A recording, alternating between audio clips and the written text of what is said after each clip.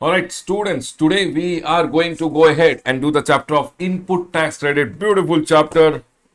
8 to 10 marks is something which we expect in the exam. Let's go ahead and do the chapter of input tax credit. Sir, any amendment in ITC? Yes, Baba, lot of amendments in ITC. Lot of amendments means small changes are there. We'll go ahead and quickly discuss them. Chalo, let's go ahead and get it started. We started learning GST with goods or service. Goods or service has to be supplied. Supply can be either interstate supply or supply can be either intrastate supply. Okay, sir. Interstate supply or intrastate supply. Interstate supply, what will be levied, everyone? Interstate supply, IGST gets levied. Okay, sir. Intrastate, CGST gets levied. Once GST gets levied, GST should be collected and paid by a taxable person. Huh, sir? How will he collect and how will he pay? He will calculate GST, and GST is equal to value of supply into rate of tax. It means you should know the value. Value should be multiplied by the rate of tax, and value multiplied by the rate of tax, you will know the GST. Once you know the GST, you should go ahead and make a tax invoice, credit note, debit note, and a delivery challan. Yes, sir. Now I should go ahead and maintain all these tax invoice, credit note, debit note in my accounts and records. And I should send the goods to the other person with the help of a e-way bill. Now, once I go ahead and do that, my liability to pay GST will come. Liability to pay GST comes at the time of supply. I hope everyone is clear till here. Yes, sir, we are all clear till here. Liability to pay comes at the time of supply. For an example, I am liable to pay 1000 rupees is my liability of this month. So, sir, whenever the liability comes, you have to go ahead and make the payment. Yes, sir, we have to go ahead and make the payment. How will you go ahead and make the payment? You will go ahead and first use your input tax credit, and remaining amount you will go ahead and make the payment by basically cash. So, the next chapter which you are going to discuss is the input tax credit chapter. That, sir, whenever any liability comes, that liability ka payment, first I will use my input tax credit, balance I will go ahead and pay by using my cash, and hence comes the next chapter of input tax credit. Input tax credit, we have section number 16, we have section number 17, we have section number 18. 4-5 circulars are there in the chapter. This chapter becomes very important from exam point of view. You will see approximately 10 marks from this chapter. A plus graded chapter, must do for your exam.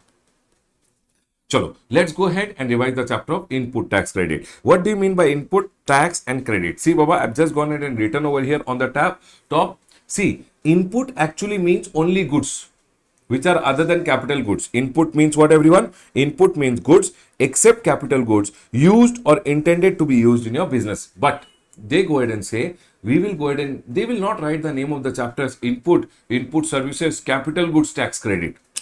So the name of the chapter has to be small. So they have gone ahead and simply written the name of the chapter as input tax rate. But they mean to say, whether you buy inputs, whether you buy any input service means any service which you have gone ahead and taken, used or intended to be used in your business, that is called input service. And the next one is capital goods. Capital goods means any goods which you have capitalized in your books of account, which are used or intended for use in the business. Always remember one thing, on input or input service or capital goods, whatever GST is paid under forward charge, either you have gone ahead and paid to supplier has paid to the government, you will get the credit, or even if you have paid the GST under reverse charge, you will be able to take the credit. So it says GST is paid under forward charge or GST is paid under reverse charge, whether it is CGST, SGST, IGST, UTGST, and always it includes GST paid on import. So whenever you import, you always have to go ahead and pay IGST because imports are interstate supply. Yes, sir. Import of goods ka case mein, whenever you go ahead and pay along with custom duty the IGST,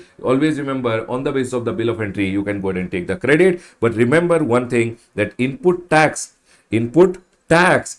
में they are telling composition tax का credit is never given, and hence they say input tax में it does not include composition tax, and then it says input tax का credit will be given. Input का, first of all, input services, capital goods, whatever you buy, on that whatever you tax you pay, whether the tax is paid under forward charge or it is paid under reverse charge, but does not include composition tax. And sir, the credit will be given to you, and the credit is always given to a person in the e-credit ledger. Is everyone with me? Can we go ahead, everyone? Yes, sir, we are all with you. Let's go ahead. Now comes section number 16. Section number 16 has section number 16.1, section number 16.2, section number 16 subsection 3 and section number 16 subsection 4. In my opinion, this time in the exam, you should go ahead and see a 3 to 4 marker question from section number 16. Section number 16 has section number 16(1), which goes ahead and says section number 16 ka section ka name is eligibility and condition for going in and taking. Who are the people who are eligible and what are the condition subject to which they will be going ahead and taking the credit. Number 1, section number 16(1) says who are the people who are eligible. If you are a registered person, you are eligible. So mind it everyone, an unregistered person cannot go ahead and take the credit. Only a registered person can take the credit of the goods, services or both which he has gone ahead and used in his business. Okay, and the amount shall be credited to his electronic credit ledger. Sir, where will I get the credit? The credit will be given in your e-credit ledger. The credit will be given in your e-credit ledger, which is there. Okay, sir. So first of all, who gets the credit? Registered person. Of what he gets the credit? Of the goods, services or both which he is using. Thirdly, for his business he is using it, the credit will be given in the e-credit ledger. Done, sir. The next one comes over here, section number 16(2), which goes ahead and talks about what are the conditions subject to which you will be going ahead and taking the credit. Section number 16(2) talks about the conditions which are there. The conditions are A, AA, B, BA, C and D. These are the conditions which you have to fulfill. Only then you can go ahead and take the credit. Okay, my heart says somewhere from these conditions they will go ahead and ask a small question. So please be very careful about it. Okay, conditions are section number 16(2). The first condition is that, sir, you should possess the tax invoice, which means if you are going ahead and taking the credit, you should have the tax invoice, including revised tax invoice, debit note, or such other document, tax paying document as may prescribe. What they are going ahead and telling, Ramesh sir, if you want to go ahead and take the credit, you should always have the tax invoice, revised tax invoice, or the debit note or such other document on the basis of which you have gone ahead and paid the tax as may be prescribed. Done, sir. So, sir, this is the tax paying document which you should have. Now they are going in and telling such other document as may be prescribed. Such other document as may be prescribed, and that other documents are prescribed in rule number 36. Now, rule number 36, we have rule number 36(1). Rule number 36(1) goes ahead and says, so rule number 36 goes ahead and says, what are the documentary requirements for claiming the ITC and condition for claiming the ITC? Number 1, you should have the documents. Sir, what are the document on the basis of which I can go ahead and take the credit? Remember one thing, you can go ahead and take the credit, Baba. In Smart, all the mnemonics which I have gone ahead and used in Smart book, it is given. If you don't have Smart, you can go ahead and download it from rameshsoni.com. Go to rameshsoni.com, free resources में CA Final May 25 folder में you will find Smart book volume 1 and Smart book volume 2 का PDF has been provided. In that you will be able to see that I have gone ahead and given all the mnemonics which I go ahead and use in the class. Yes, student goes ahead and says, sir, what are the documents on the basis you can go ahead and take the credit? Is birds. Yes, sir. Sir, what is birds? B for bill of entry. So if I have a bill of entry in case of imports, I can go ahead and take the credit of the GST paid on the basis of birds. Okay. I for ISD invoice. If I have gone ahead and distributed the credit to one branch, then the branch can go ahead and take the credit only if the branch has what, sir? Branch has the ISD invoice which is there. Input service distributor issued the invoice to the branch. If the branch has the invoice, the branch can take the credit. B for bill of entry, I for ISD invoice, R for RCM का case में self invoice. Always remember one thing, RCM का case में what everyone? Self invoice. R for RCM का case में self invoice, D for debit note and S for suppliers invoice. Everyone, can you go ahead and tell me what are the other documents on the basis of which you can go ahead and take the credit? It is birds. B for bill of entry, I for ISD invoice, R for RCM का case में self invoice, D for debit note and sir S for suppliers invoice. Done, sir. This point is clear. The next one over here is ITC can be availed if document contains, means see, in our tax invoice ka chapter, we have gone ahead and learned in rule number 46 that there are a lot of details which should be there in your tax invoice. But sir, if one document one detail is missing, I will not get the credit. No, they went ahead and told, even if your document has these 5 things: description, value, tax, GST number and place of supply in case of interstate supply. In case of interstate, place of supply. If these 5 things are there, then Baba, you can go ahead and take the credit. So sir, credit can be taken only if birds are there. ठीक है sir, birds में what details should be there? Description, value, tax, GP, GST number and place of supply should be there. Only if you have this, you can go ahead and take the credit. Done, sir.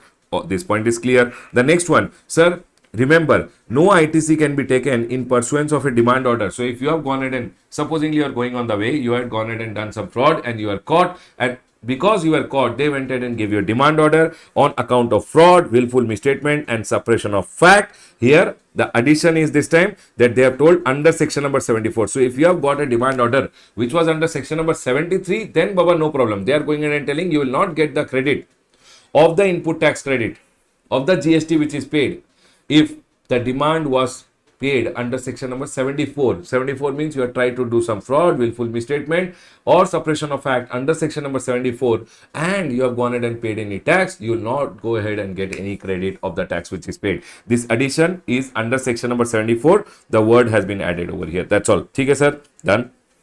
So, sir, on the basis of which document I can go ahead and take the credit? You can take the credit on the basis of birds. Birds, mein what details should be there? Description, value, tax, GST number, and place of supply should be there. Sir, the next one is if I have gone ahead and paid any tax because of a fraud, willful misstatement, or suppression of fact under section number 74, that amount ka credit I will not get. The next one over here is, sir, supplier should have shown in GSTR1 and the details should be coming in my GSTR2B. Only then I can go ahead and take the credit. What is it, everyone? Again with me, everyone over here. Supplier should show in GSTR1 and the amount should come in my GSTR2B. Only then I can go ahead and take the credit. They have gone ahead and told in the next one that, sir, that no ITC shall be available to registered person. Even if you have invoice or debit note, you will not be able to take the credit if the details which are required to be furnished under section number 37(1) means in the GSTR1, unless the details have actually been furnished by the supplier in GSTR1 or invoice furnishing facility. Here the amendment is after GSTR1, they have gone and added the word over here that or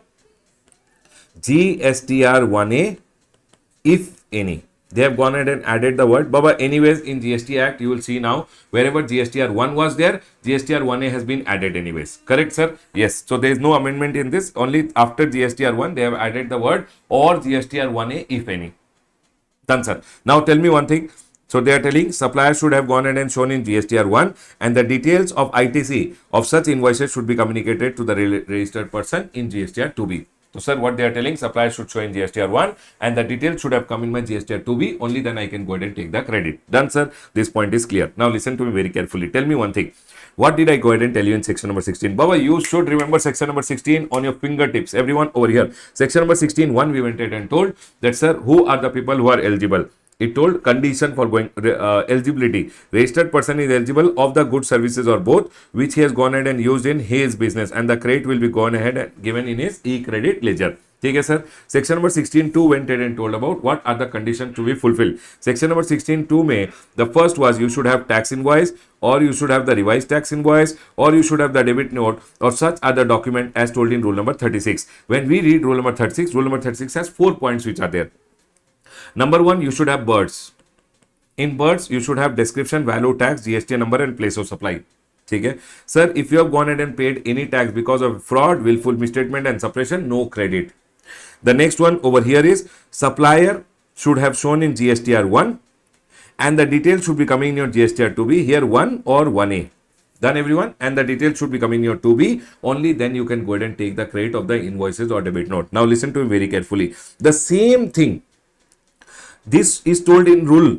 Now, Baba, rule may if something is told, that has to be supported by the act and hence they went ahead and told the same thing over here. This was A point. In AA, that, sir, supplier should have shown the details in GSTR1 of the tax invoice, debit note, etc. and the details should be coming in your GSTR2B. Only then you can go ahead and take the credit. This point again has been told in the AA point. The second point over here, again they have gone ahead and told the details of the invoice or the debit note which is referred in clause A. Here, this invoices or debit note which has been referred, they are telling the details should be furnished by the supplier and such details have been communicated to the recipient in the manner prescribed in under section number 37, which is GSTR2B may. The details should have been communicated to you. Baba, anything told in the rules should be supported by the act. So they went ahead and told the same thing in the act also over here.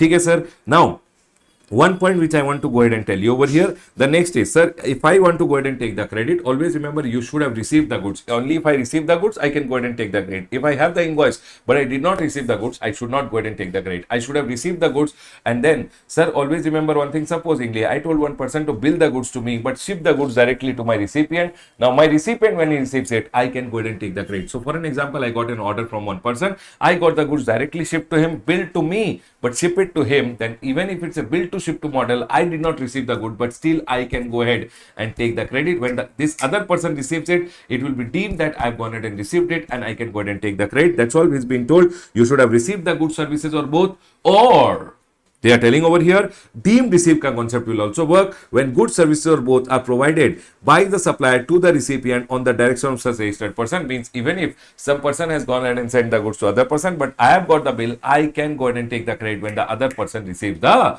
goods. Done, sir. This point is clear. The next one, listen to me very carefully over here. They had gone in and told GSTR 1 means a person should show and the details should come in the GSTR 2B. So supplier should show in GSTR 1 and the details should come in my GSTR 2B. In GSTR 2B also, no, now they have gone ahead and created two columns which are there. One is ITC available and one is ITC not available. ITC not available means the ITC has been restricted. So what they have gone ahead and told? They have gone ahead and told in the point number over here, BA, that sir, the amount of credit which has come in the GSTR 2B, the GSTR 2B may, the credit should not be restricted. Only then you can go ahead and take the credit. Sir, what do you mean by this?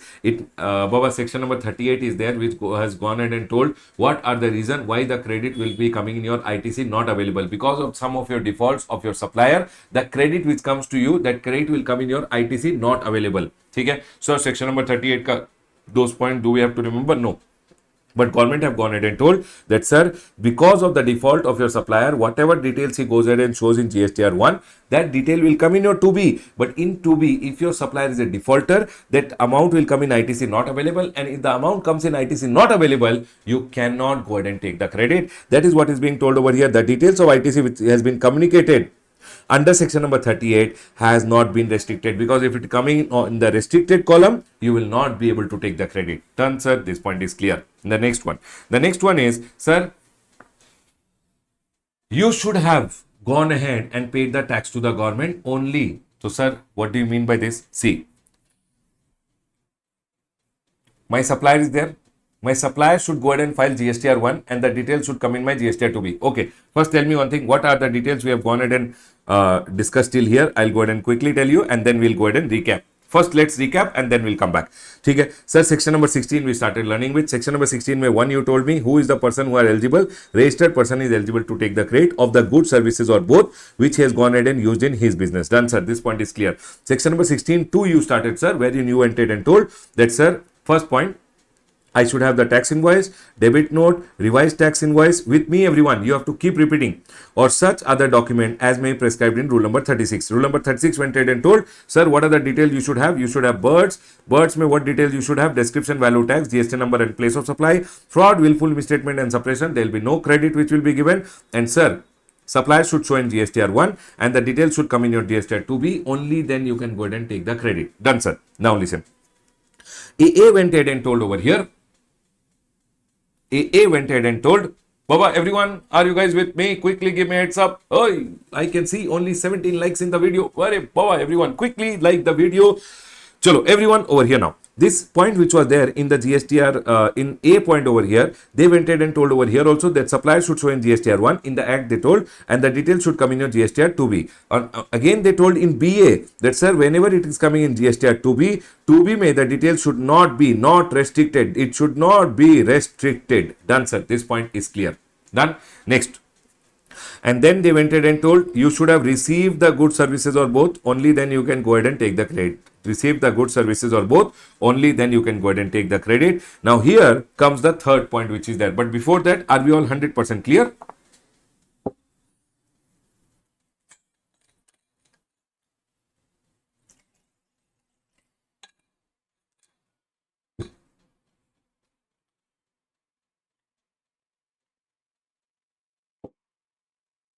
Yes, sir. All clear. Chalo. Now listen to me very carefully.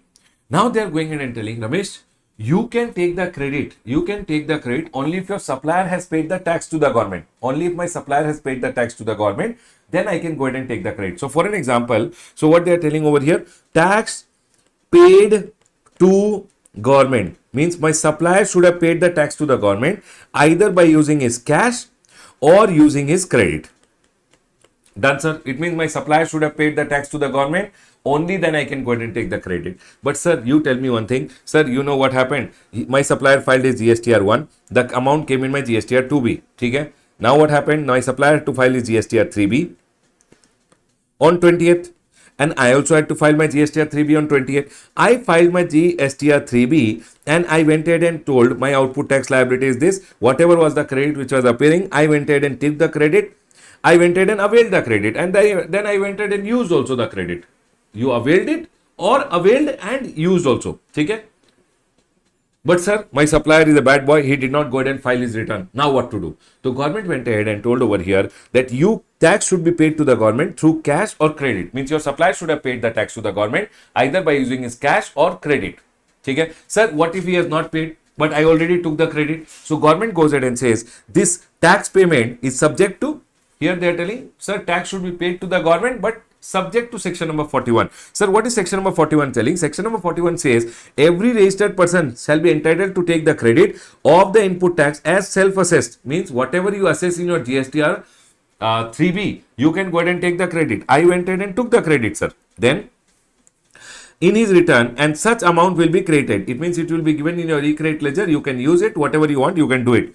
The ITC availed by the registered person, the tax has not been paid by the supplier. If your tax has not been paid by the supplier, whatever credit you have gone ahead and availed, they are going ahead and telling over here, it shall be reversed along with interest in the manner prescribed under section number 30, rule number 37A. They are going ahead and telling, sir, supplier has gone ahead and filed GSTR1. It has come in my GSTR2B. And then when I was filing GSTR3B, I went ahead and availed the credit. Means I took the credit. By my supplier did not go ahead and pay the tax. What to do? If your supplier did not pay the tax, whatever credit you have taken, you should go ahead and give it back to the government. But sir, again, rule number 37 is there, which goes ahead and prescribes the manner. And rule number 37 goes ahead and says, sir, if my supplier did not pay, I'll go ahead and summarize quickly rule number 37, everyone. Supplier has gone ahead and not paid the tax to the government, then still I can go ahead and take the credit. Now, I've already gone ahead and availed the credit in the current month. Tell your supplier to go ahead and file his return. He filed the return in the next month, next month, next month, next month, next month. Tell him, please file the return.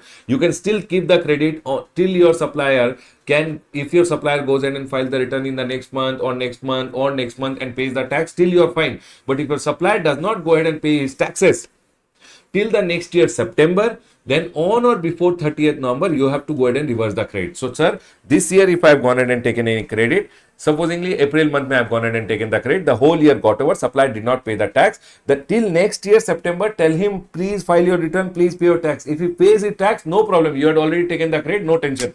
But if it does not pay the tax till next year September, then on or before 30th November, you have to go ahead and reverse the credit. Whatever credit you have taken, you have to go ahead and reverse. If you don't reverse on or before 30th November, supposingly you reversed on 30th of December, then you have to reverse along with interest. So after 30th of November, you have to reverse along with interest. And what interest? Under section number 50 it is. Done, sir. This point is clear. Sir, what if later my supplier went ahead and filed his return and paid the tax? If you later you reversed and he paid his taxes, then you can go ahead and avail the credit again. That is what they are going ahead and telling. Where the ITC has been availed by a registered person in GSTR 3B with respect to invoices, the details of which has been furnished in GSTR 1. Here again one amendment after GSTR 1. Baba, wherever you see GSTR 1, 1A has to be added. Or GSTR 1A. To correct GSTR 1, people can now use GSTR 1A. Okay? GSTR 1A. So what they are telling, where the ITC has been availed by a registered person in GSTR 3B, with respect to invoices, the details of which has been furnished by the registered person in GSTR 1 or 1A by the supplier in GSTR 1 or 1A or using IFF, but corresponding GSTR 3B has not been furnished by the supplier, then please tell your supplier to go ahead and file his return. You can still keep the credit, but if it does not file his return till next year September, till 30th September following the end of the financial year in which the ITC has been taken. So if the ITC was taken in this year, you tell him till next year you file your GSTR 3B no supplier. If it does not file till next year, the said ITC shall be reversed while filing the GSTR 3B on or before 30th of November following the end of the financial year. I hope this point is clear. Yes, sir. If you don't reverse the amount till 30th of November, such amount shall be payable along with interest under section number 50. And section number 50, always remember, interest at the rate of 18% has been told. And section number 50 also goes ahead and says, if you only avail the credit and you have never utilized it, you don't have to pay any interest. So if you have availed the credit, if you are the recipient, supplier had gone ahead and filed his GSTR1, the credit came in your GSTR2B, you had just gone ahead and availed, it came in your e-credit ledger, you never used it, so you don't have to pay any interest. Done, sir. This point is clear. If supplier subsequently furnishes GSTR 3B, sir, what happened over here? Supplier did not file a GSTR 1, GSTR 3B, so I had to go ahead and reverse the credit. I reversed the credit. So first I had taken the credit, then I reversed the credit. Now supplier filed his GSTR 3B. If you file his GSTR 3B, you can take the credit back. They are telling the registered person may re-avail the credit in the GSTR 3B for a period thereafter. Means after that, any return which you are going in and filing, you can go ahead and take the credit again. Done, sir. This point is clear.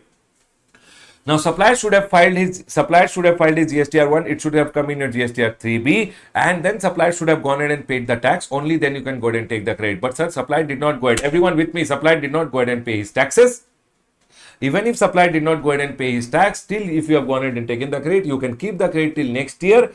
Till 30th September, if the supplier goes ahead and pays his taxes, you can keep the credit. But if supplier does not pay his taxes till next year, 30th of September also, on or before 30th November, you have to go ahead and reverse the credit. If you reverse after 30th November, you have to reverse along with interest. Done, sir. This point is clear.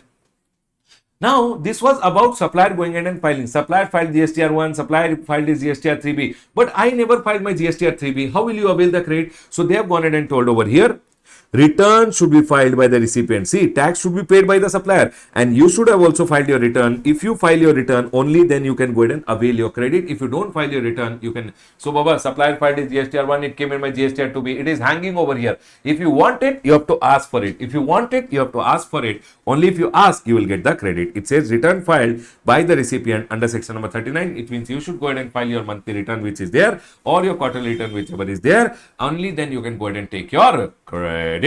People, are we all 100% clear till here?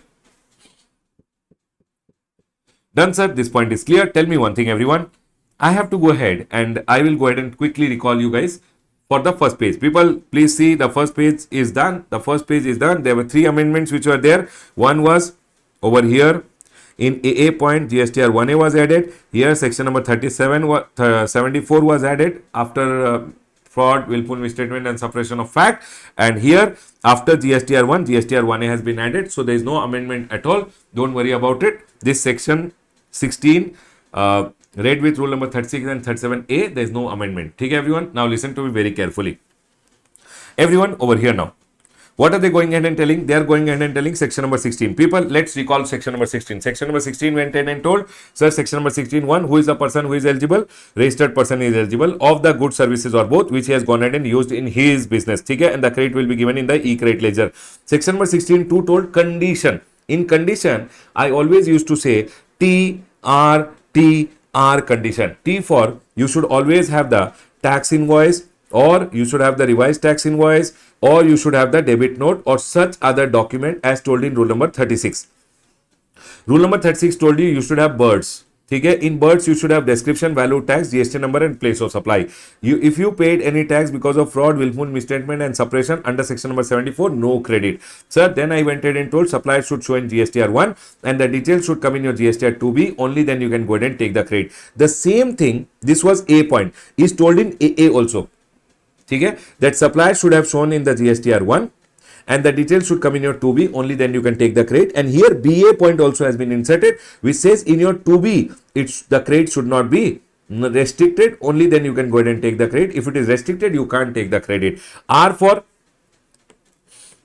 sir, you should have gone ahead and received the goods, services or both. Only if you go ahead and receive the goods, services or both, you can go ahead and take the credit. T for tax paid by the supplier to the government. Supplier should have paid the tax to the government. And always remember, once he has gone ahead and paid, temporarily you can take the credit. That point is clear. Rule number 37A. Okay, everyone. And now over here is, sir, I should have gone ahead and filed the return. Return should be filed. Only then you can go ahead and take the credit. This was section number 16.1 and section number 16.2. The next page over here. Please come to the next page, everyone. Please come to the next page, everyone.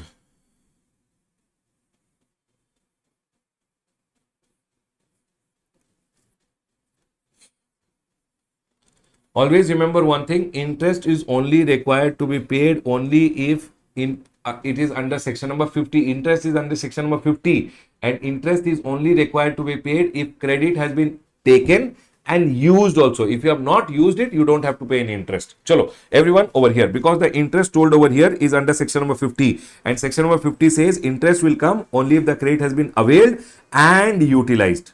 If you don't utilize it, you don't have to pay any credit tax.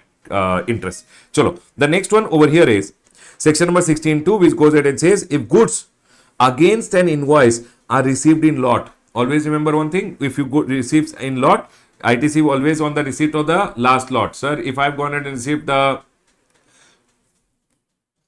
goods against an invoice in lot or installment, registered person can go ahead and take the ITC. Registered person can go ahead and take the ITC only on the receipt of the last lot or the last installment. Done, sir? So if I've gone ahead and received, supposingly, first lot in January, second lot in February, third lot in the month of March, then you can take the credit only when you are going ahead and filing the return for the month of March. Done. Here, one more second proviso over here, which go ahead and say, sir, supplier. Always remember one thing, if you have gone ahead and received one invoice in the month of January, make sure within 180 days you make the payment to the supplier. Sir, January month ka I would have already gone ahead and taken the credit in the month of February. Means January month ka when I file the return on 20th February, I would have gone ahead and taken the credit. But make sure you make the payment of the invoice along with the amount of tax to the supplier within 180 days. So supplier went ahead and gave you an invoice in the month of January. You went ahead and took the credit in February. Now make sure within 6 months you go ahead from the date of invoice, you make the payment to the supplier.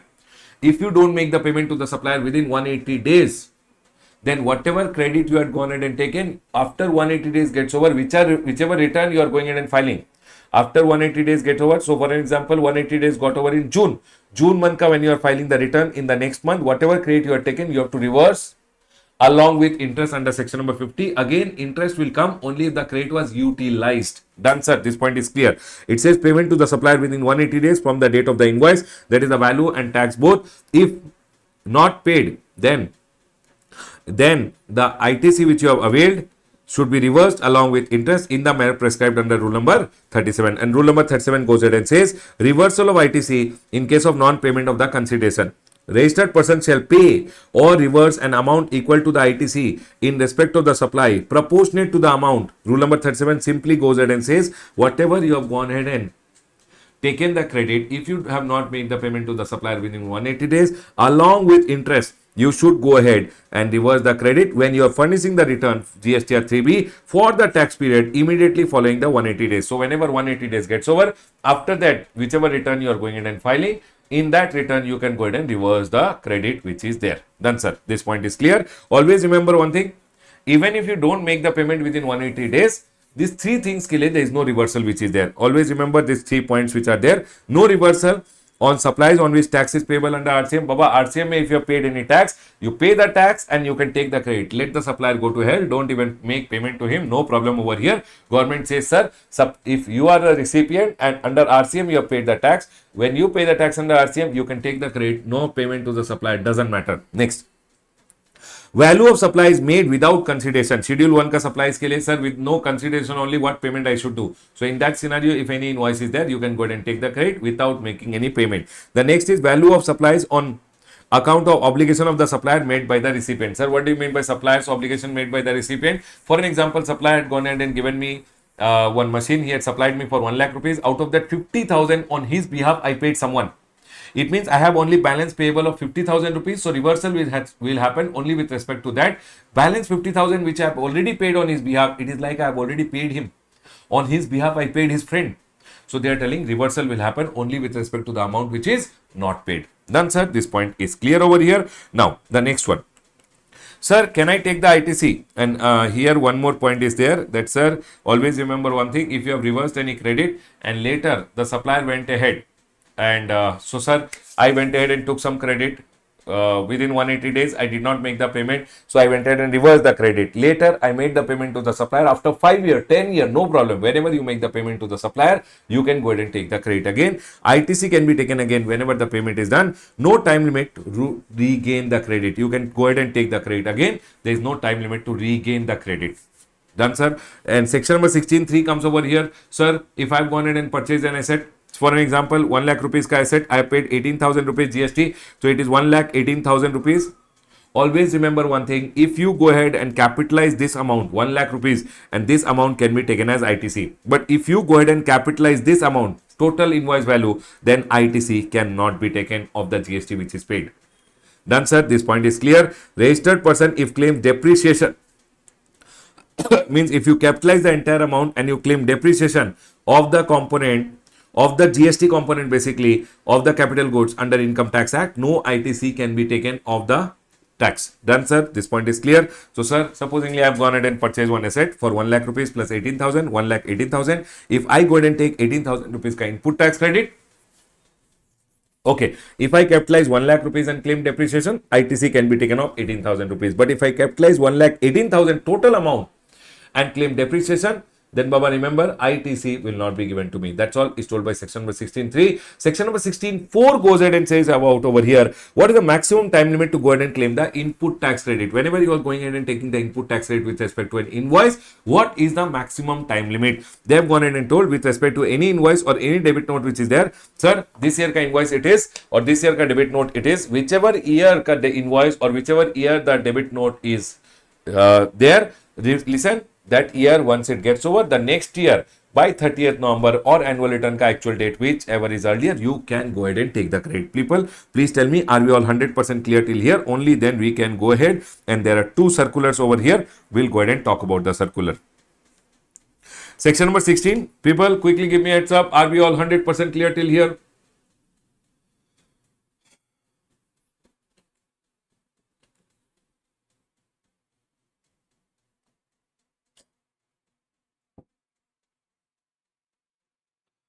Clear, clear, clear, clear, clear. Yes, sir, clear. Chalo, let's go ahead. Now, section number 16 May, I've already gone ahead and told this section number 37, GSTR 1 small amendment, nothing, Baba. Again, these are pages from our smart book. If you have not downloaded smart, again, I'll tell you, go to rameshsoni.com, free resources, CA final May 25 folder. You will find the whole smart book which is there. All the mnemonics, etc. has been given. Beautifully, the book is made. It will help you a lot. You can download the complete PDF and start using the book. Okay? Here. But this is the amendment material which is there. Okay? Again, it is available in the free resources. Sir, this we have gone ahead and learned already. After GSTR 1, GSTR 1A has been given here.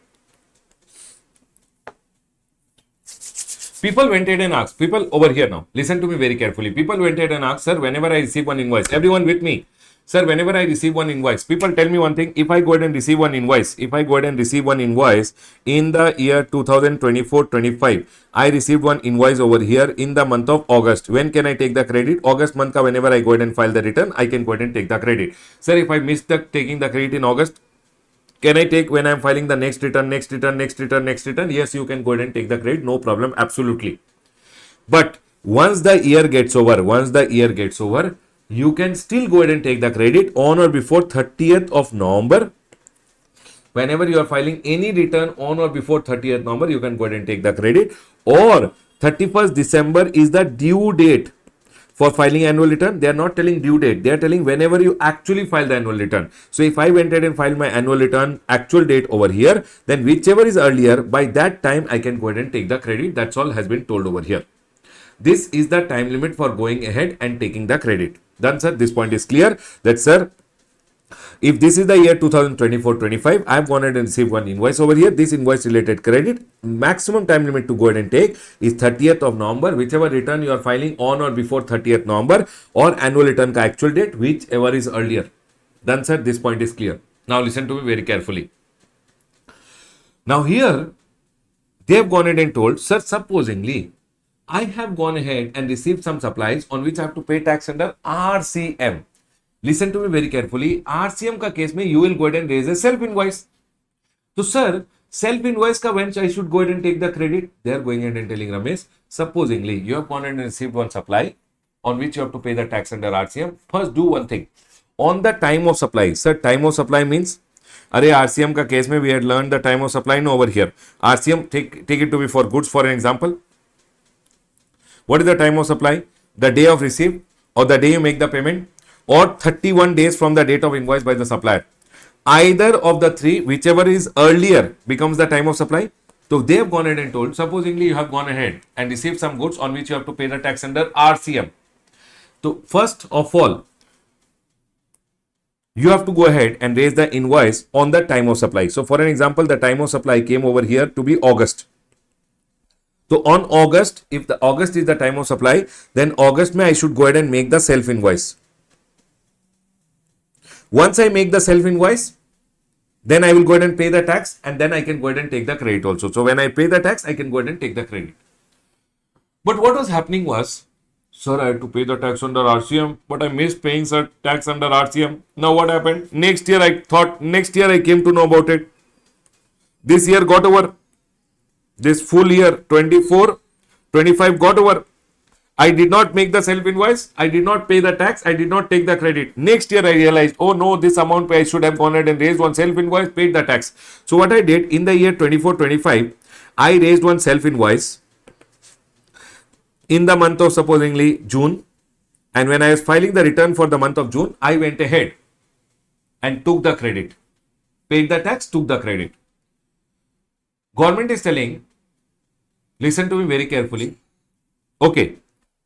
Sir, can you tell me, if I go ahead and raise the self-invoice over here, this self-invoice was raised in 2025-26. This self-invoice related, what is the maximum time limit I can go ahead and take the credit? So they went ahead and told, whenever you make the self-invoice, that year ka 30th November or annual return ka actual date, whichever is earlier tak, you can go ahead and take the credit. But remember one thing, because you are going ahead and paying your tax late, you have to go ahead and pay along with interest. Sir, when was I liable to pay the tax? You were liable to pay the tax. You should have raised the invoice on the time of supply. You should have paid your taxes. When you have raised the invoice over here, you should have paid your taxes here. But if you are going in and paying your tax late, for that you have to pay interest. But self-invoice ka case mein, they have gone ahead and simply told, whenever you raise the self-invoice, that year ka 30th November annual return ka actual date, whichever is earlier tak, you can go ahead and take the credit. Is the point clear to all? Is the point clear to all? Self-invoice ka case mein, whenever you have to pay the tax under RCM, always remember one thing, whichever year you raise the self-invoice. So last year ka self-invoice was there. So for an example, last year I received some supplies on which I had to pay the tax under RCM. I did not go ahead and raise the self-invoice on the time of supply. You should have raised the tax invoice and you should have paid the tax. But you did not raise the self-invoice. You missed raising the self-invoice. Next year, the officer pointed out, hey, why didn't you raise the self-invoice? So next year I raised the self-invoice. I paid the tax and I took the credit. Can I do that? Yes, Baba, you can do that. And next year, when you raise the self-invoice, that self-invoice ke liye, what is the maximum time limit you can go ahead and take the credit? That is the next year when you raise the self-invoice ka next year, 30th November or annual return ka actual year, actual filing of annual return, whichever is earlier. I hope this point is clear. So self-invoice ke liye, they have gone ahead and simply told that, sir, what is the maximum time limit to go ahead and take the credit? They told, see, it says, clarification on time limit under section number 16(4) in respect of RCM supplies received from unregistered person. They have gone ahead and told over here, in case of supplies received from unregistered supplier, where tax has been paid under RCM and where invoice has been issued by the recipient in accordance with 31(3)(f), that is the self-invoice, the maximum time limit to go ahead and take the credit will be the year in which the self-invoice is raised. It says the financial year in which invoice has been issued under 31(3)(f), that is when the self-invoice was made, subject to payment of tax and fulfillment of other condition. In case the recipient issues the self-invoice after the time of supply. See, always remember you should make the self-invoice when it was the time of supply. Time of supply, mind it, we have learned in section number 12.2 and 12.3 and 13.3 may we have gone ahead and learned what is the time of supply. So you should make the tax invoice in the time of supply and you should pay the tax and you should take the credit. But if you missed it, no problem, Baba. GST officer pointed out after 2 years that you did not go ahead and raise the self invoice. Raise the self invoice, pay the tax and take the credit. No problem at all. When you pay the tax, because you have delayed the payment of the tax, you should have raised the self invoice 2 years before. You are raising now. So you have delayed the payment of tax. How much ever is the delay, you have to pay the interest. It says further, in a case of such delay, he may also be liable for penal action. Penal action also they are telling, if we want, we can go ahead and take. So the GST officer might go ahead and take any penal action which is there. Okay, sir. Now section number 16(6) is there, but before that, I want everyone to 100% tell me, is section number 16(4) ka this clarification clear to all of you? I like this. They can go ahead and ask in the exam, so you have to be very careful about it. Done, sir. This point is clear. Now the next one over here, section number 16(6). What is section number 16(6) going ahead and telling? Tell me one thing, everyone. For an example, this is the year 2024-25. There is one invoice relating to this year. This invoice has missed taking the credit. So, sir, what is the maximum time limit you can go ahead and take the credit?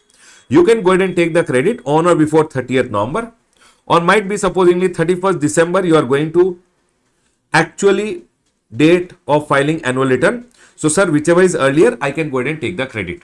Now, you know what happened? On 20th of November, or I'll go ahead and say, 20th November, the GST registration cancelled. GST officer went ahead and found some contravention and he went ahead and cancelled your registration. If GST registration is cancelled, this invoice ka credit you could not take it. Sir, GST registration was cancelled over here. I have to file for revocation. Listen, you have to file for revocation. Now, in this scenario, they are going ahead and telling, revocation ke liye time limit is how many days? 90 days. Sir, can you tell me when does 90 days gets over? So, sir, 30 days in November, 20 days gone, 10 days in November, December 31 days, 31 plus 10, January again 31 days is there, 30, 60, 70, 72 days gone, plus 18 days. So, sir, 18th of February. So, this is November, December, January, February, 30, 60, 70, 80, 72, 80, 90. So by 18th of February, I can apply for revocation. Yes, sir, I can apply for revocation by 18th of February. Okay. So what happened? I went ahead and applied for revocation over here. I applied for revocation. That's sir, please cancel the cancellation order. I applied for revocation. And then the revocation order was given to me, might be supposingly on 25th of February, they went ahead and gave me the revocation order. Now, when the revocation order was filed, given to me, I told, sir, you gave me the revocation order today. But you know what happened? The invoice which I had gone ahead and got, this invoice ka last date to take the credit was 30th November or annual return ka actual date. But I could not go ahead and take the credit because my registration was cancelled over here. And during this period, my registration was cancelled. I went ahead and applied for revocation over here. And after that, you have gone ahead and given me the revocation order. They are going ahead and telling, no problem. Once you get the revocation order, after that, whatever the pending return might be for November, we have to take it to be October. Okay. They are going ahead and telling, sir, once you have gone ahead and filed your revocation order, do one thing. When you have gone ahead and got your revocation order, after that, whichever return you are going in and filing within the next 30 days, you can go ahead and take the credit of the invoices which you could not take because your registration was cancelled. This invoice you would have gone ahead and missed and you wanted to take the credit during this period, but your registration was cancelled and hence you could not take it. No problem. Now, once the revocation order comes, within the next 30 days, you can go ahead and take the credit. I hope this point is clear, and that is what is being told over here, that sir, where the registration of a registration has been cancelled under section number 29 and subsequent to cancellation, one revocation as order is passed under section number 30 or pursuant to any order of appellate authority, appellate tribunal, etc. And where the ITC availment of an invoice was not restricted on the date of cancellation of registration. Sir, on 20th of November, I was eligible to take the credit, but on 20th November, I would have filed the November month ka return. But before filing the return only, you went ahead and cancelled my registration. And hence, I could not go ahead and take the credit of this invoice. Now I want to take it. So they are going ahead and telling no problem. You can go ahead and take the credit. Normally the time limit is 30th November or annual return ka actual date. But if this is the scenario wherein because your registration was cancelled, you could not take the credit, we will do one thing. We will go ahead and give you the said person shall be entitled to take the credit in a return under section number 39. Means whichever return you are filing on or before 30th November or annual return ka actual date, whichever is earlier, if that date is gone, or for the period from the date of cancellation or the effective date of cancellation, as the case may be, till the date of revocation. See what they are telling? The said person shall be entitled to take the ITC of the invoice or debit note for the supply of goods or service in a return under section number 39. It means in the GSTR 3B for the period from the date of cancellation. So from the date of cancellation till the date of revocation, whichever returns were due, those returns you will go ahead and file within the next 30 days. So they are going ahead and telling over here, where such return, so it says for the period from the date of cancellation or the effective date of cancellation, as the case may be, till the date of order of revocation, where such return is filed within the next 30 days from the date of order of revocation, whichever is later, either this or this, whichever is later. I hope this point is clear to all of you. Chalo. People, are we all 100% clear with this point? Yes, sir. They are going in and telling either you can go ahead and take the credit on 30th November or annual return actual date, or once the revocation order has come within the next 30 days, within the next 30 days gets over here. So, sir, either within this time you could have gone ahead and taken, but this time to sir, my registration was cancelled and hence I could not take the credit. No problem. Once the revocation order comes within the next 30 days, file your pending return and you can take the credit. Done, sir. This point is clear. Chalo, let's go ahead. This was an amendment and I believe it is very, very important from exam point of view. Please be careful about it. Everyone over here now. Section number 16 mein these two only were the amendment. Now we'll move to section number 17. In section number 17, one clarification is there in your block credit. That's all. Okay, sir. Everyone, please come to section number 17 now. Please come to section number 17, everyone. Please come to section number 17, everyone. Everyone, Baba, more detailed discussion on this, you can refer to the amendment video which is there. In the amendment video, I've done more detailed discussion. Baba, more than this, we can't go ahead and do in the revision. In the amendment video, you can go ahead and refer to the video. Everyone, over here now. Section number 17, which is there, apportionment of credit and block credit. Again, a very, very important section from exam point of view. Section number 17 goes ahead and says about apportionment of credit. Apportionment of credit means what, sir? If I've gone ahead and bought something which it says, section number 17(1) goes ahead and says, goods, services or both which are used partly for business purpose and partly for non-business purpose, credit will be available only for input tax which is attributable for business purpose. So if you have gone ahead and bought something which you are using for business also and non-business also, you can go ahead and take the credit only with respect to business purpose. Okay, sir? And if you have gone ahead and bought something which you are using for taxable supply, always remember taxable zero-rated supply, even though zero-rated supply are exempt in India, still you can go ahead and it is considered as a taxable supply and you can go ahead and take the credit. So what they are going ahead and telling, if you are using something for business and non-business, you can take the credit only of those invoices which are basically used for your business. Credit of the input tax which is used for your business. Sir, if you have gone ahead and used something which is for taxable supply also and exempt supply also, you can take the input tax rate of the tax which is paid for making taxable supply including zero-rated supply. And sir, how much credit I should take and how much I should not take, that is told by section number 17(6). And section number 17(6) goes ahead and says, please refer to rule number 42 and rule number 43 over here. I'll talk about rule number 42 and 43. So section number 17(1) went ahead and told business, non-business, business ka credit you can take. Taxable supply and exempt supply, taxable supply ka credit you can take. Now sir, taxable supply ka credit I can take and exempt supply ka credit I can't take. So what they went ahead and told, exempt supply means what? Sir, exempt supply means normally nil rated supply, wholly exempt supply and non-tax. Sir, exempt supply means what? Nil rated supply, non-taxable supply, wholly exempt supply. But so sir, tell me one thing, if the exempt supplies are more, it means you will get less credit. If I am doing more exempt supply ka to, if I am doing purchasing and doing exempt supply related credit you don't get. So they are going in and telling over here, if I increase the definition of exempt supply, the credit will be less to this person, because taxable and exempt supply mein proportionate is done of the input tax credit. So they went ahead and told we will increase the definition of exempt supply, and only for the purpose of apportionment they went ahead and told, sir, the exempt supply which is there will include some other items also, and I have gone ahead and written it down over here that, sir, generally, remember, exempt supply means nil rated, wholly exempt and non-taxable supply. Nil rated supply ka value you will go ahead and nil rated ka how will you find, sir? Exempt supply ka value how will you find out? Nothing. Section number 15 ka value. Wholly exempt section number 15 ka value. Non-taxable supply section number 15 ka value. ठीक है? Then they are telling what are the things which are added by section number 17.3. They are telling supply under RCM. If I have gone ahead and paid, people, 1 minute, if I have gone ahead and supplied something which the recipient is going to pay the tax under RCM, I did not charge any tax.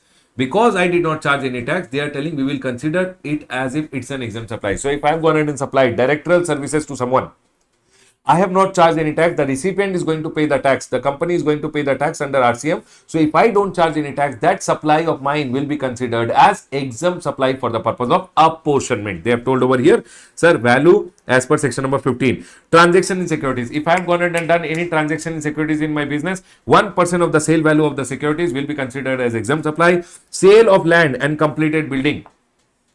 If in my business I have gone ahead and sold any land, or I have gone ahead and sold any building, then remember whatever is the stamp duty value of that land and building will be considered as if it's an exempt supply. Okay, sir. And then sale of warehouse goods before clearance for home consumption. Whatever warehouse goods I have stored in the custom warehouse, if I sell them before clearing for home consumption, they are telling in this scenario you should always go ahead and consider whatever is the value of the goods which are sold from duty free shop at a arrival terminal in an international airport to incoming passengers. So whoever has come from outside India, so people who are coming from outside India in an international airport, in the international airport at duty free shop, they will buy the things and come inside India.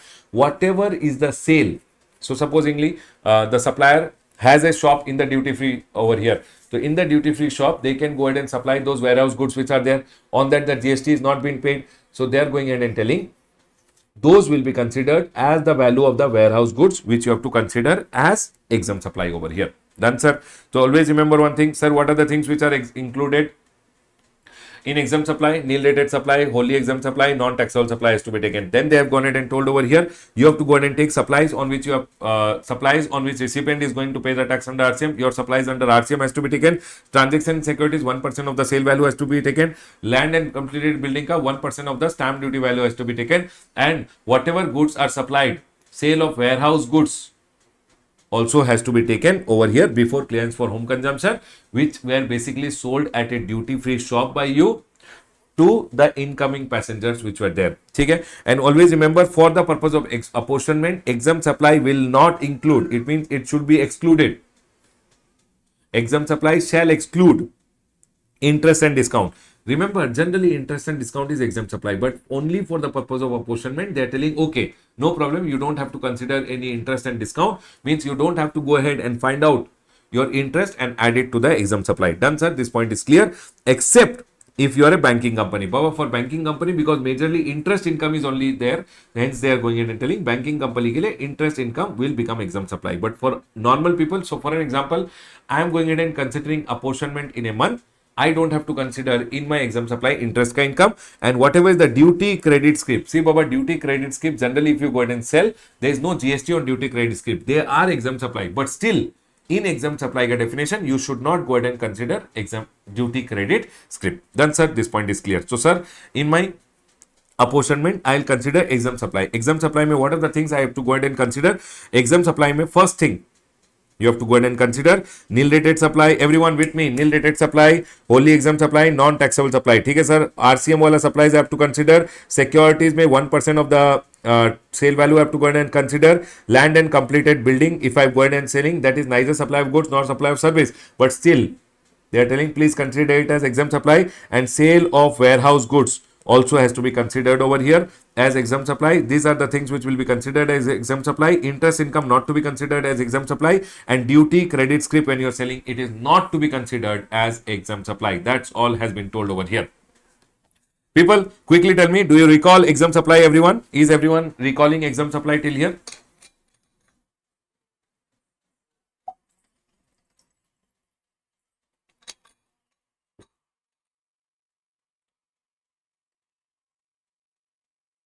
Yes, sir. We are all clear till here. Now the next one over here is section number 17. 3 we are done. Section number 17. 4 goes ahead and says, section number 17. 4 talks about banking companies, etc. It says banking company, financial institution or NBFC. See, Baba, banking companies majorly have interest income only.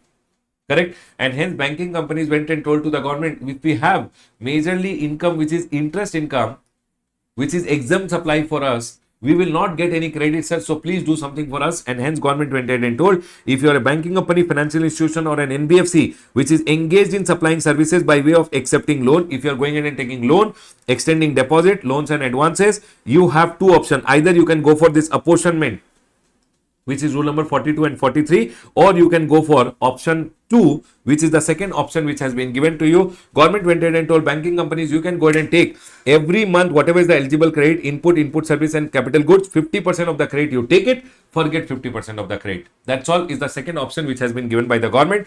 And remember one thing, option which you take once, either you go for apportionment option or you go for this 50% option. Whichever option you take once, it will continue for the financial year. And sir, if you are going ahead and taking any input services, etc. from your distinct person, you can go ahead and take 100% of the credit which is there. 50% restriction is not applicable. So sir, banking companies ka case mein always remember input service, capital goods which are there, 50% of the credit they can go ahead and take in the GST 3B, balance 50% they have to reverse.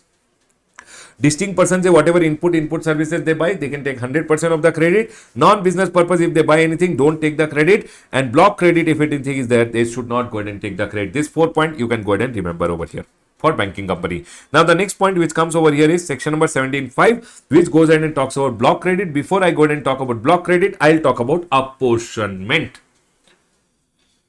Is everyone 100% clear till here? Yes, sir. We are all clear. Now we are going to talk about apportionment. Sir, apportionment, we have two rules which are there. One is rule number 42 and one is rule number 43. One is rule number 42 and one is rule number 43.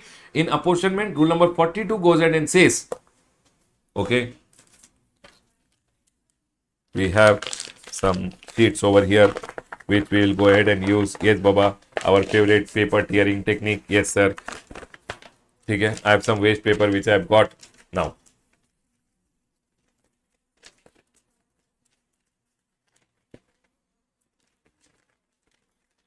Listen to me very carefully. What is rule number 42 and 43 going ahead and telling? Rule number 42 goes ahead and says apportionment of credit. If you are going ahead and having some input and input services which you have gone ahead and used for business and non-business purpose also, or you have used it to make taxable supply and exempt supply also, then sir, relating to business purpose, you can take the credit. Taxable including zero tax supply, you can take the credit, but remaining credit you can't go ahead and take. So for an example, I'll go ahead and tell you my example over here. We go ahead and sell classes. On classes there is GST, so we can go ahead and take the credit. We sell books. On books there is no GST, so we can't go ahead and take the credit. Complete credit can't be taken, and hence we always go for apportionment. Yes, sir, everyone, apportionment. Now, always remember one thing, apportionment is very, very simple. There is nothing in apportionment. Sir, your client gave you these invoices for an example. This is T. T means the total credit. So, sir, first of all, I'll go ahead and write the total credit which is there in these invoices. So, for example, 1, 2, 3, 4, all the invoices I calculated and I wrote the total credit which is there. That is called T. Total input tax credit which is there. Out of that, sir, this is my invoice which is my personal invoice, personal bill. So always remember one thing, personal purpose ka bill, you should always keep it side. You should not go ahead and take the credit. So remove T1 over here. Then sir, this invoice is totally relating to exempt supply. Exempt supply exclusively relating to exempt supply. You can't take the credit. So remove T2 over here. Then it comes, hey, don't fly. Okay, T1 gone, T2 gone. Then sir, sir, this is biryani bill, sir. Block credit, sir. Why are you taking block credit? You can't take block credit. Okay, T3 gone. Whatever is remaining. So total credit was there. Out of total credit, I removed personal purpose. I removed exempt supply related. I removed block credit because these credits I can't take it. Whatever is remaining is C1. This is called C1 over here. This is called what, everyone? This is called C1 over here. It started flying over here. Fan is on. 1 minute. Okay. C1 over here. Out of C1. Now this C1 has some things which is relating to taxable supply, correct? So let's do one thing. Out of this C1, let's try to find out what is the hodgepodge. Hodgepodge means which is used commonly. So we have to find out common credit. Sir, this is exclusively, this invoice ka credit is exclusively relating to taxable. So this you can take and hence you keep it on the side. So out of C, You can remove T4, which is exclusively relating to taxable supply. Remove it. Whatever is remaining over here is known as C2. C2 means common credit. C, common credit. So it is known as common credit. Common credit means whatever was the credit remaining, out of that I went ahead and removed the taxable supply related. Whatever is remaining is known as common credit. Okay? So sir, out of this common credit, now listen to me very carefully. This C1 which was there, no? So sir, what was C1? Everyone, what was C1? Tell me one thing. I got all these invoices, all the credits I will total. Out of the total credit, I will first remove personal purpose. Thief number 1, T1. Thief number 2, sir, exempt supply related, exclusive invoice, remove it. Sir, block credit, remove it. Whatever is there, no, this is called C credit. Take the credit in your e-credit ledger. Done, sir. I've already taken the credit. Now, this is relating to taxable supply, sir. This is relating exclusively relating to taxable supply. No problem. This I don't have to go ahead and do any apportionment, etc. This credit, anyways, I have gone ahead and taken. Keep it on the side. This remaining credits also I have gone ahead and taken. But sir, out of this, some amount is used for taxable and exempt. Some is used for business and non-business. This is known as common credit, commonly being used. Out of this, do one thing. Because you have already taken the credit, sir, whatever is relating to exempt supply, remove it and put it in the output tax liability.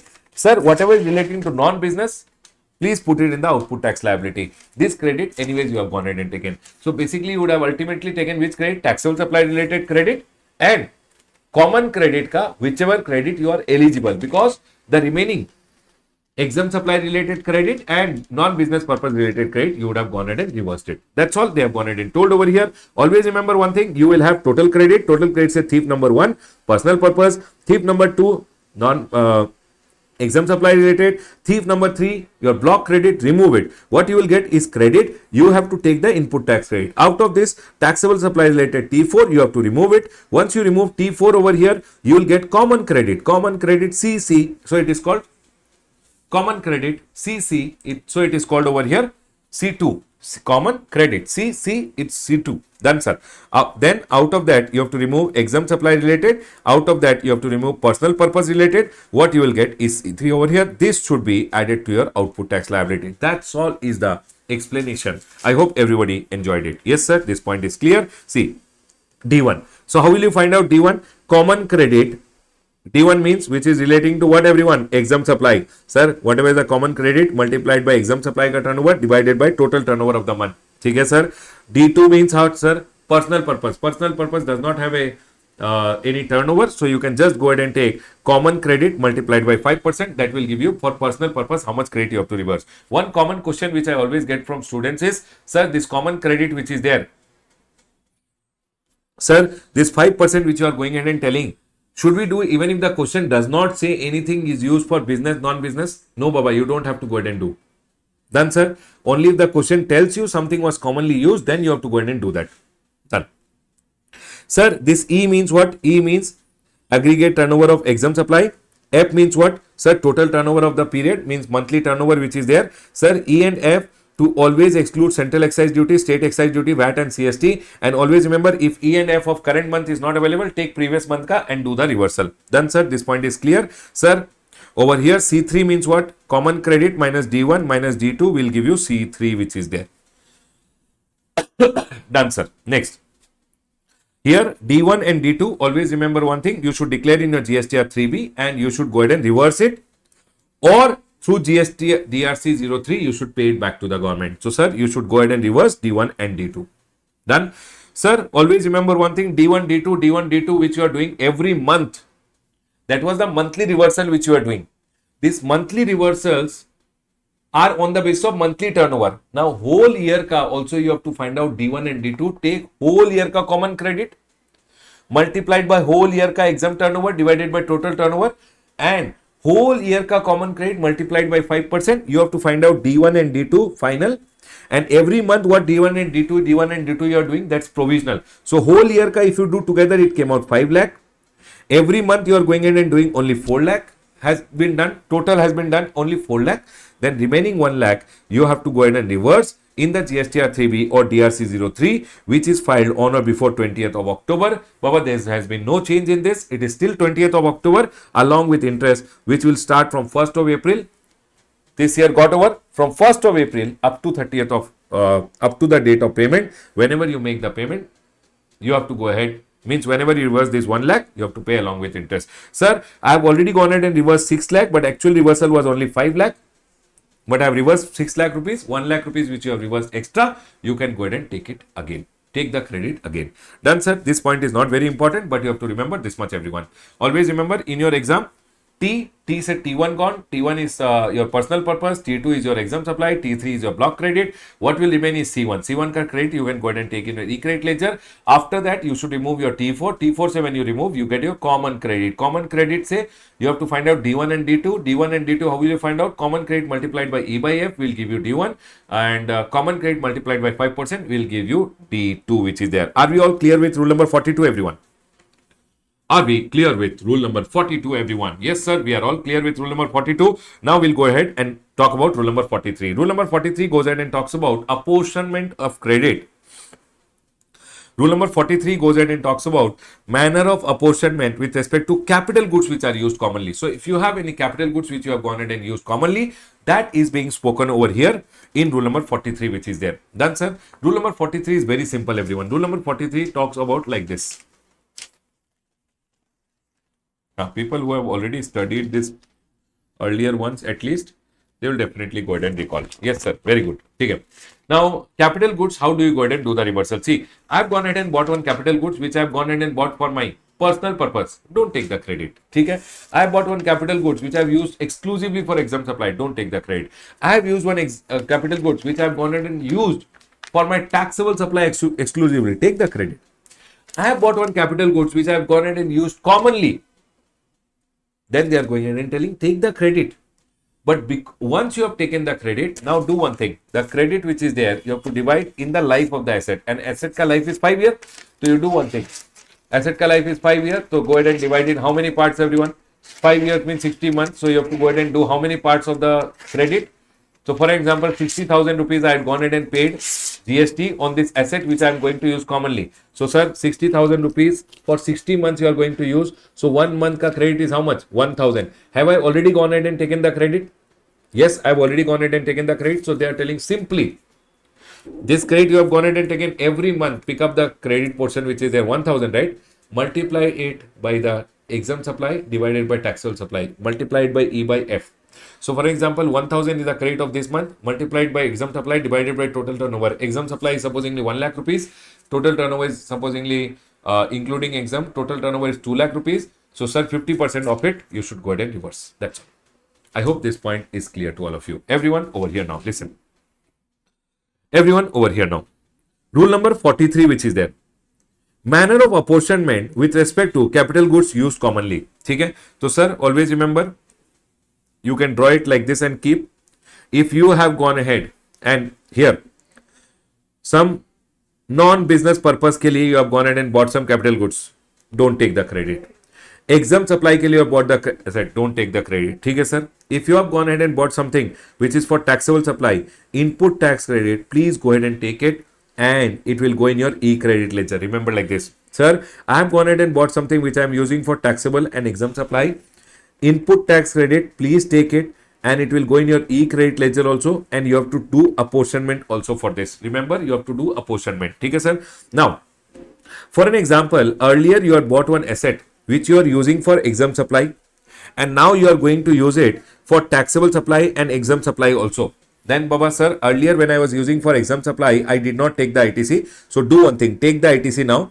It will go in your e-credit ledger, but it will also go for apportionment. Why apportionment, sir? Because this is being used commonly now. Done, sir? And because during this period, you had used it exclusively for exempt supply, because you had used it for exempt supply, you have to go ahead and calculate tax relating to the interim period when you used it for exempt supply. TIE has to be calculated, which is 5% per quarter. Done, sir? This I will go ahead and calculate. Done. Next, I was using supposedly one asset for exclusively taxable supply, which I had gone ahead and taken the input tax credit. Now I am going to use the asset for taxable and exempt supply both. Then they are going ahead and telling, here TIE will not come. Because you had already taken the credit, now input tax credit in the e-credit ledger is not required. In the e-credit ledger, you don't have to take because you had already taken it. Because you had bought it for taxable supply, you had already taken the credit. Don't take the credit now. But it will go for apportionment because you are commonly using now. So whichever assets are commonly being used now, you have to go ahead, apportionment you have to do. So this is called summation of TC, means summation of all the things which will go for apportionment you have to do. So for example, this is 60,000, this is 60,000, this is 60,000. This you have to go ahead and take the total over here. So sir, 60, 60, 60, 1.8 lakh. This is the total credit which is there. Total credit, you have to find out the monthly portion which is there. This total credit should be divided by 60. You will get the monthly portion. Sir, how much is the monthly portion over here? 3,000 rupees. Okay. Sir, out of this tax relating to exempt supply, you have to find out and reverse it, which is 3,000 into exempt supply divided by total turnover. That's all. I hope this point is clear. That's all they have gone ahead and told. Sir, whichever is common credit, please take the total common credit divided by 60. So you will get the monthly portion which is there. Monthly portion into exempt by total turnover. This amount which will come will be basically added to your output tax liability, and this will also go in your output tax liability. That's all. See here. Non-business purpose exempt supply. Declare in GSTR 3B. Don't go ahead and take the credit. Non-exempt supply, taxable supply, please go ahead and take in your declare in your GSTR 3B. Take the credit. Sir, common credit please denote as A. Earlier what was used for non-business, earlier which was used for exempt supply, now you can go ahead and use it commonly. Again, you have to denote it as A. All that, and you also have to go ahead and find out the TIE. All the AAA will become TC, total credit. Sir, all the common credits which are there will become TC over here. Divided by 60, it will give you the monthly portion. TM, M means monthly portion. Monthly portion into exempt by total turnover will give you the tax relating to exempt supply, which you have to go ahead and put in your output tax liability. Just add it to your output tax liability. That's all over here. So see, TM is equal to total credit divided by 60 will give you monthly portion. The monthly portion multiplied by exempt divided by total turnover will give you tax relating to exempt supply, which should be added to your output tax liability. I hope this point is clear to all of you. Please do one question on rule number 42 and 43. I believe everyone is clear. Can we all go ahead, everyone?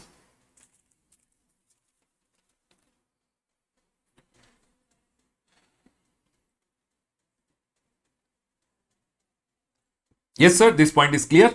Let's go ahead. Everyone, listen to me very carefully. We are done with section number 16. We are done with section number 17. In section number 17, the next section which we are going to move to now is section number 17.5, which goes ahead and talks about block credit. Very, very important. Again, from exam point of view, the big question which will come, Baba, rule number 42 comes or does not come, might not come. Don't leave it and go. But block credit to 100%, you will see it in the exam. Very, very important from exam point of view. Let's go ahead and do block credit. Before I do block credit, yes, we have amendment in block credit only, which we'll go ahead and talk. Let's go ahead and do the block credit now. Everyone over here now. Block credit. Block credit means these are the things of which the credit has been blocked, even if you are going ahead and using it for your business. Number one, motor vehicle. If you are going ahead and buying any motor vehicle, which is for transportation of person, plus the approved seating capacity is less than equal to 13, including the driver, then the credit is blocked. Motor vehicle, transportation of person, approved seating capacity is less than equal to 13, including the driver, then the credit is blocked. Then motor vehicle for transportation of person, the credit is blocked. Goods, the credit is never blocked. Always remember one thing, unless blocked, all credits are always allowed. Unless blocked, all credits are always allowed. Done, sir. If it is not blocked and you are using that thing for your business, you will always get the credit, because goods, services are both used for your business, you will always get the credit unless it is blocked. So whatever is blocked is only blocked. Done, sir. Motor vehicle for transportation of person, approved seating capacity less than equal to 13, including the driver, the credit is blocked, except when it is used for making further supply of such motor vehicle, further supply, T for transportation of passenger, and T for training or driving of such motor vehicle. So what they are going ahead and telling, first of all, which credit is blocked? Motor vehicle ka credit is blocked. Which small cars, etc. Basically they are telling, which is for transportation of person. And approved seating capacity is less than equal to 13, including the driver. In the exam, including the driver, they are going ahead and telling, if your seating capacity is less than equal to 13, including the driver. If they go ahead and tell you in the exam, my question to all of you, the approved seating capacity is less than equal to 13, equal to the approved seating capacity is 13, excluding the driver. Will you get the credit?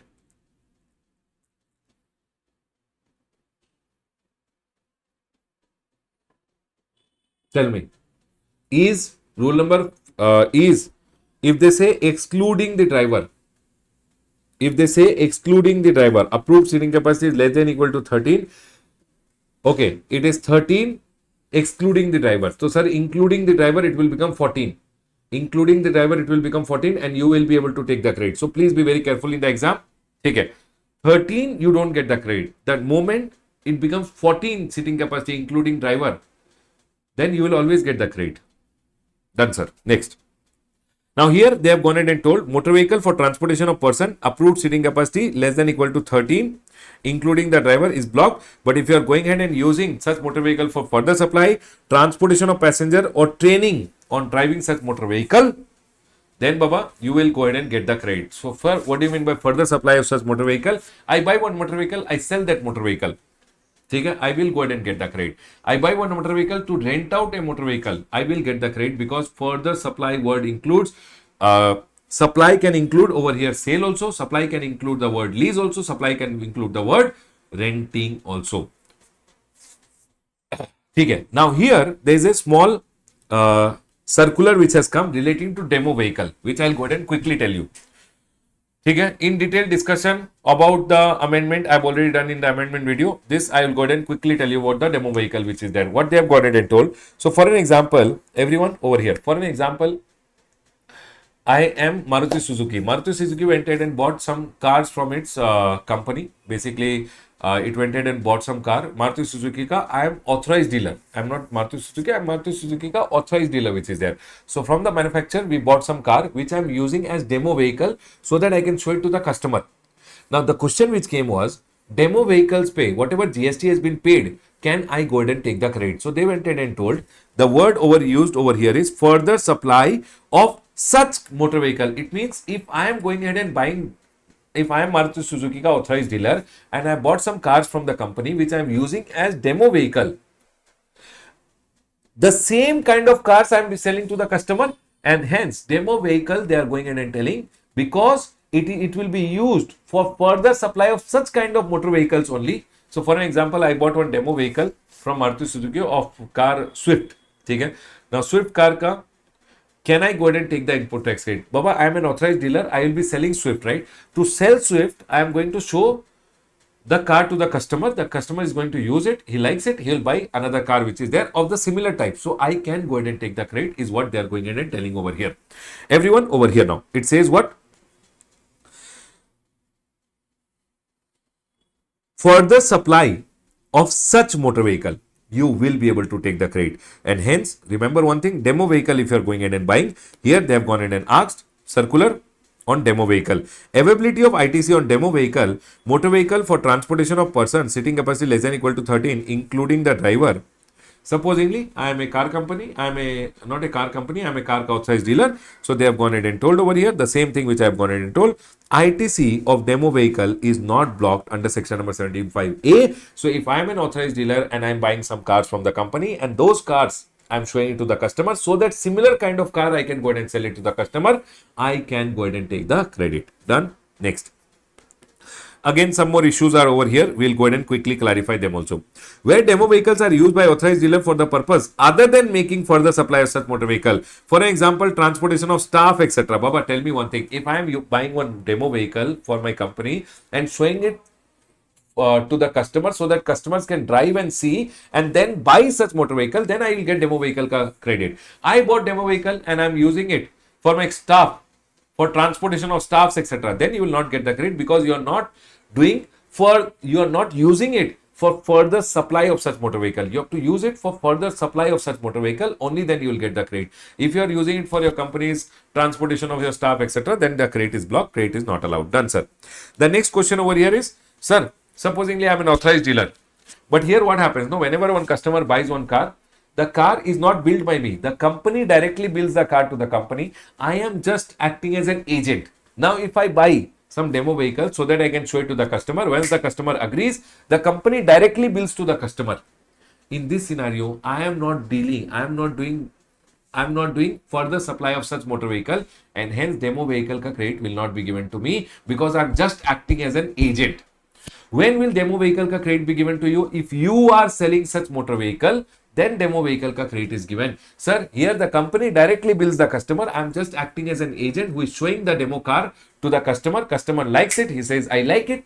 I get it directly billed from the company. In that scenario, because I am not doing the billing, I will not get the credit of the demo vehicle. Next. Sir, availability of ITC on demo vehicle which are capitalized by the authorized dealer. Baba, if you have capitalized, you always have to remember, if you have capitalized in full value along with the GST also, then you will not get the credit. But if the demo vehicles are capitalized only the main amount and GST has not been capitalized, then Baba, you can go ahead and take the input tax credit. Simple clarification, but one point you have to remember. If you go ahead and take the input tax credit and later you go ahead and supply the demo vehicle, you sold it, then Baba, you have to go ahead and pay GST as per section number 18(6), which goes ahead and says reduce the credit by 5% or the tax on the transaction value, you have to go ahead and pay the GST. I hope you guys remember this point. Yes, sir, we remember this point. The same thing has been told over here. Please come back, everyone.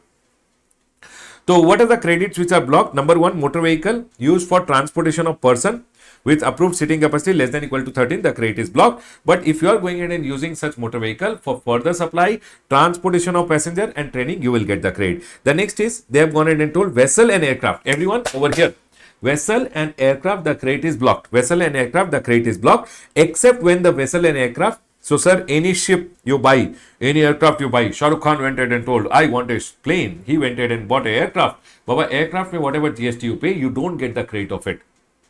Ship, if you buy, Mukesh Ambani went ahead and told, for our office purpose, we need one ship. We'll buy one ship. Ship ka credit is blocked. But always remember one thing, except means you will get the credit if you are using such motor vehicle, if you are using such ship or aircraft for further supplying such ships and aircraft. Sir, I am buying ship to sell ship. I am buying aircraft to sell aircraft. Then, Baba, in that scenario, they are telling if they are going ahead and telling what? Vessel and aircraft ka, if you are using, making further supply of such vessel and aircraft, or you are using. So, sir, supposingly, I will go ahead and tell you in the exam, if they go ahead and tell you, Ramesh Aviation Limited is into the business of buying aircrafts and selling aircraft. They have bought demo aircrafts so that they can show it to the customer, and if the customer likes, they are selling similar kind of aircraft. Demo aircraft and ships ka, will I get the credit? Yes or no? If I am into the business of selling aircraft and ships, my question over here, demo ships and demo aircraft, will I get the credit? Yes or no? Yes, sir, you will go ahead and get the credit. The similar rule will apply over here also, because you are further supplying such vessel and aircraft, you will get the credit. Done. Then they are telling, if I am going ahead and using for transportation of passenger, I will go ahead and get the credit. If I am going ahead and giving training in driving such motor vehicle, basically in navigating such ship and flying the aircraft, I will go ahead and get the credit. Done, sir. This point is clear over here. So listen, vessel and aircraft also credit is blocked, but then they are going ahead and telling, if you are using for further supply, transportation of passenger and training, you will be able to take the credit. The next one over here is, sir, vessel and aircraft, they had blocked the entire vessel and aircraft, and hence they had to specifically go ahead and allow that if it was used for transportation of goods. So I bought an aircraft or I bought a ship which I am using for transportation of goods, government goes ahead and says, you will go ahead and get the credit. Done, sir. Always remember one thing,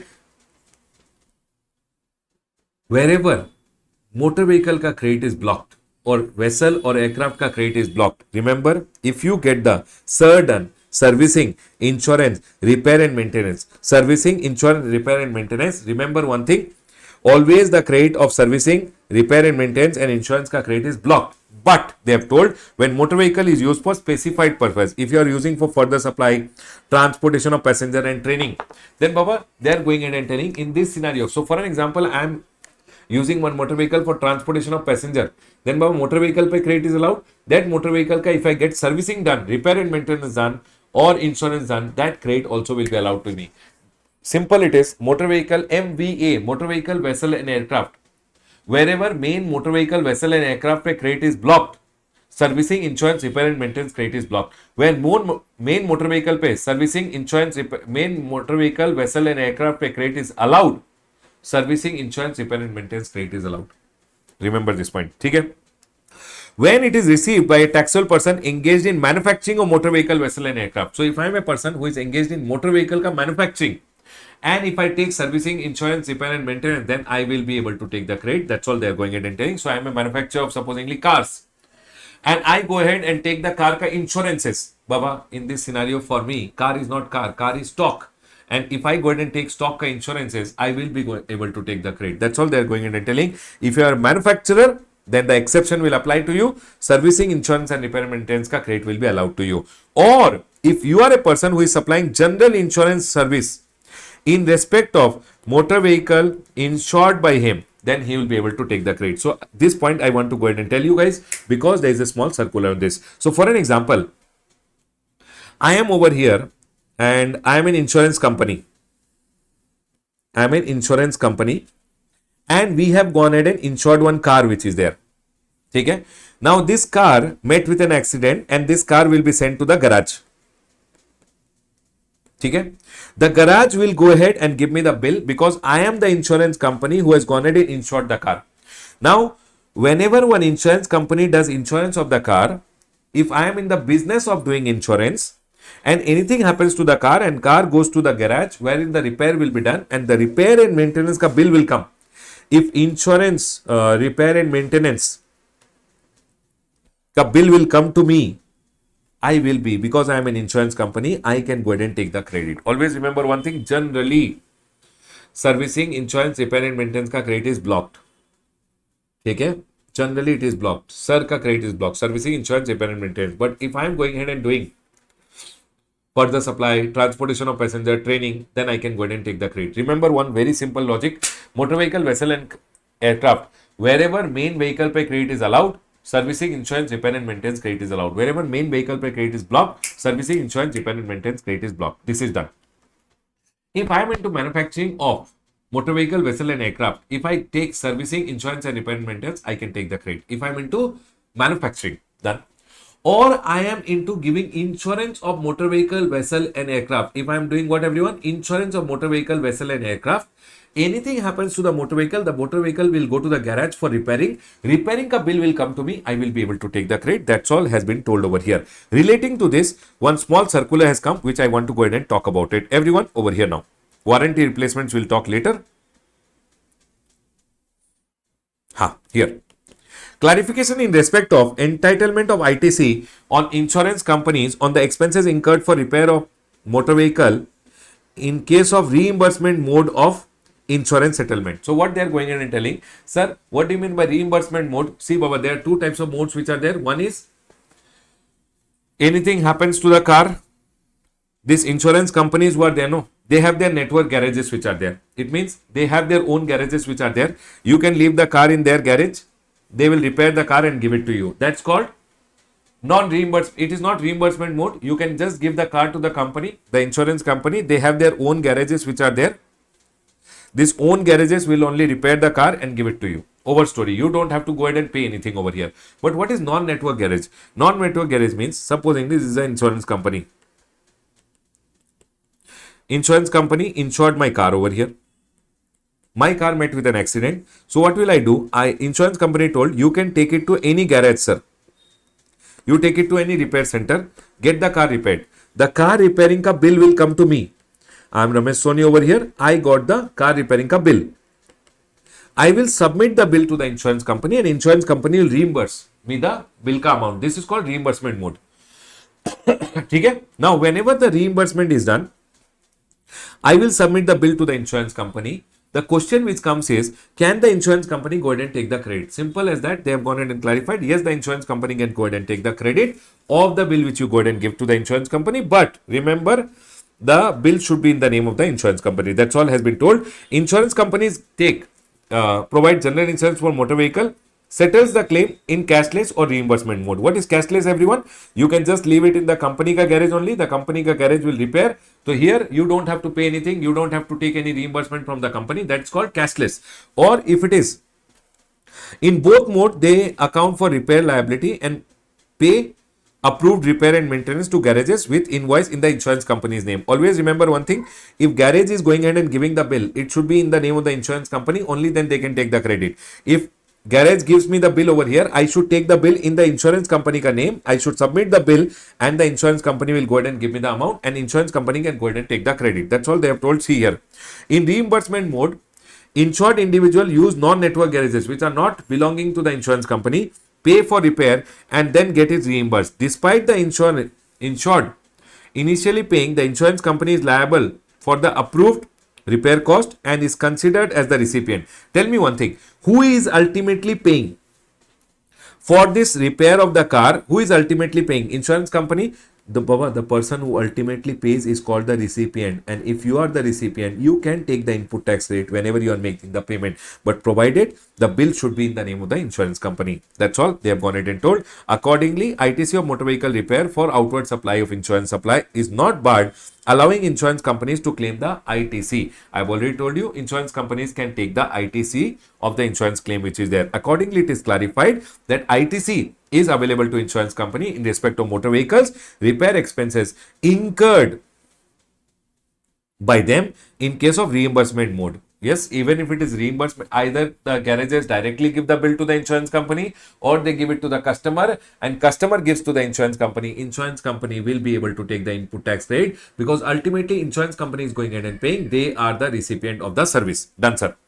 Next, there are some issues which are there. What is the extent of ITC available to the insurer in case of issue of two separate invoice by the garage for the repair, one for the insurance company for the approved claim and another to the customer for any excess? So for an example, the garage gave me two bill, one bill of 80,000 rupees plus GST, another bill of 20,000 rupees plus GST, because insurance company has approved only 80,000. So they gave me one bill in the name of the insurance company, one bill which the insurance company is not going to go ahead and reimburse, 20,000 rupees ka separate bill. So sir, insurance company can go ahead and take the credit of which amount? Only that bill which is in the name of the insurance company. So they have gone ahead and clarified ITC is available to insurance company only on the invoice issued to it, subject to reimbursement of the said amount by the insurance company to the customer. So 80,000 rupees plus GST, when the insurance company will go ahead and give the reimbursement, 80,000 pay whatever is the GST, the insurance company can go ahead and take the credit.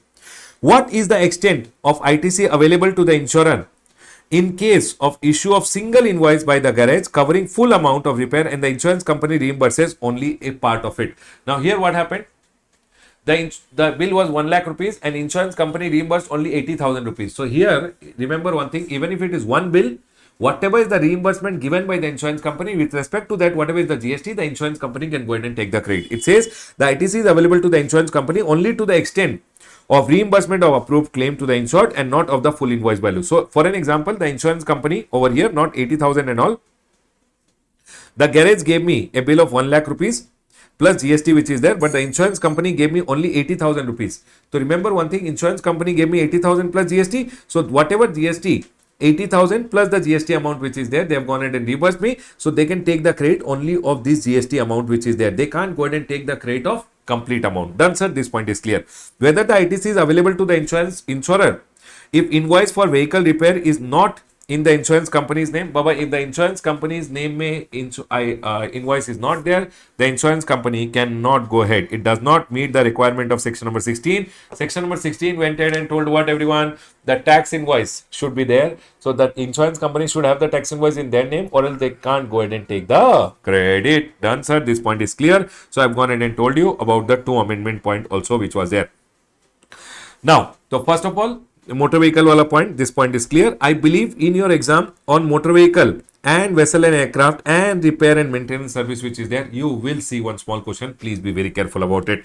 Done. The next one over here is section number 17.5 may B point, which goes ahead and says that, sir, there are some things on which the credit is always blocked. Remember, food and beverages. If you go ahead and buy food and beverages for employee, food and beverage, the credit is always blocked. Outdoor catering, if you go ahead and take outdoor catering per credit is always blocked. Beauty treatment, any denting, painting, beauty treatment ka services, if you go ahead and take, government says the credit is always blocked. Leasing, renting, hiring of motor vehicle, vessel and aircraft referred to in AAA except when it is used for specified purpose. Baba, you have to remember this point over here.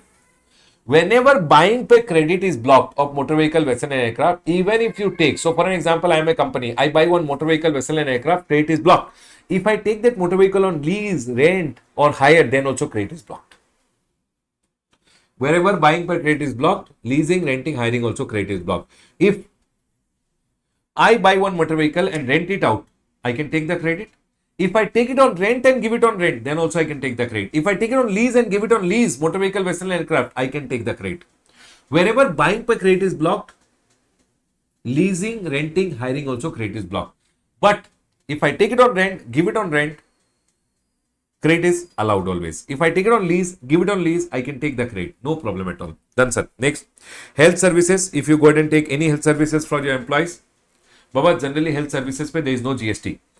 Generally, health services pe there is no GST. But supposingly, your employee of your organization was admitted in a hospital, you paid the GST, you paid the bill, the hospital ka room rent was more than 5,000 rupees, so you ended up paying GST. These credits are not allowed, even though GST was there in the bill, but you will not get the credit. The next one.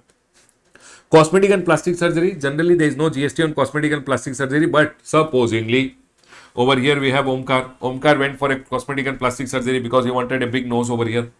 The cosmetic and plastic surgeon will go ahead and charge GST. Remember one thing, cosmetic and plastic surgery mein, in cosmetic and plastic surgery, if GST is being charged, you will never get the credit. Credit is always blocked. Life insurance, health insurance, credit is always blocked. These things, the credit is always blocked. Generally, no input tax rate. Generally, there is no input tax rate. Input tax rate is always blocked. But if it is same category, subcontracting credit will be allowed. Sir, what do you mean by same category? One food and beverages wala gave to another food and beverages wala who is going to supply the food and beverages. I can go ahead and take the credit. I am supposingly a caterer. I went ahead and took another caterer se some services. I can go ahead and take the credit. Sir, I am into beauty treatment. I took another beauty treatment wala se services to go ahead and give my final service to the customer. Then I can go ahead and take the credit. Same category mein credit is always allowed. And always remember, if all these are provided as an element of taxable composite supply and mixed supply, ITC will be allowed. So for an example, I am an airline company. We go ahead and give air transportation. Along with air transportation, we give food and beverages. To give food and beverages, it means it becomes a composite supply, air transport along with food and beverages. If I buy food and beverages, I will be able to take the credit. So whenever this food and beverages which I buy is an element of my composite supply or mixed supply, I can go ahead and take the credit. That is the point which I have gone ahead and told. The next is club membership. Always remember club membership. You told your employees, please go for the club. We took club membership for you. Baba, club membership, whatever GST you pay, don't get the credit. Health and fitness center. You send all your employees to the gym. They got you the bill. You will not get the credit. Remember, club, health and fitness center, etc. Credit is always blocked. If you have gone ahead and given any travel benefit to employee on vacation, you told all your employees, go, enjoy. You have sent all your employees on vacation. Remember one thing, vacation may, if you send, the travel company will go ahead and give you the bills. Whatever the bills come to you, because you have sent the employees on vacation, whatever the bills come to you, you will never get the credit. The credit is always blocked over here. Done. One small point which you should always remember over here is, this credit is blocked. This, the credit is blocked. This, the credit is blocked.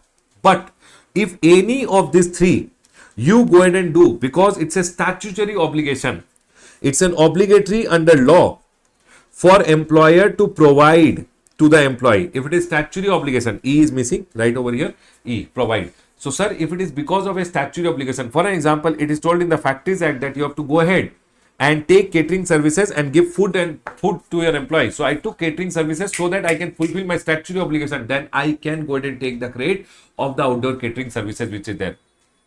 If it is told in the law that you have to go ahead and take a motor vehicle and give the motor vehicle to your employee who is leaving after 10 o'clock, then Baba, drop facility has to be given. Then you can go ahead and take the credit of the motor vehicle which you have taken on rent. That is what is being told over here. I hope this point is clear. Remember one thing, leasing, renting, hiring of motor vehicle, vessel and aircraft is blocked. MVA, motor vehicle, vessel and aircraft is blocked. Any other machine, if you go ahead and take it on lease, ITC will always be available. There is no blocking of credit in case of leasing of other items which are there. Other items other than motor vehicle, vessel and aircraft. So for example, one company went in and took one machine on lease, the credit will be allowed. There is no blockage at all. I hope this point is clear to all of you. The next one over here is C point. We'll go ahead and discuss the C point, but we'll take a small break and then we'll go ahead and continue. Let's take a small break, everyone. Break done. Let's continue. Everyone over here now, listen. We are done with section number 17, section number 17, 5A, AA, AB, and section number 17, 5B was done. Now we are going to go ahead and continue our discussion. Everyone over here now, listen.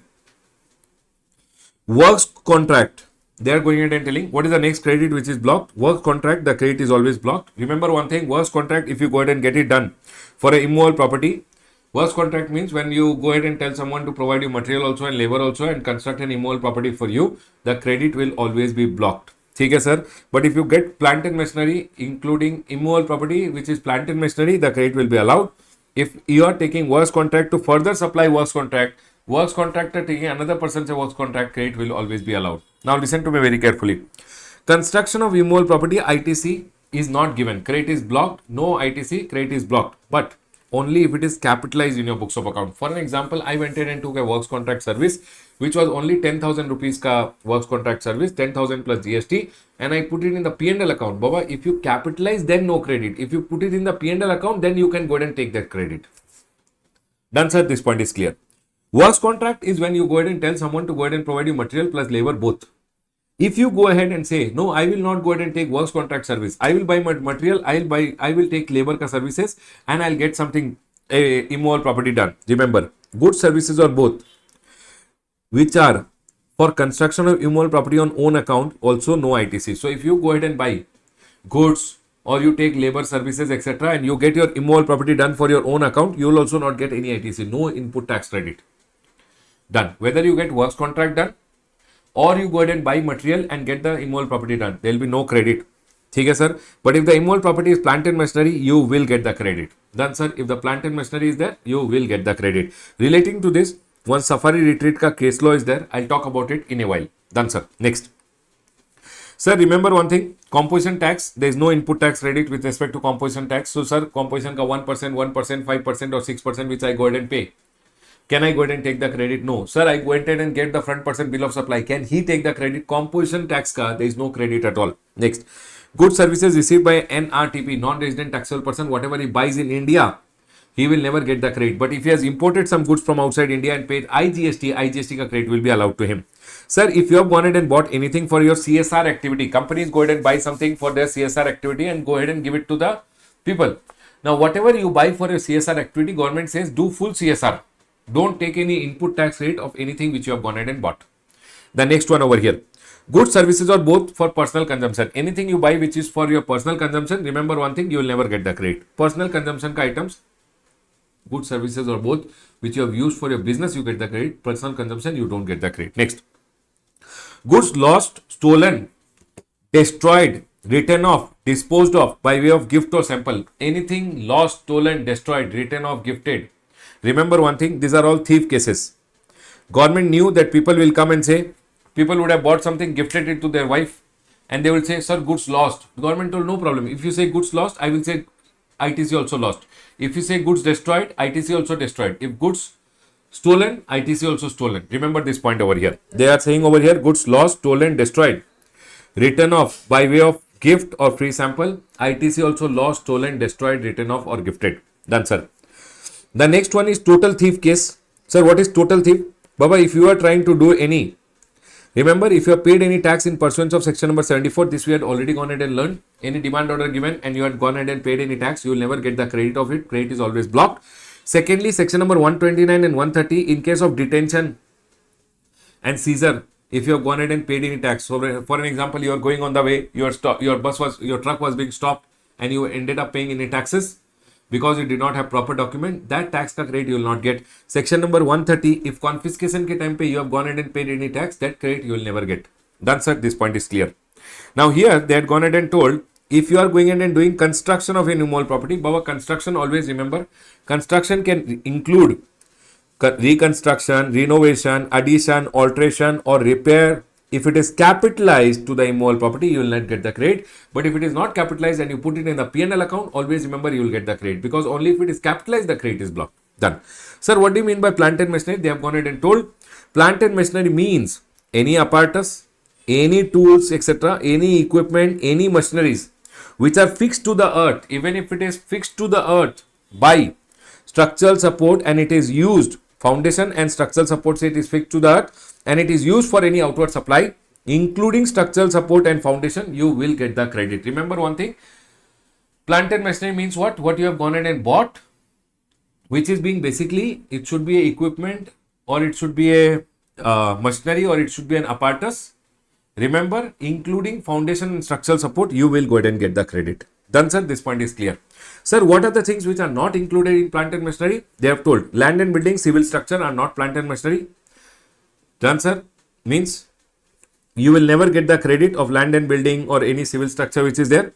They are not plant and machinery. Telecommunication towers are not plant and machinery. Pipeline which are laid outside the factory are also not plant and machinery. You will not go ahead and get any input tax rate of that item. But plant and machinery, otherwise, you just generally, even if you get works contract done or you buy goods and services, you will get the credit. Done, sir. This point is clear. Now here one small point is there. Always remember one thing, sir. How do I remember all of them? Baba, to remember all of them, it is very simple. Sir, what kind of services this guy wants? Everything told in class is only for classroom understanding.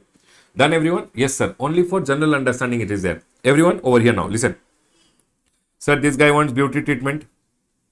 He wants cosmetic and plastic surgery. He wants health services. Always remember the credit is blocked. Sir, where will I go? I will have to take a motor vehicle, vessel or aircraft. Motor vehicle, vessel or aircraft, credit is blocked. And I went to a gym center, fitness center. Remember fitness center? The credit is blocked. Then where did I go? I went to club. Club membership, credit is blocked. And sir, I became a bodybuilder. Always remember one thing. Once I become a bodybuilder, I'll start doing conflicts. Conflict means I'll do fights. Sir, if I'm doing conflicts, C for construction. Remember, construction can be works contract also, credit is blocked. Construction can be, if it is own construction, you went ahead and did your own construction by buying plant goods and services, then also credit is blocked. Okay? C for CSR activity, credit is blocked. O for outdoor catering, the credit is blocked. Okay, sir. Then N for NRTP, except the goods which are imported, all other credits are blocked. F for food and beverages, the credit is blocked. LI for life and health insurance, the credit is blocked. C for composition tax, the credit is blocked. T for T cube, T for travel benefit, the credit is blocked. T for, I have told you, thief. Sir, what is thief cases? Baba, all these are thief cases. What people do know? They give things to their wife, family, etc. and say, sir, goods lost. Officer will say, hey, thief. Goods lost, ITC lost. Goods stolen, ITC stolen. Goods destroyed, ITC destroyed. Remember one thing, all these are thief cases. And what is total thief? Complete thief. You are going on the way and you are caught. Complete thief. Thief is might be if you are not caught. But complete thief. You are caught and you are paid any tax. No credit. Always remember one thing. So I have told you, thieves, no credit. Total thief, complete thief, also no credit at all. I hope this point is clear to all of you. Yes, sir, this point is clear. Now listen. Here, one small point is there. Motor vehicle may have seen in the exam, they go ahead and ask one small question on this point sometime. So you have to be very careful. Motor vehicle, the credit is blocked. But if it is not motor vehicle, the credit is allowed. Some things which are not motor vehicle, they have gone ahead and told motor vehicle does not include, motor vehicle will not include a vehicle running upon fixed rails. Running upon fixed rail. Sir, supposingly Mukesh Ambani went ahead and bought a train. Whatever price he pays, whatever amount of GST he pays, he will be able to take the credit, because a vehicle which is running upon fixed rail. For an example, you will see in coal companies, they put rail and they put a vehicle for transporting the coals, etc. All this ka credit will be allowed, because Any vehicle which is running upon fixed rail is not a motor vehicle. If it is not motor vehicle, credit will be allowed. Done, sir. A vehicle of special type which is used in factory or any closed premises. Baba, in factories you will see all these machines are being used to pick up goods, etc. Carton boxes, etc. के लिए machines are being used. These are not motor vehicles. These are special purpose vehicles, and they are going into telling a vehicle of special type which is used in factory or closed premises. For example, you will go to the airport, you will see lot of small vehicles are going here, they are cleaning inside the airport, etc. Those are not motor vehicle. If those are not motor vehicle, you will get the input tax credit. Or a vehicle having less than 4 wheel, less than 4 means 3 wheels, 2 wheels, 1 wheel, with engine capacity up to 25 cc only. Government is going in and telling if the engine capacity is up to 25 cc, then remember one thing, those are not motor vehicle. If it is not motor vehicle, you will get the input tax credit. I hope this point is clear to all of you. Yes, sir, point is clear. Now listen. Relating to this, 1 or 2 small points are there. We'll go ahead and quickly discuss them. Sir, demo vehicle, you had already gone ahead and explained. This I will go ahead and talk about it. Now, optical fiber network. Optical fiber network ka case mein, they have gone ahead and told ducts and manholes which are used in network of optical fiber. Always remember, ducts and manholes which are used, everyone over here, duct and manholes which are used in optical fiber networks. For your internet connection, optical fiber is there. For optical fiber, ducts and manholes are used. Baba, optical fiber is a thin wire that is covered by duct, and then manholes are put inside the earth, and from that the duct pipe is being sent and the optical fiber internet connection is being provided. So telecommunication services are being provided with the help of ducts and manholes. Now here the question which came was, duct and manholes, are they pipeline laid outside the factory? We will not get the credit, or we will get the credit. So simple clarification over here. ITC of duct and manholes which are used in optical fiber cable networks is not restricted under 17(5). Basically, you will get the credit of the duct and manholes which are there. Sir, I want detailed discussion. Baba, detailed discussion I am not doing of this amendment video. Detailed discussion is already done. Okay? Now, the next one over here, plant and machinery and plant versus machinery. Plant and machinery or plant or machinery. Now, I'll go ahead and tell you. When you go ahead, Baba, what is this? This is a Safari Retreat ka case law over here. Wherein, if you go ahead and read, 1 minute, I'll go ahead and show it to you from the book only. We'll open Smart and I'll show it to you. 1 minute. Where is Smart? Sir, please open Smart. Yes, in Smart, I'll show you this point. 1 minute. Give me just a second.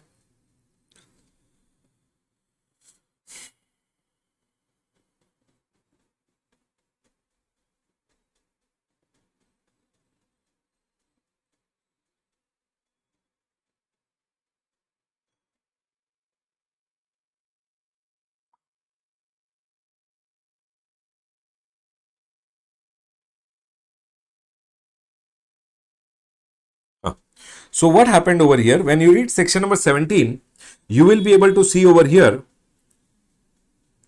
section number 17(5)(d), C and D. If you see the difference in section number 17(5)(c) and D, if you see the difference between section number 17(5)(c) and section number 17(5)(d), you will be able to see over here that section number 17(5)(c) may they have gone in and told works contract service in respect of plant and machinery, the ITC is available. Correct? And here they have gone ahead and used the word plant or machinery. Plant or machinery. Okay, everyone? And relating to this, one dispute came up wherein this Safari Retreat ka case law happened. Plant and machinery and plant or machinery. Sir, what was the problem over here? Let's go ahead and quickly recap. Here. Now, the term in section number 17(5)(c) is plant and machinery, whereas the term in section number 17(5)(d), clause D, which is there, is plant or machinery. Now here department went ahead and told, sir, by mistake, so if you see the act goes ahead and defines plant and machinery. When you read the definition, it is the definition of plant and machinery. It says the plant and machinery which is there, the plant and machinery ka credit shall be allowed, but it will always exclude land and building, civil structure, telecommunication lines, pipeline laid outside the factory, no ITC which is there. Here they have gone and defined plant and machinery, but they have never gone ahead and defined plant or machinery. I hope this point is clear over here. So, sir, plant and machinery is the word which is used over here in section number 17.5c. Plant and machinery word is used, and section number 17.5d, plant or machinery which is used. So here happened the Safari Retreat ka case law. It says the plant and machinery used in clause C has been defined in the explanation, while plant or machinery which is used in clause D, so sir, has not been defined under the CGST Act. So plant and machinery, they had gone ahead and told works contract service taken. For plant and machinery, the credit is not allowed. Plant and machinery credit is allowed, but in plant and machinery there is building also, and they have gone ahead and told land and building which is there, if you take works contract service, credit is not allowed. Correct? People, are you guys with me? So plant and machinery, they have gone ahead and told land and building ke liye, if you take works contract service for land and building, which is including the plant and machinery ka definition, plant and machinery ka definition, they have told no ITC. But plant or machinery is nowhere defined in the act. And hence, this Safari Retreat ka case law happened when the court went ahead and told, since plant or machinery is nowhere defined in the act, if it is a plant or it is a machinery, you will be able to take the credit. And the court went ahead and told, so for an example, I went ahead and made one building, and building say I am going to generate revenue. The court went ahead and told anything which is used to generate revenue is a plant. So for an example, I build a mall to generate revenue. I build a warehouse to generate revenue. I build a building to generate revenue. If I buy goods, services, and I make one building to generate revenue, I build a mall to generate revenue, or I build a warehouse to generate revenue, anything which is used by a person to generate revenue is a plant. And plant or machinery is nowhere defined in the act, and hence whenever it is not defined, we take the general meaning, and court went ahead and told the plant ka general meaning is any building which you have constructed to generate revenue. And the court went ahead and told plant or machinery, since it is nowhere defined in the act, plant or machinery ka credit will be allowed.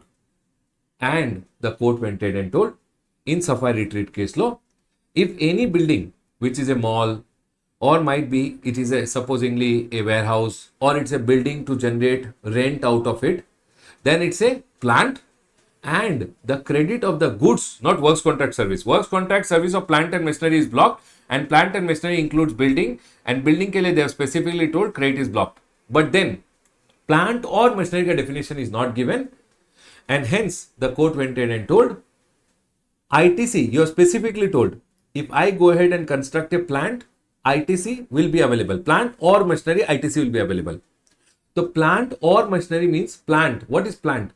So it can be either a plant or it can either be a machinery. So court went ahead and told, because plant ka general meaning means any building which is made to generate revenue. So if you have made a mall ka building, or you have gone ahead and made one warehouse ka building, or you have constructed one building just to generate revenue out of it, rent out of it, it's a plant. And you have specifically told that ITC of plant or machinery is allowed, and hence court in the favor of the SEC went ahead and told that ITC of the plant, which might be a building or a warehouse which is used to generate revenue, will be allowed to the taxpayer. I hope this point is clear to all of you. Done, sir. This point is clear. In detail, I have also gone ahead and discussed Safari Retreat ka case law in the amendment video. You want to listen more, you can talk, you can discuss, you can see the amendment video which is there. Done, sir. This point is clear. Chalo, we had to go ahead and talk about this. We have gone ahead and spoken. And one more small point which is there, which is relating to clarification on ITC in respect of warranty replacement, repair and maintenance during the warranty period. So, sir, supposingly, one customer, I had gone ahead and sold something. When I sold something, I told if any problem is there within 1 year, you can come back to us. We will go ahead and give you free replacement which is there. Now, what happened over here? There are some issues which happened, and that is what is being told over here. Issue. Whether the manufacturer needs to reverse ITC for replacement of goods or repair services provided under warranty without any additional charges. So, for an example, one customer came to me. He told I had sold him a mixer grinder. I am the manufacturer. One customer, I sold one mixer grinder to him. Later, the mixer grinder stopped working. So, the customer came to me. I replaced the mixer grinder for him. I did not charge him anything. Now, in this scenario, because I gave the mixer grinder for free, will I be able to keep the ITC or I have to reverse the ITC with respect to the free mixer grinder which I have given? Baba, the second mixer grinder which was given as a replacement is never given free. Baba, nothing in the world is free. So if I bought an Apple pencil, tomorrow anything happens to the Apple pencil, they will replace it free of cost to me.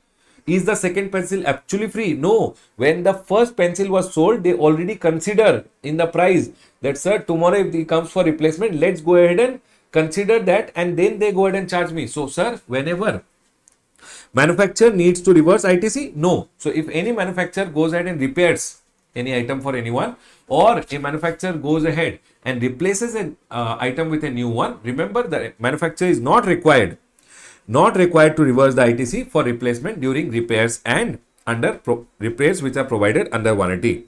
Okay, now I am a distributor. One manufacturer went ahead and I am the distributor of the manufacturer. Customer came to me because manufacturers don't sell generally. Distributors sell to the customer.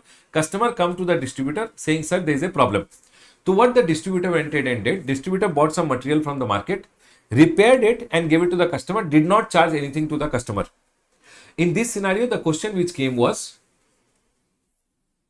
whether the distributor needs to reverse ITC for replacement of parts provided under warranty on behalf of the manufacturer.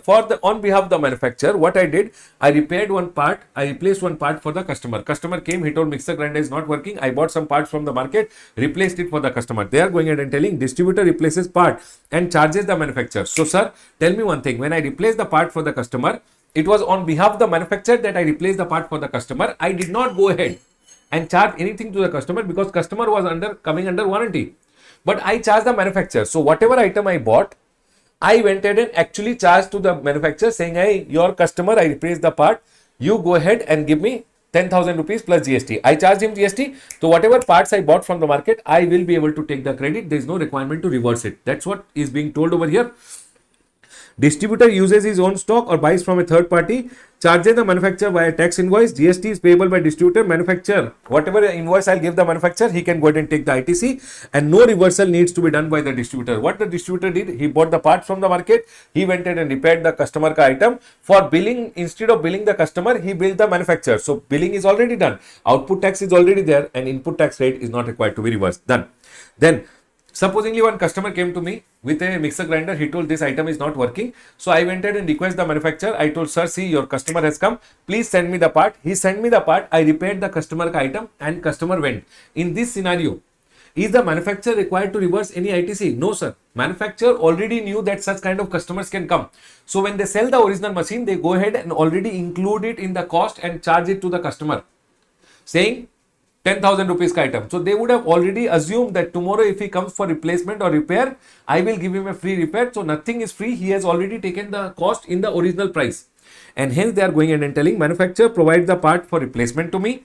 I go ahead and repair it for the customer. No GST payable on replacement by the manufacturer, because manufacturer gave it free to me and I went ahead and repaired it to the, put it in the machine of the customer. There is no GST which is payable by the manufacturer because he has not done any more supply. Original supply was already done. Originally already GST is paid, and there is no reversal which is required by the manufacturer because originally when he had charged, he had already anticipated that tomorrow if this guy comes, I will go ahead and charge him. I will go ahead and give it to him for free. So originally he had already charged, so there is no requirement to reverse any ITC by the manufacturer. Done, sir. Distributor uses stock already received. So what happened? Manufacturer had supposedly sold me 10 units which are there. Customer came with a problem. Out of the 10 units, I gave one unit to the customer and I told, okay, sir, you go because you are under warranty, you take and go. Now, one unit which manufacturer has sold me 10 units, out of that one unit I use for the manufacturer, what will happen? Nothing, Baba. Tell your manufacturer to issue you a credit note. If he issues you a credit note, in this scenario, ITC will come down and he will also get adjustment in his liability. Done, sir. And if he does not issue you a credit note, do one thing, tell him to send you one more item with the use of a delivery challan. That's all, everyone. They are going ahead and telling manufacturer will issue a credit note for replacement of parts, takes tax liability, adjustment by manufacturer if distributor reverses the ITC. I have to reverse the ITC and he will also reverse his output tax liability. He will also get an adjustment. Done, sir. He went ahead and sold me 10 units. Out of that, 1 unit used for the customer. So, sir, what about the 1 unit which I have used for the customer? Either he will give you a credit note or tell him, send me a replacement. He will send you a replacement along with a delivery challan which is there. and there is no GST which is payable because he had already sold me 10 units for which he has already billed me 1 unit which is there. He can just send it to me without any GST which is there. Done, sir. This point is clear. The next one, whether ITC is available when a distributor provides repair services to the customer and charges the manufacturer. Baba, supposingly I am the distributor, he is the manufacturer. I went ahead and charged him. I told, hey, for you, I repaired the customer ka machine. I will charge you. I charge him 1000 rupees and GST. Can I go ahead and charge him? Yes, I can go ahead and charge him GST and he can go ahead and take the ITC. There is no problem, absolutely. It says the distributor provides a service and the manufacturer is the recipient of the service as per section number 293. GST is payable on the repair services by the distributor to the manufacturer. Means I will have to collect the GST and pay to the government, and manufacturer can go ahead and avail the ITC of the invoice which I have gone ahead and issued to them. Is this point 100% clear to all? Quickly give me a heads up, everyone. Are we clear with the circular?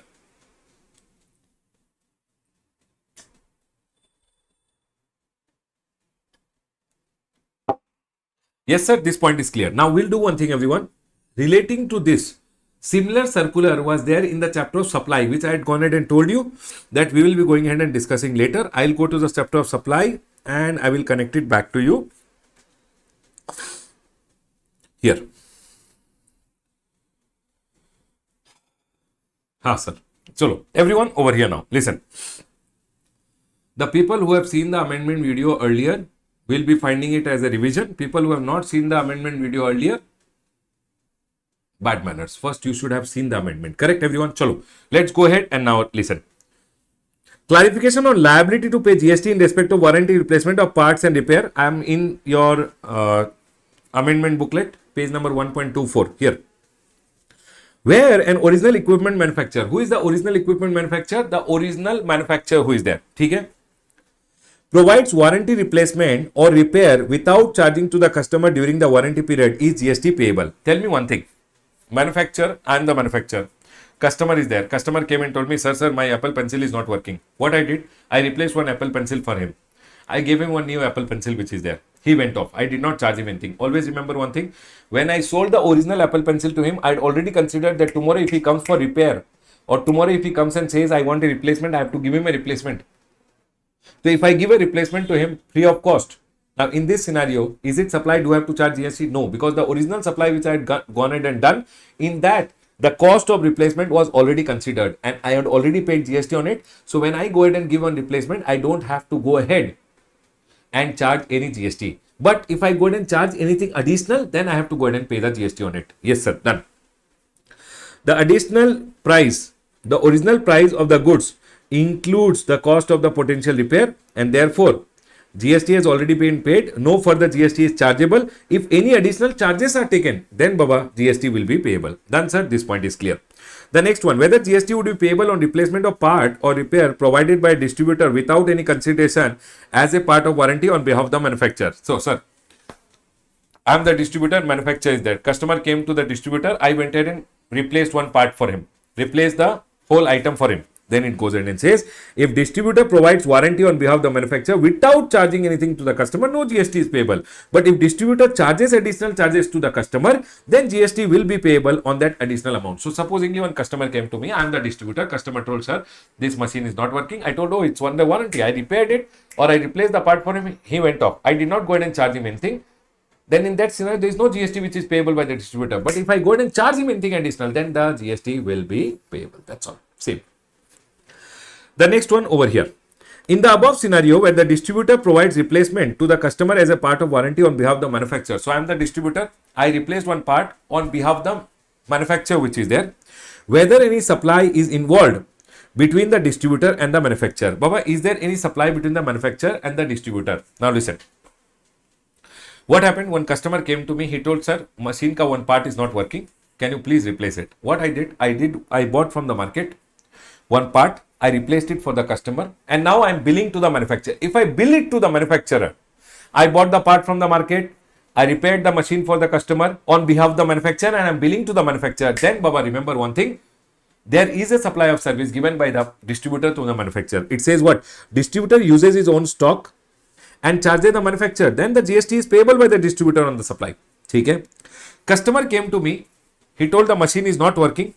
I went ahead and told the manufacturer, this machine is not working, one part has to be replaced, please send the part. He sent the part, I repaired it for the customer, I replaced the part for the customer, customer went off. In this scenario, he just sent me the part, I replaced it and the customer went off. There is no supply of service. There is no supply of service. Always remember one thing, distributor, there is no GST payable on this replacement.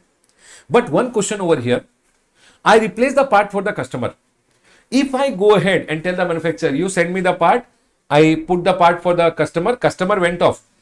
For the replacement, I don't have to pay any GST. But for the service which I have done for the manufacturer, I told, hey, pay me 100 rupees service charges.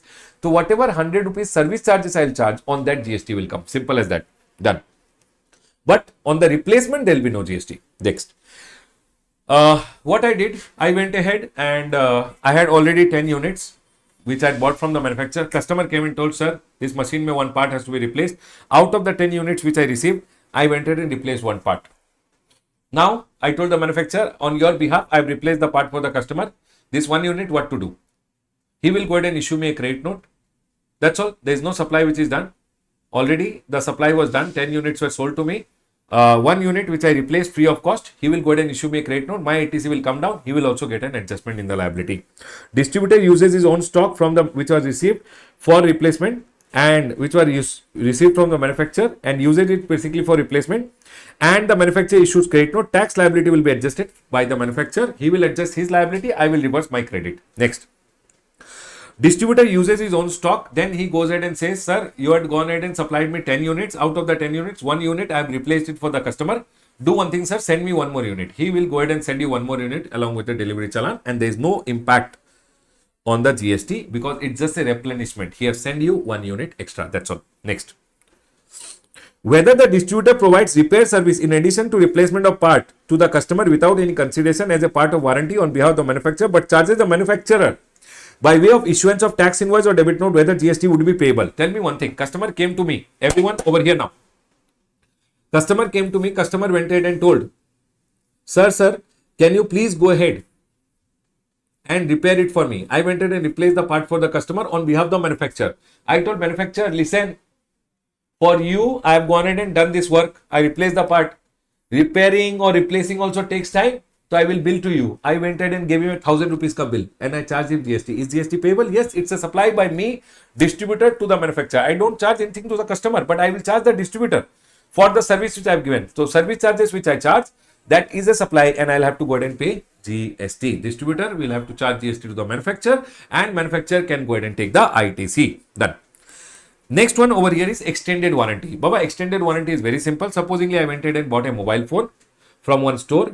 He told already 1 year warranty is there. If you want 2 more year ka warranty, I will go ahead and give it to you. Uncle ko I told, uncle, I want more mobile phone. Uncle told, okay, mobile phone plus extended warranty if I take, it's a composite supply taxable at the rate of mobile phone ka rate. ठीक है. I bought mobile phone from one uncle ka shop. Uncle told, okay, you want extended warranty? I told I don't want, but I went to Apple store later. First, I bought the mobile phone from one shop and then I went to Apple store and I bought one extended warranty from them. Remember here, this is a separate supply. Extended warranty is a separate supply. Separate rate will apply. I bought mobile phone from uncle today. After 1 year when my warranty was going to expire, that time I went and bought extended warranty. In this scenario also, mobile phone pe mobile phone ka rate will apply. Later when I buy the extended warranty within 1 year, later, not together with the mobile, later I bought, then extended warranty pe extended warranty ka rate will apply. That's all they have gone ahead and told. I hope this point is clear. In my opinion, this time in the exam, 100% you should see a question on this extended warranty wala question, this warranty replacement wala, either from supply chapter or from your ITC chapter. You must see one question in your exam. Done, sir. This point is clear. I've gone ahead and already told you about other cases which are there. Please come back, everyone. Have we discussed all of them? Yes. In your block credit, whatever I have told you, remember demo vehicle wala part, very important from exam point of view, demo vehicle wala part. Warranty replacement, we have anyways discussed it. Manholes, remember ducts and manholes in your optical fiber are not pipeline outside the factory. They are ducts and manhole which are part of your machinery and you will be able to take the credit. Plant and machinery versus plant or machinery, I don't believe it so much, but still okay. We have already gone ahead and understood this. Insurance claim wala, please be very careful. Baba, amendments from your ITC chapter, you will see 2 to 3 question. I'm telling you 10 to 15 marks will come from your ITC chapter. Can we go ahead, everyone? Yes, sir. This point is clear. Chalo. We are done with section number 17. Done. Okay.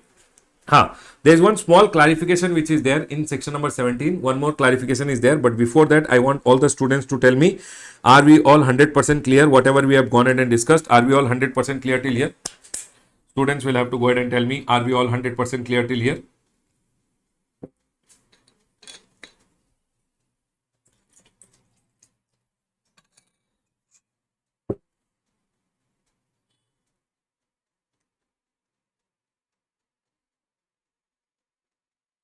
Yes, sir. We are all clear. Chalo, let's go ahead. Everyone over here now. Listen. People, remember ITC chapter ka amendments. I have gone ahead and covered quickly over here. If you want to watch in details, you can see the amendment video in detail. I have gone ahead and discussed. You can watch it more again and again. Now, somebody was telling me, sir, please make one 8 hours ka revision. I'll repeat, I'll watch it again and again so that I can remember it. Vijay was telling me, Vijay, the amendment video which I have gone ahead and provided, watch it at 2 ka speed. 8 hours, you can watch it in 4.5 hours time mein. You can watch it again and again. Trust me, you will get 20-25 marks in the exam. 100%. ठीक है? हाँ बाबा, knowledge का book, not 100% clear, no problem. Watch the amendment video which is there, it will be 100% clear. First, you have to watch the amendment video, then the revision. Chalo, everyone over here now.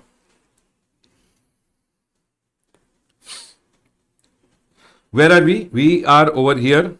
Knowledge का book. You want rank. और अभी तक amendment का video देखा नहीं है. Very good, very good. Chalo. Clarification on the Baba, see, rank wishing here is very good. But for that wish, you need to put sweat, you need to put hard work. And that hard work is very, very important. Done, everyone? So people who are willing for ranks or people who are willing for very good marks, Baba, aram se, it is very easily possible. Not very easily possible. Hard work is very hard. It is not easy. You will have to put hard work. Can we go ahead, everyone? Chalo, everyone over here now. Let's go ahead.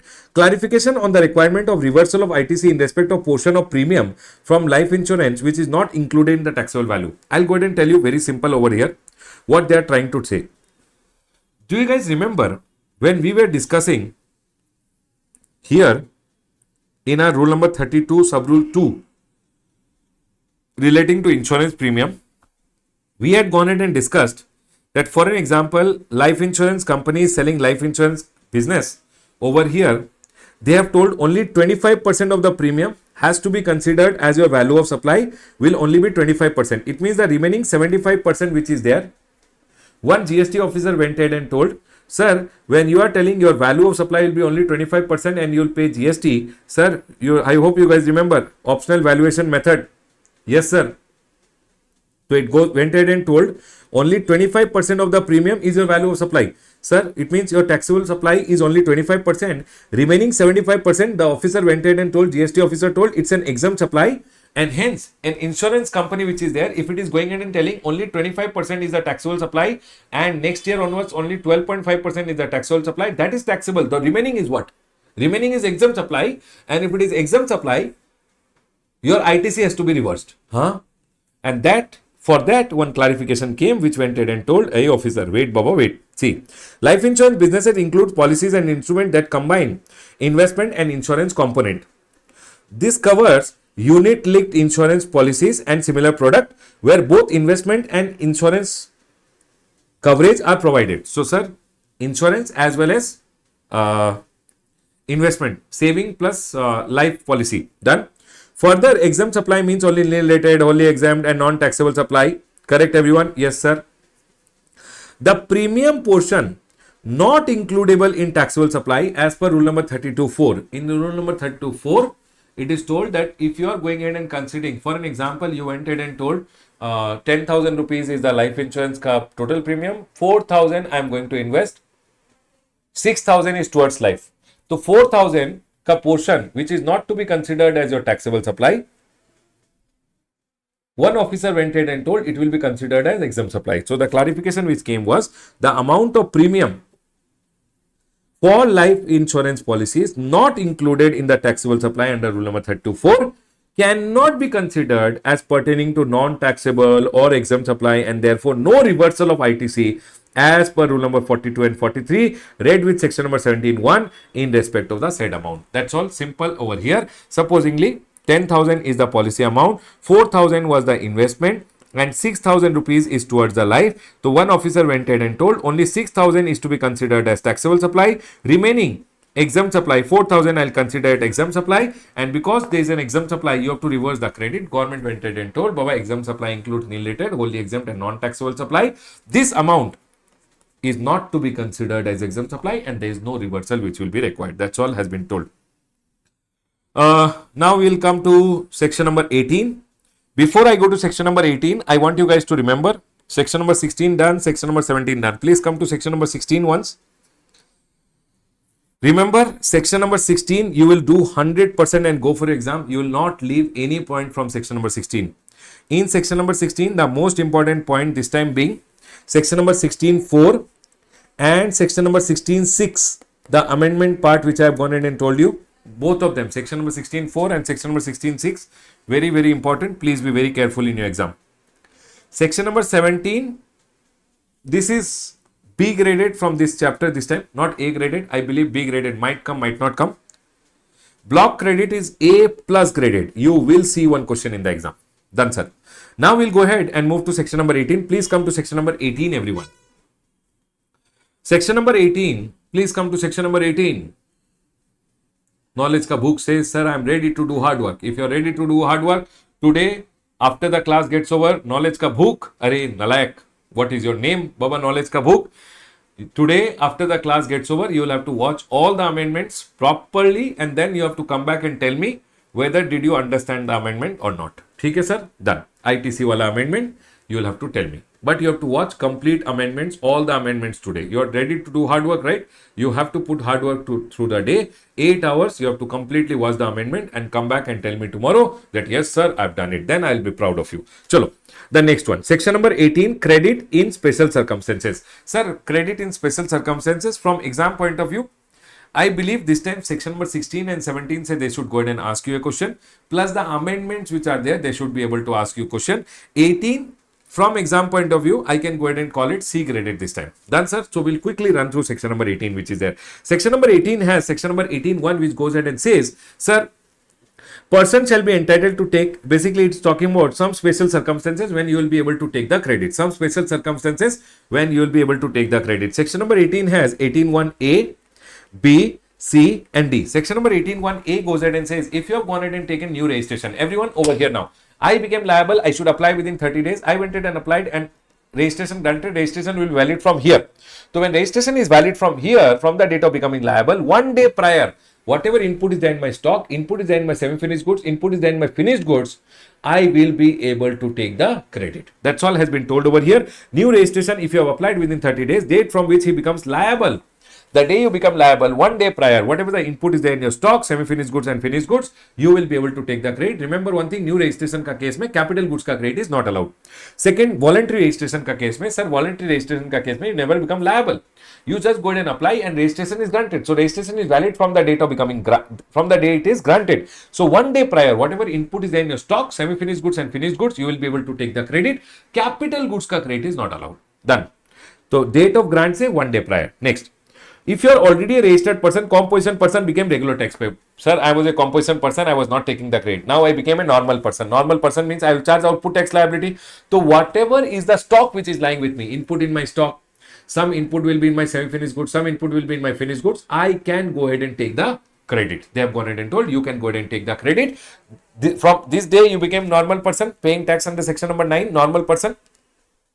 1 day prior, ka inputs ka credit you can go ahead and take. Date from which he becomes liable under section number 9. Capital goods ka credit is also allowed. Remember, in case composition person, because you are already registered, now you became a normal person, now also you are registered, you will get capital goods ka credit also. Sir, from the date of purchase, 5% reduction per quarter.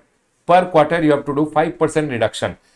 per quarter or part thereof 5% reduced, the balance you will be able to take the credit. That's all the opponent and told. Exempt supply of a registered person. If you are a registered person who was doing exempt supply, whatever you are buying for exempt supply, you are not taking credit. Now your exempt supply has been made taxable supply by the government. So remember one thing, the day your supplies become taxable, from that day, 1 day prior, whatever inputs you had bought, which are in stock, input in semi-finished goods, input in finished goods, plus capital goods, you can go ahead and take the credit. Capital goods ka credit is 5% reduced over here. Done, sir? This point is clear. Always remember one thing, new registration ka case mein, you can never take the credit if you don't apply within 30 days. You should always apply within 30 days. Done, sir. Section number 18(2) comes over here, which says if invoices are older than 1 year, Baba, always remember A, B, C, D. The special circumstance may, if invoices are older than 1 year, means if you are going to take the credit today, you should see only the invoices which are older than up to 1 year. The day you become eligible, invoices up to 1 year old, only you can take the credit. Older than 1 year, you cannot go ahead and take the credit. Whether it is input or it is capital goods, both. Remember one thing, inputs or capital goods, both. And sir, for going ahead and taking the credit in special circumstance, rule number 40 is applicable. Baba, nothing. Rule number 40 simply goes ahead and says, in case of capital goods, 5% deduction has to be done. Secondly, it also goes ahead and says, so number one, in case of C and D, where you can take capital goods ka credit, remember 5% deduction and balance credit you can go ahead and take. You have to go online and file GST ITC 01 within 30 days. To the effect you want to take the credit will come in your e-credit ledger. Remember, if the amount is more than 2 lakh, it should be certified by a practicing chartered accountant.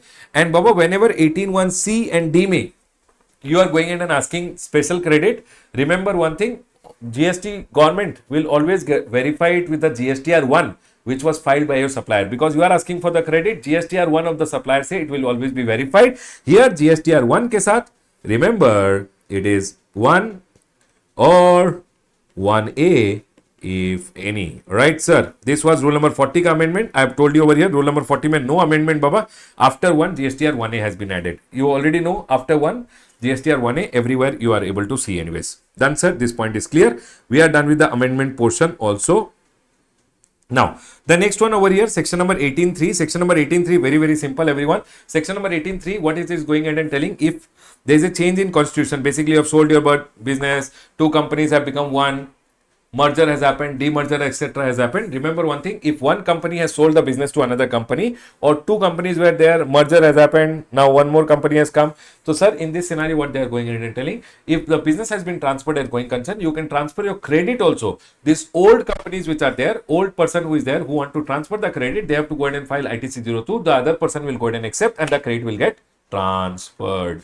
Done, sir? This point is clear. Sir, that is what is being told. You are allowed to transfer your credit. You have to file GST ITC 02. Buyer will go ahead and accept and the credit will get transferred to the e-credit ledger of the buyer. Done, sir? This point is clear. Sir, if there is a demerger, always remember one thing. In case of demerger, how much credit to be transferred to the other person will depend on how much assets you have gone ahead and transferred. If 50% of the assets is transferred, 50% of the credit can be transferred. The next over here is, sir, whenever you are going ahead and transferring the credit, there is no time limit to transfer the credit, but CA certificate, chartered accountant or cost accountant ka certificate is mandatory. And sir, rule number 41A is also over here, which goes ahead and says that whenever you are transferring the credit, you can also transfer to your distinct person. So for an example, I had only 1 registration for 2 of my place of business in the same state, separate registration taken for the separate place later. Then from this unit, from this registration, I can transfer to the another registration also. I have to file ITC 02A. Done, sir? This point is clear. Section number 18(4) is simple, everyone.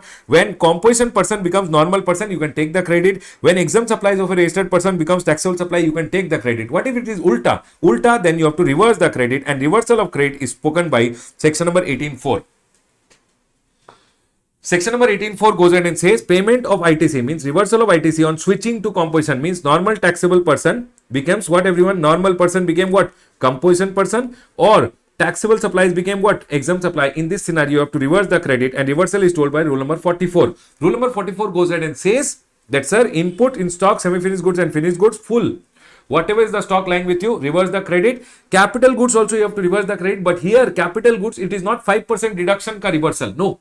Here, whatever the ITC was there with respect to the capital goods divided by the life of the capital goods, multiply it by the remaining life and reverse the credit. Remember, it is ITC divided by 60 months into the balance life which is there. Amount of reversal to be calculated separately for CGST, SGST, etc. There is nothing. Only thing you have to remember, ITC 03 to be filed and the reversal to be done.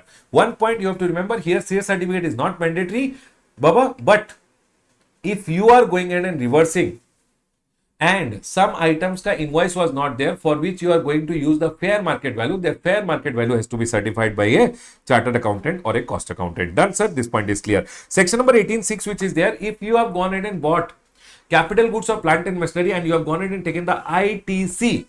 Remember one thing, if you have gone ahead and bought some capital goods or plant and machinery and you have gone ahead and availed the credit, later you are going ahead and selling them off, then you have to go ahead and pay the ITC which was taken. This point, I believe, in a C graded section number 18, mein, one C graded question can come from this. At intermediate level, this becomes important. Final level is okay. What is it telling over here? In case of capital goods and plant and machinery on which you are taking the ITC, now if you are going in and selling them off, what you have to do, whatever the ITC taken, minus 5% per quarter of part thereof, you arrive at the ITC GST which is there, or the sale value per GST, whichever is higher, you have to go ahead and pay. Done, sir. This point is clear. Remember, whenever refractory brakes, mold, dies, zigs, fixtures are supplied as scrap, you have to pay tax on the transaction value. You don't have to compare tax on transaction value or reduced ITC, which is reduced by 5%, not required. Done, sir. This point is clear. Section number 18 from exam point of view is okay. 16 and 17 are the major portion which are there. Now here, we have a small circular which is relating to demerger. Baba, it is just a reading circular. I believe you guys can read this from your book. Nothing very important from me to do. Circular on free gift and sample. This I have already gone ahead and told you along with your chapter of supply. Supply chapter we have already discussed. Anyways, again a reading circular. I can simply go ahead and tell you. You have to remember it like this. If I have gone ahead and given, if I bought thermometer and gave thermometer as free gift, it's a supply, ITC is allowed. But I bought powder, made medicine out of it, medicine given free, it is not a supply. If it is not a supply, ITC will be blocked. This point is being discussed over here. In supply chapter, we had already gone ahead and discussed. And I also gone ahead and told you in your supply chapter, sir, buy one, get one free. The other one is not free. It is two supplied at the price of one. All the input tax credit with respect to input service and capital goods will be allowed to me. Even if one item ke saath other item is given free, it's a mixed supply and all credits will be allowed. This we had already discussed in our supply ka chapter. Mold and dies wala one circular is there. Not very important. Just a reading category again. You guys can read it at home. I'll do one thing. I'll close my revision on the chapter of input tax credit. I've already gone ahead and told you in your input tax credit. Everyone, in your input tax credit, section number 16 is very, very important. In section number 16 also, I've told you section number 16.4, section number 16.6 is very, very important from exam point of view. All other points are also important. One small point, you will find it anywhere here and there. You have to be very careful in your exam. Section number 17, I have already told you what I find is important. This is B graded. But this is A plus graded in section number 17. Lot of block credit mein, lot of small points I have gone ahead and told you. Lot of circulars ka discussion we have done. Please remember, it is very, very important. You will see one 5-mark question from this. Done, sir. Section number 18 is okay. I call it C graded. Good luck is very good. You might see a small question on this. But if good luck is very good, then you might not see any question on this. Done, sir. This point is clear.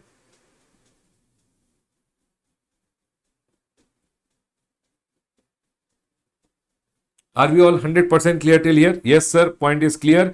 I'll do one thing, everyone. I'll close my revision on the chapter of input tax credit. We have discussed all the amendments also. Please be very careful about the amendments. One question from the amendment, one block credit ka question, one section number 16 ka question. Some 10 to 15 marks will come in the exam. Right, everyone? Closing our revision on the chapter of input tax credit. Congratulations, people. Done. Chalo, let's go ahead and now move to the next chapter. The next chapter is job work, everyone. Job work from exam point of view. I will go ahead and say it's a C graded chapter from exam point of view. Okay? Not very important from exam point of view. There is nothing in this chapter. Let's go ahead and quickly wrap up this chapter. I'll go ahead and tell you what are the important points, what are the things you should take care. Listen. One point which you should always remember that, sir, job work. What do you mean by job work, sir? Anyone who is going ahead and doing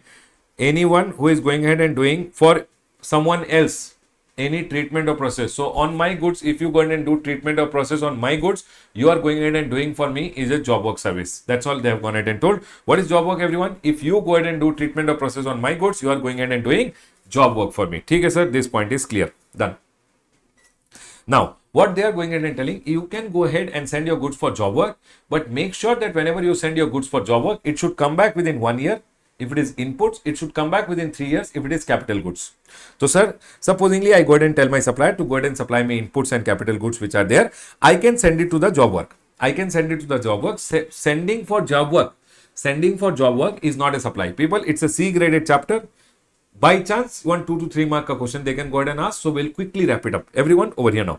So I went ahead and bought some inputs and capital goods which are there. I went ahead and send it for job work. Remember one thing, sending for job work is not a supply. So you don't have to go ahead and pay any GST. But the condition is you have to send along with a delivery challan and you have to give one half yearly or annual intimation which is there based on your turnover, and you have to send along with e-way bill. If it's an intrastate movement, remember consignment value is more than e-way bill is required, more than 50,000, then e-way bill is required. If interstate movement, e-way bill is mandatory. Once the goods go for job work, always remember you should get it back within how much time?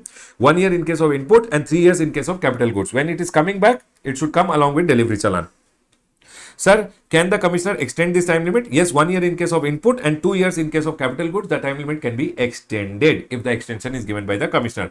Sir, if I want, either I can get it back, or what you can do, no, you can go ahead. Supposingly, the principal found one customer who is near the job worker's place of business, then directly from job worker's place of business, you can directly go ahead and supply it also. If you go ahead and supply it from job worker's premises directly, the same input should be supplied within 1 year, or capital goods should be supplied within 3 years. Direct supply also can be done. Principal can directly make one invoice and send it to the buyer, and goods can move from here to here. When goods are moving, always remember it's a principal to make the invoice and it will come in the aggregate turnover of the principal because principal ka sale it is. Done? Sir, can I supply from job worker's premises? Yes, you can supply from job worker's premises. It is possible, but job worker has to be registered if job worker is registered, or if job worker is unregistered, you have to declare his place of business as additional place of business. Sir, declaring additional place of business of the job worker premise is not required if the goods which you are going in and supplying has been notified by the commissioner. Done, sir. Sir, tell me one thing. Whenever there is a direct sale from job workers premises, time of supply, value of supply, in whose hand we'll go ahead and see? We'll see in the hand of the principal, because it's a sale of the principal and principal is liable to pay the GST. Sir, tell me one thing. If job worker is in different state and he is not registered, can I declare his place of business as additional place of business in other state? Not possible. In that scenario, you have to get the goods back and then you have to go ahead and supply, because job worker is not registered, or if job worker is in other state, you can't declare his place of business as additional place of business. In that scenario, you have to get the goods back and only then you can go ahead and supply it. Done, sir. Sir, from job workers premises, can I go ahead and directly export? Yes, again, you can go ahead and export, but it should be done within 1 year or 3 years. Done, sir. This point is clear. Again, for this sale also, invoice, LUT, bond, or IGST payment, if you are going ahead and doing, that should be done by the principal. Done, sir. Tell me one thing. Whenever you are sending the goods for job work, within 1 year or 3 years, it should come back, or you should go ahead and directly supply it, or you should directly go ahead and export it. Okay? Sir, if I don't go ahead and receive the goods back or directly supply within 1 year or 3 years, listen to me very carefully. See, if you had sent it from the day of sending, it should come. From the day you have sent it, it should come back within 1 year or 3 years. If you told your supplier, bill it to me, but ship it directly to the job worker, and your supplier had shipped it directly, the day job worker had received it, from that day it should come back within 1 year or 3 years, or from that day it should be directly supplied within 1 year or 3 years. So it is told over here, if goods are not received back or directly supplied within 1 year or 3 years, from the date of dispatch, if I had sent it from the day of sending, if they directly received it, the date of receipt say, it should 1 year or 3 years, it should come back. 3 years is for capital goods. Sir, if it does not come back within 1 year or 3 years, it will be deemed as supply when the goods were originally sent. That time it will be deemed as supply, and now you are going to pay the tax because it is deemed supply, and you will have to go ahead and pay the tax along with interest. Done, sir. This point is clear. Now, sir, when the job worker ka yahan pe, we have gone ahead and the job work is done, might be if he wants to send it to another job worker, can that be done? Yes, Baba, one job worker to another job worker, it can be sent, but delivery challan can be issued either by the principal or this job worker can go ahead and issue the delivery challan which is there. Done, sir. Alternatively, old delivery challan which was issued by the principal also can be endorsed. Means when the delivery challan was given by the principal to him, he can endorse the same and send it. New delivery challan is not required. But if the goods are sent in piecemeal means I had sent him 1000 unit, he is sending to another job worker 100 unit like that, then he has to always go ahead and make another delivery challan for every 100 units which are being sent. Old delivery challan cannot be endorsed. That is what is being told. If goods are sent in piecemeal, new delivery challan by the principal or the job worker will be required. He or the principal has to make new delivery challan. Once the goods reach the other job worker, sir, from his premises, if the goods are ready, can it be directly supplied? Yes, within 1 year or 3 years, it can be directly supplied. Principal ka sale it is, principal will go ahead and raise the invoice, etc. Sir, from here, can it be exported? Again, it can be exported within 1 year or 3 years. Again, the principal will go ahead and make the invoice. LUT or bond to be given by the principal or GST, IGST to be paid by the principal only. Done, sir. This point is clear. Sir, supposingly the job work which was done, in the job work some scrap or waste was generated. Always remember one thing. If the job worker is registered, he will go ahead and pay the GST on the waste or scrap. If job worker is unregistered, the principal will have to pay the GST on the waste or scrap which is generated. But for selling the waste from the job worker's premises, you can sell it. The principal can go ahead and sell it. He need not get it back. He can sell it from job worker's premises directly. In case of sale of waste or scrap, no need to declare job worker's premises as the additional place of business. It is not required. Done. Just give me a minute. Now, am I audible, everyone? Yes, sir. Now listen. One more point which is very, very important. Receiving input should be done within 1 year. Capital goods should be received within 3 years. But if it is mold, die, zigs, fixtures and tool, there is no time limit to receive it back. Within 1 year or 3 years, receiving back is not required. In case of mold, dies, tools, etc. Sir, what is the time limit to file GST ITC 04? Job work ke liye whatever goods you are sending, what has received back, for that you have to file GST ITC 04. The time limit to file GST ITC 04, if your turnover, it depends on your turnover. If your turnover is up to 5 crore, means you are a small person, you have to go ahead and file it annually once only by 25th of April. Once the whole year gets over, by 25th April, you can go ahead and file your job worker GST ITC 04, which is there return. If your turnover is more than 5 crore rupees, big person, you have to file 2 times in a year. Once April to September and the other is October to March, which is there. April to September, you will go ahead and file by 25th of October, and October to March, you will file by 25th of April, which is there. Done, sir. This point is clear. Always remember the job work related accounts are to be maintained by the principal. Sir, tell me one thing. What is the most important part? Baba, done with the job worker chapter. One most important part you have to remember. You should get the goods back within 1 year or 3 years. If you don't get it back, it will be deemed as supply and you have to pay along with GST. Getting mold, dies, etc. back within 1 year or 3 years is not required. That is not mandatory. 1 year, one marker, one small question relating to due dates might come. Waste or scrap ka treatment. If job worker is registered, job worker will pay the GST. If job worker is not registered, principal will sell and principal will pay the GST. One question which students ask me at times saying, sir, I have sent it for job work. Here, say, here went another job worker. Baba, 1 year from here, 1 year additional, again 1 year. No, sir. Remember, if I have sent it for job work, going from here, another job work, everything should get over and goods should come back within 1 year or 3 years. Total period is 1 year or 3 years. Whether it is going to one job worker, from that to another job worker doesn't matter. Doesn't matter. From the date of dispatch from my premises, it should come back within 1 year or 3 years. I hope this point is clear. That's all, Baba. C graded chapter. 2-3 points which I have told. 2-3 points ke liye 2-3 questions I have told important in the list also. Baba, this exam preparation strategy wala point mein. Here I have gone ahead and told only 2-3 questions. Those 2-3 questions you can read and you are done with the chapter. Closing my revision on the chapter of job work. There is no amendment in this chapter. Done, sir. This point is clear. Please tell me, are we all 100% clear with job work, everyone? Congratulations, people. Done.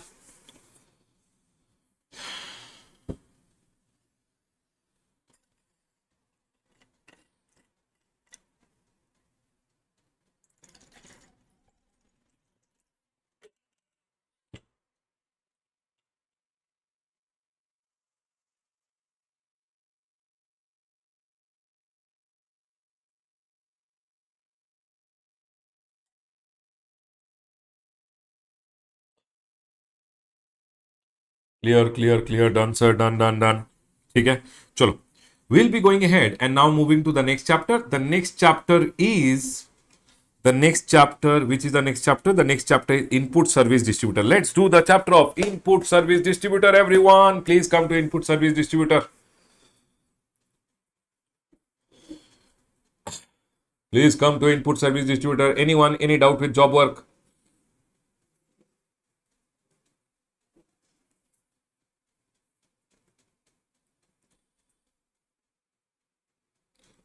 Anyone, any doubt with job work, or can we go ahead?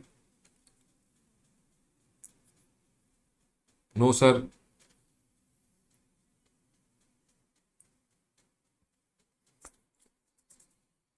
Let's go. No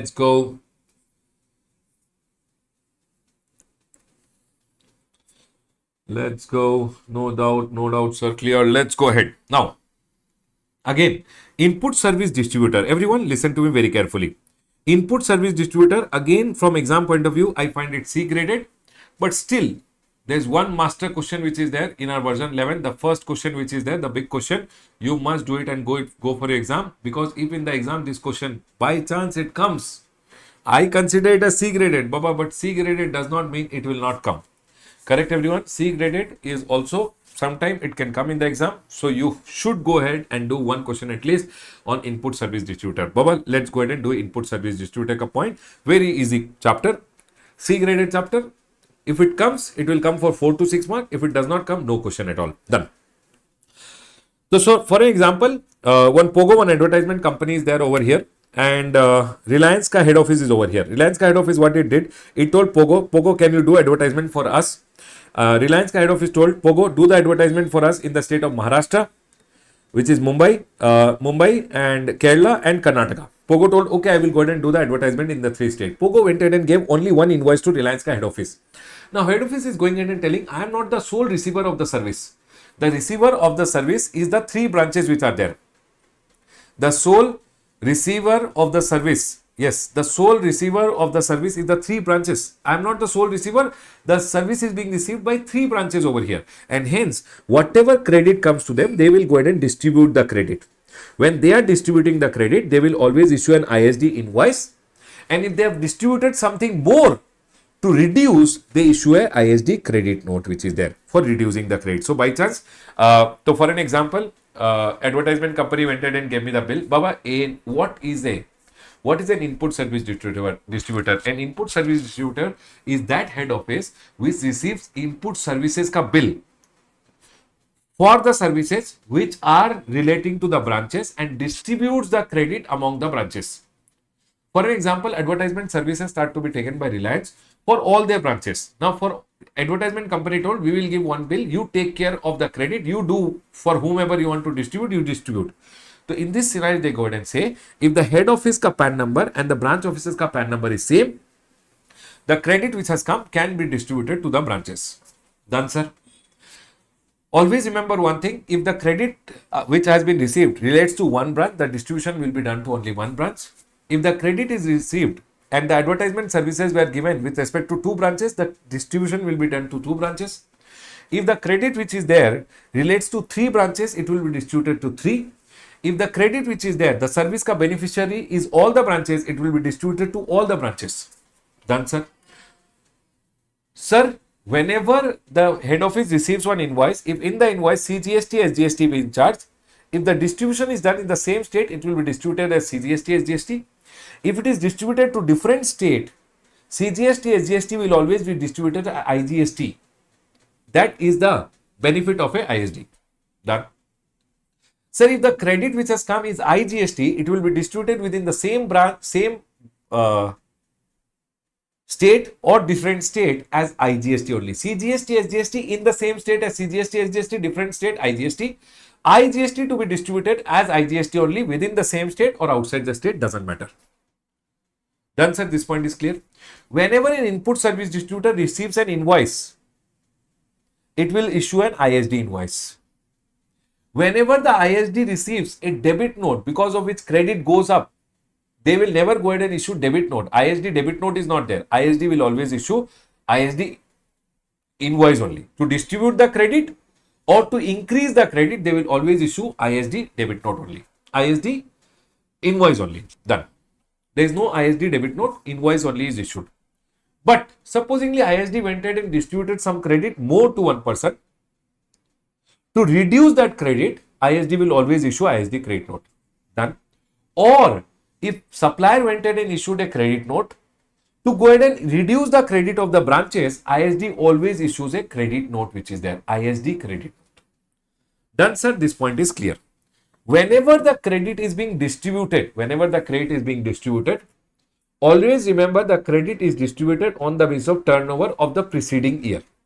If preceding year ka turnover is not there, preceding quarter ka turnover you take and do the distribution when all the branches to whom you are distributing, their turnover is available. If their turnover of the last year is available, take last year. If last year is not available, take last quarter and do the distribution. For your exam, they will give you the turnover. Don't worry about it. Done, sir. This point is clear. That's all I have to go ahead and tell. That, sir, whenever they are going in and distributing, distribution will always be on the basis of turnover in the previous year or previous quarter, for which the details of all the recipient is available. Done, sir. Whenever the supplier will go ahead and give invoice, ISD will issue ISD invoice. Supplier gives debit note, because of its credit of the head office goes up. Head office will go ahead and distribute the credit by issuing ISD invoice only. There is no ISD debit note. Whenever they receive credit note, because of which credit comes down, to reduce the credit, they always issue ISD credit note. Done. Whenever you take the turnover, always remember exclude central excise duty, state excise duty, VAT and CST from the turnover.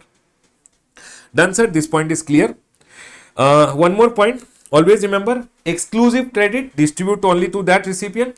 Common credit distribute among the common recipient. Credit to be relates to all the branches, distribute among all recipient. Done, sir.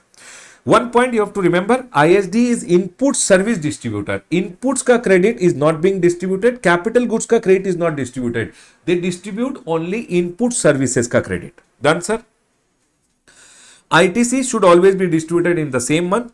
Separate distribution for eligible and ineligible credit, and ISD will always distribute all the credits, whether it is eligible credit, ineligible credit. It depends on the front person whether they can go ahead and take. If they can take it, or else they will not take it. If it is blocked for them, they should not take. Separate distribution for CGST, SGST, etc. should be done. Remember, wrong input tax credit distributed by an ISD. If the ISD is going ahead and distributing wrong credit, sir, ISD 2 branches. One branch code it distributed less, one branch code distributed more.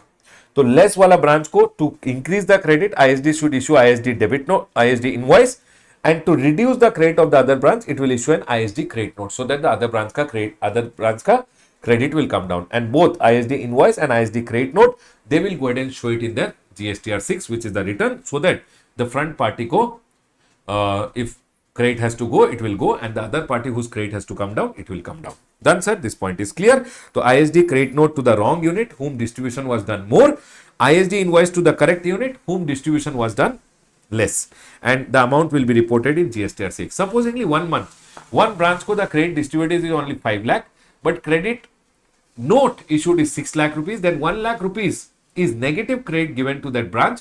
So 5 lakh was actually given, 6 lakh is the credit note, so minus 1 lakh will come over here. So that 1 lakh minus 1 lakh will be added in the output tax liability of that branch. That is being told over here. Baba, that's all is important. Remember, CGST, SGST is distributed as CGST, SGST in the same state. Other state it is distributed as IGST. IGST always distribute within the same state or outside the state as IGST only. These are the most important point from exam point of view. I am marking it again for you. 1, 2, 3, and these notes which are there are important. Besides this, question number 1 in our Q&A material is very, very important. Do that one question and go.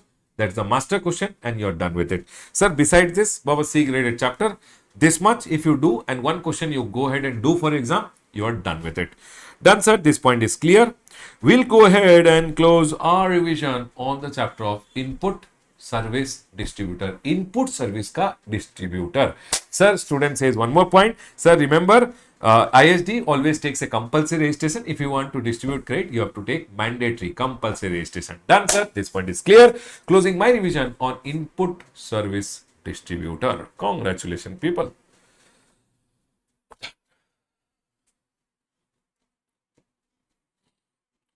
Let's do one thing. Let's go ahead and now move to the next chapter. The next chapter is payment of taxes. Before we do the chapter of payment of taxes, let's take a small break. We come back from the break and resume our payment of taxes. Let's take a break.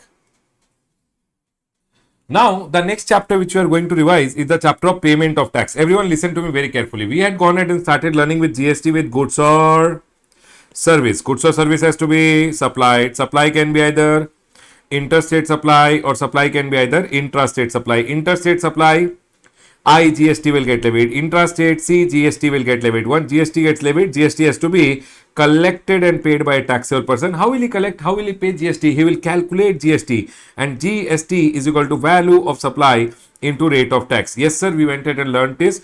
Then we went ahead and learned, once you know the value, you will prepare the tax invoice, credit note, debit note, and delivery challan which is there. Now you will maintain your accounts and records, and you will send the goods to the other person with the help of e-way bill. Yes, sir. Now, once you go ahead and maintain your accounts and record, the next one which came was your liability will come, and liability comes at the time of supply. So, for an example, you are liable to pay 1000 rupees. You will use your input tax credit. So, for an example, you have 500 rupees input tax credit. Input tax credit ke saath attached chapter is job work. That when you send the goods for job work, you can go ahead and take the credit. Plus, one chapter is input service distributor. Ki sir, ISD invoice if I have, I can go ahead and take the credit. So sir, over here, once the liability comes, I'll use my input tax credit. Remaining amount, I'll go ahead and make the payment, and then comes the chapter of payment of taxes. Everyone, over here, very, very important chapter. A graded chapter. You will see one small point from this chapter in your exam. Chalo. Now, payment of taxes. Everyone, always remember one thing. Sir, whenever a person becomes liable or you voluntarily go online and take registration on the gst.gov.in, 3 accounts will be opened by the portal for you. One is known as a e-liability ledger, one is known as a e-credit ledger, one is known as a e-cash ledger. Sir, what's a liability ledger? A liability ledger mein all your liabilities will get recorded, which first you will make the payment through your credit, and then you will use your cash and make the payment. Chalo, done. So sir, always remember one thing. Every ledger has one debit and one credit. One credit and one debit, and one credit and one debit. Ledgers, so ledgers will always have debit and credit. Sir, in the e-liability, as the name suggests, liability, what is your liability that will be recorded in the e-liability ledger? So sir, amount payable towards tax, interest, late fee or any other amount. People always remember, I always say TIPLO, T-I-P-L-O. There are 5 items which are there. One is known as tax, one is known as interest, one is known as penalty, one is known as late fee, and one is known as any other amount which is there. TIPLO. So out of this, whatever is the amount payable as per your return, in your return you went in and self-assessed. So when you're filing a GST 3B, you told your self-assessed return. In your return, you went and told your self-assessed liability as 10 lakh rupees. That liability will come and sit in the e-liability ledger. Then, any amount of tax, interest, penalty or any other amount, tax, amount, interest, penalty or any other amount payable as determined by proper officer in any proceeding or as determined by the said person. So for an example, last month, proper officer gave you a demand order of 5 lakh rupees. That will also come in your e-liability ledger. It will come and sit in your liability ledger. Or if you determine and you are going in and telling, sir, last month I did not pay this much amount, I am liable to pay this much, that will also come and sit in your e-liability ledger. So basically, your self-assessed liability, proper officer ka demand order liability, and any interest that may accrue from time to time. Whatever any interest, because you have not gone ahead and paid your taxes, etc. on time, any interest, for example, 1 lakh rupees ka interest. So total amount payable is 16 lakh rupees. How will you go ahead and pay? First, you will go ahead and use your e-credit ledger. Then remaining amount, you will go ahead and make the payment through your cash. First, use your credit and then go ahead and use your cash. Done. Always remember, this is very, very important. 1 mark, one small question they can go ahead and ask. Sir, what are the things you should always go ahead and pay using your cash ledger? You can't use your credit to make the payment of this. Number 1. So, always remember TTRC. TDS, TCS, whatever is your TDS ka liability, TCS ka liability, RCM liability, composition ka liability, and IPLO, TDS, TCS, RCM, composition tax, IPLO, interest, penalty, late fee, and any other amount. TDS, TCS, RCM, composition. With me, everyone. IPLO, always to be paid in cash. You cannot go ahead and use your credit. So, TDS, TTRC, IPLO, always to be paid using your cash. for this, one small point was also asked in the exam. So please be very careful. I'm just trying to remember it was asked in intermediate or final, but wherever they had gone ahead and asked one small question on this. So please be very careful from exam point of view. It's important. Sir, how do I go ahead and discharge my liability? What should I discharge my liability first? First, which liability should be discharged? Previous month ka liability, current month ka liability, demand order ka liability, what liability? Again, this is a very B graded point from this A graded chapter. They can tell you one small question on this. Sir, first always self-assessed tax and dues relating to previous tax period. Whatever is the previous tax period ka liability due, that should be paid first. Then self-assessed tax and dues relating to return of the current tax period. Previous liability should be faced first. Whatever is your self-assessed liability as per your return, and dues. Dues means what? Baba, tax means tax ka dues. Tax. And dues means interest, penalty, late fee or any other amount which is there as per your return of the previous tax period. Then current month ka whatever is the liability you should pay. Then Baba, any other amount including demand order should be paid.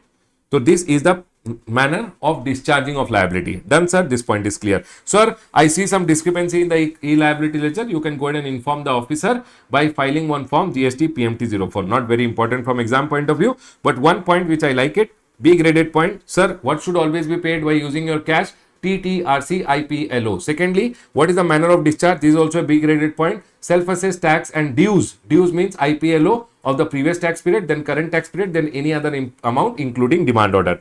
In our version 11 Q&A book, you will see first 2-3 questions relate to this point. Please be careful, do it and go. E-credit ledger. Always remember one thing, in the e-credit ledger, in your GSTR 3B, in your 2B, whatever is appearing, you will ask for it. Whenever you ask in your GSTR 3B, that amount will be in your GSTR 3B, if you go ahead and ask, I want credit of 1 lakh, that amount will be given in the e-credit ledger. So they say ITC as self-assessed in the return will be given over here. You can use it for making payment of your output tax. Whatever you ask for it, it will come in the e-credit ledger. Then you can use it to pay your output tax liability. Remember, input tax can only be used to pay output tax. Input tax credit can be only used to pay output tax liability. Done. Tax say you cannot go ahead and pay IPLO, etc. Input tax say you cannot go ahead and pay any interest, penalty, late fee or any other amount, etc. cannot be paid. Done, sir. Sir, if registered person files a claim for refund of unutilized ITC under section number 54, Baba, if you go ahead and claim a refund of your ITC, then always remember e-credit ledger will be debited. E-credit ledger mein whatever credit is there, they will go ahead and debit it, and then the amount will come in your bank account. Simple. Sir, the amount came in my bank account. Later, I went ahead and the department went ahead and saw. So, see, in my credit ledger, there was a credit of 1 lakh rupees. I went ahead and applied for a refund of the credit. Baba, refund of the credit is generally not allowed. ITC refund is only allowed in 2 scenarios. Everyone with me, ITC refund is allowed only in two scenarios. Can you guys tell me which are the 2 scenarios, everyone? ITC refund is allowed only in 2 scenarios. Can you guys tell me which are the 2 scenarios when ITC refund is allowed? Sir, ITC refund is allowed only in 2 scenarios. What are the 2 scenarios? Can you tell me? Yes, sir. ITC refund is allowed whenever it is zero-rated supply. Second is, one is zero-rated supply, and whenever, secondly, inverted duty structure. Very good, very good. Inverted duty structure. Whenever your output tax is less than the input tax, then you get a inverted duty structure refund. Very good, very good, very good, very good, everyone. Done. So supposingly, so they are going in and telling your input tax rate was this much. You went in and applied for refund. Your input tax rate will be debited in your e-credit ledger. E-credit ledger will be debited and the amount will come in your bank account. Now the amount came in the bank account. Later it was known that, oh, the amount which was given to you as refund, ITC was given to you as refund. It was erroneous refund. Then Baba, you have to go ahead and return the money which has come to your bank account, put it in the e-cash ledger, and from the e-cash ledger you should return it. Once you return the money which was given as erroneous refund, the amount which was debited in your e-credit ledger will be recredited. That's it. That is what is being told over here. Refund claim, if found inadmissible, see, if you apply for refund, it will get debited and the money will come in your bank account. If refund claim is found inadmissible, it shall be recredited to the e-credit ledger by the proper officer by an order in GST PMT03. They are going ahead and telling, supposingly, okay, tell me one thing, if refund claim was filed by you, they are telling we will debit it later. So when you file the refund claim, they will debit it. Now they will do the processing. After doing the processing, they found that no, refund should not be given. If they don't give you the refund, the amount will be recredited in your e-credit ledger. Sir, where a registered person deposits the amount of erroneous refund. So if they by chance gave you an erroneous refund and the amount came in your bank account, and later it was that the refund which you had gone ahead and taken. So sir, my e-credit ledger was there. I went ahead and applied for refund. They debited it and the amount came in my bank account. Later they found out it's an erroneous refund. If it's an erroneous refund which you have got, please return the money to the government. If it has come in your bank account, deposit the money in the e-cash ledger and return it from the e-cash ledger. It says when a registered person deposit the amount of erroneous refund which was sanctioned under 54(3) or under rule number 963 along with interest and the penalty through DRC 03, you have to return it to the government by debiting your e-cash ledger, because the money of refund, the refund money had come in your e-cash bank account. You should return it through your e-cash ledger, either on his own or being pointed out by the GST officer. An amount equivalent to the erroneous refund deposited by the person shall be recredited to the e-credit ledger, for which the GST officer will issue PMT 03A. Done, sir. This point is clear. Nothing. Baba, whenever one refund is, you apply for refund, your e-credit ledger will get debited. Then the amount will come in your bank account. If the amount which came in your bank account, later it was realized that it was an erroneous refund, put it in your e-cash ledger and return the money to the government. If you return the money to the government, government will recredit that amount in your e-credit ledger, which was being debited at the time of filing the refund application. Done, sir. This point is clear. This manner of utilization is very, very, very important from exam point of view. Always remember, please do questions on this and go. IGST. First of all, whenever you have to go ahead and pay your output tax liability, input tax credit, output tax liability. Remember, IGST should always be first used for IGST. Then IGST should be used for CGST or SGST. I have written it down here only. IGST should be first used for IGST. Secondly, you should pick up IGST remaining and use it for CGST or SGST. If you are in a UT, you will not have SGST, you will have CGST and UTGST. So either you can use 50-50 over here, 40-50, however you want, you can go ahead and use any order, any proportion can be used. So IGST should be first used for IGST, then IGST for CGST or SGST. In any order, any proportion you can go ahead and use. Then sir, IGST should be exhausted. CGST should be used for CGST, then CGST for IGST. SGST or UTGST should be used for SGST, UTGST. Then SGST, UTGST should be used for IGST. C to S, S to C is never possible. For this, I will request all the students, you must do one question and go, because big question which will come, they will give you output tax ka information, input tax ka information, setting off is very, very important. Done, sir. So this point, I like it, very, very important from exam point of view. Next.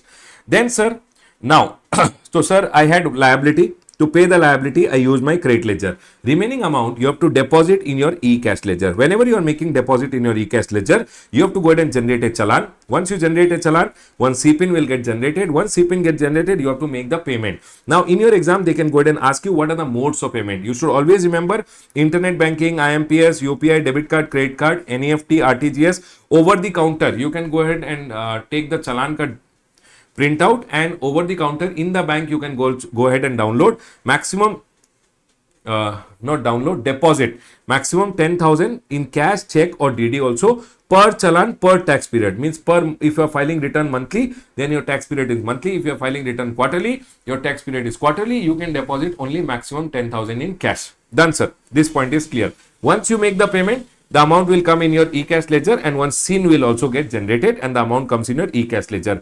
E-cash ledger may always remember, you can deposit tax, interest, penalty, late fee or any other amount, whatever is there, you can deposit and then it can be used to make the payment of the tax, interest, penalty, late fee or any other amount. Done, sir. Sir, if I am an unregistered person and I am caught and I have to pay some GST, then Baba, remember on the portal you can go ahead and generate one temporary identification number and you can make the payment of the GST. Okay? Now listen.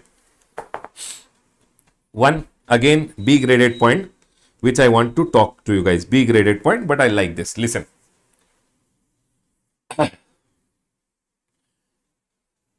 E-credit ledger का cross utilization is possible. IGST can be used for IGST, CGST or SGST. Cross utilization of e-credit ledger is possible. Cash ledger का cross utilization is not possible. Cash ledger, if you have to pay CGST, you should deposit it in CGST का tax only. If you have to pay CGST interest, you should deposit in CGST interest only. Remember. But if by chance you have deposited in some other head, earlier what used to happen by mistake, instead of CGST, if you deposit the cash in the instead of CGST, you deposit in cess, then first you have to take a refund and then you have to again deposit in CGST and then make the payment of your liability. But now, government have gone ahead and told, if you have some cash lying in another head or you have deposited in the wrong head, you can transfer it to the correct head and then use it to make the payment. So for an example, I have output tax liability of CGST. I deposited the tax in cess by mistake. Then I can go ahead and transfer from cess to CGST and then make the payment of my output tax liability. But remember, mind it, cross utilization of cash ledger is not possible. Whichever head the money is lying, you can transfer it to the correct head and then you can use it to make the payment of the liability. So for an example, you have money lying in the HGST account, but you have to make payment of CGST, or you have IGST money which is remaining in your cash ledger and you want to pay CGST, not possible. First you have to transfer it to CGST and then you have to make the payment of the liability which is there. Done, sir. This point is clear. And for transferring from one head to another head, in one major head to another major head or major head to minor head, wherever you want, you can transfer it, but you have to use one form called PMT09. So it says registered person may transfer tax, interest, penalty, fees or any other amount, TIPLO, from e-cash ledger to the e-cash ledger of other heads which are there by using form GST PMT09, and you can also transfer to your distinct person. So for an example, in my e-cash ledger some money is there and my distinct person wants the money, I can go ahead and transfer the money to my e-cash to my distinct person also. For that also I can use GST PMT09. But in your distinct person you can transfer only to CGST or IGST head. So from my e-cash ledger I can transfer to the CGST or IGST head of my distinct person also. Done, sir. Next, and always remember one thing, to a distinct person you can transfer, first help yourself, then transfer. It means if you have any liability, then you will not be allowed to transfer unless you pay your liability first. Done, sir. This point is clear. So, sir, if one head say another head may I am going and transferring, then government will assume that this head say government has given you a refund and this head may you have made a fresh deposit. That is the assumption government will do, that such transfer from e-cash ledger. So, if one e-cash ledger say I have transferred to another e-cash ledger, it will be deemed that the transfer, when it is done from this ledger, it will be deemed refund is given. Such transfer is done to this ledger, then it will be deemed that you have gone ahead and made a fresh deposit over here. Done, sir. Any amount balance lying in the e-cash ledger will always be subject to refund. If you want, you can go ahead and claim a refund. Done, sir. This point is clear. Other than that, already this circular you guys already know, not very important, but still okay. E-cash ledger, if you have any RCM liability, interest, penalty, late fee or any other amount, you should always use your cash ledger. Credit ledger cannot be used. Done, sir. This point is clear.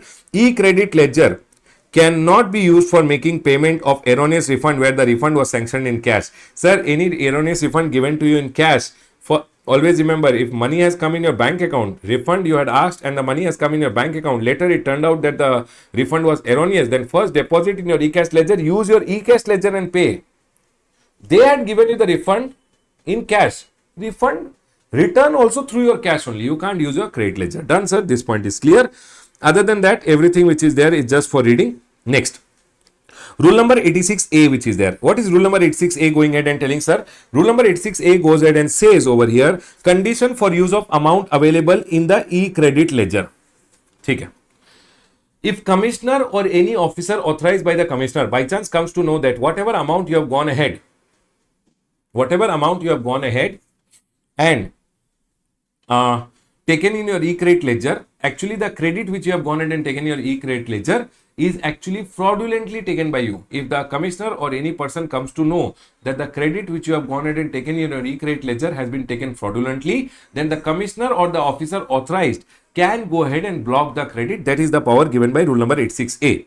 So, sir, tell me one thing, rule number 86A ka power which has been given, that they can go ahead and block my credit, which I cannot go ahead and use it. The credit will be blocked. Either I can't go ahead and use it to pay my liability also, or I can't claim a refund also. You can't go ahead and claim a refund also. Sir, what are the reason why they can go ahead and block? Again, I will say it's a B graded question. They can go ahead and ask. Sir, you are telling A graded chapter. I will tell you interest portion which is there is A graded from this chapter. Okay? All other points which I am telling B graded might come, might not come. Okay? Sir, what are the reasons for blocking the credit? When can GST officer, so if in my credit ledger, there's some amount which is there and the officer has a doubt that I've gone ahead and taken it fraudulently, why will he have a doubt? Or what are the reason he will go ahead and block? It is telling if I've gone ahead and taken an ITC on the basis of which? On the basis of document which is issued by non-existent registered person not existing or not conducting business from declared place of business. GST officer told Ramesh, you have gone ahead and taken the credit on the basis of invoice which you issued by supposingly Shyam and Co. Sir, Shyam and Co is not existing only, and you are telling Shyam and Co ka place of business you have Shyam and Co and has gone ahead and issued you the invoice and you have taken the credit. Shyam and Co is not there only or not doing business from their declared place of business. Your credit will be blocked. Secondly, ITC without receipt of goods. If you have gone ahead and taken the ITC, Baba, condition is you should have received the goods. If you have not received the goods, the credit will be blocked. ITC on the basis of document with respect to which tax has not been paid to the government. Sir, your supplier never paid the tax to the government at all, and you have taken the credit. So for the time being, they will go ahead and block the credit and tell your supplier to pay the tax. Only then we will unblock the credit. Next, registered person availing ITC has not been found existent or not conducting business from declared place of business. I am taking the credit. Officer is telling Ramesh Soni online is existing, but when we go to his place of business, he is not there only. He is not conducting business from declared place of business. They will block my credit so that immediately I go running. Sir, sorry, I changed my place of business. I forgot to amend the address of my place of business. Done. Next. Registered person availing the ITC is not in possession of tax invoice, debit note or such other document as told in rule number 36. If you are not in possession of the documents which are required to take the credit, your credit will be blocked. Please remember what are the reasons when credit can be blocked. Sir, go to the commissioner and say, sorry, please unblock my credit. If the commissioner feels that he should unblock, he will go ahead and unblock your credit. Otherwise, the maximum time limit they can go ahead and block your credit is 1 year. Within 1 year, the GST officer should go ahead, do the assessment and give a demand order to you and say this was the amount of credit which you have gone ahead and taken wrongly. Here is your demand order. ITC wrongly availed.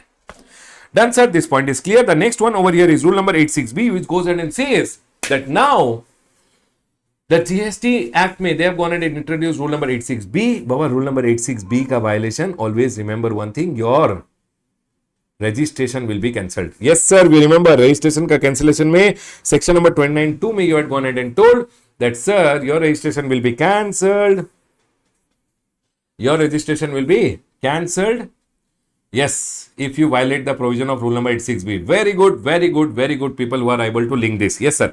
Now, rule number 86B goes ahead and says restriction on use of the amount in the e-credit ledger. Whatever is the amount in the e-credit ledger, it will be restricted. Basically, it is restricted wherein you can go ahead and use only 99% of the amount which is available in your e-credit ledger. 1% always to be paid in cash. They are going in and telling if your registered person plus your value of taxable supply, excluding exempt supply and zero rated supply, excluding the exempt supply and zero rated supply in a month is more than 50 lakh rupees.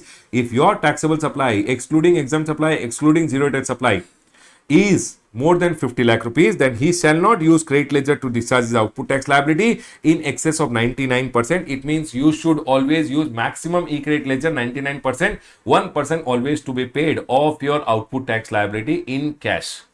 So, sir, for whom is this condition applicable? Number 1, registered person. Number 2, taxable supply, excluding exempt supply is more than 50 lakh rupees. Then he should go ahead and pay at least 1% in cash.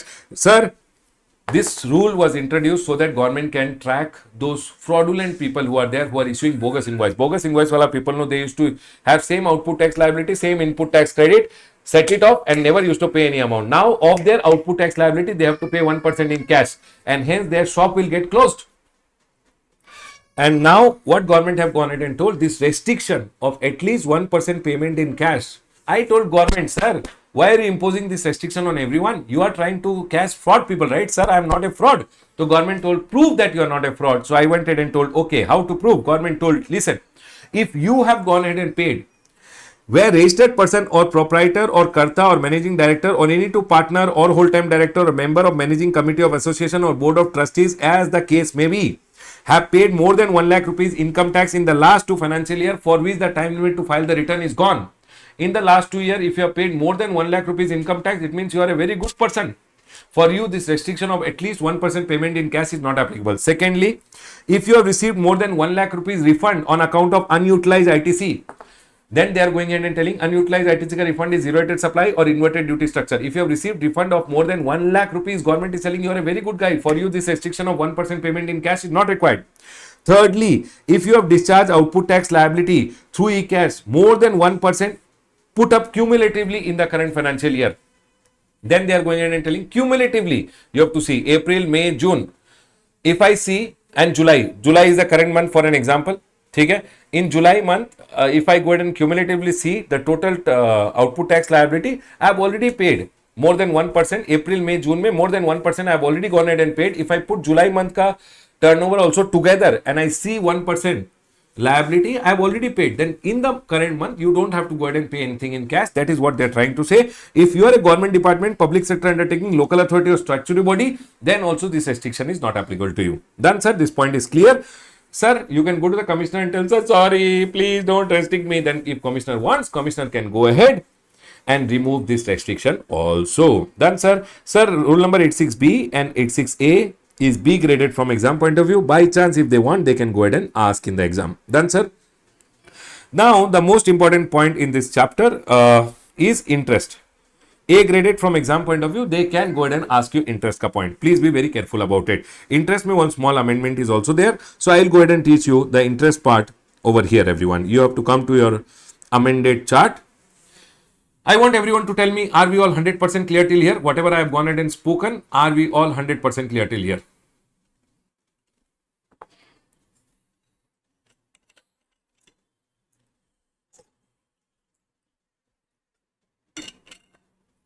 Clear?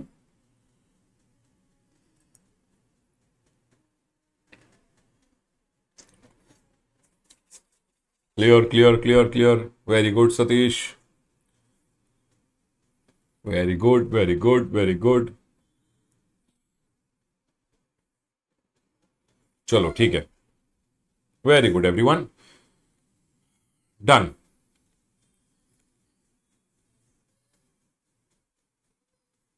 ठीक है. Chalo, we'll continue now with the interest portion which is there. In the exam, you should see a small question on interest. Please be very careful about it. Everyone listen to me very carefully. It says interest, always remember you have to read section number 50, read with rule number 88B. It says section number 50, interest on delayed payment of tax.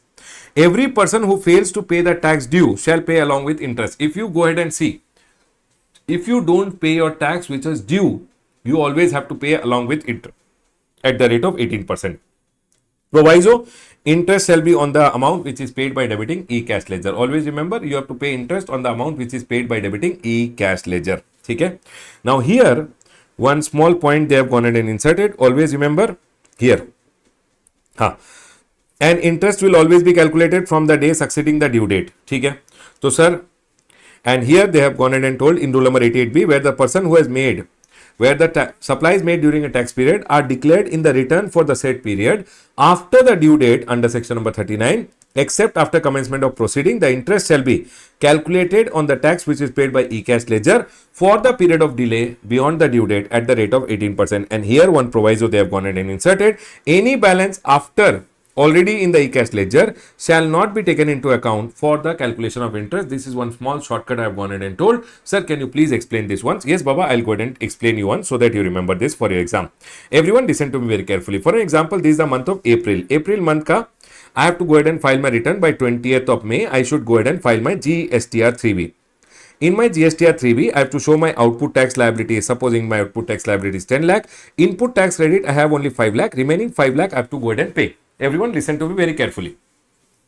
When I have to go ahead and pay remaining 5 lakh rupees, I did not have 5 lakh rupees. So what I did, I did not go ahead and file my return over here. Instead of filing on 20th May, I went ahead and filed my return on 30th May. If I go ahead and delay my return by 10 days, over here what they have gone ahead and told, for the 10 days, whatever you have gone ahead and paid by your cash ledger, how much you have paid by cash ledger? 5 lakh rupees. So you have to pay 5 lakh rupees, pay 18% interest for how many days, sir? 30. Include the last day, exclude the first day. So minus 20, 10 days ke liye, you have to go ahead and pay the interest which is there. That's all they have gone ahead and told. Sir, what is the amended part which is there? I'll go ahead and tell you the amended part also. Listen to me very carefully. For an example, in the same example over here, you know what happened? On 20th May, actually you had to pay 5 lakh rupees. But in your bank account, only 3 lakh rupees was there. There was no 5 lakh rupees. And if you don't have full amount, you can't go ahead and file your return unless you pay the full tax which is there. So sir, what happened over here? My output tax liability was 10 lakh. My input tax credit was only 5 lakh. My cash may, I have to go ahead and make the payment of 5 lakh. Unless I pay this 5 lakh rupees, I can't go ahead and file my return. So what I did, I went online, used a challan and deposited in my e-cash ledger 3 lakh rupees because I had only 3 lakh rupees. But I could not file my GSTR 3B because I did not pay the remaining 2 lakh which is there. Now, when I am going ahead and filing my return on 30th May, I will say government, sir, in my e-cash ledger, already 3 lakh rupees was there and I'll pay only remaining 2 lakh rupees over here. So when I am paying only 2 lakhs, sir, 3 lakh to I had already deposited. So now what government is going ahead and telling? Earlier you had to pay interest on full 5 lakh rupees. But now, because on the due date, in your e-cash ledger, you already deposited 3 lakh. You had already deposited 3 lakh in your e-cash ledger, means it's already there with the government. So on this 3 lakh, you don't have to pay interest. You only have to pay the interest on the balance which you are going to pay, because 3 lakh was already lying over here. Only on the remaining 2 lakh at 18% for 10 days, you have to go ahead and pay interest. Is my point 100% clear to all? Whatever the net balance you are paying through your e-cash ledger, only on that interest will come.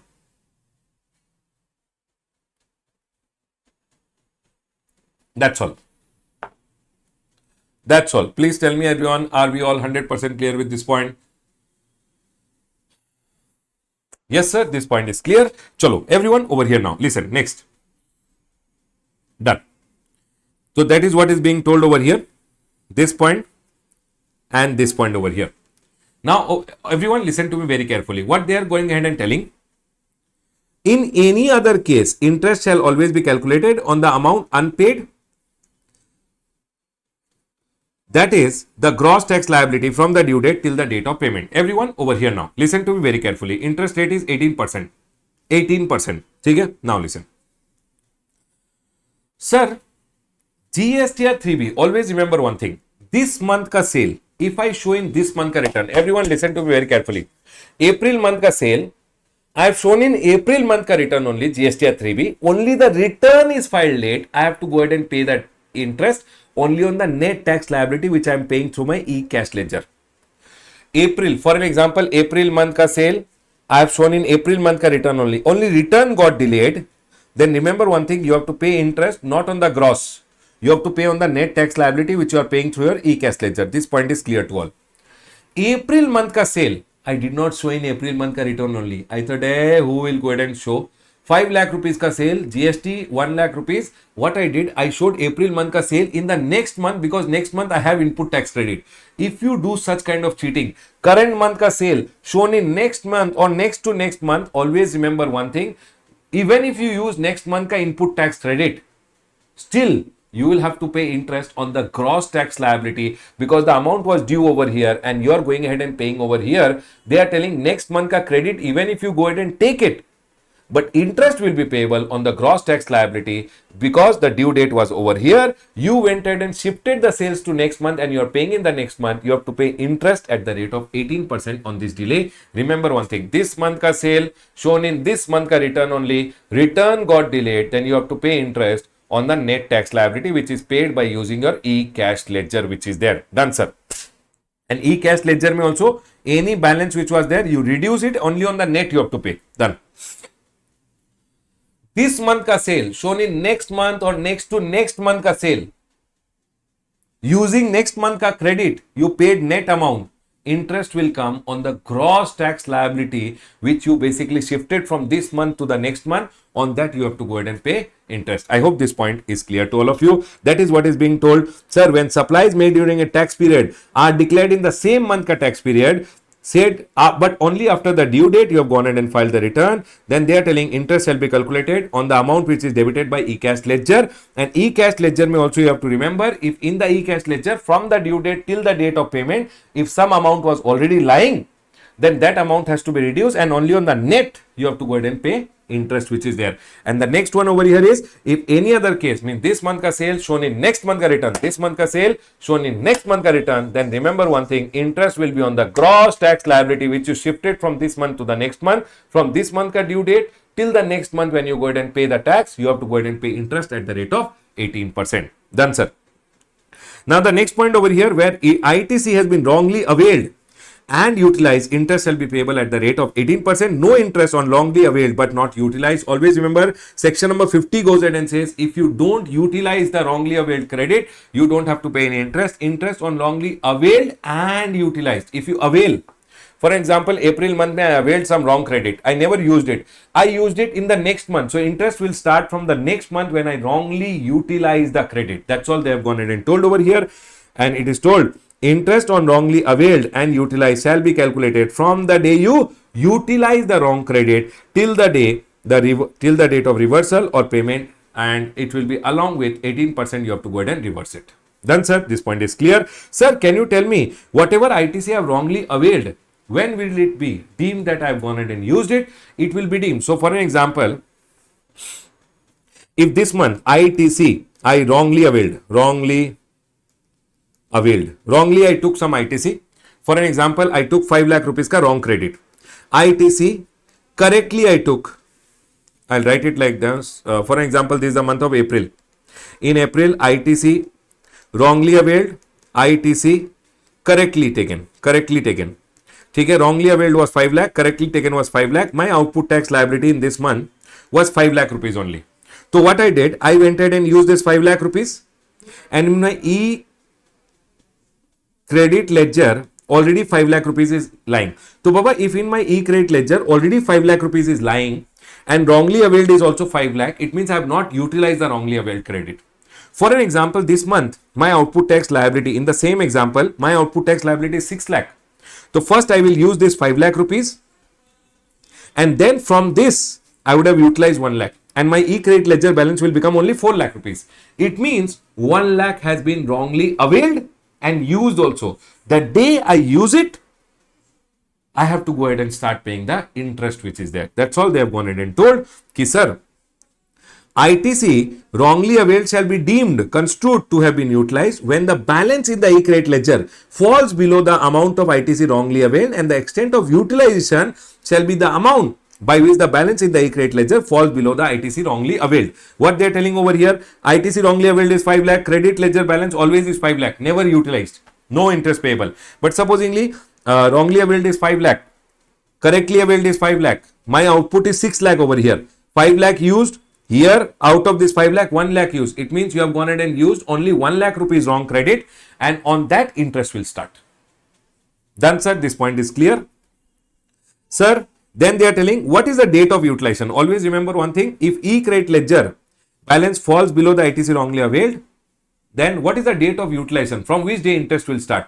If you are going ahead and filing your return, it's always, remember, on payment through return, if you have gone ahead and filed your return and you have used the wrongly availed credit, it is always earlier of the due date of the return or the actual filing of the return, whichever is earlier. So for an example, I filed my return on 16th and the due date, for example, April month ka return, the due date is 20th May, and actually I filed the return on 16th May only. Interest will start from 16th May. Done, sir. This point is clear. Yes, sir. This point is clear. ITC wrongly availed and utilized. Baba, interest cannot exceed 24%. Tulasi Ram. But currently the interest rate is 18%. It cannot exceed 24% means what? It has to be notified, and government have notified 18. So it is 18% which is there. Okay. Chalo, next. So supposing the due date is 20th and you actually filed the return on 24th May, then interest will start from earlier. Earlier means 20th of May say only you have to go ahead and start paying the interest which is there. Interest, remember one thing, wrongly availed credit, the day you use it, from that day you have to start paying the interest, and interest will start from the due date of return or the actual date of return, whichever is earlier. Due date of return or the actual date of filing of the return, you have to start paying the interest which is there. Sir, in any other case means, for an example, I had a demand order. Okay? You know what I did? This month I have taken wrongly credit 5 lakh rupees. ITC wrongly availed is 5 lakh. In my credit ledger, 5 lakh is lying over here. And you know what? I got a demand order, love letter, demand order. of 5 lakh rupees. I use this credit of 5 lakh rupees. The day I used it, debited in my e-credit ledger to pay my demand order. Sir, can I pay my demand order by using my credit ledger? Yes, Baba, you can pay. The day it is debited in the e-credit ledger, that day say interest will start. Done, sir. This point is clear. Now, over here, one small clarification is there. Supposingly, it says clarification on charging of interest in case of wrongly availment of IGST. What are they telling over here? In case of wrong availment of IGST by a registered person and reversal thereof for the calculation of interest, whether the balance in the ITC in the e-credit ledger under the head IGST needs to be considered, or total ITC in the e-credit ledger under CGST, SGST needs to be considered. So, for an example, I went ahead and took wrongly credit of IGST 5 lakh. Okay?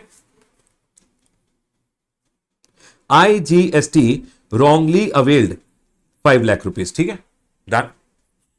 In my e-credit ledger, and I used it also, but my output tax liability was there, IGST 5 lakh rupees. Okay? But in my e-credit ledger, no, already CGST 3 lakh, SGST 2 lakh is already lying. You know what happens when you have IGST ka credit? What will you do? So, for an example, over here I'll go ahead and say, in my e-credit ledger, when I wrongly availed it, it came in my e-credit ledger. I had IGST credit of 5 lakh rupees. Okay? Done. Next month, I have an output tax liability of 5 lakh. This is last month. This current next month, I have an output tax liability of 5 lakh. What will I do? First, always you should use your IGST to pay IGST. I used it. And I paid 0 to the government. But this IGST ka credit which I used was actually taken in the last month as wrong credit. It was wrong credit which I went ahead and took. Now, when I am going ahead and paying it back to the government, do I have to pay any interest is the question. I will go ahead and say, sir, why should I go ahead and pay interest? Because I already have CGST, SGST, and if any IGST balance is lying, put together, I already have 5 lakh rupees. So it will be assumed that this 5 lakh, which you had wrongly taken, because you had already CGST, SGST, and IGST ka balance 5 lakh rupees lying with you, it was never used. That's all they have gone ahead and told over here. In case IGST credit has been wrongly availed and subsequently reversed, there will not be any interest liability during the time period from availment till the date of reversal if the balance in ITC in the e-credit ledger under IGST, CGST and SGST taken together never fell below the amount of such wrongly availed credit. Sir, always in my e-credit ledger, 5 lakh rupees was lying. CGST, SGST, IGST put together. So even if I had taken wrongly credit and I have used it also, but always in my e-credit ledger because 5 lakh was lying, I don't have to go ahead and pay any interest. When I reverse this, no interest will be payable. I hope this point is clear to all of you. Yes, sir, this point is clear. This is one small circular over here. In this chapter, there is only one amendment which I have already gone ahead and told you relating to this interest portion which we have gone ahead and discussed. The next is TDS over here. But I want everyone to tell me first of all, are we all 100% clear with this point? Yes, sir, clear. I'll tell you what are the most important point of this chapter. One, exam mein first question, you will see that you have to use this manner of utilization to go ahead and solve the big question which is there. So please be very careful. Secondly, this point I have told you, TDS, TCS, RCM liability, TTRC, IPLO, TTRC, IPLO, always to be paid in cash. Manner of utilization, I have already told you. I have already told you, sir, remember e-cash ledger, everyone, e-cash ledger, cross utilization is not possible. Correct to put in the correct head and then you can use it. Putting in the correct head, you always have to go ahead and use GST PMT 09. Done, sir. This point is clear. I like this point. One circular is there over here. This small circular you can go ahead and read. Sir, what is the what are the ways I can go ahead and make the payment? One marker might be one small MCQ they can go ahead and ask. Please mark it. The next, rule number 86B and 86A is B graded. They can go ahead and ask a small question. Besides this, I love interest wala calculation. I've already gone ahead and explained you the interest wala calculation. Please do this properly and go for your exam. Done, sir. Point is clear. Baba. Today I'm very tired talking. It's already so much time. We'll do one thing. We'll close our revision today till payment of taxes. In the next class, we'll go ahead and continue with the next chapter. Today, what will you do, sir? Today, all these 4 chapters, ITC, job work, input tax and payment. These 4 chapters which I have told you, please do the questions in this 4 chapters. Please do the questions which are there. ITC, I want you to do in detail. Please practice the question answers which are there. This one, you can just read. ISD, please practice. First question, only one question is there. Please practice. Payment of taxes, at least 2-3 questions you practice it, and remaining you can read it. This 4 chapters, I am telling you, this you will get 15 marks, this you will get 5 marks. You will see 20% of your question paper will come from this. So today I want everyone to practice question. In the next class, hardly TDS, TCS are very small. So tomorrow when we go ahead and start the class, we will be going ahead and starting with TDS and TCS which is there. Baba, all my efforts of going ahead and explaining you guys, talking so much, doing in detail ABC, telling you which is important, which is not important, telling you to do question answer. Trust me, Baba, coming here every day talking 4-5 hours is not an easy job. We are going ahead and putting lot of effort. We are all putting lot of effort. You guys are sitting. I want you to practice question answer. If you don't practice question answer, every effort will go in vain. Trust me, you will not be able to score good in the exam if you don't practice question answer. So today's target, you have to go ahead and do these 4 chapters. The questions which I have told you, please practice the question from your Q&A book which is there. Sir, I don't have your Q&A book. You can purchase it from rameshsoni.com. Sir, I don't want to purchase. No problem, Baba. ICI ka material you can go ahead and use and do it. Done, sir. This point is clear. Tomorrow, we'll go ahead and start with TDS, TCS. Small chapters. See small chapters which are there. Mostly tomorrow, we should be able to cover till here. This all chapters we should be able to cover. If time permits, I'll cover demand and recovery and appeals and revision also. We'll keep the target high. Our target should always be high so that at least you can go ahead and cover good amount of coverage which is there. Yes, everyone.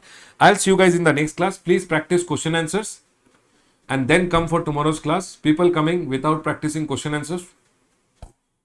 And where is knowledge ka bhook? Where is knowledge ka bhook? Bhuka. Where is that guy? You have to finish all your amendments. People who are not watching the amendments and directly coming for the revision, it might be difficult. So please practice. Please do the amendments, right, everyone? I'll see you guys in the next class when we go ahead and continue our discussion. Today at home, please complete till here, right, everyone? I'll see you guys in the next class. Have a great day, everyone. Bye, guys. I'll see you guys tomorrow morning at 7:30, everyone. Please practice and come. Let's go ahead and now move to the next chapter. The next chapter which we are going to revise now is the chapter of TDS. I believe this time TDS in exam, you must see one small question in the exam. Means either a direct question or you will see a question which will be linking to the chapter of TDS. Please be very careful. Chapter of TDS and TCS, both TDS and TCS, you will see one question in your exam, 4 to 6 marks. Okay, everyone, let's get it started. TDS under section number 51. TDS under section number 51. So, sir, when is TDS applicable? First of all, you have to always remember that TDS is applicable whenever one person is a registered person and is applying to government department. Sir, who are the people whom they go ahead and supply that the other recipient will go ahead and deduct TDS? Everyone listen to me very carefully. Who are these people who will go ahead and deduct TDS? This is very, very important from exam point of view. Listen to me very carefully. Who are TDS deductor? You should always remember. Number one, who are the person liable to deduct TDS? This point you should always remember. Sir, department or establishment of central government, state government. Any department of the central government or state government is liable to deduct TDS. Or local authority, any local authority which is there, any local authority, any panchayat, municipality which is there has to go ahead and deduct TDS. Governmental agency which is there has to go ahead and deduct TDS, or any category of person which is notified by the government on the recommendation of council. This notified category, notification number 50/2018 and 57/2018, both were being issued notifying the people who are liable to deduct TDS. And here they went ahead and told if there is any authority, any board or any other body, authority, board or any other body which is set up under an act of parliament. So any body, any authority which is set up under an act of parliament or under the act of the state legislature or established by the government. It's an establishment by the whom, everyone? Government. Then, and remember, in either of them, the equity and control is more than 51% with the government. More than equal to 51% is with the government. Then that authority, board or any other body will go ahead and deduct TDS. Then next one, Societies which are established by the central government, state government or local authority has to go ahead and deduct TDS under if the society which is government का society plus registered under the Societies Registration Act. ठीक है. If there is a public sector undertaking, they also have to go ahead and deduct TDS. Now for TDS, I will refer to the amended chart which is there. Okay, everyone, done sir? Amended chart, हाँ. Because there are small amendment point which I have gone ahead and added. ठीक है. तो sir, who are the people liable to deduct TDS? Department of Central Government, State Government, Local Authority, Governmental Agency, or any person or category of person notified by the government on recommendation of council. Sir, then we went ahead and learned who are the notified category, authority, board, or any other body which is set up under an act of parliament or set up under an act of state legislature or set up by the government, and in either of them the 51% share should be with the government. Greater than equal to 51% share should be with the government. Or if it's a society which is established under the Societies, registered under the Societies Act, and it's an establishment of the government, then it has to deduct TDS. Or if it's a public sector undertaking, they have to go ahead and deduct TDS. Now listen to me very carefully. Here one more people they have gone ahead and told, which is important from exam point of view, that sir, if there is a registered person who is receiving metal scrap from another registered person. So sir, I hope you guys remember, if there is an unregistered person who is supplying metal scrap to registered person, then in that scenario, this registered person had to pay the GST under RCM. This you guys already know. Yes sir, metal scrap. Now again, if there is an unregistered person supplying metal scrap to unregistered person, then baba nothing. Then there is nothing. No GST payable under forward or reverse. But if there is a registered person and he is supplying metal scrap to another registered person, remember this point, if there is metal scrap wala registered person supplying metal scrap to registered person, then this registered person has to pay GST under, not GST under RCM wala point is not applicable over here. In this scenario, this registered person has to deduct TDS. Remember one point, this person has to deduct TDS. Very important everyone. From exam point of view, you will see one small point in the exam regarding metal scrap. Please be careful. If unregistered person is supplying to registered person will go ahead and pay GST under RCM. If unregistered person is supplying to unregistered person, there is nothing, no forward, no reverse. But if there is a registered person who is going ahead and supplying metal scrap, he will charge the GST under forward charge, but the recipient has to go ahead and deduct. In this scenario, RCM is not applicable. Recipient has to go ahead and deduct TDS. This is very important from exam point of view. You will see one small question on this. Done sir, this point is clear. Remember one thing over here. So notified category mein one more category got added, D category, which says registered person supplying metal scrap to another registered person. Recipient registered person has to go ahead and deduct TDS. Done. Now here they have gone ahead and told, although Ministry of Defense, Indian Army, Ministry of Defense basically, they are not liable to deduct TDS. They are not liable to deduct TDS, although government department, but not liable to deduct TDS. Done sir, this point is clear. So sir, when is TDS liable to be deducted? Always remember one point, TDS ka point mein, whenever there is a supplier who is going ahead and supplying to government department, and basically this person is going ahead and supplying to these people, and the value of the supply is more than 2.5 lakh. Remember one point, the value of the supply should be more than 2.5 lakh excluding GST. Then, so for an example, in our example over here, 3 lakh plus GST, 3 lakh rupees plus CGST and SGST, the recipient who is there, the recipient, if they are these people, which we have gone ahead and understood, they first have to go ahead and take compulsory registration. It can be taken on the basis of TAN number or PAN number. It's a separate registration, not a normal registration. It's a separate registration to be taken as a TDS deductor, and TDS will be deducted only on the value. Remember, TDS is never deducted on the GST amount which is there. TDS is deducted on the main value. If in the invoice CGST and SGST is charged on 3 lakh rupees, 1% CGST and 1% SGST will be deducted. If on the invoice IGST is charged, then baba 2% IGST will be deducted by the deductor. So for an example over here, 3 lakh rupees pay 2%, which is 6,000 rupees. And hence the balance 2,96,000 will be deducted as TDS, balance 2,94,000 plus 54,000, 3,48,000 will be remitted to this guy. Now once this amount is being remitted to the supplier over here, the supplier will go ahead and say, sir, what about my 6,000 rupees? The government will go ahead and say that, sir, your 6,000 rupees is the TDS amount which we have gone ahead, and TDS is always to be deposited using your cash ledger to the government. So TDS deductor will deposit the TDS with the government and file a return which is GSTR 7. Once they file the GSTR 7, the amount of TDS which is there will be given to the supplier in their e-cash ledger. Basically, it will go to the supplier. Supplier has to accept and he will get the credit in his e-cash ledger. Done, sir. This point is clear. Other than that, the most important point you always have to remember, this 2.5 lakh is per sale value which is there. But supposingly one person has got a tender from the government department and he is supplying under a tender. Might be government have gone ahead and given an annual contract saying, sir,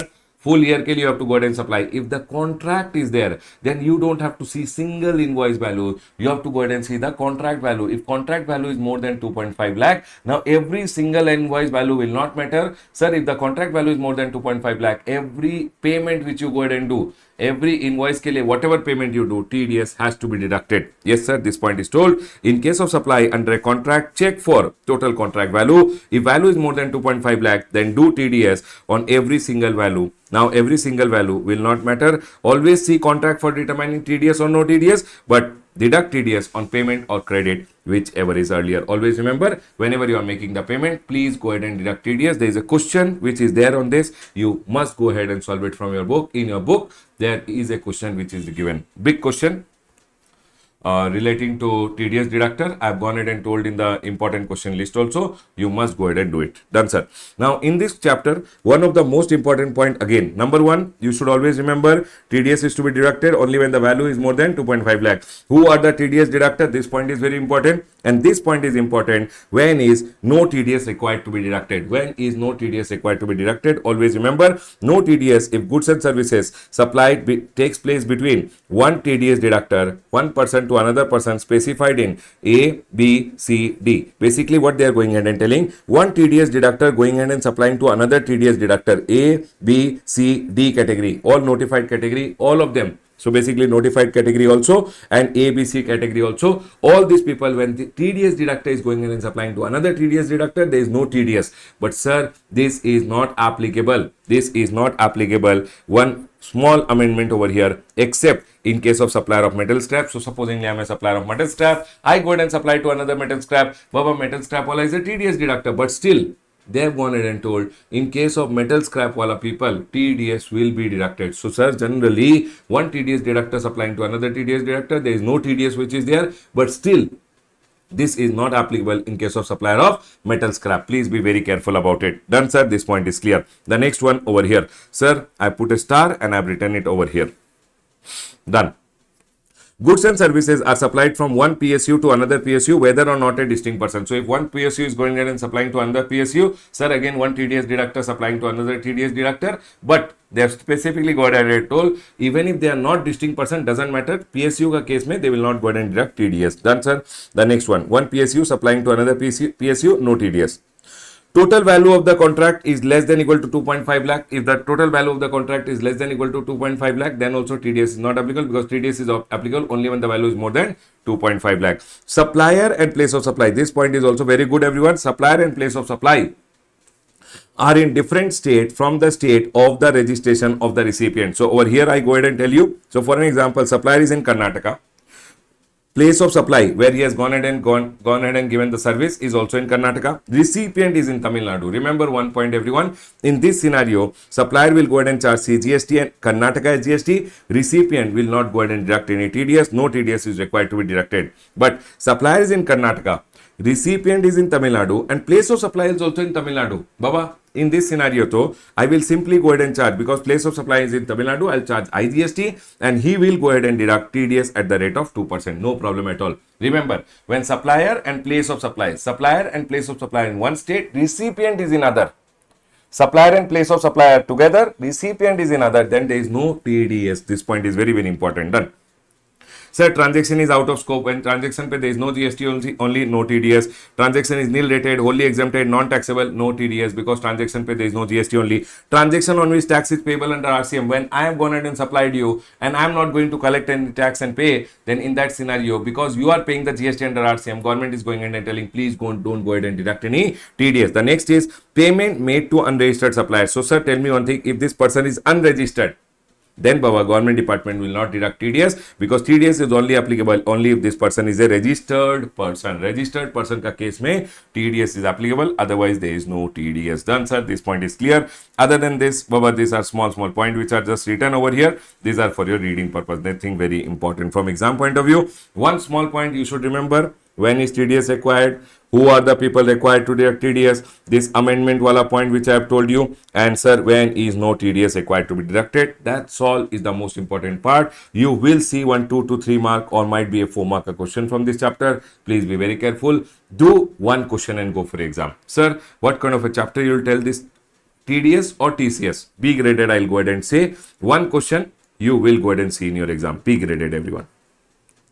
Done, sir. Closing my revision on the chapter of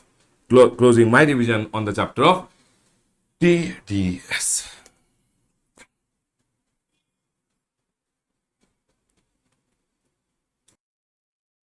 So, are we all 100% clear, everyone? Can we go ahead? Yes, sir. Let's go ahead. Everyone over here now. Listen. Now we'll go ahead and move to the next chapter. The next chapter is TDS ke baad the TCS wala chapter. Baba, the name is TDS written over here. It is TCS ka chapter, section number 52. Everyone, please come to TCS ka chapter, which is section number 52. Okay, what happened over here? Just give me a second.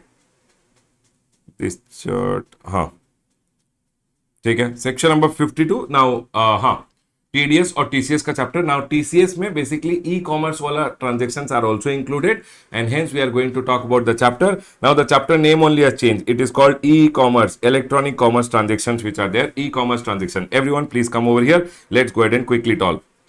It says, what is an e-commerce? E-commerce means going ahead and supplying of goods, services or both, including digital product over the digital or electronic network. Basically, when you are going ahead and supplying online, they are going ahead and telling it's an e-commerce. Who is an e-commerce operator? Basically, who is having his own or operates and manages one digital or electronic facility or a platform for electronic commerce. That person is called an e-commerce operator. Who operates, manages an e-commerce facility for doing the e-commerce is called a e-commerce operator. Sir, there are various models which are given for e-commerce. Okay, fine. Now here you have to remember, in case of ECO, there are two categories of ECO. One is a ECO which comes under section number 9.5. One is an ECO which is required to deduct TDS. If section number 9.5 is applicable, then remember one thing, TCS provision. Whenever I say TDS now, please remember we are talking about TCS. TCS provisions are not applicable. Sir, but so if section number 9.5 is applicable, then TCS provisions are not applicable. If TCS provisions are there, anyways TCS provisions are there. Sir, only section number 9.5 for few transactions it is there. Few notified supplies, section number 9.5 is applicable. Let's go ahead and quickly talk about it. Whenever section number 9.5 is applicable on transaction, remember TCS provisions are not applicable. If section number 9.5 is not applicable, then TCS provisions are applicable. Everyone over here now, listen. Section number 9.5 goes ahead and says, see, section number 9.1 normal levy, 9.2 HP man, 9.3 reverse charge mechanism में recipient will pay. Section number 9.4 also reverse charge mechanism. Section number 9.5 says sometimes suppliers are taking GST or recipients are taking GST. Both is difficult, and hence government goes ahead and catches the neck of the person in between who is the e-commerce operator, and government goes ahead and says, hey, e-commerce operator, you pay me the GST. In some services, government went ahead and so taking GST from the supplier is also difficult, recipient is also difficult, and hence government went ahead and caught the neck of the between wala person who is the e-commerce operator, and government told, hey, e-commerce, you pay me the GST on the notified services which are there. And that is what is told. Notified category of services, the intrastate supply of which the tax will be payable by whom? The center wala e-commerce operator, and he will be assumed as if he is the supplier, and all the provision will be applicable on the e-commerce operator as if he is the supplier. Basically, he will go ahead and raise the invoice, he will go ahead and collect the GST, he will go ahead and pay the GST to the government. All the provision will be applicable on him. Done, sir. This point is clear. Now here, what are the category of services which are notified? Important again from exam point of view, please be careful about it. What are the services which are notified under section number 9.5? What are the services which are notified? Notified category of services may we go ahead and call it THAR. T square HAR. Yes, sir. Number one is transportation of passenger. Remember, transportation of passenger by a radio taxi or a motor cab or a maxi cab. Sir, motor cab means up to 6 wala passenger, maxi means big, so up to 12 wala passengers which is there. cab, those are called maxi cab, maximum capacity, big. ठीक है everyone. तो radio taxi, motor cab, maxi cab, motorcycle or any other mode of motor vehicle, if anyone is giving transportation of passenger through e-commerce, the e-commerce operator will become liable. So for an example over here, Ola is there. Ola ke through one person went online and booked a cab. In this scenario, always remember, always e-commerce operator will collect the GST and he will only pay the GST under section number 95. Done, sir. This point is clear. The next over here is transportation of passenger by omnibus over here. Omnibus means, sir, normally bus, like big buses which are there, they are going and telling, except where the person supplying through e-commerce operator is a company. Now always you can remember one thing. So for an example, redbus.com is there, one supplier is there, and one person wants to book a ticket, he will go to Redbus will direct over here, he will go ahead and provide the service. In this scenario, they are going ahead and telling, if the supplier is a company, supplier will be liable. But if supplier is not a company, then Baba, in that scenario, remember, e-commerce operator will be liable. E-commerce operator will be liable means e-commerce will collect the GST and e-commerce will pay the GST under section number 95. Remember one thing, if in this scenario, the bus operating company which is there, the bus operator is a company, then bus operator only will collect the GST from you and bus operator only will pay the GST to the government. But if bus operator is not a company, it is not a company, might be a partnership firm, might be an individual, then always remember, e-commerce operator only will become liable. That's all they have gone ahead and told. H for housekeeping services such as plumbing, carpenting, etc. Always remember, again, Urban Clap is there. One person went online, booked Urban Clap, may one plumber came and gave the service. Here you have to go ahead and see the status of the supplier. If the supplier is liable to register under section number 22(1), then supplier, because his turnover is more than registration limit, here supplier only will be liable. Supplier will be liable to pay the GST. Then sir, if supplier is not liable to register, then always remember, e-commerce operator will go ahead and pay. So for an example, this person ka turnover is less than registration limit or up to registration limit. In that scenario, e-commerce operator will collect the GST and e-commerce operator has to pay the GST under section number 95. Done, sir. T, transportation. H for housekeeping. A for accommodation services. Again, accommodation services can be given in hotel, in guest house, camp, campsite, club, meant for residential or lodging purpose. Remember, in case of housekeeping or accommodation, both services, the same philosophy will apply for accommodation services also. So for an example, I have one room which is there, I went ahead and gave it to Oyo may people went, they came over here, they stayed, and Baba, in this scenario, remember, if I am a supplier who is already liable to register under section number 21, I have to pay the GST. Otherwise, e-commerce operator has to go ahead and pay the GST. Done, sir. This point is clear. Now, here is the next one, restaurant services. Always remember, in case of restaurant services also, like Swiggy, Zomato, etc., whenever any person will go ahead and give the whenever any person will place the order will come over here, they will go ahead and supply. In this scenario, always ECO always will be liable, whether the restaurant is registered or unregistered, doesn't matter. Always the e-commerce operator only has to collect the GST and pay the GST under section number 95. Done, sir. This point is clear. That's all they have gone ahead and told. Restaurant services, except when the restaurant or eating joint is located in a specified premises. Then what do you mean by specific? So they are going in and telling, generally in case of restaurant services provided through e-commerce, who will be liable? Always the e-commerce operator will be liable. But then they have gone ahead and told, except when the restaurant services are provided through by a restaurant which is located in specified premise. Now sir, what is a specified premise? So for an example, one supposingly, who is this, sir? This is Prerna over here. Again, Prerna went to online. Prerna told Mama, I want to eat food. Mama told, okay, I'll order the food from Taj. Okay? Taj group of hotels which are there, they have rooms which are there, and the room rent is more than, everyone remember one thing, if any of the room ka rent is more than 7,500, if any of the room ka rent is more than 7,500, then Taj ka premises which is there, it will become specified premise. Now sir, what happened over here? Order was placed from a restaurant which is located inside a specified premise, and from here the food was sent. Then remember one thing, because it's a specified premise means a premise in which any accommodation ka rent is more than 7,500, then remember in this scenario who will go ahead and pay the GST? The restaurant only will pay the GST. E-commerce operator will not be liable. Done, sir. Specified premise means premises providing hotel accommodation having declared tariff more than 7,500 per day per unit. Done, sir. Sir, tell me one thing. In all of these cases which you have gone in and told, if the e-commerce is there in India, e-commerce will go ahead and pay GST. If e-commerce is not there in India, e-commerce is there, e-commerce will pay. E-commerce is not there, representative will pay. Representative not there, they have to representative has to be appointed in India, has to take registration, because under section number 9(5), if you are required to pay GST or to take compulsory registration and pay, so representative will have to go ahead and take registration and will have to go ahead and pay the GST. Yes, sir, this point is clear. Now, here one small circular is there relating to services relating to restaurant which are provided through e-commerce operator. But this circular which is there, it is just for your reading purpose. You can quickly go through this circular. Okay? Might be they go ahead and ask a small point. Plus, please remember from exam point of view, sir, this circular is just for your reading purpose. Once you can go ahead and read and go for exam. Okay? But other than that, remember what are the services on which e-commerce operator is liable? There are 4 services which are there. THAR: transportation, housekeeping, accommodation and restaurant. Transportation, housekeeping, accommodation and restaurant. The answer, this point is clear. My question to all of you, everyone. Supposingly, here there is a beautician who is there, not a plumber. Beautician.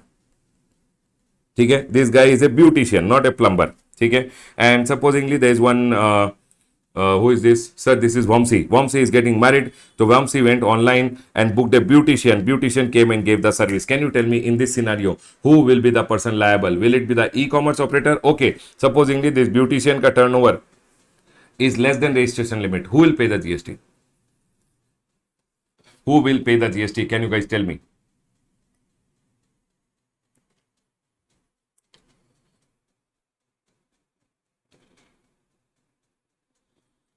Remember one thing, everyone. Remember one thing, everyone.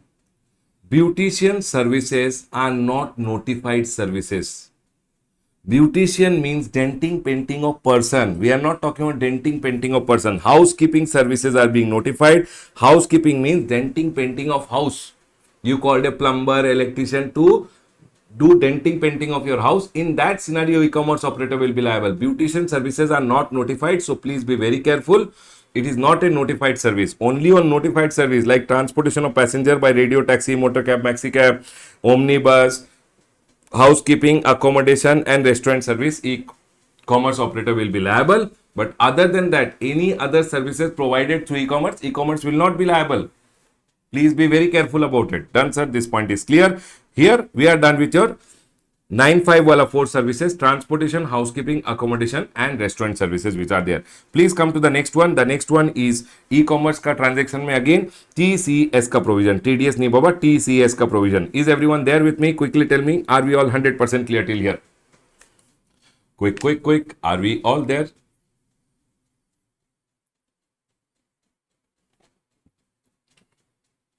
Yes, sir. All clear. Everyone over here now. Now listen to me very carefully. What is TCS ka provision? They have gone ahead and seen that people who are suppliers nowadays are sitting at home and going ahead and doing business, and government is not able to catch them. So government went ahead and told, hey, e-commerce operator, through you people are going ahead and doing business. So I want you to inform me who are the people who are there. I want you to inform me who are the people who are there who are going ahead and supplying through you. So e-commerce told, how will I go ahead and inform you, sir? Government told, just deduct 0.25% CGST. Baba, for this we will go ahead and use the amended chart which is there. In the amended chart, I've gone ahead and told the TCS ka rates have changed. Yes, sir. Now it is 0.25% and 0.25%. Earlier it was 0.5 and 0.5. Now it is 0.25 and 0.25. So please be very careful about it. Okay, sir. Done.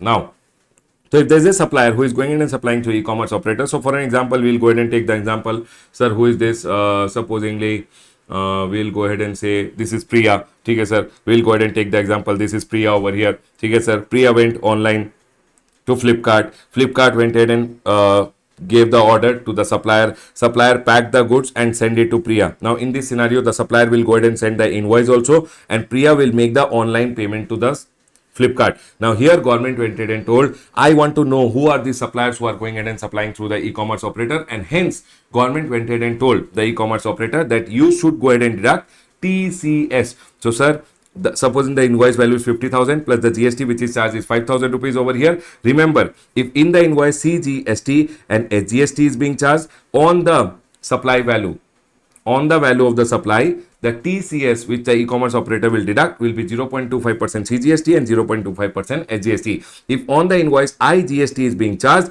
then the TCS which will be deducted will be 0.5% IGST ka TCS which will be deducted. Done, sir?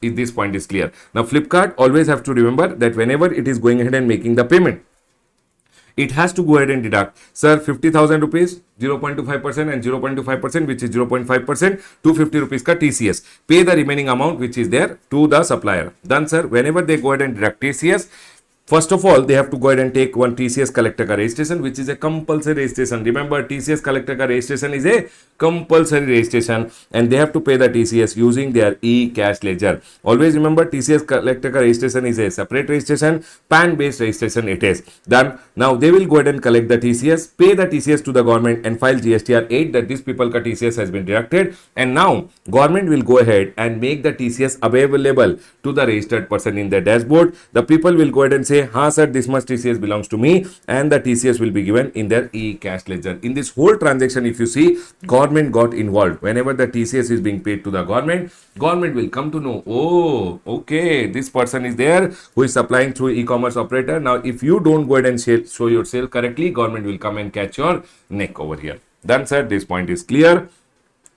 Other than that, so this concept I've gone ahead and told you over here. Other than that, everything is just for reading purpose. One point you should remember, that TCS always is to be deducted by the TCS collector. TCS will always be deducted on the aggregate value of sale which is there, on the total sales which is there, aggregate value of taxable supply minus whatever is returned. So for an example, one supplier sold 10 lakh rupees ka goods through Flipkart in this month, 5 lakh rupees ka goods came back. So sir, TCS will be only on the remaining 5 lakh rupees which is there. Remember, always exclude notified supplies under section number 9.5, because if 9.5 may e-commerce operator is paying the GST, e-commerce operator will not deduct TCS. But sir, if supposingly 9.5 may e-commerce operator is not going ahead, if 9.5 may e-commerce operator is not going ahead and paying the tax, then sir, then the e-commerce operator will deduct TCS. Done, sir. This point is clear.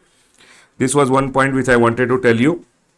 Also remember one thing, e-commerce operators file GSTR 8. In their GSTR 8, they will go ahead and say what was the sale done by you through them.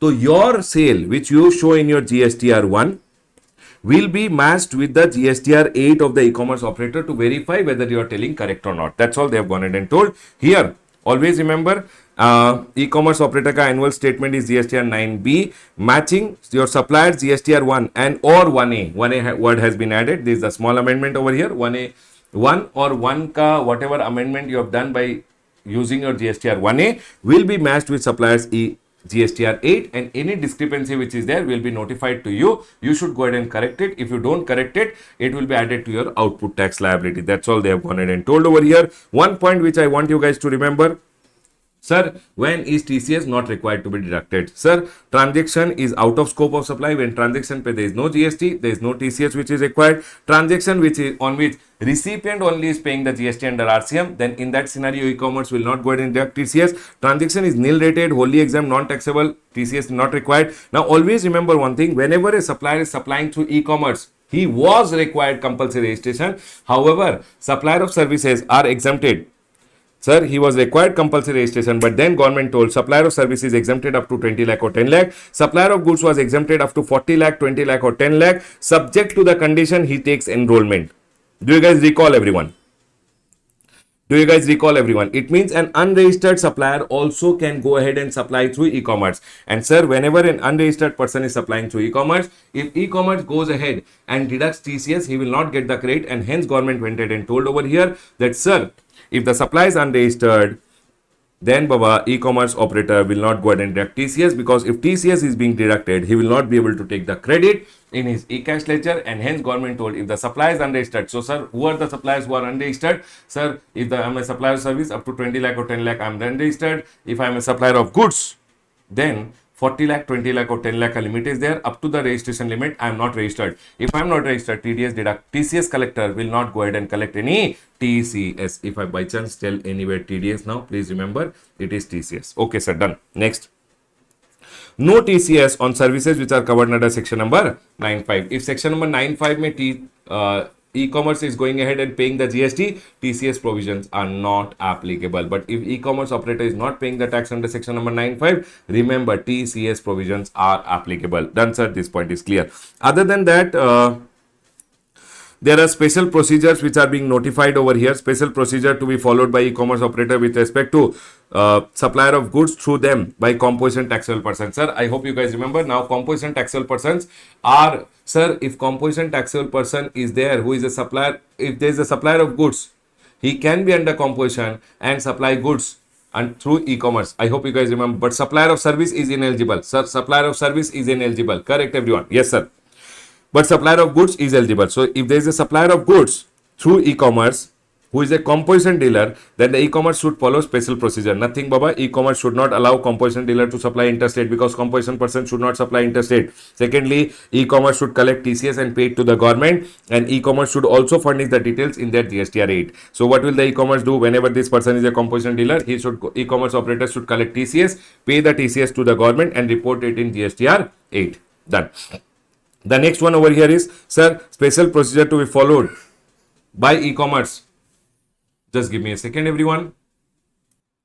Special procedure to be followed by e-commerce with respect to supplier of goods through them by unregistered person. So I hope you guys remember now supplier of goods whose turnover has not crossed 40 lakh, 20 lakh or 10 lakh can take enrollment without being registered, supply through e-commerce. So they have gone ahead and told e-commerce operators should also take special care about over here that, sir, e-commerce should not allow supply of goods through it, should allow e-commerce operators should allow unregistered person to supply through e-commerce only if that person has taken enrollment number. Okay? E-commerce shall not allow any interstate supply. Baba, if a person is supplying through e-commerce and he is unregistered, he should not supply interstate. He should supply only intra. So e-commerce operators should also take care of it. E-commerce, because that guy is unregistered, should not collect TCS. But whenever it should not collect any TCS, and e-commerce shall furnish the details of the supplies in GSTR 8. Done, sir. This point is clear. We are all done with over here. Baba, one small circular clarification is there. Multiple e-commerce. So there is one supplier, there is one supplier, there is one buyer over here, and there are two e-commerces involved over here. Supplier, buyer, and two e-commerce operator. Then which e-commerce will go ahead and deduct TCS? The buyer side. The buyer went ahead and placed the order in this e-commerce. The e-commerce passed on the order to this e-commerce, and this e-commerce is going to give the order to the supplier. So that second e-commerce which is there is going to go ahead and deduct. The supplier ka side wala e-commerce is going to deduct TCS, is what is being told over here. That, sir, where multiple e-commerce are involved in a single transaction, where supplier side e-commerce himself is not the supplier, TCS is to be done by the supplier side e-commerce who finally releases the payment. What happened over here? Order came in one e-commerce directed to another e-commerce operator who has the suppliers listed under him. So in this scenario, remember one thing, when the supplier ka side ka e-commerce, when he is releasing the final payment, this supplier side e-commerce will go ahead and deduct TCS. Done, sir. Where multiple e-commerce are involved in a single transaction. So for an example, this is the buyer, this is the e-commerce operator, and the e-commerce operator goes ahead and places the order with another e-commerce operator, and this e-commerce operator is only the supplier. Then in that scenario, the e-commerce operator, which is the buyer side wala e-commerce operator, only will go ahead and deduct TCS, is that is being told over here. Done, sir. This point is clear. Yes, sir. And in the first one, what they are told, if there is a buyer, there is a e-commerce operator, another e-commerce operator, and there is a supplier, and this e-commerce operator is not the supplier. Order came, he placed the order with this guy. This e-commerce operator is not the supplier. He has suppliers listed under him. So the order was given to this supplier. This supplier went ahead and supplied. In this scenario, this e-commerce operator will deduct TCS. In this question, sir, order came over here. This person directed the order to e-commerce operator, and he is only the supplier. Then remember one thing, this e-commerce, which is the buyer side e-commerce, will go ahead and deduct TCS. I hope this point was clear. Yes, sir, this point was clear. I believe TDS or TCS 100% 4 mark question will come. Whatever points I have gone ahead and told you, sir, in this chart, what is the most important point? In this chart, you can take care of when it's TCS not required to be deducted. What is the TCS car rate which is there? 0.25% and 0.25%. That's the amendment. So please take care of it. This circular which is there might be a small question they go ahead and ask. This special procedures I have anyways gone ahead and told you both the special procedure. That's all everyone which we have gone ahead and understood from this chapter. We'll go ahead and close our revision on the chapter of e-commerce transactions which are there. In e-commerce transaction, I've already gone ahead and told you this chart may the 4THAR is important, and this which I've gone ahead and told you, yes sir, the rates which I've gone ahead and told you, amended rates you have to remember. Done sir, closing my revision on the chapter of TDS and also TCS. Congratulations people, done. Everyone over here now, the next chapter which we are going to talk about is the chapter of returns over here. Sir, returns, how important the chapter is? From my point of view, if I go ahead and say the returns ka chapter is a C graded chapter, please come to the amended chart which is there so that we can talk about the amendment point also which are there. I'll quickly see if you have gone ahead and covered the amendment. Yes, Baba, TDS may we have gone ahead and covered this point. We have covered metal scrap wala TDS point which is there. E-commerce may now the rate is 0.25% and 0.25%. Yes, we have gone ahead and covered. E-commerce may, yes sir, rate you have gone ahead and covered. Matching may GSTR 1 ke baad GSTR 1A has been added. There is nothing else over here. Now we'll move to the chapter of returns. Correct. Now, chalo, please come to the chapter of returns, everyone. Please come to the chapter of returns. Returns from exam point of view is a C graded chapter, but still we'll quickly run through the chapter. Everyone, let's go ahead and quickly run through the chapter of returns, everyone. Returns may, Baba, if I quickly go ahead and summarize you, whenever one person starts business, there is no return which is to be filed, but one day he'll become liable. Everyone with me, you have to go ahead and quickly tell me. Although it's C graded chapter, but still, see, A, B, C. C graded is your soldiers. I have always told the students also, C graded are your soldiers. B graded are your soldiers ka manager who is there, the Senapati who manages all the soldiers. And A graded is your king, the most important part which is there, correct? But Baba, exam may no, these C graded soldiers will come for 25 marks. Okay, now tell me one thing. If you go to a battlefield without the soldiers being there, do you think only the Senapati who is the soldiers ka main head or the king who is there can go ahead and help you in winning the battle? Only two people can win the battle. Not possible. Not possible. You will not be able to win the battle. To win the battle, you need the soldiers, and soldiers are your C graded chapters which are there. Students think they will read only, student before the exam, I'll get hundreds of messages, same thing. Sir, I'll read only A and B and go for my exam. C graded, Arey Baba, at least before your exam, now to you should have read it. At least you should have studied now, in the next month. On the day of the exam, I can understand, or one day prior to the exam, you don't want to do it, I can understand. Students ka thought you see nowadays, sir, C graded, so I never studied in my life only. I am going to study only A and B. You tell me, will I pass or not? Arey Baba, you only tell me. You are going to a battlefield, leaving your soldiers behind, telling I don't want the soldier, only the king and the Senapati who is there. Two people will win the battle. Not possible. So C graded chapters you have to cover now and keep it ready. On the day or one day before the exam, if you don't do it, I can understand. But you should have read it. You can't leave it and go. On the day of the exam, we give the ABC analysis so that on the day of the exam or one day before the exam when you are preparing, you concentrate more on the A graded and B graded. C graded, you don't concentrate more, but you know them. Students' ka thought nowadays has become, I will not read C graded at all and I'll go for my exam. That is not possible. You are not going to pass. You have to remember that A graded, B graded, C graded, all the three you have to read. Might be on the day of the exam or one day before, you don't concentrate on C graded, you concentrate more on A and B. Done, sir. This point is clear. Chalo, let's go ahead. Everyone over here now. Returns. Returns may always remember, first of all, whenever you start your business, you don't have to take any registration, but one day you will become liable. When you become liable, you should apply for registration within 30 days. Okay, sir. If I go ahead and apply within 30 days, yes, sir, we remember that once I become liable for registration, I should apply within 30 days. If I apply within 30 days and registration is granted, registration will be given retrospective effectivity. Yes, sir. And now from here till here, whatever supply I have gone ahead and done, I have to go ahead and issue for all the supply which I have done, I have to issue revised tax invoice and all the revised tax invoices so that your front person, the buyer who is there, can go ahead and take the credit. All the revised tax invoices which are there, you should show it in your first return which is there. See, Baba, theoretically the first return ka concept is there. That first return is the first return which you will go ahead and file after you take registration, where you will show all these revised tax invoices. But practically this concept never came, and hence in practical, if you see in the first GSTR1 and the GSTR3B which is there, we go ahead and show it in the first return which we go ahead and file. Done, sir. This point is clear. So, sir, first return is done. After that, what will happen, sir? Regular returns will start. What is regular returns, everyone? Regular returns means your GSTR1, your GSTR1, GSTR2 was there, GSTR2 is no more there. Now GSTR2B is there. You will file your GSTR1 and, sir, GSTR3B. In case of composition dealer, it is GSTR4 and one is GSTR5. Okay, sir.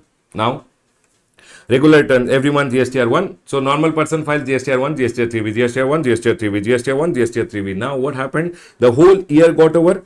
After the year gets over, at the year end, you have to file your annual return. After the year end, you have to file your annual return, which is your GSTR 9. And in case of composition dealer, it is 9B. And sir, I hope you guys remember, in case of e-commerce operators, it is GSTR 9. 9A is composition dealer. 9B is for e-commerce operator. It's an annual statement to be filed. Yes, sir, this point is clear. Whenever you file your annual return, you always have to remember, sir, I will go ahead and do it from here.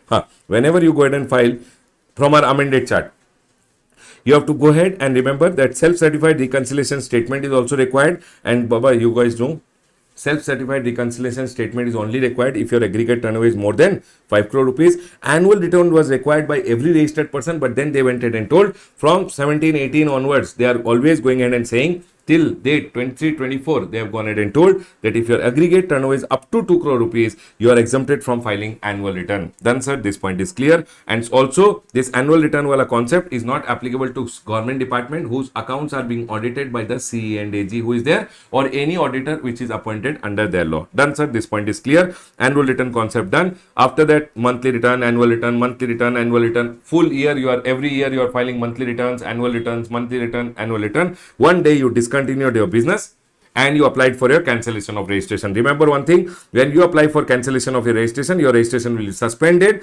during. Now, once suspension is done, your cancellation proceedings are done, one cancellation order will be given. Listen to me very carefully.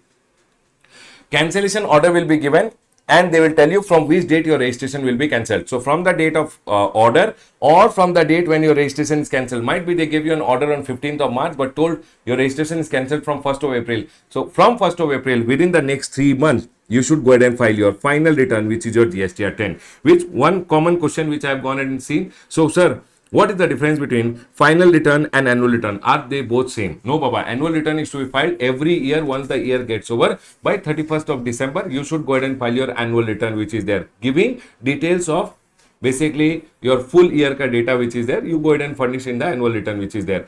Now, sir, they have told final return over here. What is final return? Final return is bye-bye return. Once you have told a bye-bye to GST, you have to go ahead and file a final return within 3 months from the date of cancellation order or the date of actual cancellation, whichever is later. Say you have to go ahead and file one return, which is a final return, a bye-bye return. Done, sir. This point is clear. Next. Now here you have to remember GSTR 1 के साथ they have gone ahead and now introduced GSTR 1A. GSTR 1A has been introduced along with GSTR 1. Sir, what is GSTR 1A? Listen to me very carefully. So I go ahead and file for the whole month. Once the month gets over, I'll go ahead and file GSTR 1. Yes, sir, I'll file GSTR 1 by 11th of the next month. So for an example, this is the month of April. In May, I'll file GSTR 1. The details will go to the front person in GSTR 2B. Yes, sir, this point is clear. The details will go to the front person in GSTR 2B. Okay? Now, what happened? So, sir, whenever I file GSTR 1, the details will go to the front person in GSTR 2B. You did some mistake. In your GSTR 1, you did not go in and furnish some detail. You missed furnishing some details. Some invoices were being missed out. So, they are going ahead and telling, if you have not yet filed your GSTR 3B, Baba, GSTR 1 is filed, GSTR 3B is to be filed by 20th. On or before filing your GSTR 3B, in between, you will get an option to file GSTR 1A. If you have missed any details to be furnished in your GSTR 1, you can go ahead and furnish the details in GSTR 1A. People who are asking doubts, Baba, hold it. Please keep listening. First listen. Once the chapter gets over, we'll talk about everything. First listen. Okay? GSTR 1, which you have, because if you keep asking doubt, what I am telling, you will miss out on that. And you will never know what you are asking. The same thing I am going ahead and telling the answer. Everyone listen now. GSTR 1. GSTR 1 I filed it. So in GSTR 1, if I miss showing some invoices, before filing my GSTR 3B, I can go online and furnish GSTR 1A में those invoices का detail. ठीक है sir? Done. This point is clear.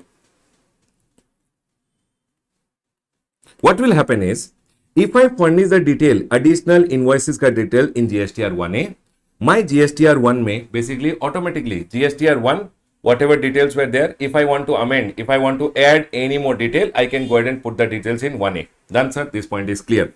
Now, what will happen? If I furnish additional details in 1A, it will also go to the front person ka GSTR 2B.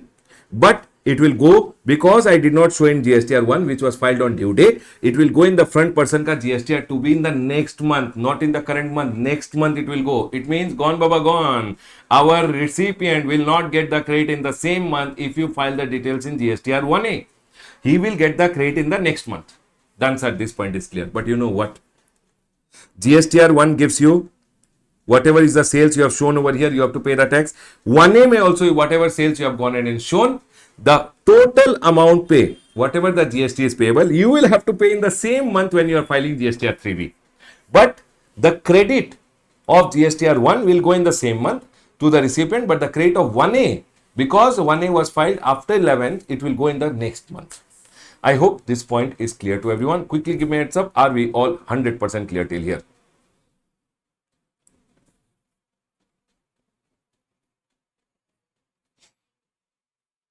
Yes, sir. Are we all 100% clear? Yes, sir. It is told over here. See, in the amended chart, I have told GSTR 1A is introduced now, can be filed after GSTR 1, but before going ahead and filing GSTR 3B. Done, sir. This point is clear. Now, over here we have GSTR 1. Always remember, GSTR 1 is required to be filed by every registered person other than NRTP, composition dealer, TDS deductor, TCS collector and OIDR. These people are not required. These people are not required to file GSTR 1. Sir, all registered person including casual taxable person is required. NRTP is not required. Composition dealer is not required. TDS deductor, TCS collector and OIDR are not required to file GSTR 1. This point is clear, sir. Now, listen to me very carefully. GSTR 1 का details which you go ahead and file, always remember, normal registered person files GSTR 1 or invoice furnishing facility, or he files 1A. ठीक है sir. NRTP files GSTR 5, ISD files GSTR 6, TDS, TCS collector files 7 and 8. Importation of goods from outside India or SEZ, say if you are taking some goods to the domestic tariff area, always remember these details first comes in GSTR 2A. From GSTR 2A, GSTR 2B gets created on 14th. Okay? And in GSTR 2B, you will be able to see all the invoice details of your GSTR 1, GSTR 5, GSTR 6, invoice furnishing facility. All the inputs ka detail will come over here. But remember one thing. In GSTR 1, if I file the detail, it will come in your GSTR 2B in the same month. But if I file GSTR 1A, after GSTR 1, I have filed GSTR 1A, that details will go in the next month. Done, sir? This point is clear. Next. Now, we have monthly returns and we have quarterly returns also. Sir, monthly returns we already know. A person who is under monthly return, if he is filing GSTR 3B, his due date is 20. So, sir, no, if he is under monthly return, GSTR 1 ka due date is 11th of the next month. So, every month, next month 11th, you have to file GSTR 1 and 20th, you have to file GSTR 3B. Whatever I show in GSTR 1, invoice, debit note, credit note, etc., it will go in 2A of the recipient, and then 2B the details will get reflected. Whatever gets reflected in your 2B, you can go ahead and take the credit of it. Done, sir. Sir, if I am a person under quarterly return, monthly payment scheme, Baba, QRMP scheme. This time for your exam, I don't believe QRMP is very important because we have lot of other amendments, lot of other things to ask. So I don't think so. Very, very important. Not important at all. QRMP scheme. Okay? Okay, you can just go through once. QRMP may aggregate turnover in the preceding financial year is less than equal to 5 crore. If your turnover is less than equal to 5 crore, then you can go for the quarterly return monthly payment scheme, QRMP scheme. QRMP में if you are going your quarterly GST, quarterly one GSTR 1 and quarterly one GSTR 3B you have to go ahead and file. Now, so that the front person can go ahead and take the credit, you every month you can use April, May, June for an example. April you will file invoice furnishing facility, you will use so that the front person can get the credit. May month you can use invoice furnishing facility so that the front person can get the credit. June month, for the whole quarter, you can go ahead and file GSTR1. That is what is being told over here. April invoice furnishing facility, May invoice furnishing facility, June GSTR1 which is there. For invoice furnishing facility and GSTR1 of the quarterly return people, the due date is 13. Remember one point, in the GST invoice furnishing facility, you will furnish only B2B invoices. The front person wants the credit, only those invoices you have to go ahead and furnish. Done, sir. This point is clear. Now here, the maximum invoices ka value can be only up to 50 lakh, which can be furnished in your GSTR, not GSTR1, in your invoice furnishing facility. And whatever the quarter ka remaining invoices are there, you will have to go ahead and furnish in your GSTR1. And remember, invoice furnishing facility in every month is a optional facility. You want to use it, you use it. If you don't want to use it, don't use it. Done, sir. The details will go in 2A, and after 2A, the 2B will get created. Now, sir, what is one important A-graded point from this chapter? Baba, in your amendment booklet, I want you guys to mark this and keep GSTR1. I have already gone ahead and discussed. Page number 18.2. Okay? This is one of the most important point which I want you guys to concentrate. Everyone, listen to me very carefully. In your GSTR1, how do you furnish the detail? Sir, in our GSTR1, I have to furnish invoice-wise detail and I have to furnish consolidated details. So let's go ahead and understand this. GSTR1 में you will have to go ahead and furnish consolidated detail and invoice-wise detail which is there. Okay, sir. Now, one thing you have to always go ahead and remember. They have gone ahead and told over here. See, the details of the outward supply to be furnished in GSTR1 shall include invoice-wise detail and it shall include consolidated details. Okay? Remember one thing, if you have gone in and furnished to sold to registered person or unregistered person, means if it's a B2B supplies or it's a B2C supply, you have to take care over here. B2B supply, whether you have done intrastate or you have done interstate, remember you have to furnish the invoice wise details. Why, sir, invoice wise detail? Because the front person will always want to take the credit, and hence government says always invoice wise detail because the front person is a registered person. But if you are going in and selling to unregistered person, you have to see over here if it's an intra-state supply or it's an interstate supply. Done. If it's an interstate supply, here you can go ahead and furnish rate wise. You can go ahead and give consolidated details in your GSTR1. Basically, you can give consolidated details for each rate of tax. Rate wise, basically rate wise. Done, sir.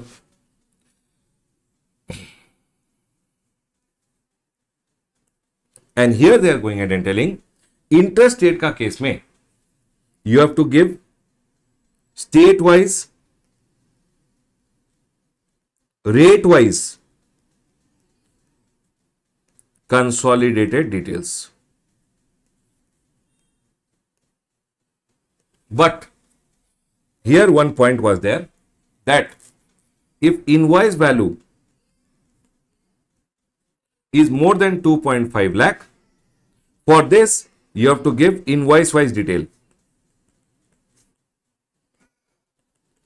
This 2.5 lakh is now 1 lakh. That's all, everyone. They have gone ahead and told over here that, sir, consolidated details may, you always have to remember the consolidated details are required to be provided in case of interstate supply or in case of intrastate supply. But interstate may consolidated details if the amount is more than 1 lakh rupees. For that, invoice wise details have to be given. If the invoice value is more than 1 lakh rupees, invoice wise detail has to be given. You can't go ahead and give consolidated detail. Now here one confusion of the student is, sir, tax invoice chapter mein you had gone ahead and told 2.5 lakh, here it is 1 lakh. Yes, Baba, in tax invoice chapter they have not amended yet. It is only the amendment in GSTR1 mein when you are going and furnishing. I hope this point is clear. Over here it is made 1 lakh rupees, not in your tax invoice ka chapter. Done, sir. This point is clear. Let's go ahead. And the same thing which is told regarding GSTR1, I've gone ahead and amended over here. In the important notes, I've gone ahead and told that, sir, the details of outward supply in GSTR1 or 1A. Baba, in the amendment booklet, you will see the same thing which they have told how GSTR1 may you should furnish the detail. They have told how you should furnish the details in 1A. Same thing they have told about 1A also.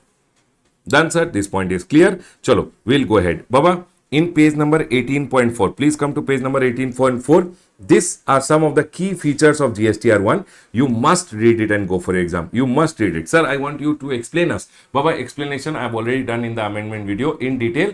When you go ahead and read this, you will see now before some time when I explained you GSTR1, same details I have gone ahead and explained you already. Done, sir. This point is clear. People, you have to give me a heads up. Are we clear with GSTR1 and 1A?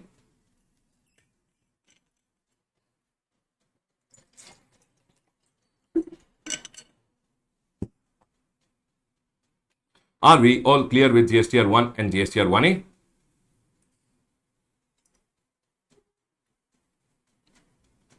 Yes, sir. Chalo, theek hai. Everyone over here now, listen. Please mark this page, read about GSTR1A and go for exam. I believe this time in your exam, they will go ahead and ask a small question on GSTR1A. Theek hai, everyone? Done. Please come back. Sir, NRTP, this returns ka name is given, returns ka due date is given. You can just go through it, nothing very important. Sir, late fees, Baba, late fees again.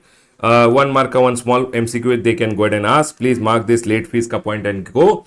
By chance, you can see a 1 marker question on the late fee on annual return and the late fee which is for monthly return. There is nothing for me to explain. They have gone ahead and simply told if it's a normal registered person who is filing nil return, GSTR1, the nil return, if you have filed late, per day it is 10 rupees. GSTR 3B filing late, nil return is 10 rupees. Maximum can be 250 rupees. Like this, they have gone ahead and just told. It is just for a reading purpose. I don't think it is important from exam point of view. One important point. Again, Baba, C graded chapter I have already told you, right? C graded chapter ka A graded question can come.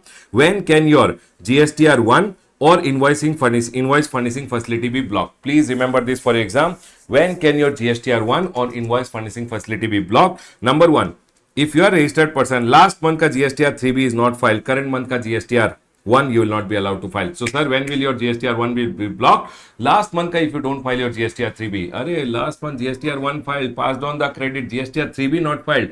Next month ka they are going in and telling we will go ahead and block your GSTR1, will not allow you to file next month ka GSTR1 unless last month ka GSTR 3B is filed. Done, sir. If you are under quarterly return, what you did, no, for the whole quarter, April, May, June, IFF done, GSTR1. When time came to file GSTR 3B, for the last quarter you did not file. Next quarter, IFF also blocked, invoice furnishing facility also blocked, GSTR1 also blocked. That is what is being told over here. A registered person with aggregate turnover up to 5 crore in preceding financial year and opting for quarterly return will not be allowed to furnish details of GSTR1 or use IFF if he has not furnished GSTR 3B for the preceding tax period. It means preceding quarter GSTR 3B not filed, next quarter GSTR1 also blocked, GSTR 3B IFF also blocked. Done, sir. Now what is rule number 88C? Let's go ahead and quickly talk about rule number 88C. Sir, rule number 88C from exam point of view, Baba, C graded chapter ka A graded question can be this one. When is your invoice furnishing facility be blocked? This can be a B graded question. Rule number 88C and 88D. Nothing, Baba. I'll quickly go ahead and tell you about rule number 88C. In your GSTR1, you showed your sale of 1 crore. You told 1 crore pay, liability is 18 lakh rupees and the front person will get the credit of 18 lakh. When you are filing your GSTR 3B, you have to pay that 18 lakh rupees, right? You did not go ahead and show your sale in your GSTR 3B as 1 crore. You went ahead and showed your sale in the GSTR 3B as 1 lakh rupees. You told, sir, by mistake, I added 2 more zero in GSTR 1. Mistake. Government says if any difference is there in the liability reported in GSTR 1 and GSTR 3B. Sir, where a taxable person where the tax payable in GSTR 1 or 1A or invoice furnishing facility which you have gone ahead and shown your sales exceeds the tax payable. So people, what they are going in and telling, if your GSTR 1 and GSTR 3B You have shown there is a difference. 1 crore rupees ka sale, 18 lakh rupees ka credit passed on. Here you are telling 1 lakh rupees ka sale and 18,000 GST you are paying. Government is telling if there is a difference, we will first send you a love letter that there is a difference. Please pay the differential amount or please explain.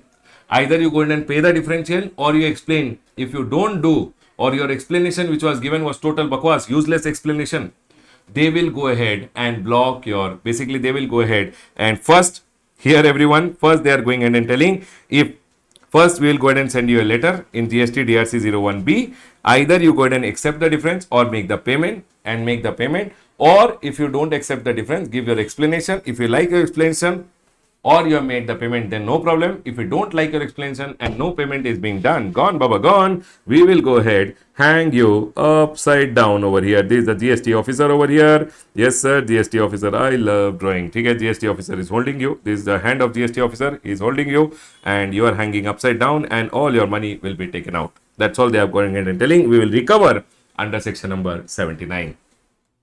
They will use the modes of recovery and recover. Done, sir. The next one, rule number 88D. So, sir, in rule number 88C, if you have got a notice, they are going ahead and telling, if you don't go ahead, then we will go ahead and recover the amount from you. If you don't go ahead and make the payment of the differential or you don't give an explanation. Correct? This point is clear. Sir, rule number 88C, may they are going ahead and telling, rule number 88C, they have linked over here and they have told, sir, a registered person to whom an intimation has come under rule number 88C shall not be allowed to furnish GSTR1 or IFF for a subsequent period. So for this month, if you have got notice under rule number 88C, next month you will not be allowed to file GSTR1 or use invoice furnishing facility unless you deposit the difference or furnish a reply explaining the reason why there is a difference and why I am not paying the differential amount. Unless you go ahead and explain them, they are going ahead and telling your GSTR1 or invoice furnishing facility for the next month will be blocked. Done, sir. This point is clear. Now, what is rule number 88D? Our rule number 88D is, listen, GSTR1 you filed, the front person got the credit in the 2B. In your GSTR2B also you have a credit. For an example, here you told output tax liability is 18 lakh rupees. Here in your 2B, the credit which is appearing, so the credit which is appearing over here is 10 lakh rupees. You have to file your GSTR 3B. In your GSTR 3B, output tax liability is 18 lakh. Input tax rate, you should take only 10 lakh. The maximum which is appearing in your GSTR 2B is 10 lakh over here. You should take 10 lakh. You did what you know. You tell, I will claim 18 lakh rupees credit and I will pay 0. You became hero over here. Government is going ahead and telling, let me make you 0. Government will go ahead. Because there is a difference, 10 lakh and 18 lakh in the credit which is claimed, they will go ahead and send you a letter. Love letter will come in GST DRC 01C. Baba, in exam, you don't have to remember the form number. You can just write prescribed form. In the prescribed form, you can go ahead and write. Done, sir. This point is clear. Remember, if there is a difference over here in your, see, first one was GSTR 1 and GSTR 3B difference. That is 88C.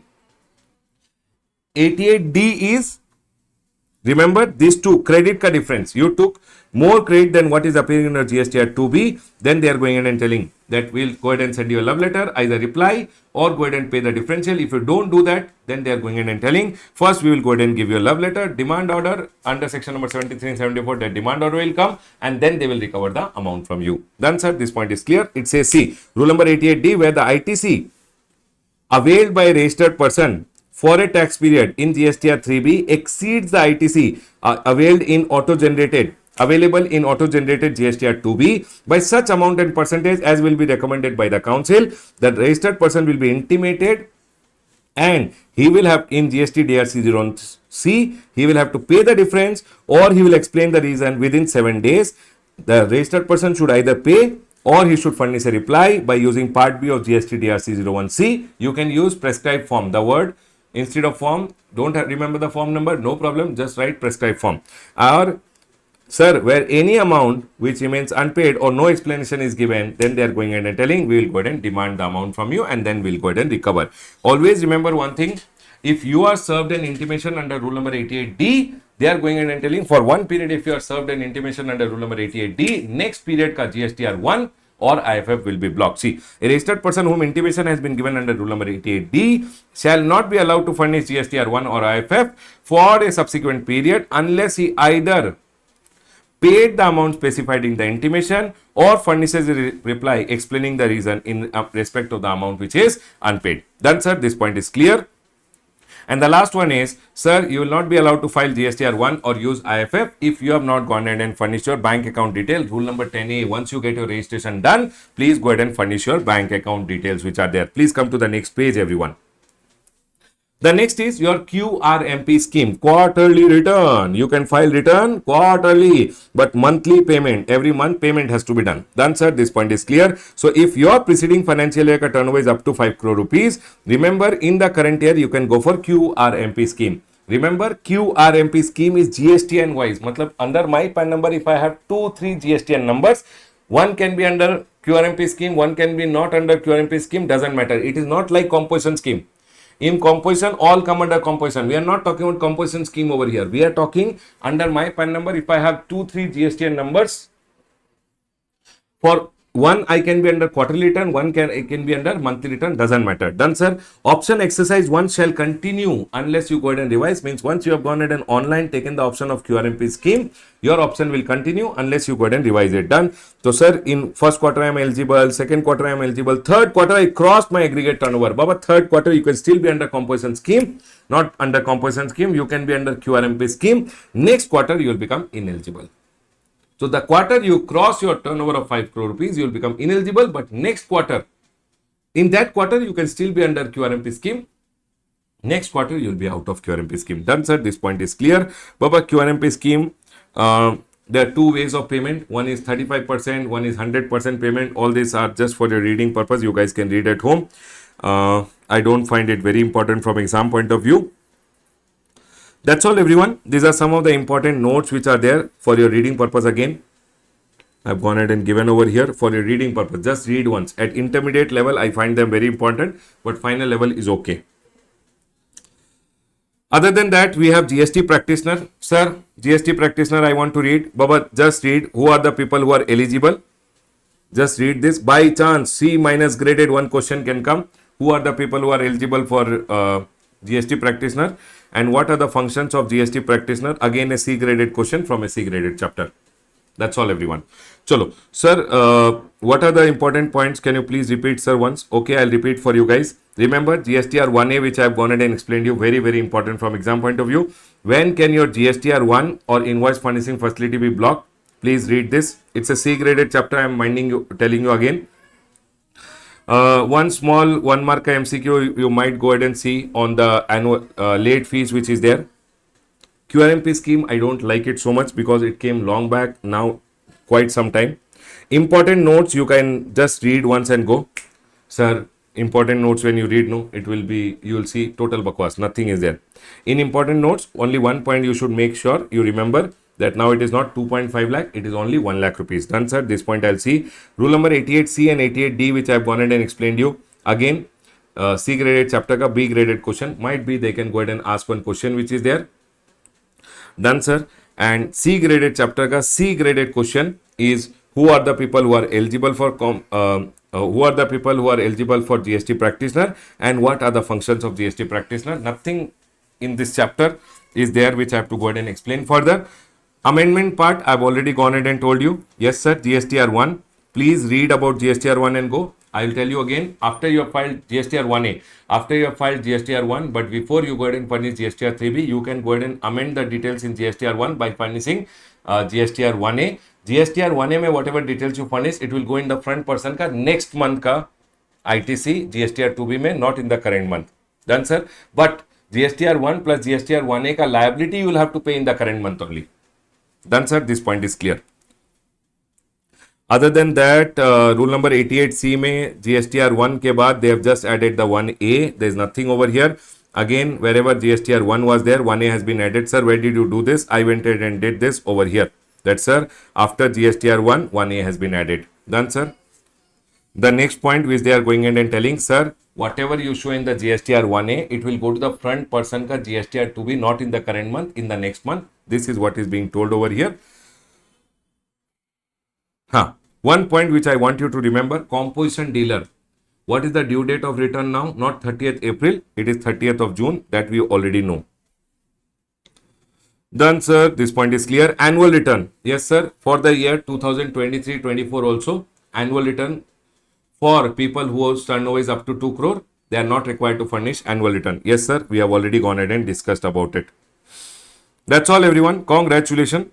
Smart ka first part, say amendments, we have gone ahead and covered. And we are done with the chapter of returns, everyone. C graded chapter, small points which I have gone ahead and told you. GSTR 1A, very, very important from exam point of view. Closing my revision on the chapter of returns, everyone. Congratulations, people.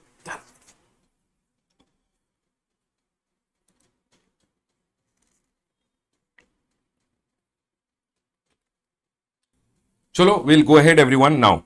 Sir, we'll go ahead and move to the next chapter. The next chapter which is there is advance ruling. Sir, what kind of a chapter you'll go ahead and classify advance ruling as? I'll go ahead and classify advance ruling as a C graded chapter which is there. Sir, C graded chapter. Yes, Baba, C graded chapter, because we have lot of amendments this time. I don't see much chances of this chapter being coming, but still, we'll go ahead and quickly revise this chapter. Let's put in 5-10 minutes and let's quickly revise this chapter. It goes ahead and talks about advance ruling. Everyone over here, advance ruling, a ruling which is taken in advance. Means you have some question, you can go ahead and ask to an advance ruling authority your question, and the advance ruling authority will go ahead and give your answer. That is what is being told in advance ruling over here. See, listen. So for an example, one person is there. People, this chapter when I go ahead and revise, I'll revise like question answer format. Okay. This person is there. He wants to apply for advance ruling. So who can apply for advance ruling? Remember one thing. If you are a registered person also, you can go ahead and apply for advance ruling. Even an unregistered person who wants to go ahead and obtain registration, but he doesn't know whether he has some questions which are there, then that questions ke liye he can go ahead and apply for advance ruling. So advance ruling ka case mein always remember one thing, either a registered person can go ahead and apply, or a person who is unregistered but desirous of obtaining registration, unregistered person can also go ahead and apply for advance ruling. One small question they can go ahead and ask, please be very careful. Second question which they can go ahead and ask in the exam, sir, what are the various questions you can go ahead and ask to the advance ruling authority? Whenever you are going for advance ruling, what are the various questions you can go ahead and ask? I always go ahead and say it is C advance ruling list, but students say it is card list. Okay, Baba, whatever you see. C the advance ruling list or card list, whatever. C is classification. If you have any doubt regarding to classification, what should I classify this item as? Then Baba, classification related question you can ask to the advance ruling authority which is there. A for applicability of a notification, whether this notification is applicable or not applicable, that question you can go ahead and ask to the advance ruling authority, that this notification whether it is applicable to me, not applicable to me, etc. Registration requirements, sir. Am I required registration, not required registration? You can go ahead and ask to the advance ruling authority.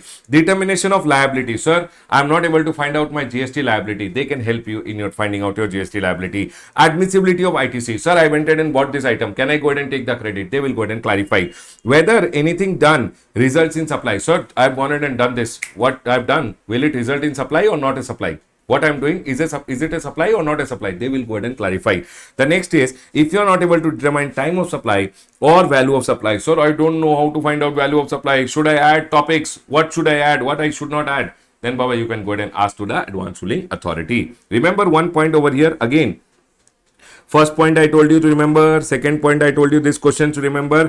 Third point I'm telling you to remember. Questions relating to place of supply. Whether it is intra or inter, what is the place of supply? You can never go ahead and ask to the advance ruling authority. Please remember this point. Done, sir. This point is clear. Whenever you want to ask any question, you should always go ahead. Nothing important. You should always go ahead and file your application to the advance ruling authority. Advance ruling authority has two members who are there, joint commissioner and above. Their members are there. They will go ahead and send your application to your concerned officer. Basically, your jurisdictional officer is there. No, they will go ahead and send your application to him and ask some details from your jurisdictional officer who is there. He will go ahead and give the details to the advance ruling authority, and then they will go ahead and examine the application.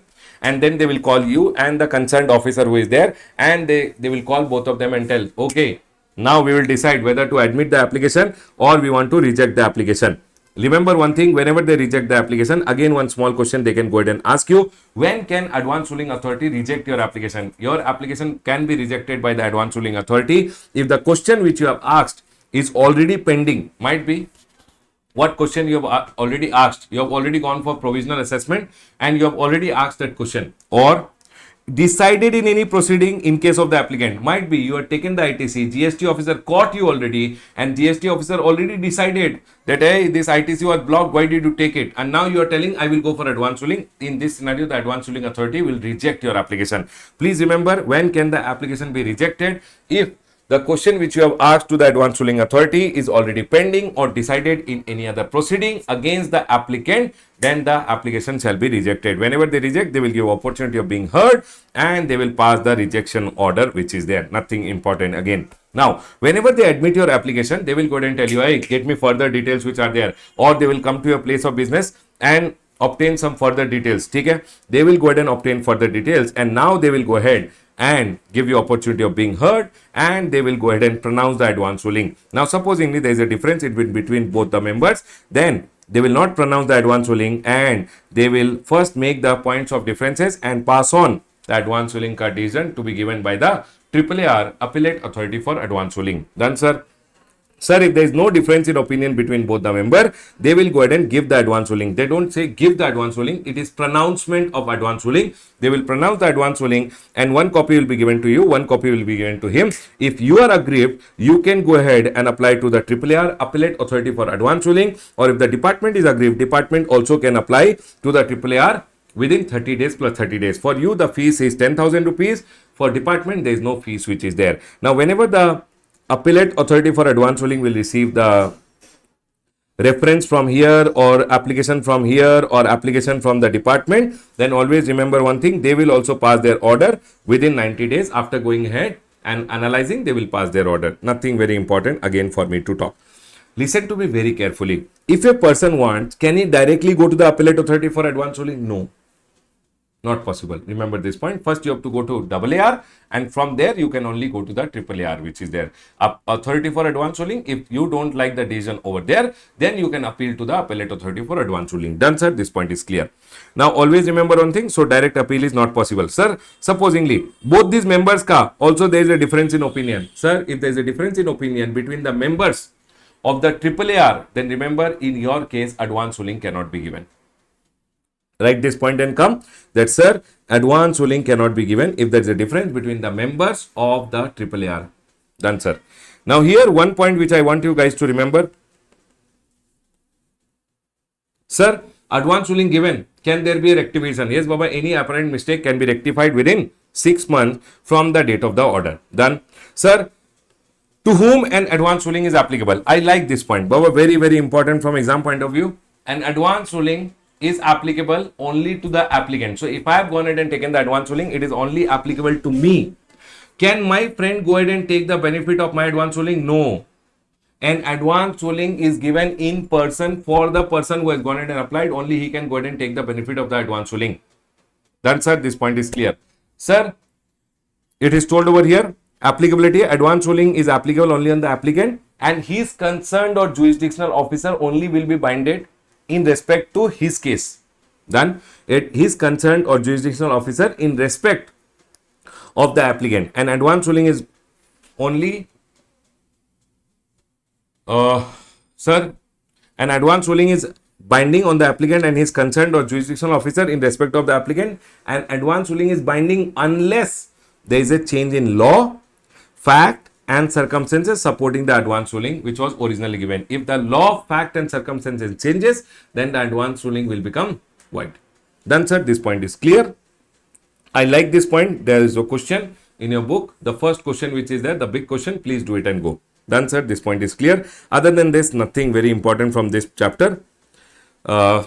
So, sir, what are the C graded chapters? What are the important point I should remember? I've already told you. What are the question you can ask? What question you cannot ask? Place of supply related question. Who can go for advance ruling? Done, sir. When can advance ruling reject your application which is there? And remember, when is the advance ruling?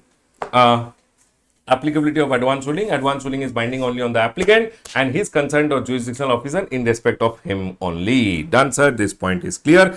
Closing my revision on the chapter of advance ruling over here. Congratulations, people. Done.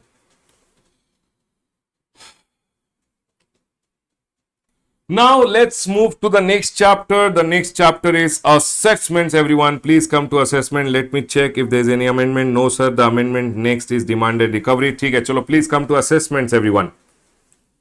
Sir, what kind of a chapter you'll go ahead and classify? I'll say 50% of chances of coming. B graded chapter. You might see a small question because advanced ruling, I don't believe they'll ask you. Audit, I don't believe they should ask you. They might go ahead and ask a small question on assessment. Sir, what do you mean by assessment? Assessment just means the determination of the tax liability. Okay, sir. Assessments are of various types which is there. One is self-assessment, one is provisional assessment, one is scrutiny, one is best judgment assessment, one is summary assessment which is there. Okay, sir. Now, what is self-assessment? Every registered person should self-assess his liability. What is my output tax? What is my input tax? I should set off and pay the balance which is there. Okay, sir. And furnish my return. That is called self-assessment. You should self-assess your liability. What is provisional assessment? I like it. Provisional assessment, I like it. Please mark it and keep. Everyone over here now, listen. Provisional assessment. Remember, in customs, provisional assessment can be done by the custom authorities themselves. But in GST, this provision is not there. Provisional assessment, GST officers don't do their on their own. Only if you apply, then provisional assessment is done. Remember this point from exam point of view, everyone. Okay? Suo motu by proper officer is not possible. Done, sir.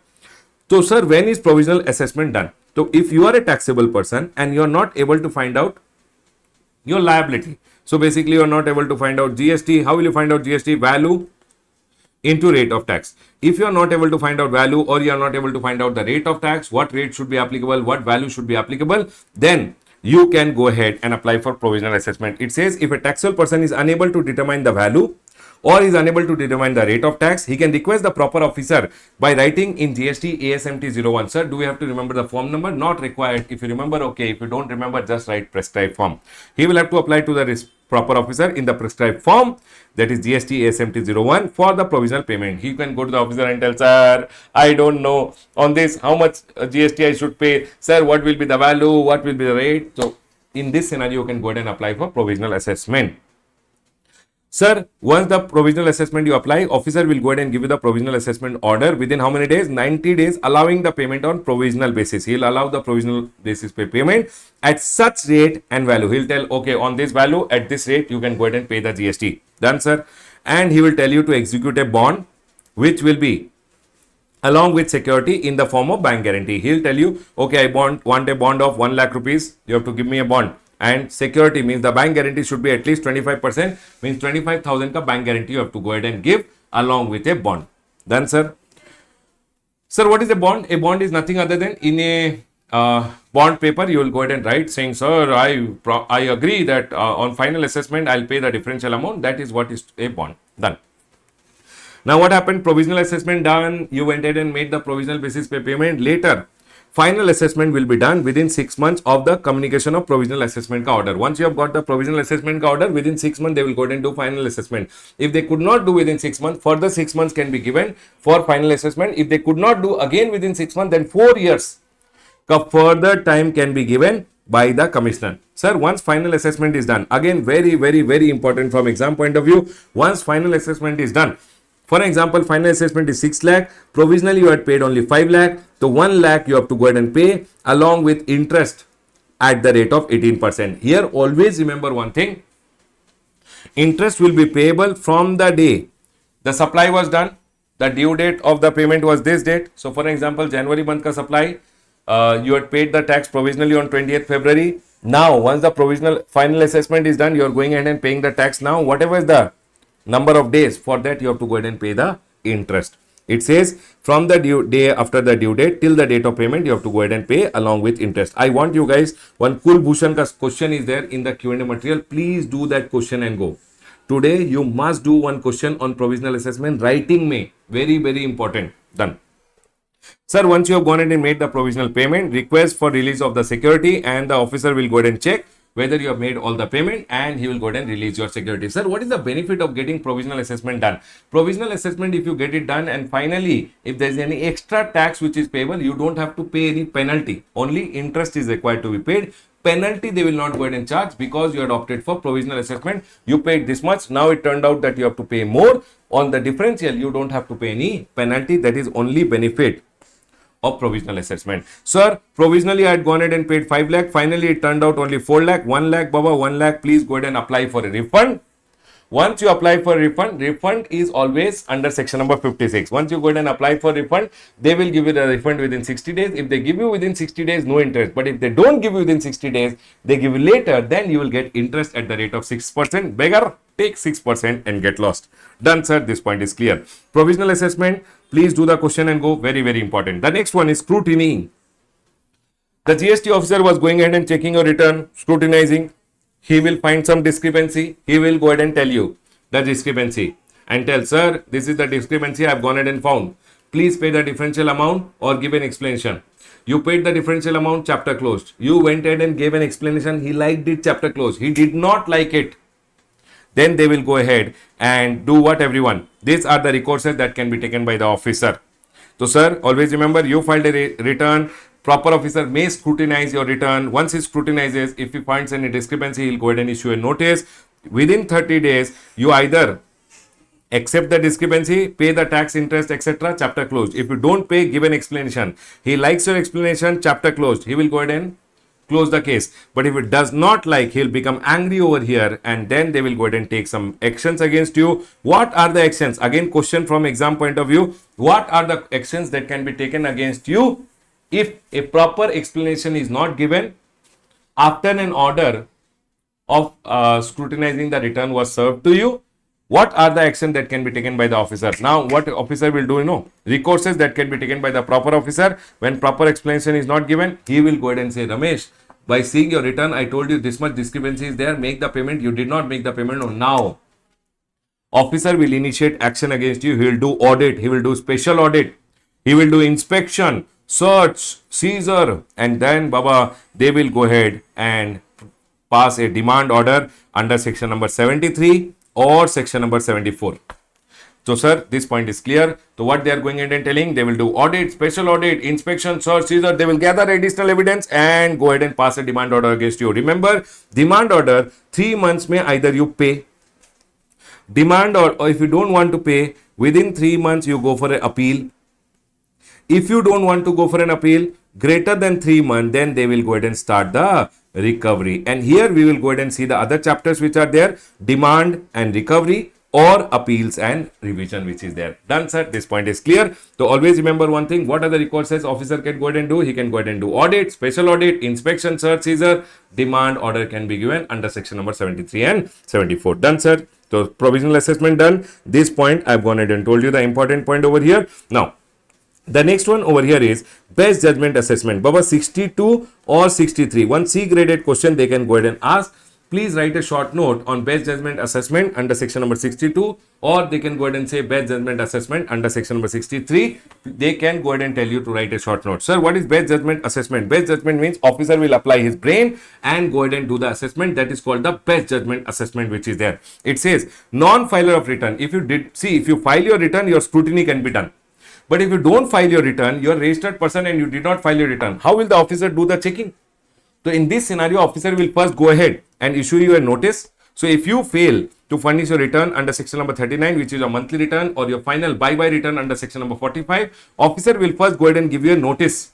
And he'll tell you, hey, file your return within 15 days. If you file your return within 15 days, now he can go ahead and do scrutiny.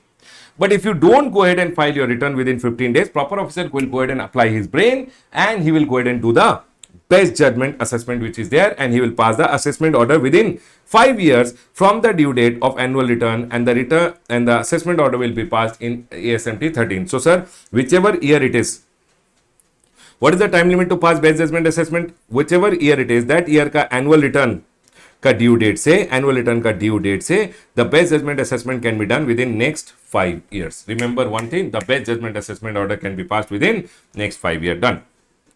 Sir, oh no, I got the best judgment assessment order. Run, Baba, run. Within 60 days, if you go ahead and furnish your valid return, whichever return you are not filed, file within the next 60 days. And what will happen? The assessment order will be withdrawn. Automatically, the best judgment assessment order will be withdrawn. Whenever you filed a valid return, remember, you would have paid your tax and filed your return. They are going in and telling whatever is the interest, late fee, etc., that you still have to go ahead and pay. That we will not leave, that we will still collect it from you. Done, sir. This point is clear. Sir, if you can't go ahead and file a valid return within 60 days, they are going in and telling we will go ahead and further allow you 60 days, but for that additional time which we are going in and allowing, per day the late fee will be 100 rupees. Additional late fee you will have to go ahead and pay, which is 100 rupees per day. Here one standard operating procedure has been given under section number 62, that sir, GST officers should follow the standard operating procedure whenever they are going ahead and doing best judgment assessment.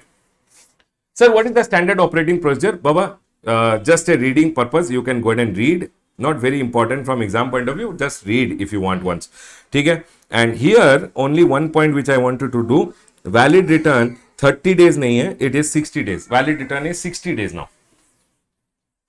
Done, sir. This point is clear. This is just for reading purpose. Now let's go ahead and do section number 63 which is there. Section number 63 says, again, see, one was scrutiny. Return filed, they will scrutinize. Return not filed, registered person, but return not filed, they will tell you to file the return. If you don't file the return, they will do best judgment assessment of non-filer of return. Sir, then it is unregistered person, means you are taxable person. You are required registration, but you did not take.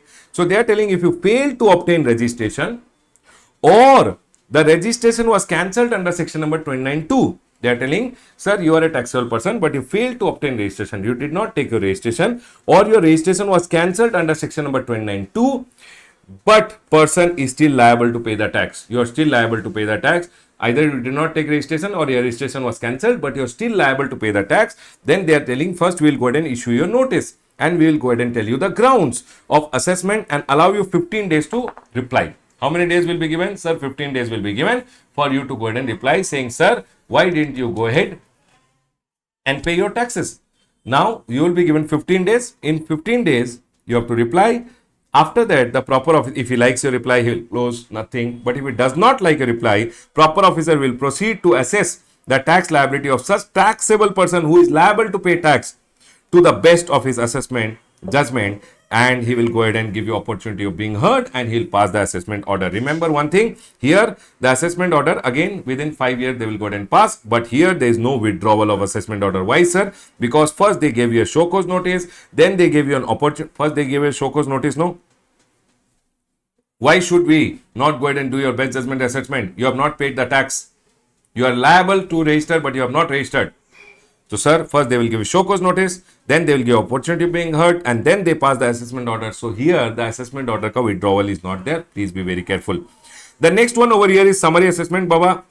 Either of the three, anywhere you can see one small short note, they can go ahead and tell you their favorite question. This is, they can go ahead, our ICI ka favorite question, they can go ahead and tell you, please write a best judgment assessment of non-filer, pay one short note, or they can tell you unregistered person, pay one short note, or they can tell you summary assessment. What is summary assessment? Summary means quickly summarize and do the assessment. So for an example, one transporter was going on the way, transporter was caught, the GST officer told the transporter, hey, whose goods are this?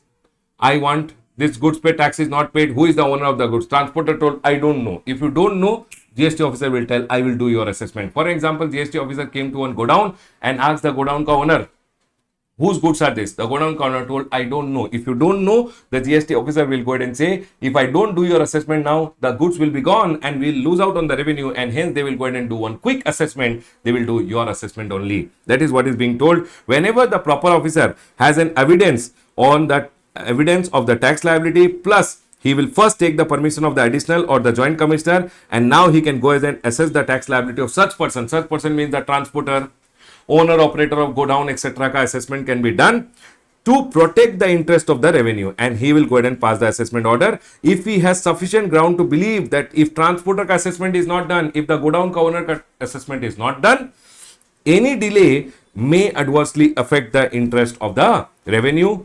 He will go ahead and do the summary assessment. Always remember, summary assessment order can also be withdrawn if an application is given by the taxable person or on his own motion if additional commissioner or joint commissioner considers. So, Baba, if taxable person gives an application within 30 days or on his own motion, additional commissioner or joint commissioner feels that the order is erroneous, he can withdraw it and tell the GST officer, hey, what shortcut assessment you are doing, what quickly assessment you are doing, please go ahead and follow normal procedure and do the assessment under section number 73 and 74.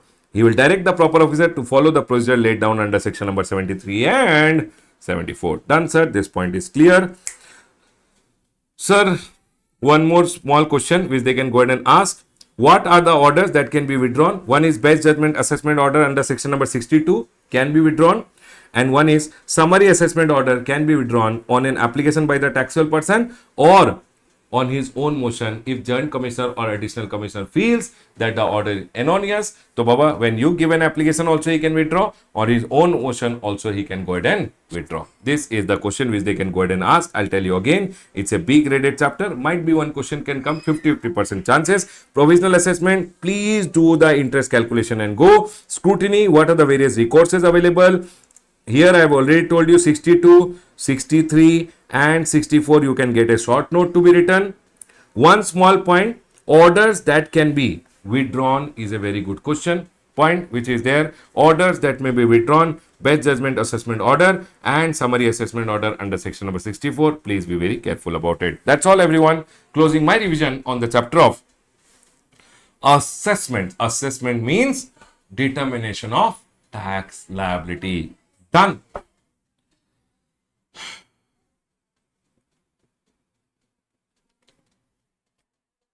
Are we all 100% clear, everyone? Done, sir? Clear. Chalo, we'll go ahead. Everyone over here now, let's go ahead and read audit now. Let's go ahead and read audit now. Everyone over here now. Audit. Prerna not applicable. Ignore. Audit. The next one is audit, section number 65 and section number 66. Listen to me very carefully. Whenever the GST officer does scrutiny, in scrutiny he found some discrepancy. He went in and told you to pay the differential. You did not pay. He went in and told you to give explanation. He did not like your explanation. Once he does not like your explanation, now he needs to go ahead and pass a demand order against you.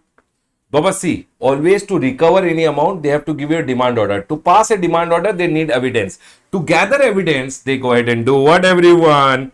Audit, special audit. And that is what is the next one over here. Audit and special audit. Audit is section number 65, audit by tax authorities. And we have section number 66, which is special audit, which is there over here. Sir, what is audit by tax authorities? Listen, say C graded chapter, might be one 4-marker question they can go ahead and ask. Okay, might be. Now listen. Audit by tax authorities. So sir, before they go ahead and do the audit, always remember they will give you 15 working days ka notice which is there. 15 working days ka one notice will be given before they go ahead and do the audit. Prior notice in GST IDT 01 will be given at least 15 working days prior. So either the commissioner or the person authorized by the commissioner can give a general order or a specific order and authorize one person to go ahead and get your audit done. Okay, sir. He may undertake, either the commissioner can undertake or the person who is authorized can undertake the audit of a person. Audit will be done either for a year or it can be done for part of a year or multiple years also. Always remember, whenever the commissioner or the person authorized one, they can go ahead and do the audit, but first they have to go ahead and give you a prior notice of 15 working days. Audit can happen at your place of business, audit can happen at their office also. Now this can be one question, everyone. What is the date of commencement of audit? Because audit once commenced should complete within 3 months. Okay? So commencement of audit is always later of, means later. Later of which date? When the books are made available, when you make the books available, you made the books available on 1st January. They came on 10th January. So audit commenced on 10th January. They came on 1st January, you gave them the books only on 10th January. So audit will start from 10th January. It says when the books are made available or the actual institution of audit at the place of business. And now what will happen? Whichever is later, say the audit has started and within 3 months the audit will get over. Audit completed. If audit not completed, then commissioner can go ahead. In writing, he can go ahead and write and keep why is he extending the time, and he can extend the time by further 6 months. After 6 months, once the audit gets concluded, then within the next 30 days, they will go ahead and inform you what are the audit findings, and they will tell you, hey, please pay the differential amount. If you pay the differential amount, chapter closed. If you don't pay the differential amount, audit evidences they will go ahead and use, the findings they will use, and they will go ahead and give you a demand order. Once the demand order is given, then they will recover by hanging you upside down. Done, sir. This point is clear. They'll inform the person about the finding in ADT 02 along with his rights and obligation. Basically, audit report along with audit observation will be given to you, and they will tell you to discharge your liability. If tax not paid, short paid, erroneously refund has been taken, or any ITC wrongly availed or utilized by you, then they will go ahead and tell you to make the payment. If you make the payment, then no problem. If not discharged, if you don't discharge the liability, then proper officer will go ahead and pass an order under section number 73 and 74. Demand order will be passed. Done, sir. Now over here you have to remember what are the obligation of a taxable person when he receives the notice of audit or rights of the officer during audit. What is it they're telling over here? Baba, either of the question. See, his rights are your obligation. So they can ask you in the exam, what are the rights of the officer during audit, or what are your obligation? His rights are your obligation. So they can go ahead and tell you what are the obligation of a taxable person when he receives the notice of audit, or what are the rights of the GST officer during audit. You have to say registered person should provide, or the authorized officer may require. Either you provide it or he will tell you to give. Okay? In exam, either way they can go ahead and ask the question. Number one, you should provide him necessary facility to verify books of account or any other document. Baba, give him necessary facility. Don't tell him, I will not give you fan also, no drinking water, go sit outside and on the road you verify. No. Give him necessary facility. Officer has come, treat with respect. Done, sir. Give him, not respect. We are telling, give him necessary facility to verify the books of account or other document. You have to give him facility. Make him sit aram se, give one chair table so that the facility to verify. Done. Furnish such information as he may require. He is asking you to give books of account. You are telling, you know, my friend is getting married. He is getting married to his girlfriend. Arey Baba, don't give him all this information. He is not asking. Whatever information he is requiring, and also give him assistance for timely completion so that he can complete the audit on time. So whatever information he is asking, give him that, and also give him assistance so that he can go ahead and complete on time. Done, sir. This point is clear. Now, so in the first section number 65, what question can come? What is deemed as the date of commencement of audit? Done. Secondly, they can tell you write a full short note on audit by tax authorities. Complete, you have to write from here to here. Thirdly, they can ask you what are the obligation of the person who receives an audit notice, or what are the rights of the GST officer when they come for audit. Done, sir. These are the three questions which they can go ahead and ask. The next one over here, section number 66 is audit, special audit. Special audit means GST officer was doing your scrutiny or some inquiry he was doing, and he went ahead and saw. So during scrutiny, inquiry, investigation or any other proceeding, if the GST officer who is there greater than equal to assistant commissioner is of the opinion that what value you have declared is not correct, or the credit availed is not within normal limit. In the exam, they will tell you when can special audit be done. When the officer greater than equal to assistant commissioner is of the opinion that the value which you have declared is not correct, or credit is not within normal limit. Can I go ahead and tell you, sir, see, if the value declared is not correct, value declared is not correct means what, sir? If GST is equal to value into rate of tax. If value is not declared correctly, it means your output tax liability, you have reduced it. Value not declared correctly means value is declared less, means output tax liability is less, or credit is not within normal limit, means ITC you have taken more. Either of the case, if output tax liability is less or input tax rate you have taken more, both the case is a problem. Your net liability, if output is less, your liability, net liability will come down, or input tax rate is more, then also your net liability will come down. Then they are going ahead and telling, sir, if the officer greater than equal to assistant commissioner, if the opinion that value declared is not correct or credit availed is not within normal limit, you have taken more credit, then first the assistant commissioner will take commissioner ka permission, and then he will direct me, I am the registered person, he will tell, hey, from this chartered accountant or cost accountant, you get the audit done. So, and get his accounts audited by the CA, chartered accountant or cost accountant nominated by the commissioner. Basically, this chartered accountant or cost accountant is not your chartered accountant or cost accountant.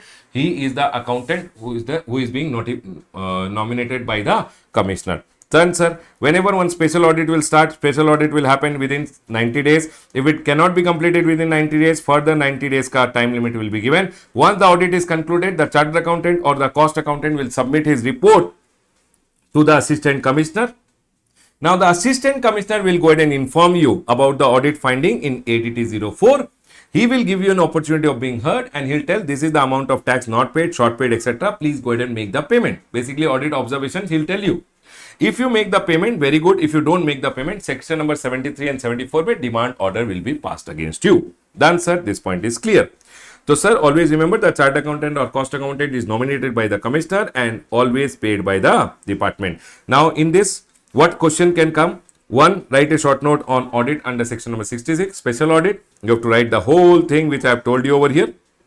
Or they can ask you, what can be the reason when special audit will be told against a person? Sir, whenever the assistant commissioner is of the opinion that the value which you have gone ahead and declared is not correct or the ITC is not within normal limit, means might be you have gone ahead and taken more ITC, then in that scenario, assistant commissioner can take commissioner ka permission and direct the registered person to get the special audit done. What are the different types of audit? Again, one question that they can go ahead and ask. Always remember, now there are only two audits which are there. One is section number 65, audit by department. One is special audit, wherein the department can direct you to get the audit done by a chart accountant or cost accountant nominated by the department ka commissioner. Done, sir. This point is clear. Closing my revision on the chapter of audit. C graded chapter, maximum something 4 marks they can go ahead and ask. Closing my revision on the chapter of audit. Done.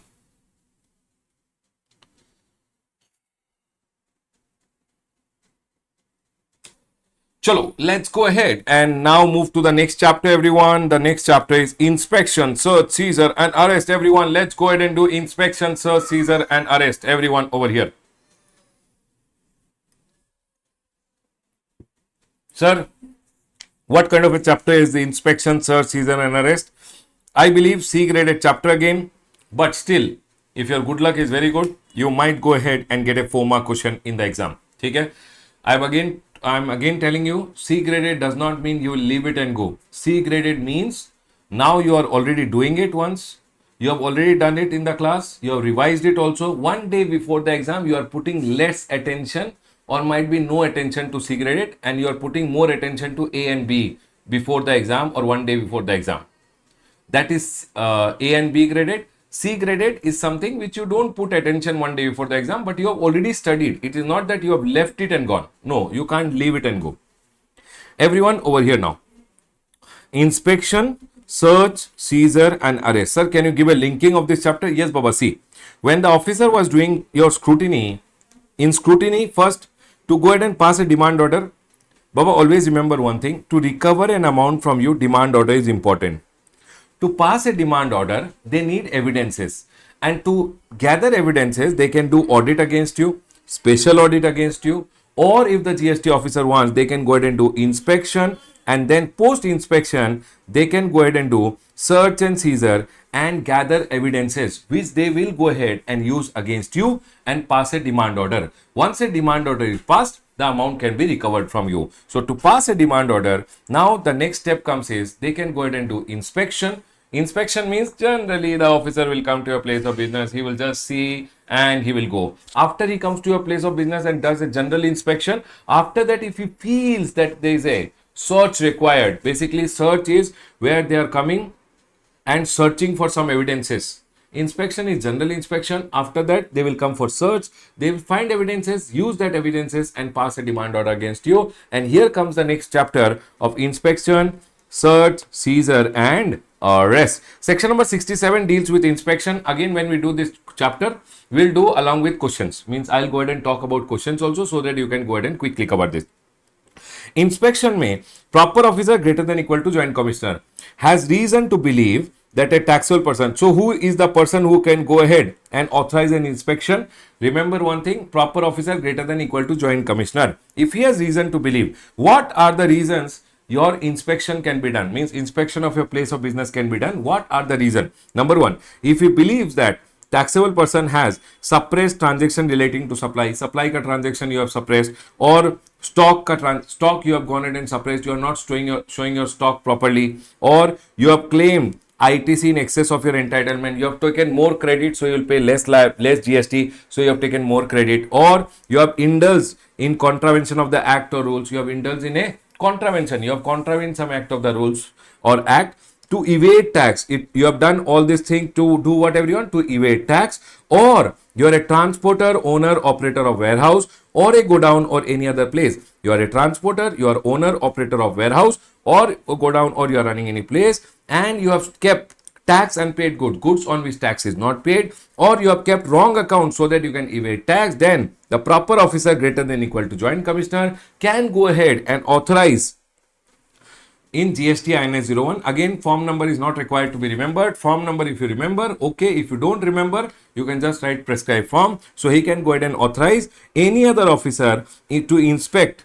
Means he can go ahead and authorize his junior, hey junior, go see and come to inspect the place of business of the taxable person or the transporter, owner, operator of godown, warehouse or any other place ka inspection the officer can go ahead and authorize, and officer authorizing the inspection, he will go ahead and issue on GST INS 01. So sir, what are the questions that can be asked? Number one, who is the officer who can go ahead and authorize inspection? Proper officer greater than equal to joint commissioner, at least joint commissioner, right? And what are the reason inspection can be done? These are the reason inspection can be done. Remember this point. Done, sir. Now, once inspection has been done, after that, if the officer feels that there is something fishy, something wrong which is there, then they can go ahead and prepare one search team. The officer, proper officer greater than equal to joint commissioner, he can prepare one search team and send it to a place of business to search those documents, those books, those things means might be an iPad, might be any hard disk, etc. He can send the search team, go and search for documents, books, things, or might be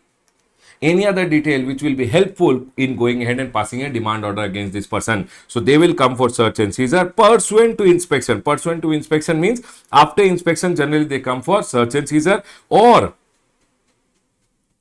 pursuant to inspection, or otherwise. Otherwise means there is no specific reason over here. Otherwise means over here might be they have got some information and without inspection only first they can come for search and seizure. That is also possible. Pursuant to inspection or otherwise, if proper officer greater than equal to joint commissioner has reason to believe that goods are liable to be confiscated, if goods are liable to be confiscated, or any DBT, documents, books and things have been secreted at any place, if officer feels that there are some books, there are some documents, some things which have been secretly stored, then Baba, which can be relevant for going ahead and passing a demand order against you, then he will go ahead and authorize an officer to go ahead and seize. They will come for search and seizure, and once they have done the search, they will go ahead and seize and the documents, books, things, goods, etc. and issue a GST INS 02 saying, sir, we are seizing all the goods and we are taking along with us. We are seizing all these documents, we are seizing these books, things, etc. and we are taking along with us. Now, proviso. Supposing they have come to a place of business and they have found some goods which they have to go ahead and seize, but those goods are one go down full goods. How can they take one whole go down with them? So they can go ahead and seal the premises and say order of prohibition can be issued to you. If it is not practicable to seal, seize, order not to remove or deal with the goods except with the permission, they can issue INS 03, which is order of prohibition. Done, sir. The next one over here.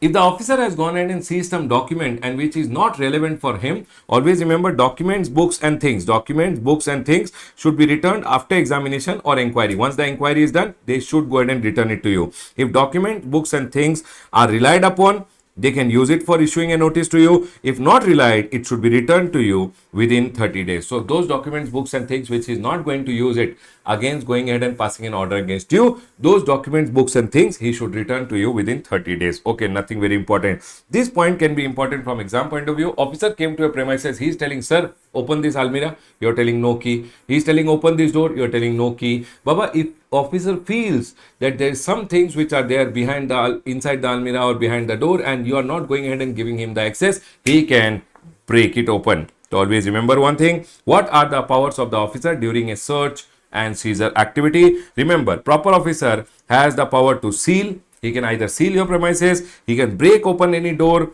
or any almirah or electronic devices. You are not giving the password, he can get it cracked, password cracking, etc. or box or receptacle in which he thinks goods, accounts, documents are suspected to be concealed and access has been denied, then he can go ahead and break it open. Yes, Baba. Shravan says, Daya, darwaza tod de. Yes, Baba. Darwaza tod do. Next.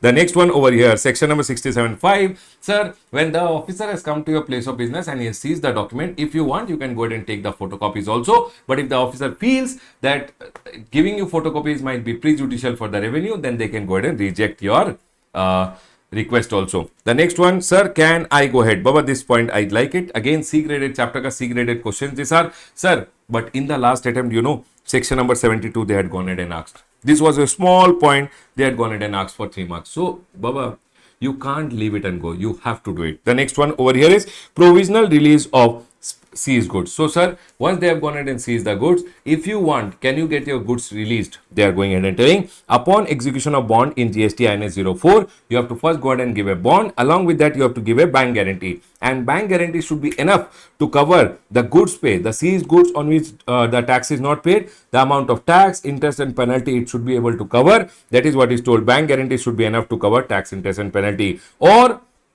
you can simply, if you don't want to give a bond and bank guarantee, you can go ahead and make the tax payment, tax, interest and penalty, and they will release the goods provisionally. Always remember, once they have confiscated the goods, they will go ahead and give you a confiscation notice within 6 months. If they don't give within 6 months, they have to go ahead, and additionally 6 months can be allowed by the commissioner to them. If they don't go ahead and send you one confiscation notice, then the goods should be returned to you. Done, sir. The next one. This point, I like it, everyone. Perishable and hazardous goods. After they have gone ahead and seized your goods, if the goods are hazardous goods or might be perishable, mangoes they have gone ahead and seized, then Baba, they will go ahead and tell you, see, sir, if you go ahead and seize and keep it for 6 months, etc., mangoes will become seed. So better you go ahead and pay us it will be released if you pay the lower of the market price of the goods and things, lower of the market price, or the tax, interest, penalty which is payable, lower of them, either the market price, government will say, see, now we are going to take over the goods. Either you pay us the market price or you go ahead and pay us the tax, interest, penalty, whichever is lower, and we'll release it. If you don't pay us, we'll go ahead and dispose it, and whatever is the amount which you have gone ahead and received, we'll use it towards the tax, interest, penalty which was payable. Done, sir. Point is clear. The next one, sir, whenever the officer is going in and seizing the goods, he will go ahead and prepare one document which is called a mahazar or a panchnama, saying, sir, these are the things which we are going in and seizing, and he will make it signed by you. Nothing very important over here. Sir, again, just for reading purpose, that, sir, what are the details which you should have?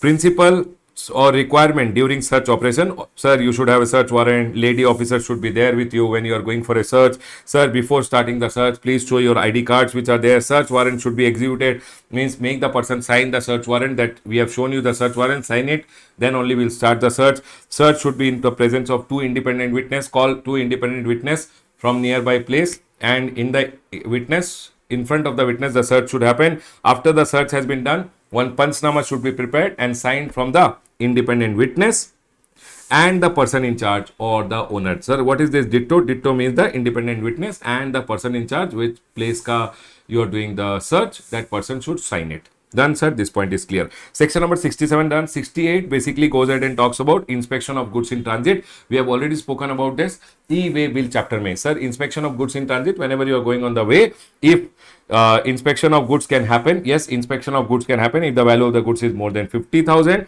The person in charge should produce the documents, etc. If documents are mismatch is there, then detention and seizure will happen. Offences and penalties chapter.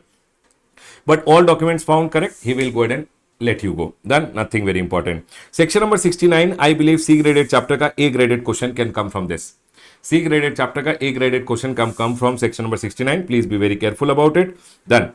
Sir, what is the question they can go ahead and ask? Arrest. Baba, if you are going ahead and doing 4 offences which are under section number 132. Section number 132(1) may, there are 4 offences. Section number 132(1) may, first 4 offences. They are going ahead and telling, if commissioner has reason to believe that, sir, person has committed an offence under section number 132(1) A, B, C, D. Remember these 4 offences. Remember all the 4 of them. Number 1, if you are supplying without any invoice, you supplied but you did not give any invoice, or you are issuing bogus invoice. Invoice you are giving but supply you are not doing, or ITC has been taken by you with using such bogus invoice, or fraudulently you are taking ITC without any invoice or bill, or you have collected an amount as tax but you have not deposited to the government greater than 3 months. Always remember 4 cases, everyone. What are the 4 cases? Supply without invoice, invoice without supply. Sir, ITC taken on the basis of bogus invoice or ITC taken without any invoice or bill. Or the first, last one over here, amount which you have collected as tax, you are not going ahead and paying it to the government. Tax has been collected. Amount has been collected as tax and you are not paying it to the government greater than 3 months from the due date. Then Baba, remember one thing, if the amount is more than 2 crore rupees, they are going ahead and telling we will arrest you. Arrest and imprisonment, there is a difference. Imprisonment means everyone over here. Imprisonment basically means sending you to jail, giving you jail wala clothes, etc. Arrest does not mean sending you to jail. Arrest means holding you and keeping so that you don't become Vijay Mallya and run away from the country. They are going ahead and telling what is arrest, everyone? Holding you and keeping. Temporarily arresting you and keeping so that you don't run away from the country. That is called what, everyone? Arrest. When trial is going on, they are holding you and keeping. That's all, everyone. So these 4 offenses plus the amount is more than 2 crore, then you will be arrested. Sir, if again second time I go ahead and do, then repeated offense, any amount, you will be arrested. Always remember one thing, whenever they arrest you, there are 2 types of offenses which are there. One is cognizable offense. Cognizable means serious offense and they are not bailable. Cognizable means serious offenses which are not bailable. Okay? And one is non-cognizable, which are non-serious offenses and those are bailable. There are 2 types of offenses which are there. One is cognizable and non-bailable offense. And one is non-cognizable but bailable.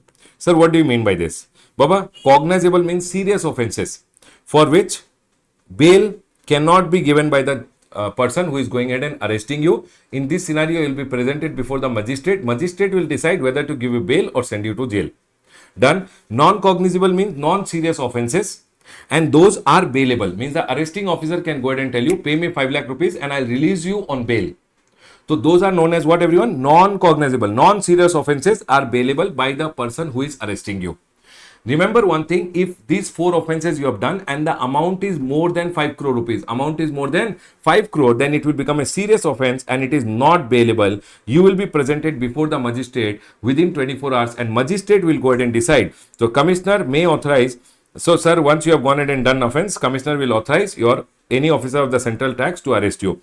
Now, cognizable means severe offense whenever the amount is more than, see, you will be arrested when the amount is more than 2 crore. But if the amount is more than 5 crore, then it is cognizable, serious offense and you will be presented before the magistrate within 24 hours and magistrate will decide whether to release you on bail or sir, send you to jail. Done, sir. And non-cognizable means non-severe and bailable offense. Any amount which is not crossing 5 crore rupees is assistant commissioner or deputy commissioner who is there. He can go ahead and decide the bail amount that you pay this much amount and will temporarily release you on bail. Done, sir. This point is clear over here. Remember one thing, like how in criminal offenses, our normal police station ka officer behave, our normal police station ka officer will go ahead and give you the bail amount. Same here, assistant commissioner or deputy commissioner shall have the same power as officer in charge of a police station. In GST, assistant or deputy commissioner will go ahead and take care of that. Okay, sir. All arrests should be made as per the code of criminal procedure. Like how criminal procedures may arrests are being done, same thing should be followed over here. Done. Section number 69 done. Section number 70 is just the power with the GST officer that if they want, proper officer has the power to summon any person to give evidences, documents, things, any inquiry. And always remember, if you have been summoned, you must go ahead and appear for the summon and whatever details have been asked, you must go ahead and provide. Otherwise, if you fail to appear before the officer in a summon, section number 122(3) says penalty up to 25,000 can be imposed on you. Yes, sir, we remember. Section number 70 done. Section number 71. Again, one small question they can go ahead and ask you. Again, they can go ahead and ask you over here, access to business premises. Write a short note on access to business premises. What do you mean by access to business premises? Sir, whenever one officer has come for inspection or a chartered accountant has come for special audit, he will have access to business premises. You can't go ahead and send your dog behind him and send, hey, run. No. It says officer authorized by the proper officer greater than equal to joint commissioner shall have access to inspect the books of accounts. So for an example, one GST officer was sent with an INS 01 by the joint commissioner for an inspection. You can't go ahead and throw him out of your premises. It says officer authorized by proper officer greater than equal to joint commissioner, he shall have access to inspect the books of account. He shall have access to inspect your books of account or documents, computer program, computer software, and such other things as he may require and which is available at such place. Means if an officer has come for inspection, he will have access to all your books of accounts which are there. If an officer has come for inspection, he will have access to your books of account, document, computer program, and computer software, and such other things as he may require and available at your place of business for the purpose of audit, verification, and check. So if he has come for audit, if he has come for verification, he will have access to all this thing. And sir, if a person has come, person in charge, whoever is the person in charge of the premises, on demand by the proper officer who has come, or any audit party or the chart accountant or cost accountant who has come for special audit might be, you have to make available records as prepared by you and maintain trial balance, audited financial statement, cost audit, income tax audit report if any, and any other relevant record within 15 days of the demand. Within 15 days of the demand, you have to go ahead and make it available to them. Done, sir. They can go ahead and ask you a short note, write a short note and access to business premises. Please go ahead and take care of this. You have to write these 2 paragraphs and come. The last one over here, which was asked in the previous exam, who are the other officers who have to go ahead and assist the proper officer in going ahead and discharging his duties? Now, sir, it says all other officers of police. So, for an example, officer is coming to your premises for inspection, search. They will get along with them one police officer. All officers of police, railway, customs, land revenue collection officer, village officer, SGST officer, and any other notified class of officer should always go ahead and assist the proper officer in implementation of the GST Act. GST Act may wherever any other officers of the government like custom officer, railway officer, SGST officer, village officer, all these people are required, then GST officer can go ahead and take their help for proper implementation of the law. So for an example, if proper officer is coming to a place of business for search and seizure, he is scared of you, then he can go ahead and tell the police officer, please come along with me, because if I go alone, they will not let me do the search and seizure, and hence they can go ahead and take the assistance of police. That's all has been told over here. In the previous exam, they had gone ahead and asked about it. Sir, what kind of a chapter? Again, I'll tell it's a C graded chapter. I like the first paragraph which is there. They can go ahead and ask what are the reason inspection can be done. This point can be small point can come. What are the powers of the officer when he is coming for search and seizure? He can break open doors, etc. Please be careful. Perishable goods, hazardous goods, if they have gone ahead and seized, it will be released when you go ahead and pay what? When you go ahead and pay the market price of the things or the tax interest penalty, whichever is lower. Sir, write a short note on access to business premises. They can go ahead and tell you. They can go ahead and tell you who are the other officers who need to assist the proper officer. Yes, sir. They can go ahead and ask you about the power to arrest. What are the reason you can be arrested? Remember 4 things. Section number 131 A, B, C, D, which I have told you. Along with that, the amount is more than 2 crore, you can be arrested. Repeatedly, if you do, second time, any amount, 4 offenses, any amount, you will be arrested. But remember one thing, if the amount is more than 5 crore, it's severe offense. If the amount is up to 5 crore, not exceeding 5 crore rupees, if the amount is more than 5 crore, it's a serious offense, cognizable, and you will be presented before magistrate. If the amount is less than or up to 5 crore rupees, it's not a serious offense. In that scenario, the ACDC arresting you will go ahead and offer you the bail amount and you will be released. Done, sir. This point is clear. Closing my revision on inspection, search, seizure. Baba, don't take C graded chapters lightly. Again, I'm telling you again and again, it is very, very important to do this chapter now, not one day before the exam. Done, sir. This point is clear. Closing my revision on inspection, search, seizure, and arrest. Done. Student says, sir, cognizable means Sanghin Aprad. Ha, Baba, Sanghin. Severe. Done. Everyone, let's go ahead and now move to the next chapter. The next chapter is demand and recovery. Baba, in your exam, demand and recovery, B graded. Appeals and revision, B graded. Either of them say one question will 100% come.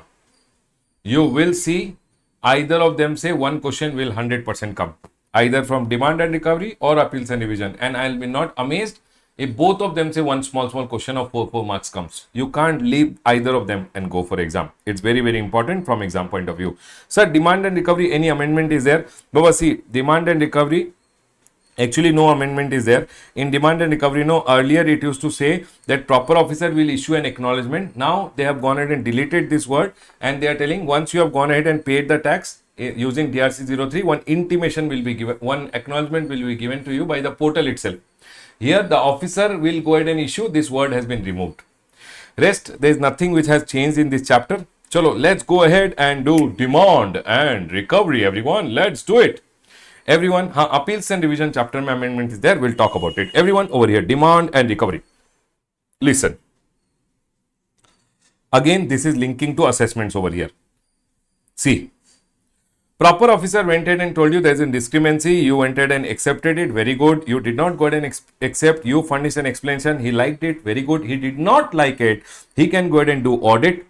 He can go ahead and do special audit. He can do inspection, search, seizure, collect evidences against you, and then they can go ahead and raise a demand order under section number 73 and 74. After the demand order is given, please go make the payment within 3 months. Very good. If you don't make the payment within 3 months, go for an appeal. Very good. If you don't go for an appeal also, after 3 months, recovery will start. And here comes the chapter that first they will give you a demand order and then they will recover the amount from you. And here comes the chapter of demand and recovery. Everyone over here now. Whenever proper officer sees that tax is not paid, short paid by you, either you have not paid the tax or you have short paid the tax, or erroneous refund has been taken by you, or ITC was wrongly taken by you or wrongly used by you, then they are going ahead and telling you can fall under 73 also, or you might fall under section number 74, either under section number 73 or you fall under section number 74. Section number 73, you will fall whenever they want to pass an order under section number 73, they will pass an order under section number 73 whenever it is not a case of fraud, willful misstatement or suppression. It means 74 generally comes whenever 74 may they go ahead and do the proceeding against you whenever you have gone ahead and done fraud, willful misstatement or any suppression of fact. Suppression of fact basically means non-declaration of fact or information which you are required to declare, or any information which was asked by the officer. If you don't go ahead and provide it, that's called suppression of fact, and you will be basically proceedings will come under section number 74. But if it is not fraud, willful misstatement or suppression, then section number 73, good boy case is section number 73 wala case, wherein you are a good boy, by mistake happened, and if you are a fraud, then section number 74. Both the cases I have gone ahead and divided in left side and right side. Left side is the 73 wala cases, 74 is the right side wala case over here. Let's go ahead and quickly see everyone over here now. Now always remember one thing, one is show cause notice. So before the officer goes ahead and issues you show cause notice, you can go ahead and make the payment. Or one is after the show cause notice has been issued, you can go ahead and make the payment within 30 days. Or the demand order has come and then you can also go ahead and make the payment. There are 3 cases which are there. Always remember everyone over here, I am going ahead and writing. Always remember, one is the show cause notice. One is the demand order. So either you can go ahead and make the payment before the show cause notice, or once the show cause notice has come, within 30 days you get time to make the payment. You can make the payment within 30 days, or once the demand order has come, after that you make the payment. Okay? So if you are a good boy, before the issuance of show cause notice, if you go ahead and make the payment in section number 73 and section number 74, everyone listen carefully. Section number 73 may you just have to pay the tax.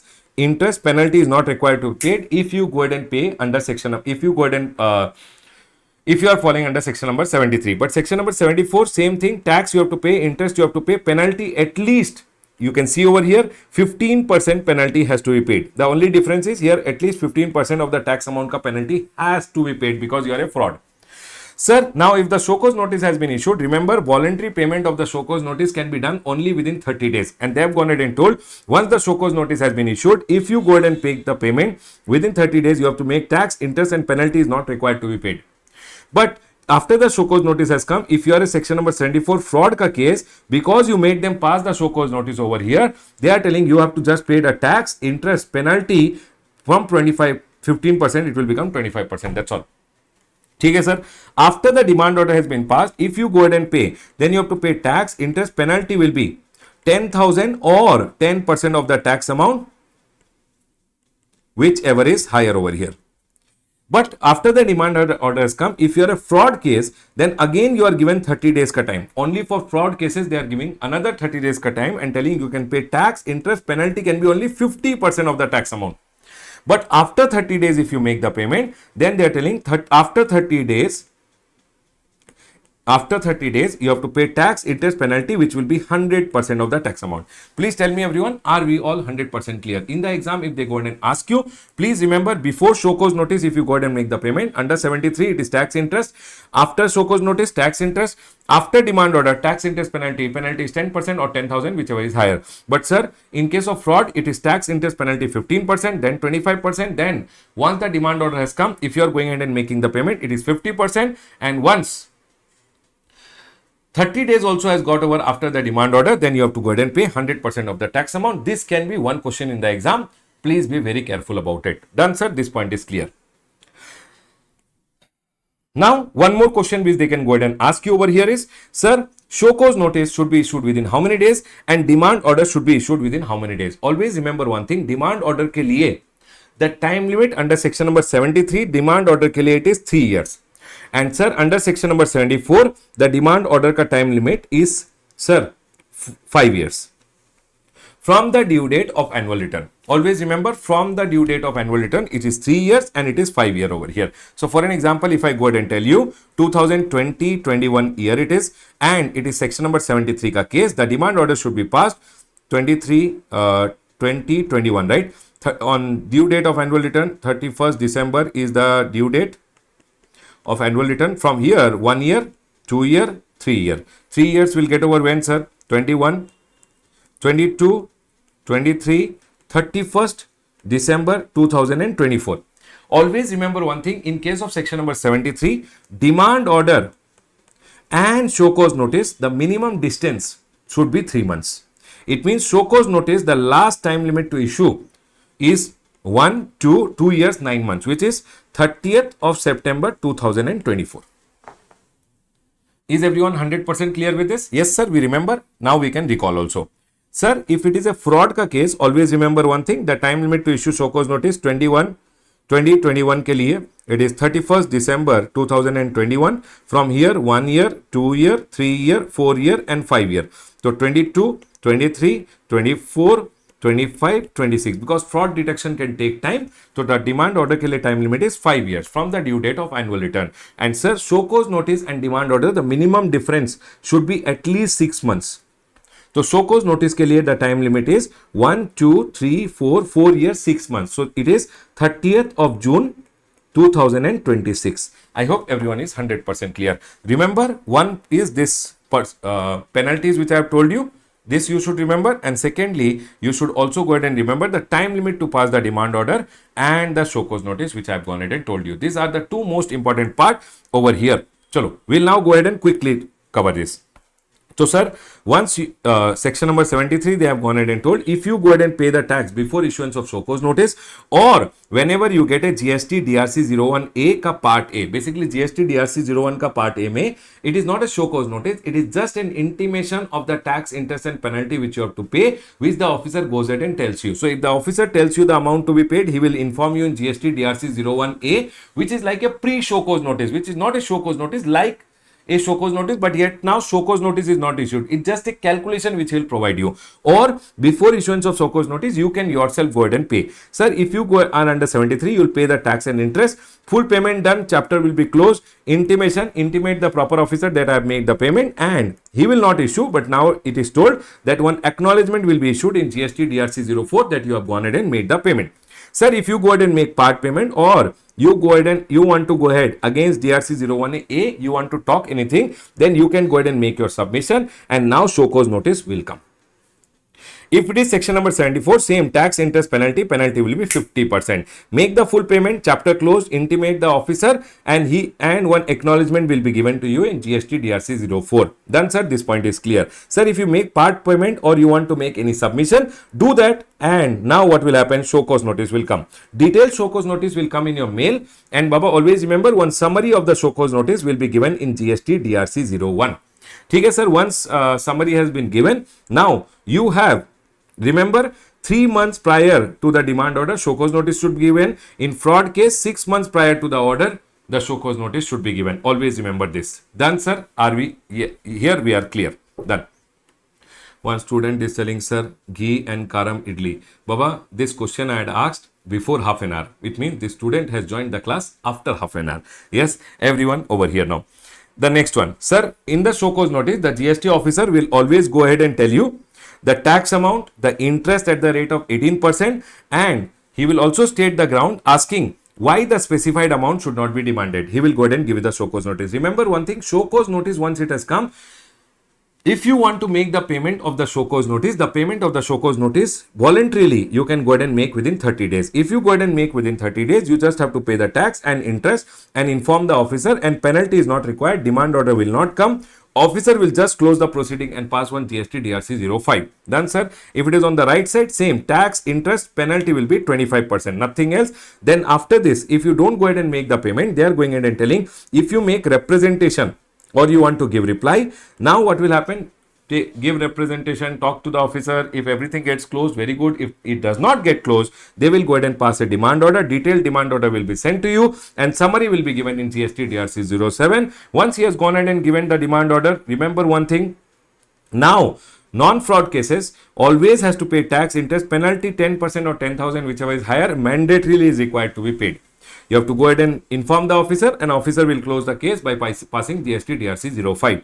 Sir, on the right hand side, if demand order is given under section number 74, you have 30 days to make the payment. If you pay, you have to pay tax, interest, penalty 50%. If you pay after 30 days, it is tax, interest and penalty, which is 100% of the tax amount. Remember one thing, the demand order ka time limit under section number 73 is 3 years. And section number 74 is 5 year. Show cause notice should be at least past 3 months prior. To show cause notice ke liye last time limit to go ahead and issue show cause notice is 2 years 9 months, and here the show cause notice ka time limit is 4 years and 6 months. Sir, if I don't go ahead and pass the show cause notice and demand order in time, remember all the proceedings shall be deemed to be concluded, closed. Done, sir. Sir, 3 years and 5 years should be always taken from the due date of the annual return which is there for the financial year for which the order has to be passed. From that year, 3 years due date of annual return say 3 years or 5 years. Sir, if erroneous ka refund ka case it is then the date the erroneous refund was given, from that date a demand order can be given within 3 years or 5 years from the date of erroneous refund. Always remember, either after the demand order you make the payment, or you can go for an appeal. That we'll understand in the next chapter, appeals and evasion, or the department after the 3 month gets over can go ahead and start recovery against you. In this chapter, in this whole diagram which I have gone ahead and explained you, always remember one thing. What is the most important part? One is the time limit for issuance of demand order and show cause notice, 2.2 years 9 months and 3 years in 73, 4 years 6 months and 5 years in section number 74 which is there. Penalty computation I have already told you, 0, 0 and it is 10% or 10,000 whichever is higher, 15, 25, 50 and 100. Done, sir. This is the most important part over here. This explanation is nothing, just for reading. Here section number 73 mein one circular is there which goes ahead and says, people went ahead and asked, section number 73 subsection 11 goes ahead and says, sir, if I don't go ahead and pay self-assessed tax or amount collected as tax, if I don't go ahead and pay within 30 days, penalty will be 10% or 10,000 whichever is higher. Sir, what do you mean by this? So here practically it does not happen, but theoretically you can understand this. Listen to me very carefully. What they are going ahead and telling is, whether penalty under section number 7311 is leviable where GSTR 3B has been filed after the due date? No, Baba. If GSTR 3B has been filed after the due date, they are not going ahead and telling this penalty will come. They are going ahead and telling section number 7311 can be only invoked when section number 73 is invoked, and provision of section number 73 are generally not invoked when you have gone ahead and filed your GSTR 3B late, because tax along with the applicable interest has already been paid after the due date. So they are going in and telling, if you are going in and filing your GSTR 3B late, we will not invoke section number 7311 and charge you. So generally, if you are going in and filing your GSTR 3B late, we will not go ahead and invoke 10% or 10,000 whichever is higher ka penalty. No. They are telling, it is accordingly clarified that section number 7311 is not payable in such cases when you have gone in and filed your GSTR 3B after the due date. However, if you are filing your GSTR 3B late, a general penalty of up to 25,000 under section number 125 which is told, GST officer can go ahead and charge. That is up to the GST officer. But So, sir, when will this penalty of 10% or 10,000 be charged? Baba, you have to remember like this. For an example, this is the month of April. April month ka 20th May, you filed your GSTR 3B. You told your output tax liability self-assessed is 10 lakh. Input tax rate, for an example, 0. You had to pay 10 lakh rupees over here. You did not pay and you filed your return. Practically not possible to file the return without paying the tax. Theoretically, this return will be known as invalid return. Where you did not go ahead and pay your tax and you file your return, that's called invalid return. A valid return is when you have paid the tax and you filed the return. Invalid is when you did not pay your tax and you filed your return. So what happened over here? Your self-assessed liability was 10 lakh rupees. You did not go ahead and pay and you filed your return. Remember one thing, you must go ahead and make the payment. See everyone, 1 minute over here. You must go ahead and make the payment within 30 days. This amount of self-assessed tax should be paid within 30 days. If you don't go ahead and pay within 30 days, then the GST officer can go ahead and issue a show cause notice and give you a penalty order wherein he can go ahead and charge you a penalty of 10% or 10,000, whichever is higher ka penalty can be imposed on you. So this 10% or 10,000 ka penalty can be imposed only if you have self-assessed the tax and not made the payment of this tax within the next 30 days. Officer can follow the procedure under section number 73 by issuing you a show cause notice and then giving a demand order by demanding 10% or 10,000, whichever is higher. Please do one question on this. They have gone ahead and asked question in the exam and it is there in your Q&A material. First 2-3 questions are on this only. Please do it and go. Don't leave it. Everyone over here now. Section number, see Baba, this in your book is the A graded chart. B graded chapter ka A graded chart this is. I have already told you this point is very, very important. This point is very, very important and this section number 7311 is very, very important. Please do some questions and go. Don't leave it. Done, sir. Now comes section number 75, 76 and 77. Listen to me very carefully. Here, in B graded chapter, I'll consider this chart as B graded. Sir, what are the important points you feel? Let's go ahead and quickly revise. Section number 75 mein.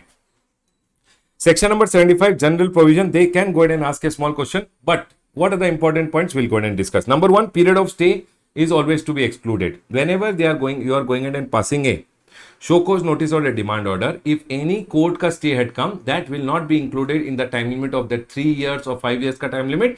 That period of stay will always be excluded. Done, sir.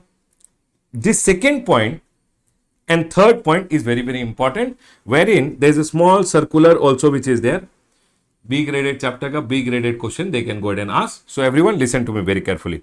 If show cause notice under section number 74, if show cause notice under section number 74(1) is not sustainable, proper officer shall determine the tax deeming the show cause notice under section number 73(1). Sir, what do you mean by this? They are going ahead and telling. So for an example, and the next point also you should remember, demand order issued as per the direction of appellate authority, appellate tribunal or court should be issued within 2 years from the date of such direction. You know what happened?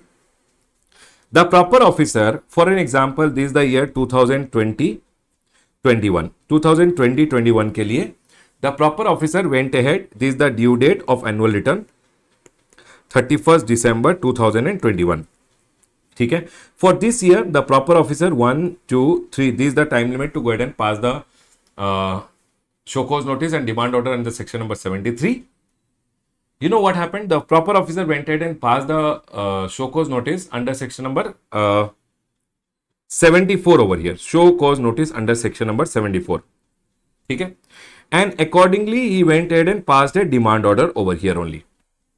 Show cause notice under section number 73, demand order also given. People, please concentrate. Demand order also given under section number 70, 73 show cause notice, 74 show cause notice and demand order also section number 74, he passed it. He told I am a fraud and he went ahead and charged a penalty on me and he passed the demand order. I went to the court. I went to the appellate authority, appellate tribunal or court and told, sir, I am not a fraud. The demand order which has been passed against me under section number 74, I am not a fraud. They have gone ahead and passed a demand order under fraud. I am not a fraud. And appellate authority or appellate tribunal or court went ahead and held that, it is not a fraud and the demand order which is being passed is not valid. In this scenario, once the court ka direction has come, within the next 2 years, the officer should go ahead and now pass a fresh demand order under section number 73, because the court has issued direction within the next 2 years from the court ka order. Within the next 2 years, he will go ahead and pass a fresh demand order under section number 73. But he will not be required to go ahead and pass a fresh show cause notice. The show cause notice which was already passed under section number 74 will be deemed to be a show cause notice under 73, and accordingly, the proper officer will do the proceeding, and within the next 2 years, he will go ahead and pass a demand order. That is what is being told. That, sir, if show cause notice and demand order which was passed under section number 74, later the person went to the appellate authority, appellate tribunal or court, and court went ahead and held that the show cause notice which was passed or the demand order which was passed under section number 74 is not sustainable because fraud could not be proved, then Baba, the proper officer will deem this show cause notice under section number 73 and do the proceedings and pass the demand order within the next 2 years from the day the court has gone ahead and given the direction. I want everyone to quickly give me a heads up. Did you guys understand this point?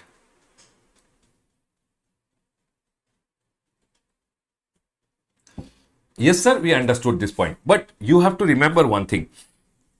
Now, officer wants to deem this show cause notice under section number 73.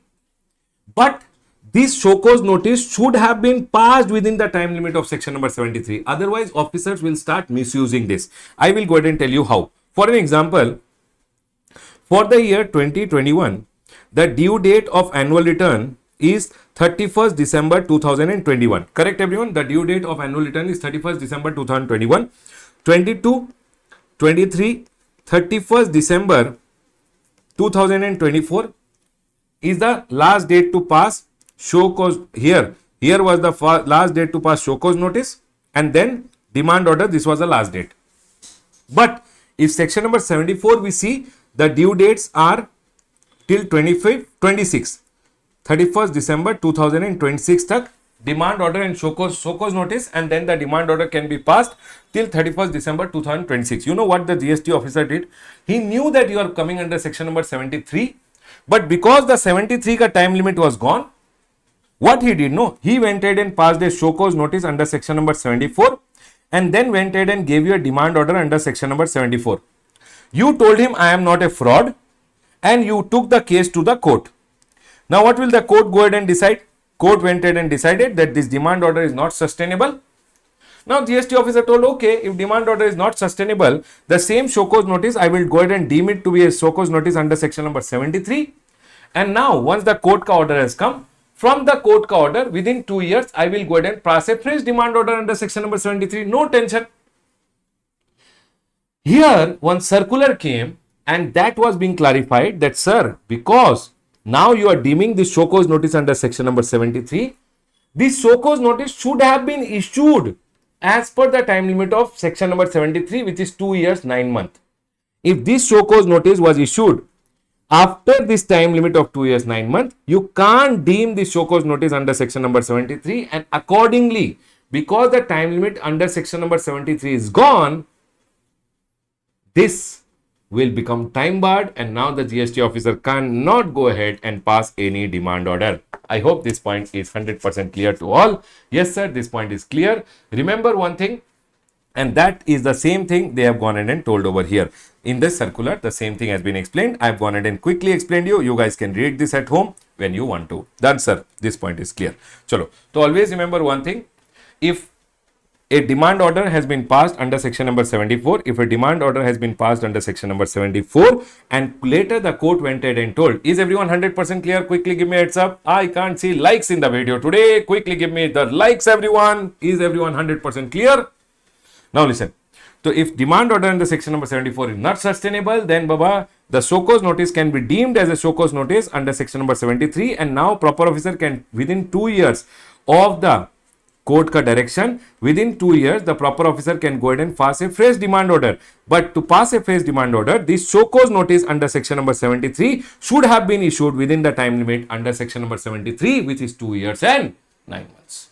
Done, sir. This point is clear. The next one over here is, Baba, always whenever they are passing an order against you, they will give you opportunity of being heard. Adjournment maximum is 3 times. Whenever the GST officer passes an order, it will always be a speaking order. Speaking order means it will always tell the fact and circumstances based on which the order has been passed. Tax, interest and penalty which they go ahead and tell in the demand order cannot exceed what is told in the show cause notice. What is told in the show cause notice should be confirmed by the demand order. If in the show cause notice they have given some grounds that, sir, ITC has been wrongly availed, the demand order also should be passed on the same ground. It cannot be different. Done, sir. Sir, where appellate authority, appellate tribunal or court modifies the tax, interest and penalty, you went to the appeal, and in the appeal, appellate authority, appellate tribunal or court went ahead and modified the amount of tax. They increased. Then tax, interest and penalty also will increase. That's all they are going ahead and telling. Whenever appellate authority, court, tribunal modifies the tax, interest and penalty also will become modified. Always remember one thing, even if in the demand order the officer forgot to tell the interest amount to be paid, interest is always payable irrespective of the fact whether it is told in the demand order or not. But this is not for penalty. Penalty need not be paid if it is not told in the demand order. Which means penalty always has to be stated by the officer in the demand order. Then, sir, within 3 years or 5 years, if they don't pass the demand order, remember demand order and show cause notice, if they don't go ahead and basically pass within the time limit, it will be deemed that that year ka proceedings have been closed. Then, sir, any wait time spent should always be excluded. Period of stay, wait time, etc. is always to be excluded. Always remember, self-assessed tax liability, they will always go ahead and directly demand from you. Yes, sir. Self-assessed tax liability means whatever is told in GSTR 1 is known as a self-assessed tax liability. It is told over here, self-assessed tax liability shall include the tax payable in respect of outward supply, which is told in GSTR 1, but the same has not been included in GSTR 3B. Sir, GSTR 1 may have told 1 crore and the liability is 18 lakh rupees, but in the GSTR 3B, I did not go ahead and tell the same amount. I told a lower amount, so they will go ahead and tell in GSTR 1 what amount you told. That's your self-assessed liability. If you don't go ahead and pay the same amount through your GSTR 3B, I hope you guys remember now rule number 88C, which you entered and learned. First, they will go ahead and give you a notice, give you time to make the payment, and then only they will go ahead and start the recovery. Yes, sir, we remember. I'll go ahead and connect it over here. In our return chapter, we had gone ahead and learned that, sir, GSTR 1 and GSTR 3B, if there is a difference, that can be recovered from you. There is no demand order to be given. Direct recovery is possible over there. It will be directly recovered. Done, sir. This point is clear. The next one over here is, sir, no penalty and for the same act. If section number 74 may you have been penalized already, or 73 may you are penalized already, they are telling under section number 122, etc. For the same act, they will not penalize you again. Done, sir. This point is clear. 76 has nothing to talk. Section number 76 says if something was not taxed, but you told the person this is 18% tax is there and you collected an amount representing as tax. What do you mean by amount representing as tax? What is not tax, but you told tax and you went ahead and collected. Always remember one thing, if you collected something representing as tax, it is not tax, but you went ahead and collected it. Then they are going ahead and telling amount collected representing as tax should be immediately paid to the government. There is no due date because due date is for tax next month 20th. But if you collect any amount which is not tax only and you told tax and you collected that amount, it should be immediately paid to the government. If you don't pay it immediately or you never paid it, remember, whenever after 50 years also if government comes to know about it, government can issue you a show cause notice. There is no time limit to issue show cause notice, and show cause notice to demand order within 1 year they will go ahead and give you the demand order. Done, sir. This point is clear. 76 just goes ahead and says if you collect any amount representing as tax, it is not tax, but you told it is tax and you went ahead and collected it. Remember, show cause notice, there is no time limit. Demand order, from show cause notice, the demand order will be passed within 1 year. Done. Section number 77 is very simple over here. Supposingly, I went ahead and paid, assumed one transaction to be intrastate and paid CGST, SGST. Later I realized, oh no, I should not have paid CGST, SGST. It was interstate and I should have paid IGST. So if you have already paid CGST, SGST, thinking one transaction to be intra, but it is inter, No problem. CGST, SGST, take a refund and pay the correct IGST which is there. Whenever you are taking a refund, government will go ahead and give you the refund of the wrong tax paid, and correct tax when you are paying, you are not required to pay any interest. That's all has been told by section number 77. So if you have paid IGST for an example by mistake and later you have to pay CGST, SGST, take the IGST ka refund and pay the correct CGST, SGST, you will not be required to pay any interest. That is told by section number 77, read with section number 19 of the IGST Act. Done, sir. All these three sections which are there, no Baba, are B graded. You might see a 3 to 4 marker question. In my opinion, what are the points you can take care over here? This second and third point, which because there is a circular over here, so they can go ahead and ask one question from this.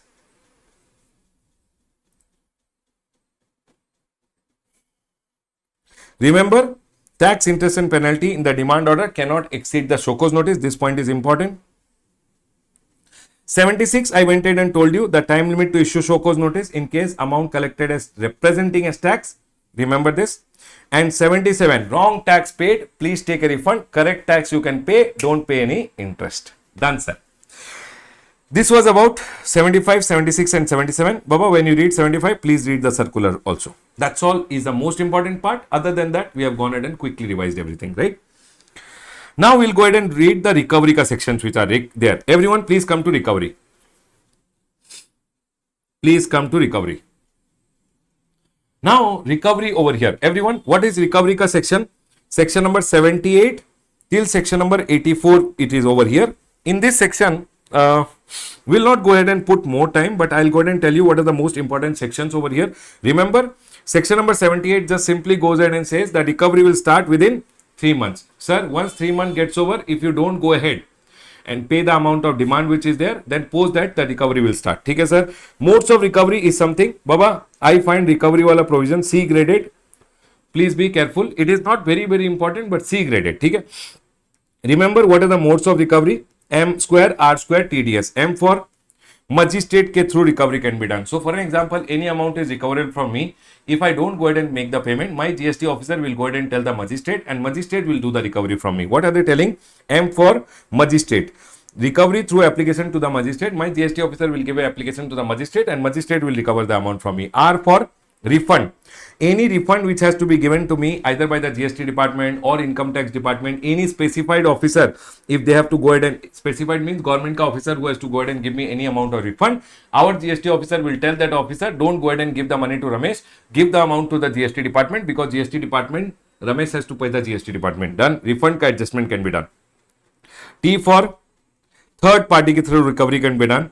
From third party from whom amount is due or may become due to such person. So whatever any amount which has to come from a third party to me, might be my insurance policy has matured and amount has to come to me and my debtors have to pay me.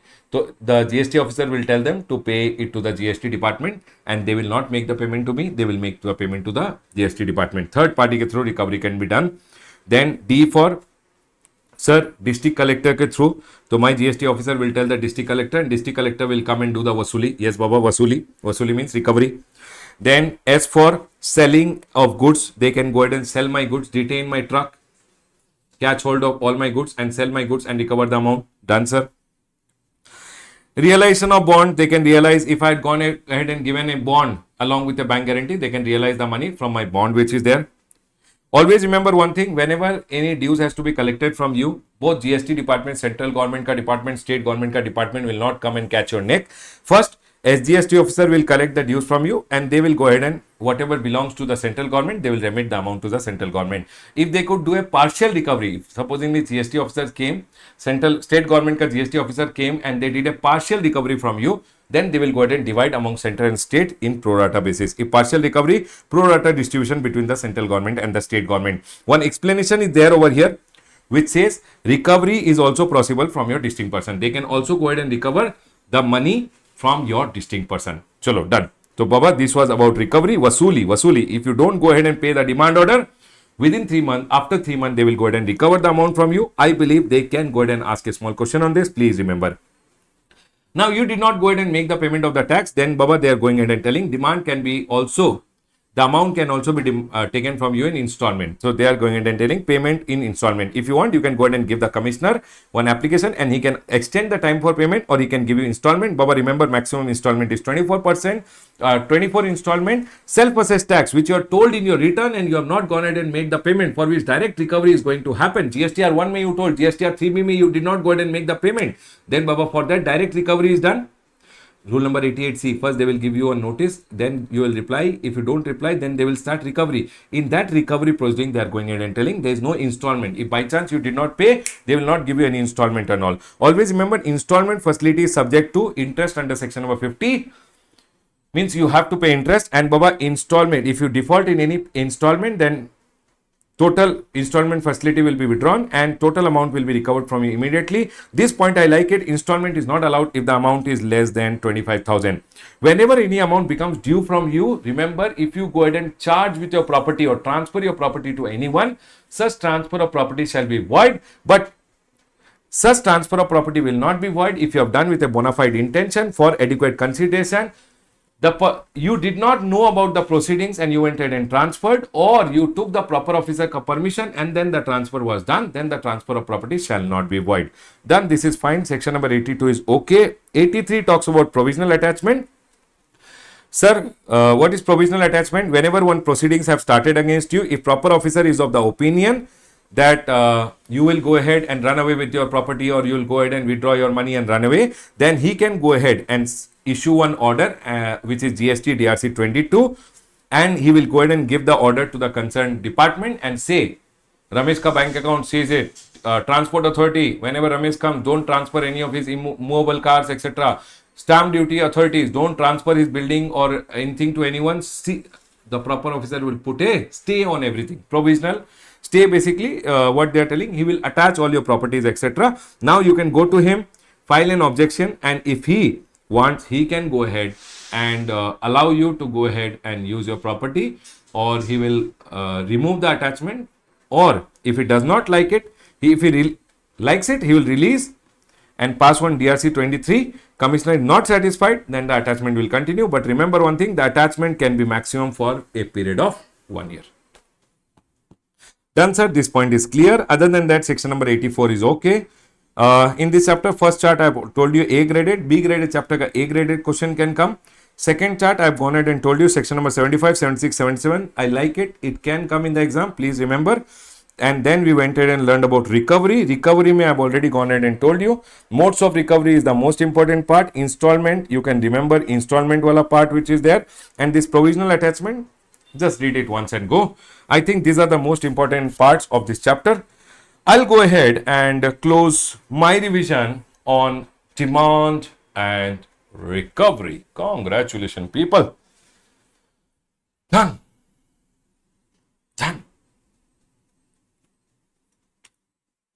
Done. Done. I'll do one thing, everyone. I'll not go ahead and give you a break today. I'll go ahead and stop my discussion till here. Okay? I'll not go ahead and give you a break today. We'll do one thing. I've gone ahead and taught you 8 chapters today, wherein we have gone ahead and learned TDS, e-commerce, returns, we have learned advance rolling, assessment, audit, inspection, and we have learned demand and recovery. I want you guys, these 8 chapters ka whatever questions are there, you go ahead and cover them. Sir, which are the chapters you want us to read? Baba, TDS ka chapter, you can just read the question. E-commerce, you can read it. Returns, you can read it. Advance rolling, read. Inspection, read. Demand and recovery, you can solve the questions. Demand and recovery mein calculation, etc. ka whatever questions are there relating to the time limit, etc. If you want, you can go ahead and solve the questions which are there. Okay, everyone, I'll do one thing. I'll go ahead and close my revision for today till here only. Done. These 8 chapters which I have gone ahead and told you, please go ahead and practice the question answers which are there for these 8 chapters.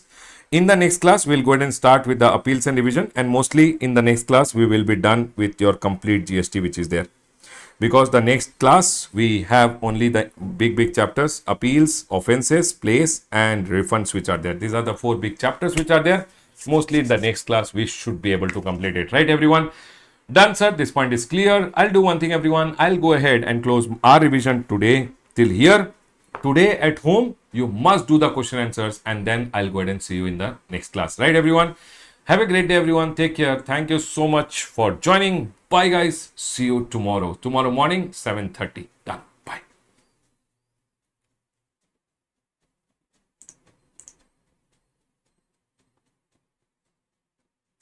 All right.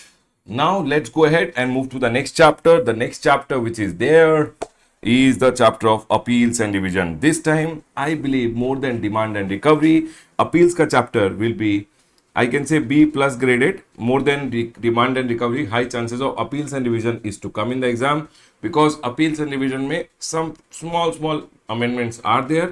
Out of that, one or two amendments are good, and we should remember it for the exam. Okay, everyone, chalo, let's go ahead and get it started, everyone. Appeals and revision. I had gone ahead and told you what is the linking of appeals and revision, everyone. Listen, you remember officer did scrutiny. Yes, sir, he did scrutiny. After that, he went ahead and told me that this is the discrepancy. I went ahead and accepted and closed the case, then no problem. But if I gave explanation, he liked the explanation, then no problem. He does not like the explanation, then the officer generally gets audit done, special audit done, inspection, search, seizure done. But it is not mandatory that audit, special audit, inspection, search and seizure will happen. No. If officer wants directly, if he has evidences that you have gone ahead and done you have not paid the taxes, he can go ahead and issue show cause notice, and then a demand order can be issued to you. Or after going ahead and getting this done also, he can go ahead and issue a show cause notice and then a demand order. Now, once a show cause notice and a demand order, later a demand order has been issued, remember, demand should always be paid within 3 months. If you pay within 3 months, very good. If you don't pay within 3 months, after 3 months recovery will start. Done. Lekin within 3 months, if you don't want to pay, you have another choice that you can go for a appeal. And here comes the chapter of appeals and revision. Please come to the chapter of appeals and revision, everyone. See, appeals and revision. Appeals and revision, always remember one thing. Listen. Appeals and revision. One, there is an adjudicating authority. ठीक है, adjudicating authority passes an adjudication order. Against the adjudication order, whenever you want to go ahead and fight, you have to go to the appellate authority. ठीक है sir. Sir, what do you mean by adjudicating authority? Adjudicating authority, normally your GST officers who are there are known as adjudicating authority, like your assistant commissioner, deputy commissioner. All these people are whom? Adjudicating authority, who are going to pass the order. Once they pass the order, that's called adjudication order. Done. Or order in original. Remember this point, that is known as adjudication order or an order in original. Okay, sir. Adjudication authority passes an order which is adjudication order. Against the adjudication order, you go to the appellate authority and file for an appeal. Now, appellate authority, when they will go ahead and pass their order, that is known as order in appeal. Done, sir. Against an adjudication order, see, always remember one thing, against an adjudication order, you went to the appellate authority, or department can go to the appellate authority. If department misses, only for the department, if department does not go to the appellate authority within 6 months, but department knows there is something which they have gone ahead and missed, they should have gone for the appeal, but appeal ka time is gone, then baba, lower rank officer ka, junior ka, senior can go ahead and revise the order and pass a revisional order. Revisionary authorities come over here, and revisionary authority can go ahead and revise the order. Once the order has been given by these people, then you can go for the appellate tribunal which is there. Appellate tribunal may we have the principal bench and we have the state bench over here. If you guys go ahead and see both the benches which are being told, one is the principal bench, one is the state bench. Yes, sir. Now, if principal bench passes the order, you have to directly go to the Supreme Court. If state bench passes the order, you have to first go to the High Court and then you have to go to the Supreme Court. Done, sir. Always remember, the original order is known as order in original. After that, whichever orders are being passed, those are known as orders in appeal. Done, sir. This point is clear. Now, everyone over here, the same flow I've gone ahead and written over here. Let's go ahead and start quickly revising, everyone. Adjudicating authority. Who is an adjudicating authority? Any authority which is appointed under GST to go ahead and pass an order or a decision under this act is known as an adjudicating authority. Done, sir. And it does not include, who is not included in adjudicating authority? CAARC. What you can do? No, you can go to your, 1 minute, everyone. I'll go ahead and download Smart also. We need Smart over here. Just give me a minute. We'll download Smart.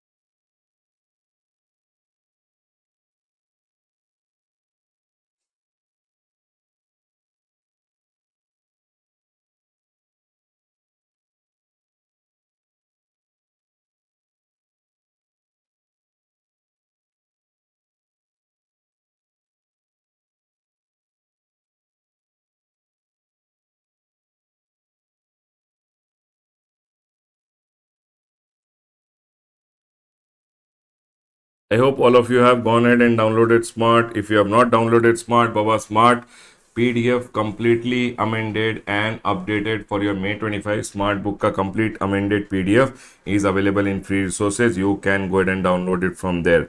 ठीक है sir, done sir. We'll go ahead and download. If we need, we'll download. Done sir.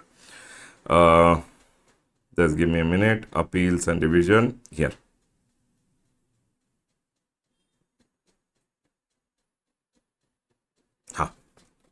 Sir, who are the people who are not adjudicating authority? This point you should always remember for your exam also. Who are the people? Adjudicating authority means any authority who has been appointed to go ahead and pass an order is known as an adjudicating authority. Any authority which has been appointed to go ahead and pass an order under the GST Act is known as adjudicating authority, who will pass the adjudication order.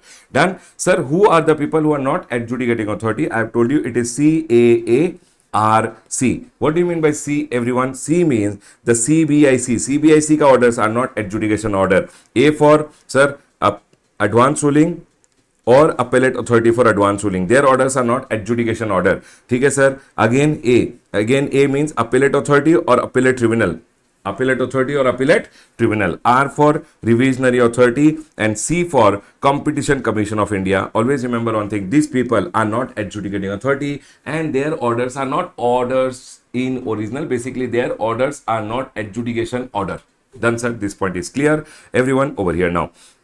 The next one. So whenever an adjudicating authority will pass an order, that's known as adjudication order, which is order in original. Against an adjudication order, whoever is aggrieved. So if the taxpayer is aggrieved, appeal can be filed by any person, that's the taxpayer or the taxable person, or appeal can be filed by the department itself, which is known as departmental appeal, which is known as what, everyone? Departmental appeal. Done sir. Now if you are going for an appeal, you should go within 3 months plus 1 month ka delay can be condoned. We'll do one thing, we'll study from the amended chart which is there. Okay, because small amendment is there, so I'm doing it from the amended chart. So whoever is aggrieved, whether the taxpayer is aggrieved or the taxable person is aggrieved or the department itself is aggrieved, you can go for the appeal. Taxpayer should go within 3 months plus 1 month or delay can be condoned. Sir, department, if it is going, department ka case mein, supposingly the adjudicating authority went ahead and passed the order and department itself is aggrieved that its own officer has gone ahead and done something wrong, then department can go for an appeal. That is called review application or departmental appeal. Department ka commissioner on his own motion, or might be the SGST or UTGST officer has gone ahead and told the CGST ka commissioner,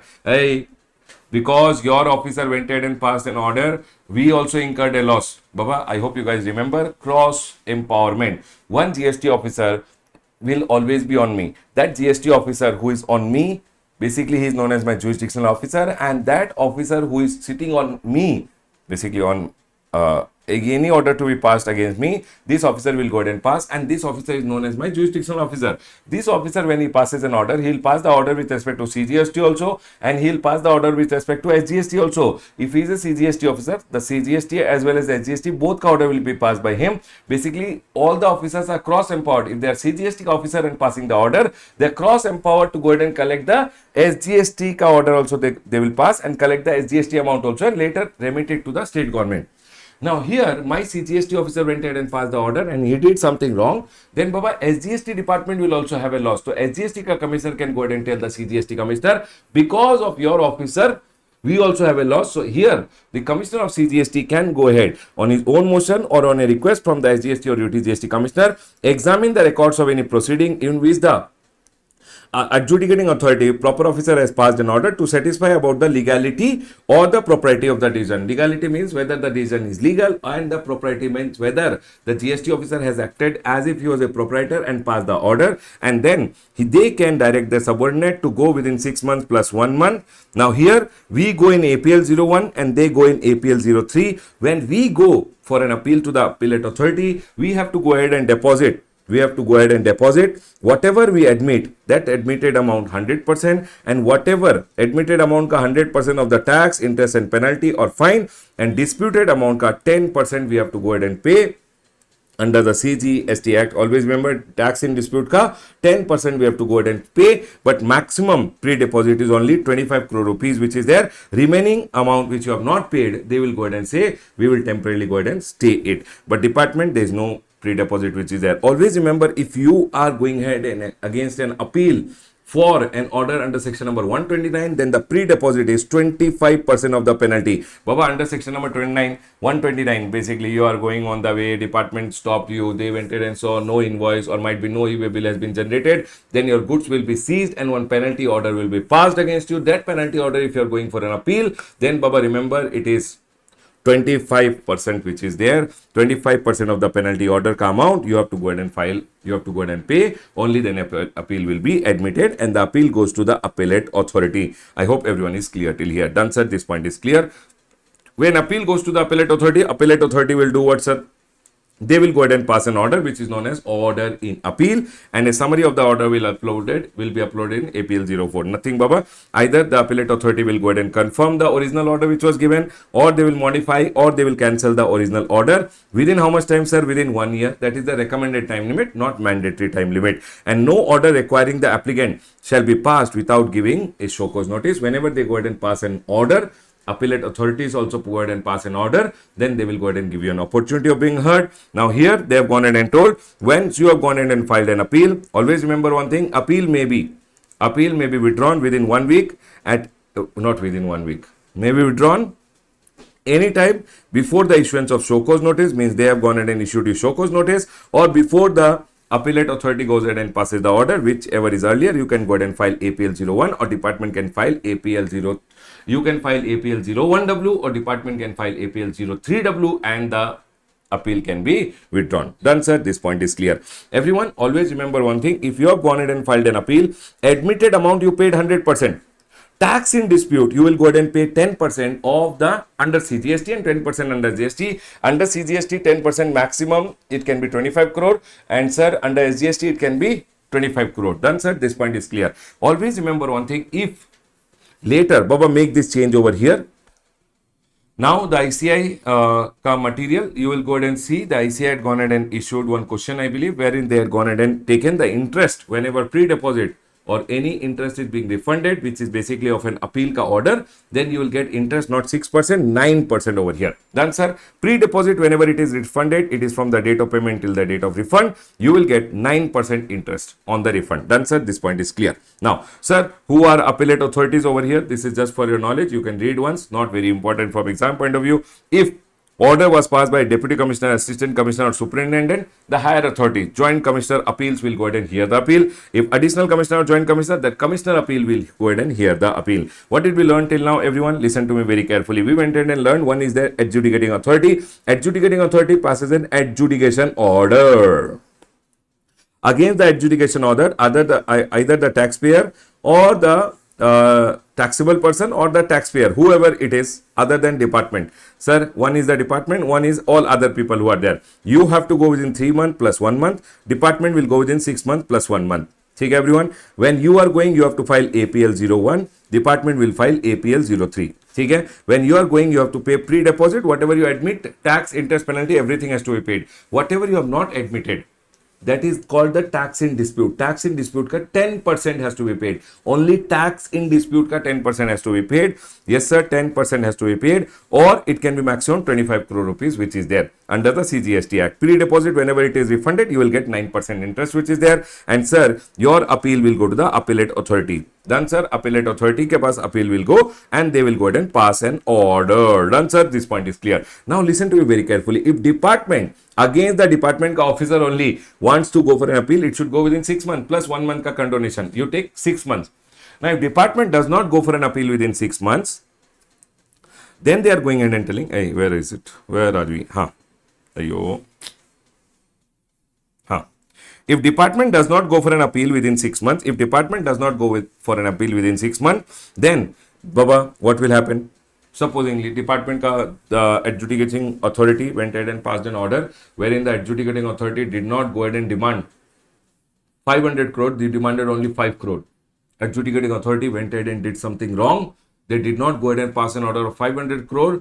They only passed an order of 5 crore. Here, department is aggrieved, but department did not notice and the time limit to file an appeal is gone. Do you think the department will leave its money? No. Department see, if you don't file an appeal within 3 months, gone. Nothing can be done. But if department does not file a appeal within 6 months, then department का junior का order can be revised by the senior order. Junior का order can be revised by the senior, and that's called revisionary authority will revise the order. So sir, if department does not file an appeal within 6 months, then revisionary authority can go ahead and revise an order, and that is what is being told. If order is passed by a subordinate below the revisionary authority on its own motion, if revisionary authority wants, senior if they want on their own motion, or upon information received by him, whenever they receive an information, or they are going ahead and telling on request from the SGST or UTGST commissioner, they can call and examine the records, and on examination, if the revisionary authority found that the erroneous order has been passed, which is prejudicial, means against the revenue ka interest, or it is illegal, improper, material facts were not being considered, or it is in consequence of the observation by the C&AG, that is basically Baba, C&AG did department ka audit, and C&AG pointed out that there is something fishy, then the revisionary authority junior ka order can be stayed by the revisionary authority, and they will give opportunity of being heard to both the parties. Basically, they will call the department officer, they will call you, they will go ahead and discuss with you. Inquiries will be done over here, and then pass a revisional order as they think just and proper. Not discuss with you, they will go ahead and do the proceedings, and they will pass the order. Either they will enhance the amount, or they will modify, or they might go ahead and cancel the order also. Always remember, junior whichever is there, junior, deputy commissioner, assistant commissioner, superintendent, their senior will go ahead and revise. Sir, again, this junior senior will go ahead and be the revisionary authority which is there. Done, sir. This point is clear.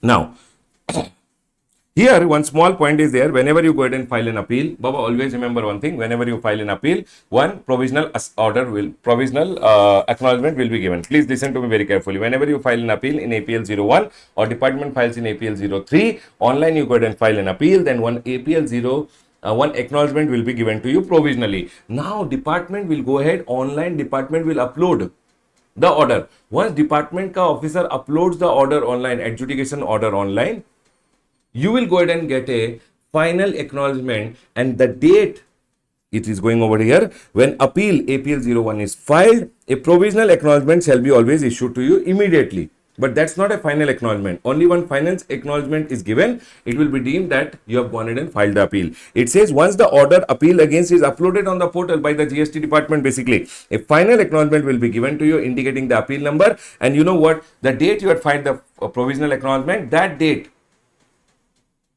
will be the date of filing.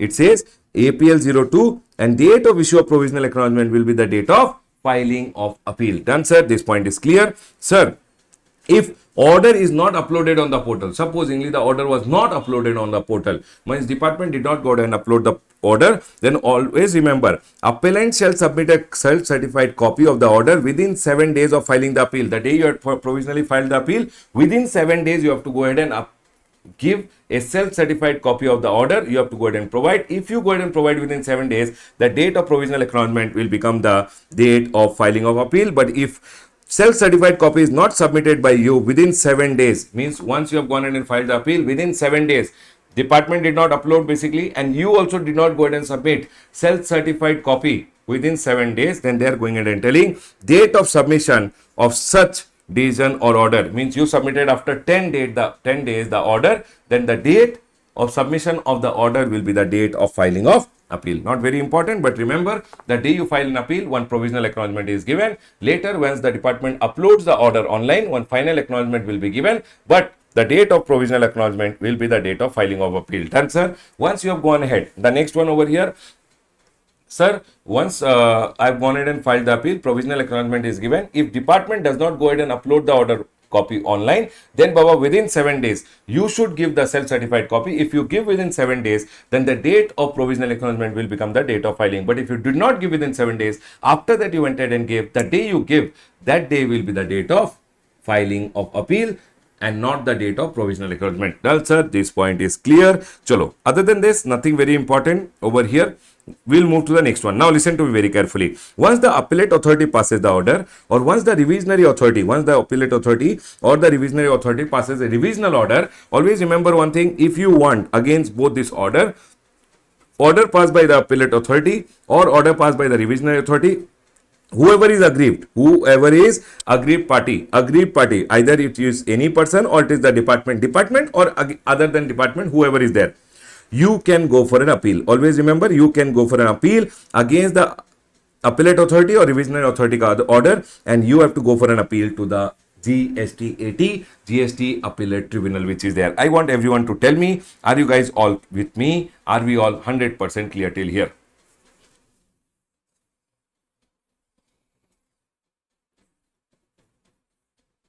Sir, Chris says, sir, let's finish GST today like RCB finish CSK. Arey, I love both RCB and CSK. Don't say this. I love RCB also. I love CSK also. Take everyone over here now. Chalo.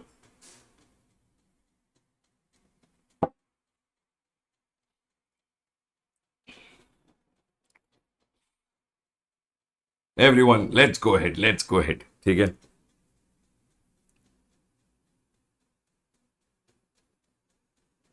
See, Krish, every day can't be your day. Yesterday was RCB ka day. I love RCB. But sometimes it is not their day. Sometimes it can be CSK ka day. Okay, very good, everyone. Chalo, let's go ahead. Everyone over here now. Order passed by whoever is the aggrieved. Order passed by the appellate authority or order passed by the revisionary authority. Whoever is aggrieved person can go for an appeal against appellate authority or revisionary authority ka order. They can go for an appeal to the appellate tribunal, which is there. Done, sir. This point is clear. हाँ बाबा, हाँ हाँ. Supposingly, they are telling, sir, revisionary authority went ahead and passed an order. Can department go against that order? Yes, Baba, revisionary authority. What if revisionary authority did something wrong? So they can go for an appeal to the appellate tribunal. Remember, appellate tribunal is of two-tier appellate tribunal. One is the principal bench, which is in Delhi. One is the state bench, which is every state-wise. One is the state-wise benches, and one is the principal bench, which is in Delhi. Okay, sir. Principal bench, one president is there.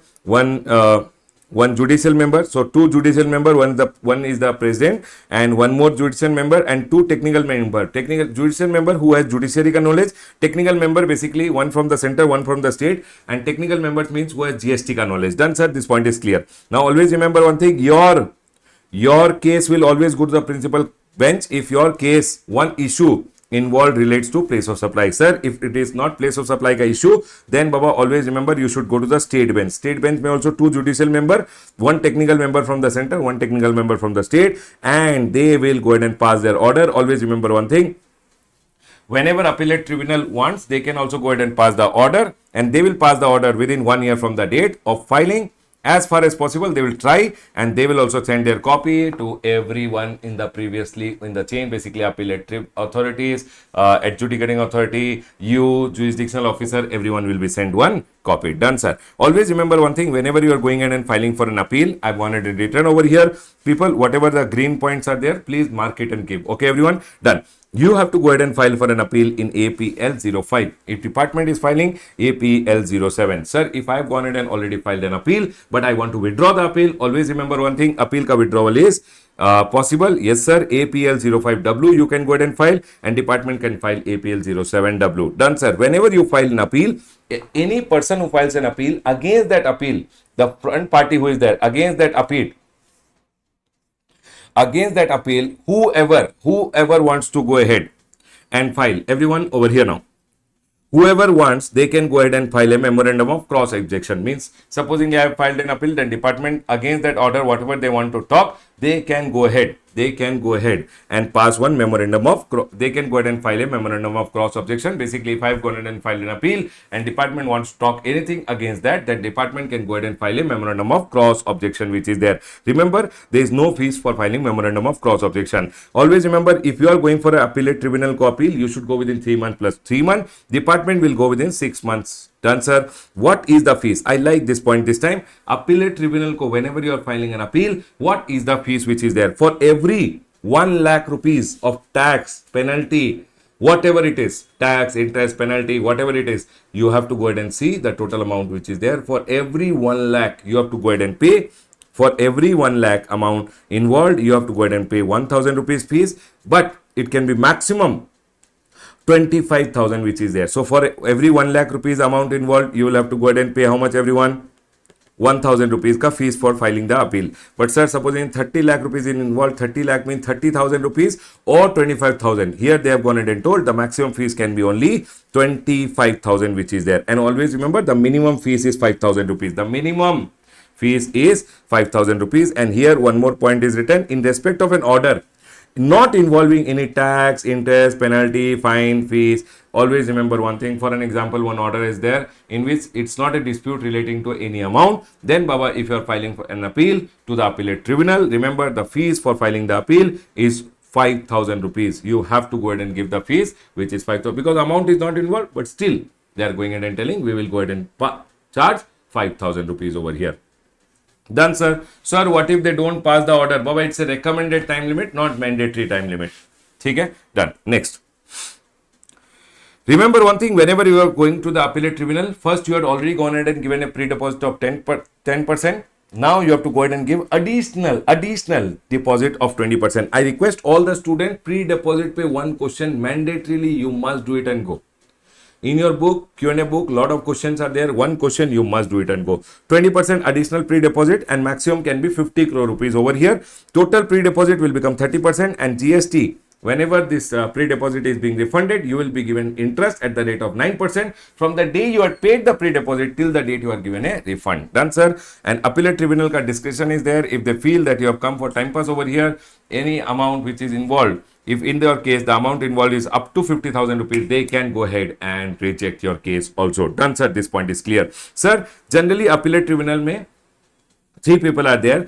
In any bench, any appeal will always be heard by one judicial member and one technical member. Always, whenever they are hearing or appeal, one judicial member, one technical member. Any appeal involving any amount up to 50 lakh rupees and not involving question of law with president approval can be heard by a bench of single member. Means generally there are 4 members who are there, two judicial member, one technical and one technical member from the center, one technical member from the state. But remember one thing, if they generally always the hearing will be by one technical and one judicial member, not required 4 people, 2 people always. But if the amount involved in your case is up to 50 lakh and there is no question of law, it's factual issues for which you are fighting, then Baba, with the president ka approval, only one single person also can go ahead and hear your appeal. Please remember this point, everyone. Done, sir. This point is clear. Now, once the order has been passed by the revisionary authority, once the order has been passed by the appellate tribunal,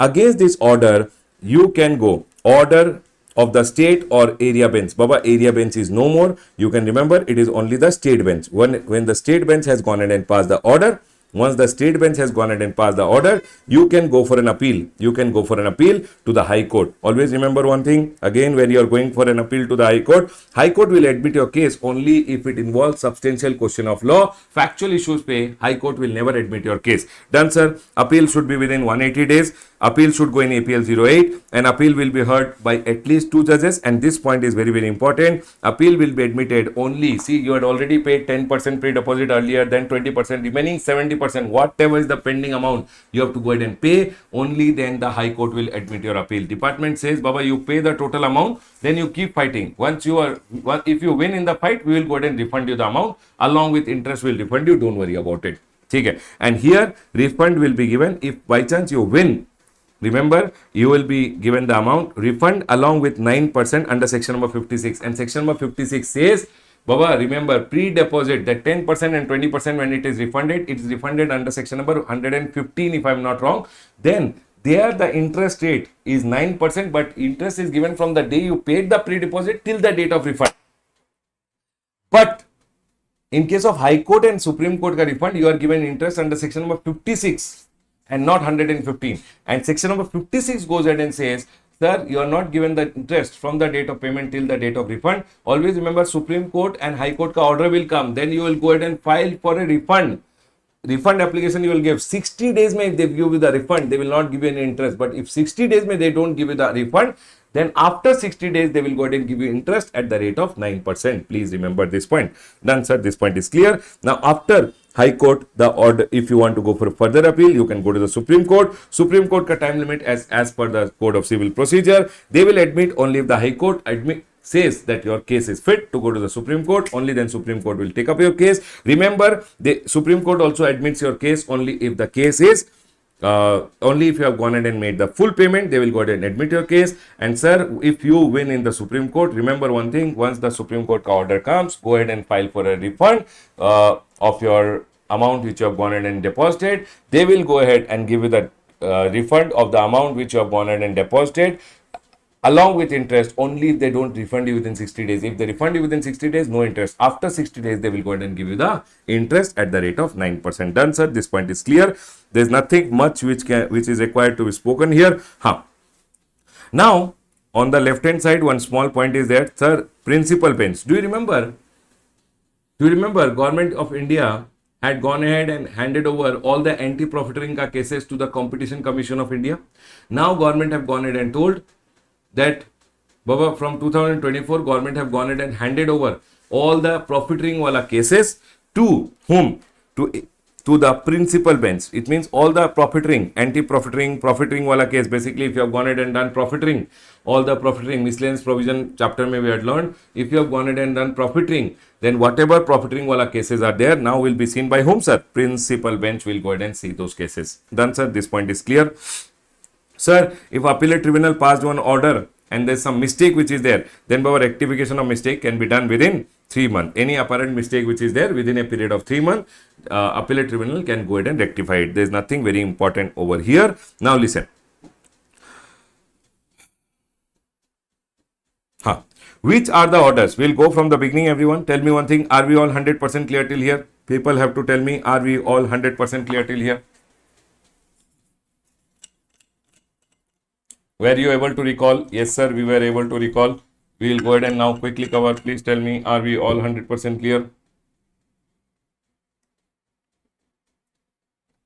Okay, sir, you did not tell this point that appellate tribunal principal bench, if they pass the order, not the national. You can write over here and keep principal bench.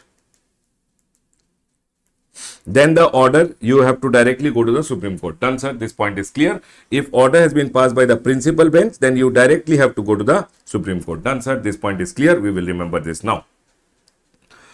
Now, please come from the beginning. Yes, sir. Let's go ahead and continue from the beginning. Remember, there are some orders on against which you can't go for an appeal. Non-appealable order. Non-appealable order. Good luck is very good. They can go ahead and say, sir, which are the orders which are non-appealable? These are orders against which you just have to sit. As for order of seizure or detention of documents, books, registers which are there, always remember, order of seizure of documents, books, register, etc. You just have to sit. You don't have to do anything.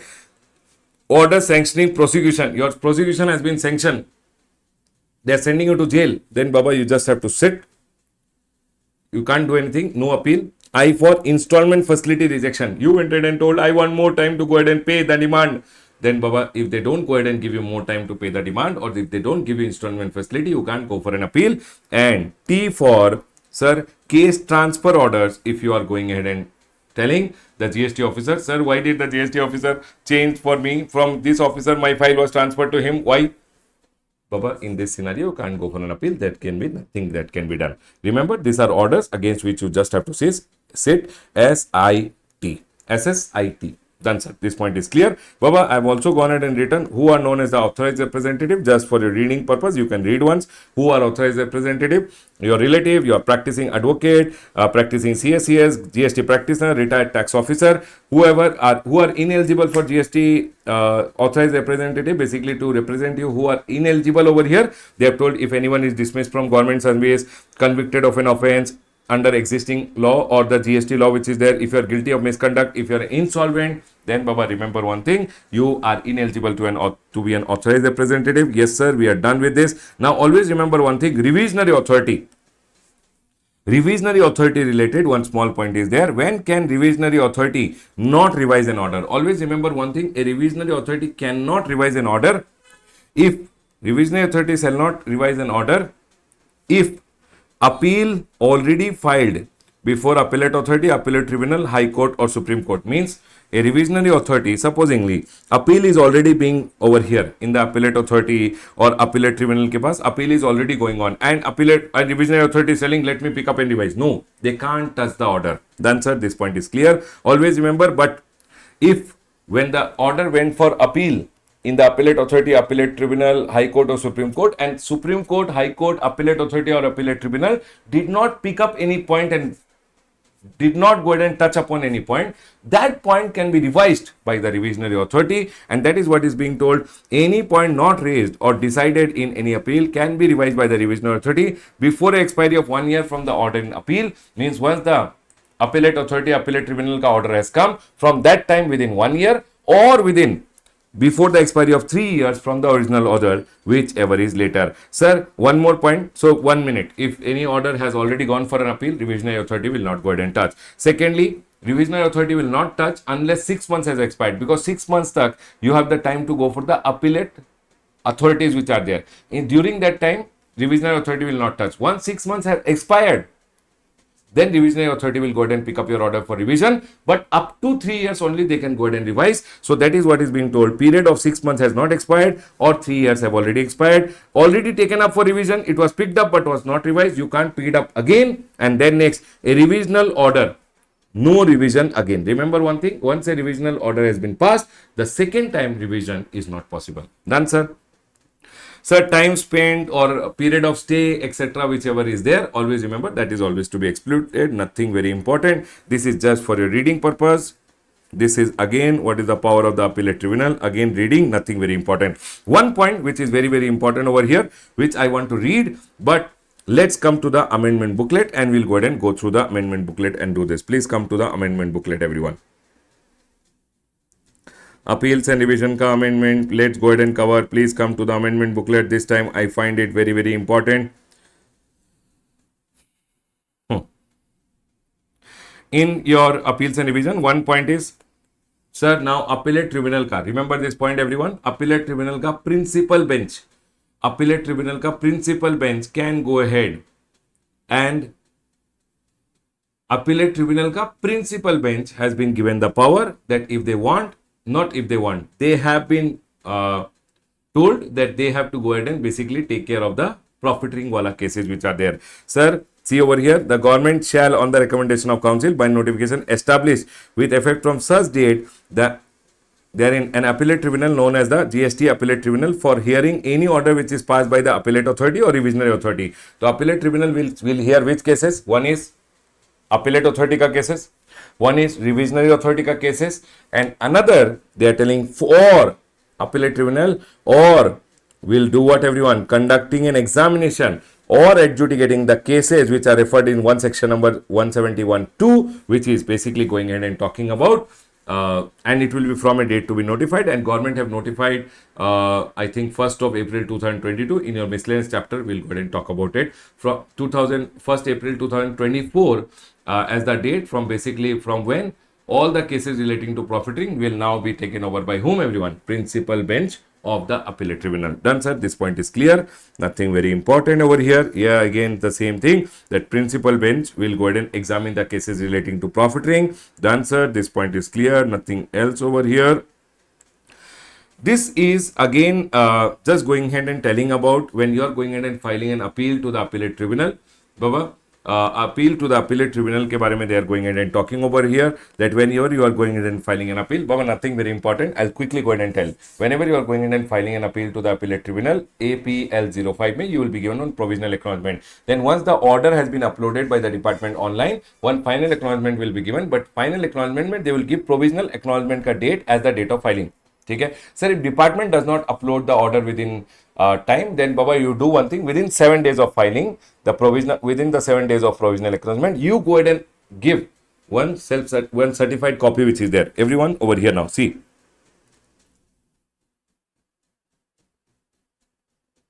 If order is uploaded, you will get a final acknowledgement. If order is not uploaded, self-certified copy of the order, you should go up, provide within 7 days from the date of filing the appeal, and one final acknowledgement will be given. If you give the order copy within 7 days, then the date of giving the provisional acknowledgement, that day will become the date of filing of the appeal. Done, sir. But if I did not submit within 7 days, then they are going ahead and telling, if you filed an appeal, provisional acknowledgement was given. Within 7 days, you did not go ahead and file. Within 7 days, you did not go ahead and provide the self-certified copy. Then, Baba, remember one thing, the day you provide the self-certified copy of the order against which you are going in and filing an appeal, that day will be the date of filing. The same thing has been told over here, and the same thing is applicable for the department also.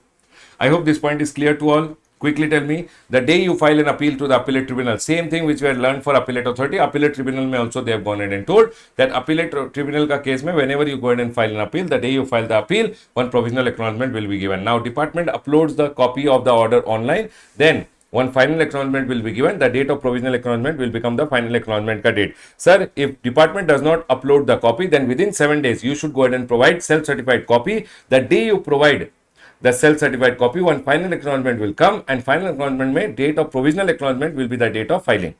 But if you did not submit within 7 days the self-certified copy, then the day you submit the self-certified copy, that day will be the date of filing of appeal. Yes, sir, this point is clear, and this is applicable for you also and for department also when they are going in and filing an appeal in APL 05 you are filing, or department is filing in APL 07.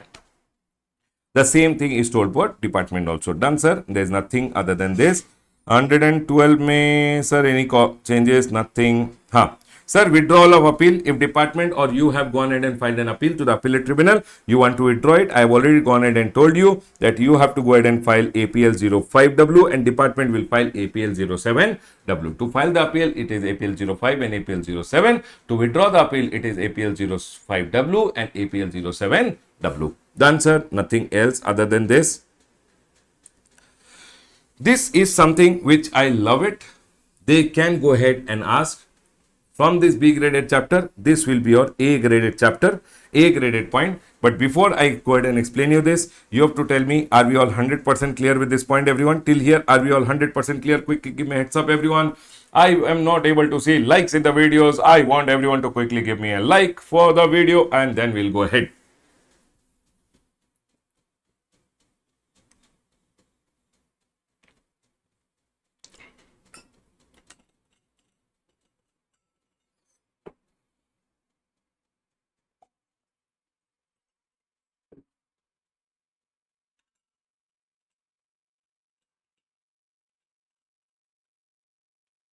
Chalo. Done, sir. We are all clear till here. Everyone listen to me very carefully. Now, over here, everyone. See, section number 120, very, very important from exam point of view. You know what section number 120 used to say?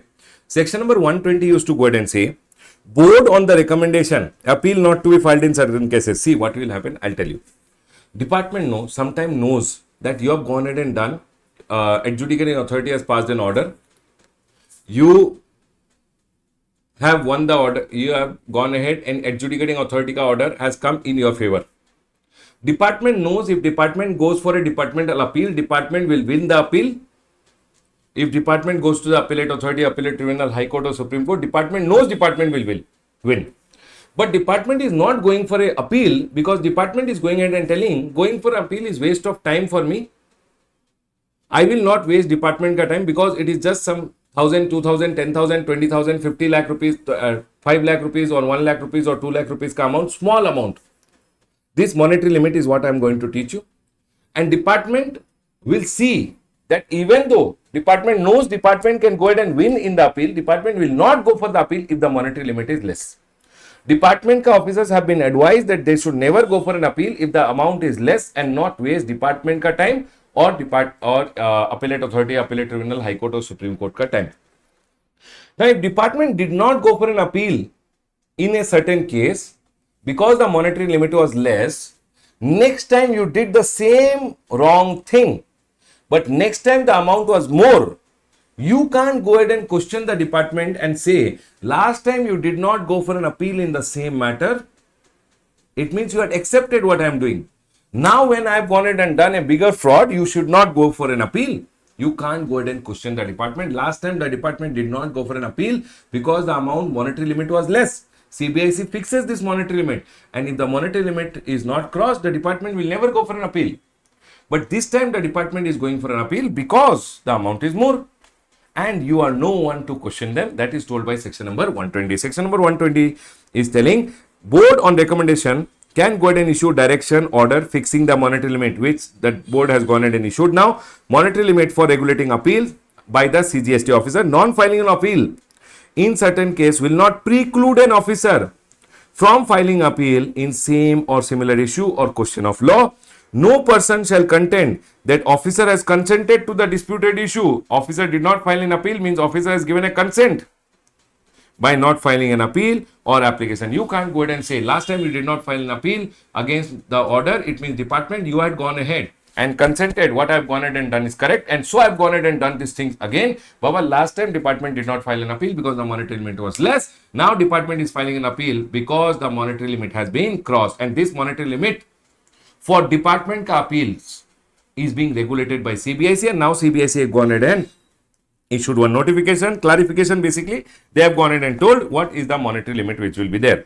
Fixing of monetary limit for filing appeal, applications and petition by the department before GST 80, before High Court or Supreme Court, subject to specified exclusions. Sir, they have gone ahead and fixed monetary limit, but these monetary limits are subject to certain exclusion, means certain things के लिए department can go for an appeal even without seeing the amount which is there.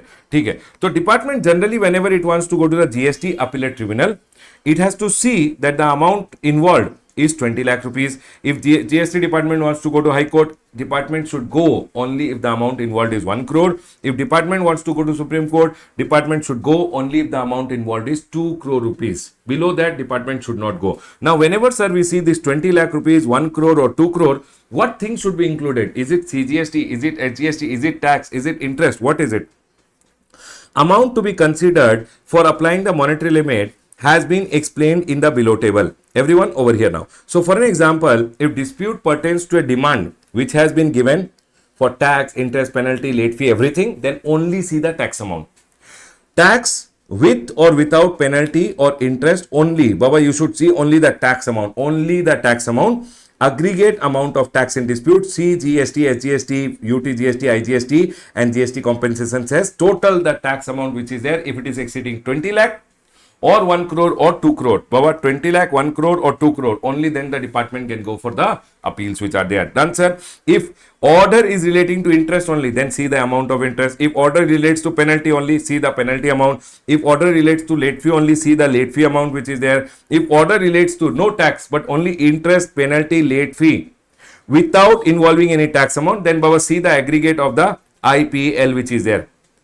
Done. Sir, if it's an erroneous refund ka case which is there, then Baba, see the amount of refund in dispute. Remember one thing, you always have to see the amount in dispute, right everyone? And here, including the CGST, SGST, UTGST and GST compensation says, so whatever refund you are disputing against, that refund ka CGST, SGST, IGST ka total you see. If the amount is crossing 20 lakh, you can go for the GST 80. If the amount is crossing, so minimum limit amount involved should be this much, 20 lakh and above, 1 crore and above, and here it is 2 crore and above which is there. Done, sir. This point is clear.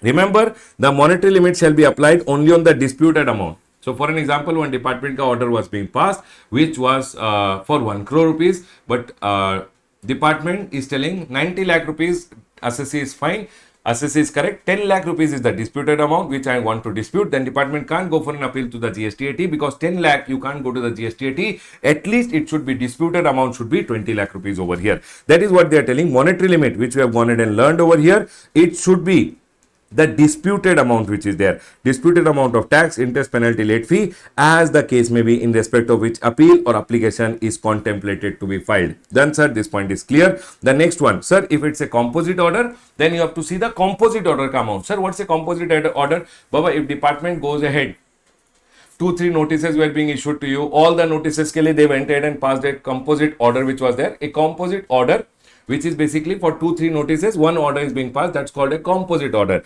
And they are going ahead and telling in a composite order which disposes of one or more demand notices which are there, the monetary limit shall be applicable on the total amount of tax, interest, penalty as the case may be, and not on the amount involved in individual appeal or individual demand notice which is there. Baba, if it's a composite order, apply the limits which are there on the composite amount which is there. Done, sir? Basically, they are not going in and telling you should see individual order ka amounts and all, nothing. Composite order is being passed. Don't see individual notices ka amount. See the composite order ka amount. Done? Sir, if it's an order, always remember this point, everyone. If it's an order which involves tax, interest, penalty, everything, in your exam, this will come, Baba. This will come. Please be very careful. If it's an order which involves tax, interest, penalty, late fee, everything, then only tax amount. If it's an order which involves interest only, only the interest amount. If it's an order which involves penalty only, see only the penalty amount. If it's an order which involves late fee only, then only see the late fee amount. If it's an order which does not involve tax, only interest, penalty, late fee, then total of all of them and see the amount. Sir, if an order is of erroneous refund, then you have to go ahead and see the total amount of erroneous refund, which is including CGST, SGST, IGST, UTGST, everything. Done, sir? This point is clear. The next one over here. People, I want you to tell me, are we all 100% clear till here?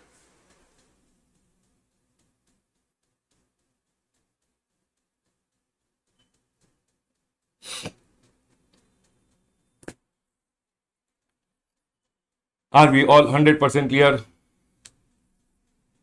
Baba, here they have gone in and told monetary amount involved. Monetary amount involved means 20 lakh and above. 1 crore and above. 2 crore, 1 crore and above, and 2 crore and above. Done. Okay? Chalo. Next. Now, there are some cases when monetary limit is not applicable. They can go ahead and ask you in the exam, what are the cases when monetary limit is not required to be seen? They can tell you, right? 3 cases when monetary limit is not required to be seen when department is going for an appeal. Remember one thing. Monetary limit specified above shall not be applicable in the following circumstances where the decision to file an appeal shall taken on merit irrespective of the said monetary limit. It says, where any provision of the GST law have been held to be ultra vires to the Constitution of India. If any order was there in which they are going ahead and telling the GST law ka provision has been held ultra vires and department is telling this order is wrong, I want to appeal against, department can go for an appeal. Done. Where any rules and regulation, any rules, GST ka rules which are there under the GST law have been held to be ultra vires the parent act. They are telling this rule which was made is against the GST act and this is ultra vires, but department is telling no, this is wrong, I want to appeal against, department can go ahead and file an appeal. Where any order, notification, instruction or circular issued by the government or the board has been held ultra vires the GST law or the rules, Baba, order or notification or instruction or circular issued by the board, by the government have been held to be ultra vires against, they are going ahead and telling against the GST law, then if the department wants, department can go ahead and file an appeal. Means you are going ahead and questioning the GST law, you are going ahead and questioning the GST rules and regulation, you are questioning an order, notification issued by the government, then government is going ahead and telling we will not keep silence, we will go ahead and fight. Then they will not see the monetary limit. Where the matter relates to value of goods, services or classification of goods, services or refund or place of supply or any other issue which is recurring in nature, department is telling today if I don't go ahead and appeal, although the matter is small, but it is recurring in nature, many people come under this. And you know what will happen, sir? Lot of people will go ahead and take the benefit of this. No, we should go ahead and fight because it's a recurring nature ka case. Then Baba, department can go ahead and file an appeal. Because it's a recurring in nature or it involves interpretation of the provision of the act or rules or notification, Baba, interpretational issue ke liye department can go without going ahead and seeing any monetary limit. Where stringent or adverse comment have been passed and or cost has been imposed against the government or department or any other officer. Baba, you have gone ahead and made bad comments against the department, wrong comments against the department.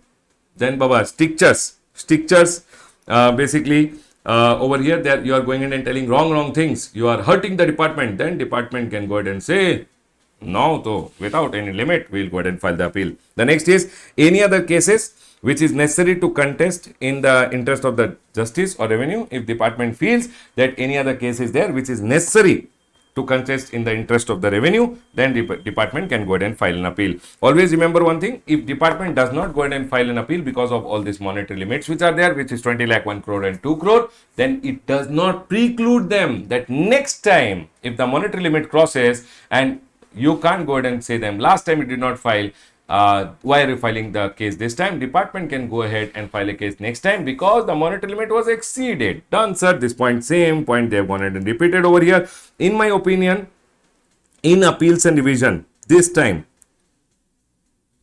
one question you might go ahead and see, principal bench, what are the work that will be done by the appellate tribunal? Always remember one thing, appellate tribunal, appellate authority ka orders, they will go ahead and hear. Appellate tribunal, they will also go ahead and hear the orders which are given by the revisional authority, and appellate tribunal now will also go ahead and hear the cases relating to profiteering. These three things you should remember.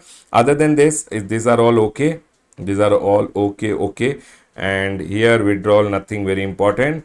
This is the most important part. Baba must come. A++. You must have to see one question in the exam.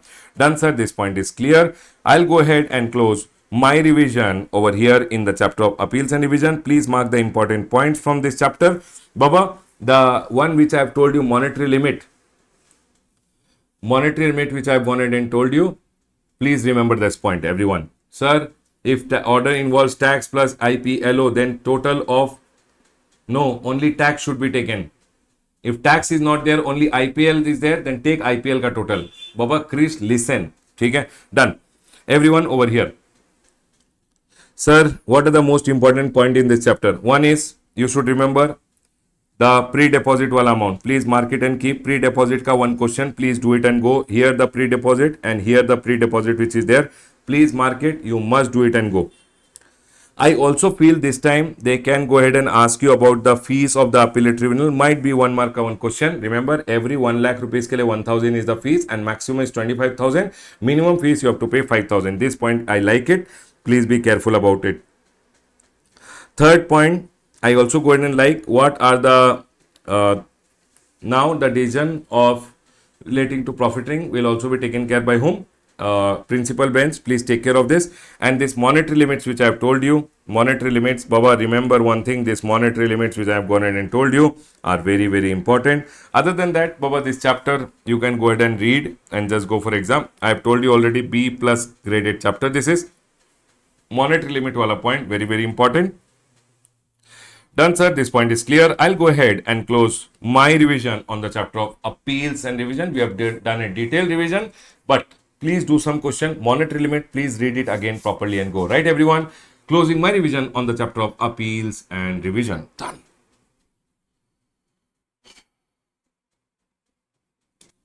Let's go ahead and continue our discussion now. Now, the next chapter which is there is the chapter of liability to pay in certain cases. Baba, from this attempt, I believe this chapter is C- graded. C- graded. Baba, there is nothing for me to go ahead and really discuss in this chapter. Sir, we still want you to tell us which are the most important point. Baba, trust me, this chapter, they can go ahead and tell anything. They can go ahead and ask. Or if they don't ask, they don't ask. There is a C- graded chapter. From this term, I am telling C- graded because demand and recovery, appeals and revision, lot of amendments are already there. So I don't believe they should go ahead and ask. But still, you can just go ahead and read. Baba, reading category ka chapter. There is nothing for me to go ahead and explain. Sir, why? Nothing. See, they are going ahead and telling if you transfer the business to someone, who will be liable? Transferor and transferee both will be liable. Sir, agent and principal ka case mein, if there is GST liability which is there on the goods which are sold by the agent, who will be liable? Principal and agent both will be liable. Baba, there is nothing. It's just a reading category. I want you guys to read this chapter once.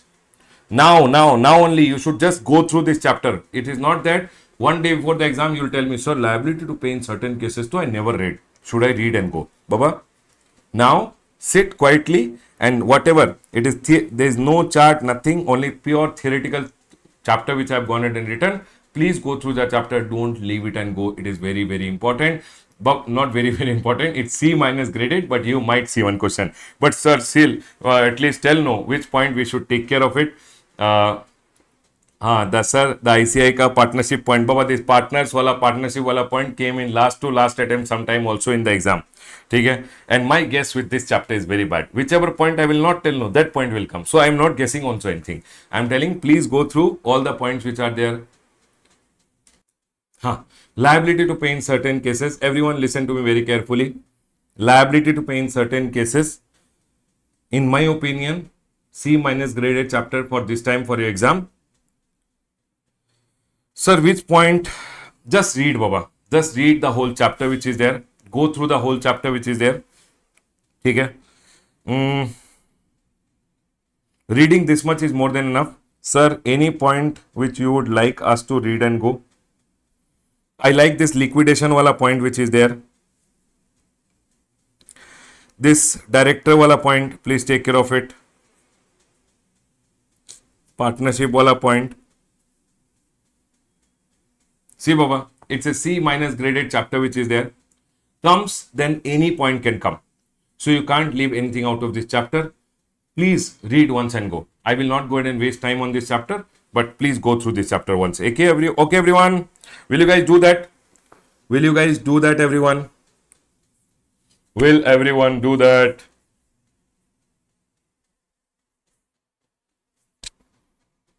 Chalo, ठीक है. Today you will finish reading this chapter. Everyone have to promise me that today, sir, we will go ahead and finish this chapter which is there. Everyone have to promise me that today you will go ahead and finish reading the chapter. Please, C minus graded, but still we will read once. ठीक है? One day before the exam not required. Done, sir. ठीक है? चलो, done. This 3 point, I like it.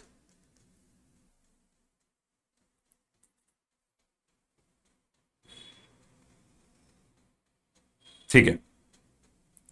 Now comes your A graded chapter. I love this chapter, offenses and penalties, and you will see one question in your exam, offenses and penalties. Everyone, you will see offenses and penalties ka question in your exam. Baba, ethics ka chapter also comes over here. Ethics I am not going ahead and covering because anyways it's not there in the chart book also, and ethics is nothing. If you know offenses and penalties chapter properly, that's it. And ethics का chapter is nothing other than complete GST का overview which is there.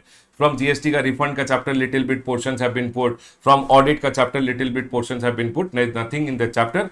If you know offenses and penalties properly, ethics का question you will be able to handle. And ethics, just go through that chapter once if you want to. From smart book, you can just go through once. There is nothing for you to really memorize in the chapter of ethics. You can just go through. Done, sir. Chalo, let's go ahead and now cover the offenses and penalties ka chapter which is there. Everyone, offenses and penalties. We will go ahead and cover the most important sections which are there of this chapter. The sections which I am going ahead and covering, you will be going ahead and doing the question answers today. Done, sir. This point is clear. Listen. Section number 122. Section number 122 has section number 122 1. Section number 122 1A. Section number 122 1B. Section number 122 2. And section number 122 3 which is there. Everyone over here now. Section number 122(1) goes ahead and says circumstances for levy of penalty on taxable person. When can penalty be levied on taxable person? Baba, there are 21 offenses which have been told over here. These 21 offenses may say any offense if you go ahead and do, they are going ahead and telling we will go ahead and levy a penalty which is there. Penalty will be 10,000 rupees or the tax amount whichever is there, whichever is higher. Remember one thing, 10,000 under CGST, 10,000 under SGST, or tax amount under CGST, tax amount under SGST, whichever is higher. Remember this point, everyone. And they are going ahead and telling section number 121 may that there are 21 offenses which are there. O gastric. O gastric which is there. Okay, sir. O means what? Officer related fraud. If you have gone ahead and done thing, you, sir, officer wanted to come to your premises and you're not letting the officer get inside your premises. Oh, gastric. Oh, officer told, oh, I got gastric. Okay. O means what, everyone? O means officer related. If you obstruct or prevent the officer came to your premises, you left your dog behind him. You're obstructing, you're not letting him get inside your premises, then you have gone ahead and done one offense, and that is again penalized with 10,000 rupees over here. And then we have goods, services or both related. If you have gone ahead and done an offense, you are supplying without invoice, or you are issuing an incorrect invoice, or you are issuing a false invoice, or you are issuing an invoice without any supply in violation of the provision of the act or rules. Okay, sir, supplying without invoice or invoice without supply. Either you supplied, sir, either you go ahead and supplied supplied without any invoice, or you issued an incorrect invoice, false invoice, undervalued invoice. If you go ahead and do all those things, they are going ahead and telling over here, you will be penalized. The next is if you issue an invoice without supply in violation of the act or rules. Okay, sir. If you are issuing an invoice without any supply, or you supply, transport, store goods in violation of the which are you are going ahead and supplying any goods, transporting any goods, storing any goods which are liable for what, everyone? Confiscation.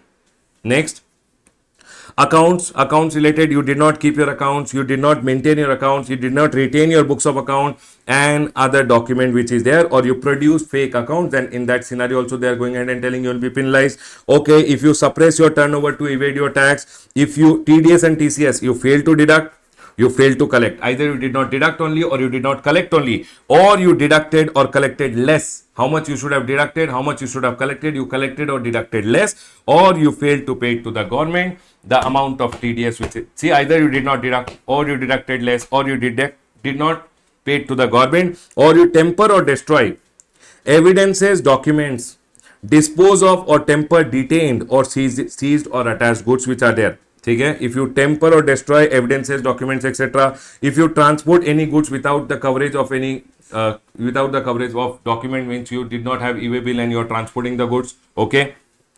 Registration, if you fail to take the registration, if you furnish false information while applying or use anyone else's registration, if you refund fraudulently, you have taken the refund, or I for ITC, you take or utilize ITC without actually receiving the goods, or in contravention of the act, you have gone ahead and taken or utilized the ITC. Information ISD, you have taken or distributed the credit in contravention, wrongly you have distributed the credit. Information or document which was called by the officer, you failed to furnish or furnish false information or document. Okay, you collected an amount as tax but failed to pay to the government greater than 3 months from due date, or you collect any tax, collects amount as tax and fail to pay to the government greater than 3 months from due date, or collect any tax in contravention. You have collected, Baba, always remember one thing, if you collect any tax in contravention, okay, always remember, but fail to pay to the government greater than 3 months from due date, in all this scenario they are going in and telling, we will go ahead and penalize you 10,000 rupees under CGST, 10,000 under GST, or the amount of tax which is there, whichever is higher. Done, sir? Section number 122(1)(a) basically goes ahead and targets the fraud people who are there, the mastermind behind the fraud. So for an example, I went in and took registration in the name of some, I went to one village, I found one person, I told him, see, this practically happened. Okay, one person, what he did, he went ahead and told his village mein, one of his uncle, he told, uncle, you are working as a day wager, we'll do one thing, I will give you every month in your bank account 2,000 rupees, government ka one scheme is there. This case actually happened, and he went ahead and took his Aadhaar card, everything, took GST registration in his name, bank account opened, and did all the bogus invoice ka case. Now when the GST department went to catch, they saw this guy is working in the fields as a laborer, 300 rupees, 400 rupees per day is going ahead and earning, and crores of rupees ka fraud has been done. And when the GST officer went to catch, GST officer is telling he is the registered person, we have to catch him. Huh? He is telling, sir. Then he told, my this guy had come from the city, he went ahead and told me that you will get 2,000 rupees every month in the account. So I went ahead and gave him all the details. So in this scenario, who is the mastermind? The mastermind is the guy. His might be someone relative. His relative who is the mastermind behind all the fraud. The masterminds ke liye, they have gone ahead and got this section number 122(1)(a), which says any person who retains the benefit of a transaction covered under 1, 2, 7 and 9. 1, 2, 7 and 9 under subsection 1. What is 1, 2, 7 and 9? Which are underlined. 1, 2, 7 and 9. Whichever I have underlined. Remember, 1 means supply without invoice, invoice without supply, 1 and 2. 7 is if you take ITC in contravention, or you take or distribute ITC in contravention of the act in respect of ISD, then they are going ahead and telling you will be penalized over here. So it says any person who retains the benefit of the transaction which are covered under the above. Basically, if you are issuing bogus invoices, supplying without invoices, whoever is retaining the benefit of this transaction, and at whose instance the transaction is conducted, who is telling to conduct all this transaction and all, shall be liable to a penalty which is amount of tax which is evaded, or ITC availed, or ITC passed on. So if one fraud person is there, he has gone ahead and passed on the credit or he has gone ahead and done a fraud, always remember one thing, whatever is the ITC availed or passed on or the tax which he has evaded, similar equivalent amount of penalty is going to pay. So for an example, 2 crore ka fraud done, then the mastermind, if he is caught, then 2 crore plus 2 crore will be the penalty. Tax, so they will take only. Penalty also they will take equal amount. Done, sir. This point is clear. The next one, circumstances for levy of penalty on e-commerce operator. Now, Baba, e-commerce operator has to go ahead and allow people who are composition dealer, supplier of goods to go ahead and supply through e-commerce. Sir, if you are an unregistered person also, you take enrollment and you can supply through e-commerce. Now, if you have gone ahead and done any fraud, they are telling penalty of 10,000 or the tax involved had such supply been made by a person other than composition person, whichever is higher. See, composition person ka to tax involved will be only 1%. So, they are telling as if, so 10,000 rupees, or if the supply was done by a non-composition person, it would have been 18% tax. Whichever is higher, that amount of penalty has to be paid by the e-commerce operator. If any e-commerce allows supply through it by unregistered person who is exempted from registration, other than person who is exempted from registration. So, sir, if a person is exempted from registration, that person is applying through e-commerce, it's okay. If anyone else is applying through e-commerce and e-commerce is allowing them to supply even without taking registration, then Baba, e-commerce penalized. If e-commerce allows interstate supply, Baba, always remember interstate supplier by a person who is not eligible to make interstate. So, for an example, composition dealer is there, he is supplying through e-commerce. Composition dealer can't make interstate supply, but e-commerce is allowing, gone. E-commerce operator will be penalized. If you fail to furnish correct information in GSTR 8, Baba, GSTR 8 mein you should furnish all the details relating to the sales which are done by registered person, unregistered person of any outward supply affected by exempted people. If they don't go ahead and report that sale, then go on, Baba. You will be penalized over here. Who will be penalized? The e-commerce operator will be penalized, which is 10,000 or amount of tax, whichever is higher. 10,000 under CGST or the tax under CGST, 10,000 under SGST or the tax under SGST, whichever is higher. Section number 122 goes ahead and says, see, Baba, this was penalty on taxable person. This was the penalty on masterminds which was there. This is the tax penalty on e-commerce operator. This is the penalty on registered person. But Baba, I don't like this section number 122. Section number 122, they had gone ahead and framed that we will go ahead and penalize people, but actually section number 122 wala penalty already they go ahead and charge when section number 74 may they go ahead and penalize, and hence you will not see many cases where section number 122 is being applied, because section number 74 may they already go ahead and penalize the people when they are issuing the demand order. Right, everyone? So here it is just for a reading purpose that registered person supplies goods services on which tax has not been paid, short paid, erroneous refund, ITC wrongly availed. Baba, section number 74 may when they pass the order, they already go ahead and charge the penalty, and hence section number 122 ka penalty independently generally does not get applied. The reason is fraud, willful misstatement, then 10,000 or the tax due whichever is higher. Other than fraud, willful misstatement or suppression, 10%. 10,000 or the 100% of the tax due whichever is higher. In case of fraud, willful misstatement, other than fraud, willful misstatement, it is 10,000 or 10% of the tax due whichever is higher. And I hope you guys remember under section number 74 when they go ahead and penalize, it is 15%, 25%, 50% and then 100%. Yes sir, we remember. Now circumstances for levying of penalty on any person. This was the taxable person. This was the fraud people ka, the fraudster, the masterminds. And this is e-commerce operator, this is registered person, and this is any person. They will be penalized with 25,000. Up to 25,000 they can be penalized if you aid or abet any offences. If you are going ahead and helping anyone in doing an offences which is told under section number 121, gastric wala offences, you are helping someone to do it. Okay. If you deal in any goods, deal with in any way with goods he knows or has reason to believe are liable to be confiscated. If you go ahead and deal with, or if you deal with any goods which you know or have reason to believe are liable to be confiscated, confiscated goods if you are dealing. If you receive or you are concerned with supply of or deal with supply of service which you know or have reason to believe are in contravention services. See Baba, here they have told about goods, here they are going in and talking about services. If you fail to appear before, Baba, section number 70, if I am not wrong, yes, section number 70 we had learned in inspection, search, seizure. Yes, sir. If proper officer is calling you for summon and you did not go for a summon, they are going in and telling, gone, Baba, gone.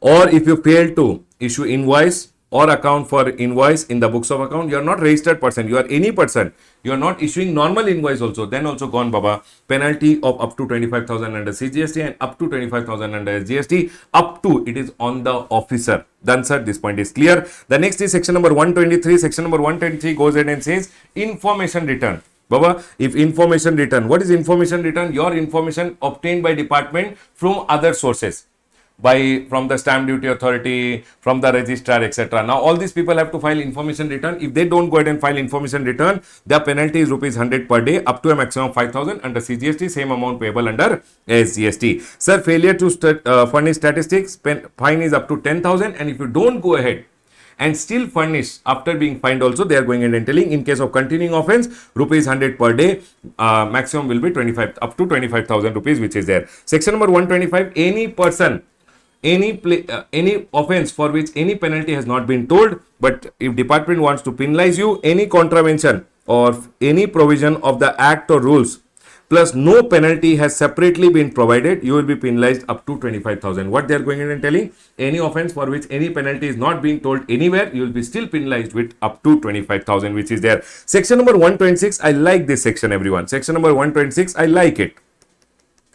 They can go ahead and ask a small question on this. One question in your Q&A material relating to Mangesh is there. You will be able to see over here relating to this. One question relating to this by the name of Mangesh is there in your Q&A book. Please solve that question. Please solve that question. Very, very important, everyone. Listen. General discipline relating to penalty. General discipline relating to penalty. What are the general discipline which an officer should follow whenever he is levying penalty? No penalty for minor breach, which is tax involved is less than 5,000 of tax regulation or procedural requirement. Remember one thing, if you have gone ahead and done any procedural requirement mistake or any tax regulation mistake where the amount involved is a minor breach, where amount involved is less than 5,000, then officer should not go ahead and penalize you. No penalty for minor breach where the tax involved is less than 5,000 of tax regulation or procedural requirement, and in particular any omission, mistake, easily rectifiable. If you have gone ahead and done any mistake which is easily rectifiable, which is apparent on the face and not done with any fraudulent intention or not done because of gross negligence, then baba, officer should not charge any penalty. In the exam, they will go ahead and tell you, sir, Mangesh has gone ahead and done an tax regulation ka breach which is there and the amount involved is 10,000, baba, penalty will be charged. Mangesh has gone ahead. Yes. Always remember one thing. Mangesh has gone ahead and done a omission which is because of his gross negligence. Baba, gone. You will be penalized. It should not be because of and it should be made without fraudulent intention, and gross negligence should not be there. If you are negligent, then baba, they will go ahead and penalize you. Done, sir. Penalty will always depend upon the fact of each circumstance and be commensurate with the degree and severity of the breach. For an example, whenever they say penalty up to 25,000, the more severe the offense, the more the penalty. 10,000, 15,000, 20,000, 25,000, up to 25 when they say, always remember one thing, it always depends on the severity. Done. No penalty without opportunity of being heard. They will always give you opportunity of being heard, and whenever department passes an order, it will always be a speaking order which they will go ahead and pass. Always remember, voluntary disclosure may be considered as mitigating factor when quantifying a penalty. Whenever department goes ahead and quantifies any penalty, remember, if you voluntarily disclosure, so if you voluntarily go ahead and say that, sir, I went ahead and did a mistake, then department might go ahead and consider that fact and it can go ahead and charge you little less. Done, sir. Remember, this section will not apply where the penalty is a fixed sum or expressed as a fixed percentage. Where they have told 10,000 penalty, you will say, sir, take 9,500, no. Sir, take 9,800, no. Sir, take 9,000, no. Where fixed sum or fixed percentage, 10%, you are telling take 8%, no, sir. Take 7%, no.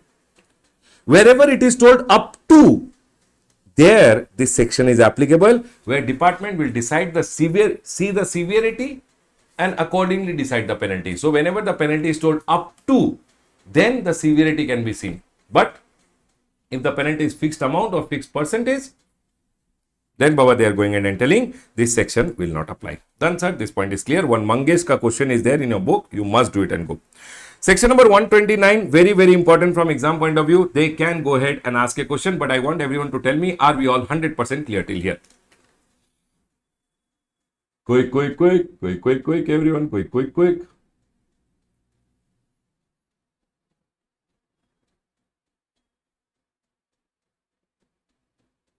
Are we all 100% clear? Yes, sir. Clear, clear, clear, clear. Done. Okay. Section number 129 is you were taking your truck and going on the way. Ding, ding, ding, ding, ding. And GST officer caught you on the way. And Baba, he is telling, show me the document. And there is some issue with the documents. Then in that scenario, first they will go ahead and detain you. Detain means he will tell you, come, take your truck on the side and come. Come on the side. He will seize the goods. Seize means department will take the possession of the goods saying documents are not correct. Now if you want to release the goods and the conveyance in transit, you have to go ahead and pay a penalty. I want all the students must do question on 129 and go for exam. Very, very important section from exam point of view. ठीक है. तो बाबा, I have told you must do question is section number 126, section number 129. Section number 129 says what? You are going on the way. Officer detained you. He told please come on the side. After he detained you, they seized your goods. Department took over the position and now you are telling, I want the goods to be released. Then Baba, for releasing the goods and the conveyance, you will have to pay a penalty. And this is very, very important. You must do one question. It says, goods and conveyance after their detention or seizure shall be released. It will be released if the owner comes forward.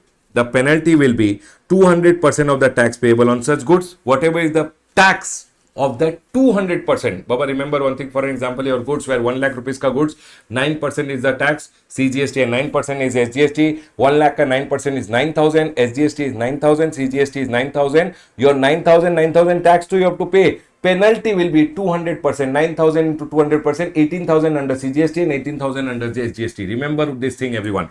They are going in and telling if owner comes forward, penalty will be 200% of the tax, and exempted goods ka case mein penalty will be, sir, no tax only. So Baba, penalty will be 2% of the value of the goods or 25,000, whichever is lower. Remember one thing, 2% of the value of the goods or 25,000, whichever is lower. This is under CGST, same amount under SGST. Omkar Raja says, sir,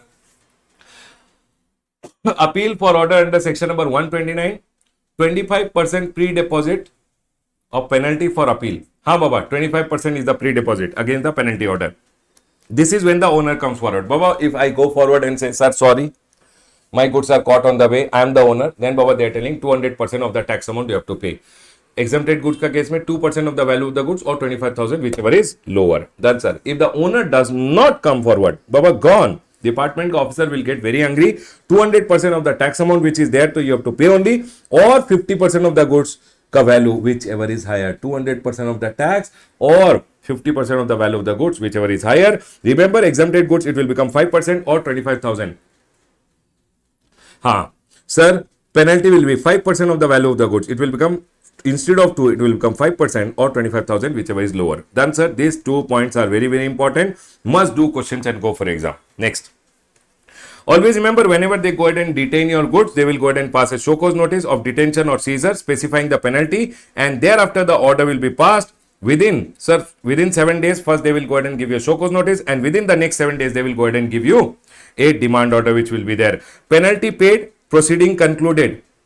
If not paid within 15 days of the receipt of the order, the goods and the conveyance will be sold. Remember one thing, sir, if you paid the penalty, they will go ahead and conclude the proceeding. If you don't pay within 15 days, they are going ahead and telling the goods and the conveyance both will go ahead and sell it. Done, sir.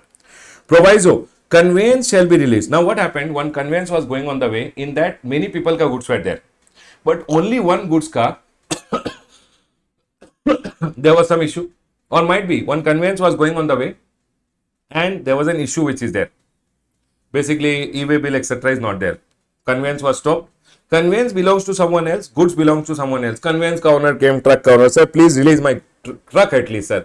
Goods ke liye you go ahead and penalize him. Then they are going in and telling, if conveyance you wanted, conveyance shall be released on payment of 1 lakh or the penalty, whatever penalty has been calculated, whichever is less. For the conveyance, you have to go ahead and pay this amount. Goods ke liye, to we have already learned this. For conveyance, if you want to be released, you have to go ahead and pay this.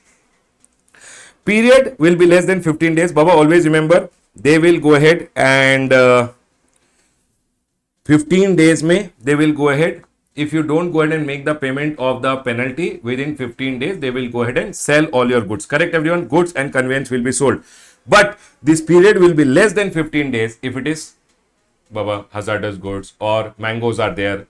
Then they are going in and telling if goods are perishable or hazardous, likely to depreciate with time, then the less amount of 15 days will be even less. Now listen to me very carefully. I want everyone to do one question on this point and go.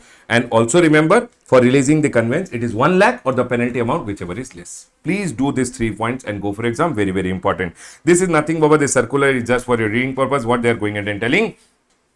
If supposing one conveyance is being stopped, who shall be considered as the owner of the goods for the purpose of section number 129 for basically levying the penalty? Who shall be considered as the owner of the goods? Sir, whether it is the supplier or the recipient. Now you tell me one thing. If it was my responsibility to send you the goods, then if I don't generate a e-way bill, I will be considered as the owner and I have to go ahead and pay the penalty. If you told you will collect and go, then in that scenario, if you don't generate e-way bill, it's your responsibility. You will be considered as the owner. Here they are going and telling if invoice or document is accompanying the consignment, either the consignor or the consignee shall be deemed as the owner. Department will go ahead and decide over here. Basically, what happens, either the consignor or the consignee, if invoice is there, consignor or consignee will be the owner. Basically, it will depend on whose responsibility it was to transport, correct? Next, but if invoice is not there, then proper officer will go ahead and determine who shall be declared as the owner. Means proper officer will decide inky, pinky, ponky, who is the owner. Done, sir. Officer will decide. Section number 129 done. Section number 130 from this A graded chapter is a B graded question. Can be asked over here. What are the cases when your goods will be confiscated? What are the cases? Confiscation of goods or conveyance and levy of penalty. Where any person, please remember these 5 points, when your goods and the truck will be confiscated. Confiscated means seizure means taking over the possession. Confiscation means taking over the ownership. Ownership will go to the department, government basically. What they are telling, these are the 5 reasons when your goods will be confiscated. Goods and conveyance will be confiscated. Please remember these 5 points. Where you supply or receive goods in contravention of the act or rules with an intent to evade the tax. Where you do not account for goods which you are liable to pay tax under this act. If you don't account for the goods, if you supply any goods which are liable to tax without having applied for registration only you are supplying, okay.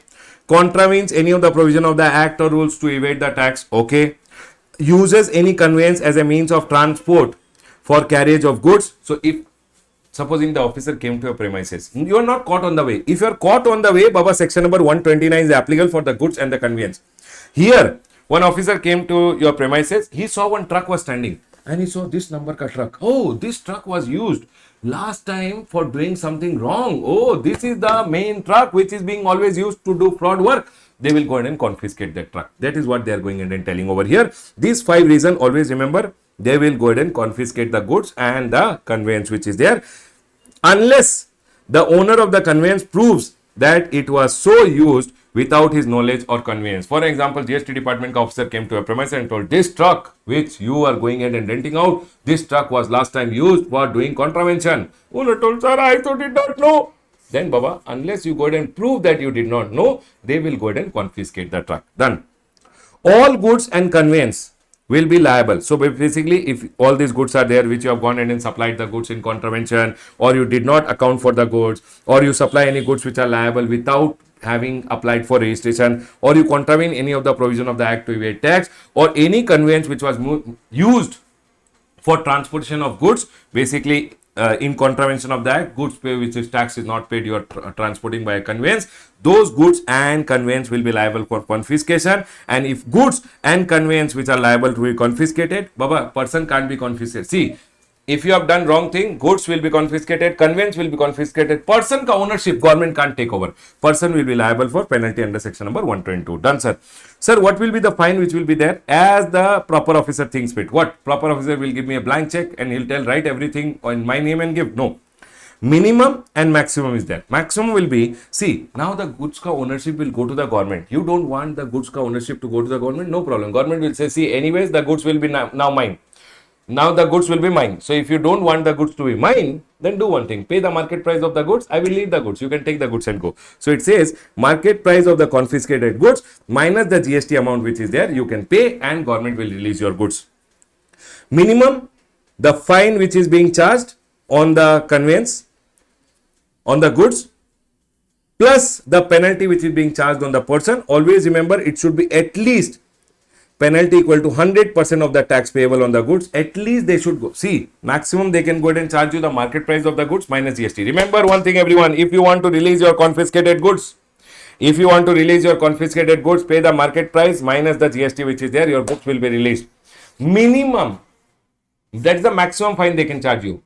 Whatever officer thinks fit, this is the maximum range, minimum range I am telling you. And minimum they are going and telling penalty will be 100% of the tax payable which is there. Sir, if it's a hired conveyance, always remember owner shall be given an option to pay a fine which is the GST on the goods. Sir, if you are conveyance which is there, which is being confiscated, you are saying, sir, please release my conveyance. Then they are going and telling, remember, if you want to release your conveyance, GST payable on the goods, that GST you have to go ahead and pay, and they will release your conveyance. Confiscation order will be passed after giving you opportunity of being heard. Whatever the goods and conveyance has been confiscated, if you don't pay the amount of confiscation, fine, etc., they'll go ahead and dispose it off after 3 months. Done, sir. This point is clear. Again, I'll tell you, for this also do one question and please go for exam. Don't leave it. Please do one question and go. It is very, very important, everyone. Done, sir. This point is clear. Let's go ahead, everyone.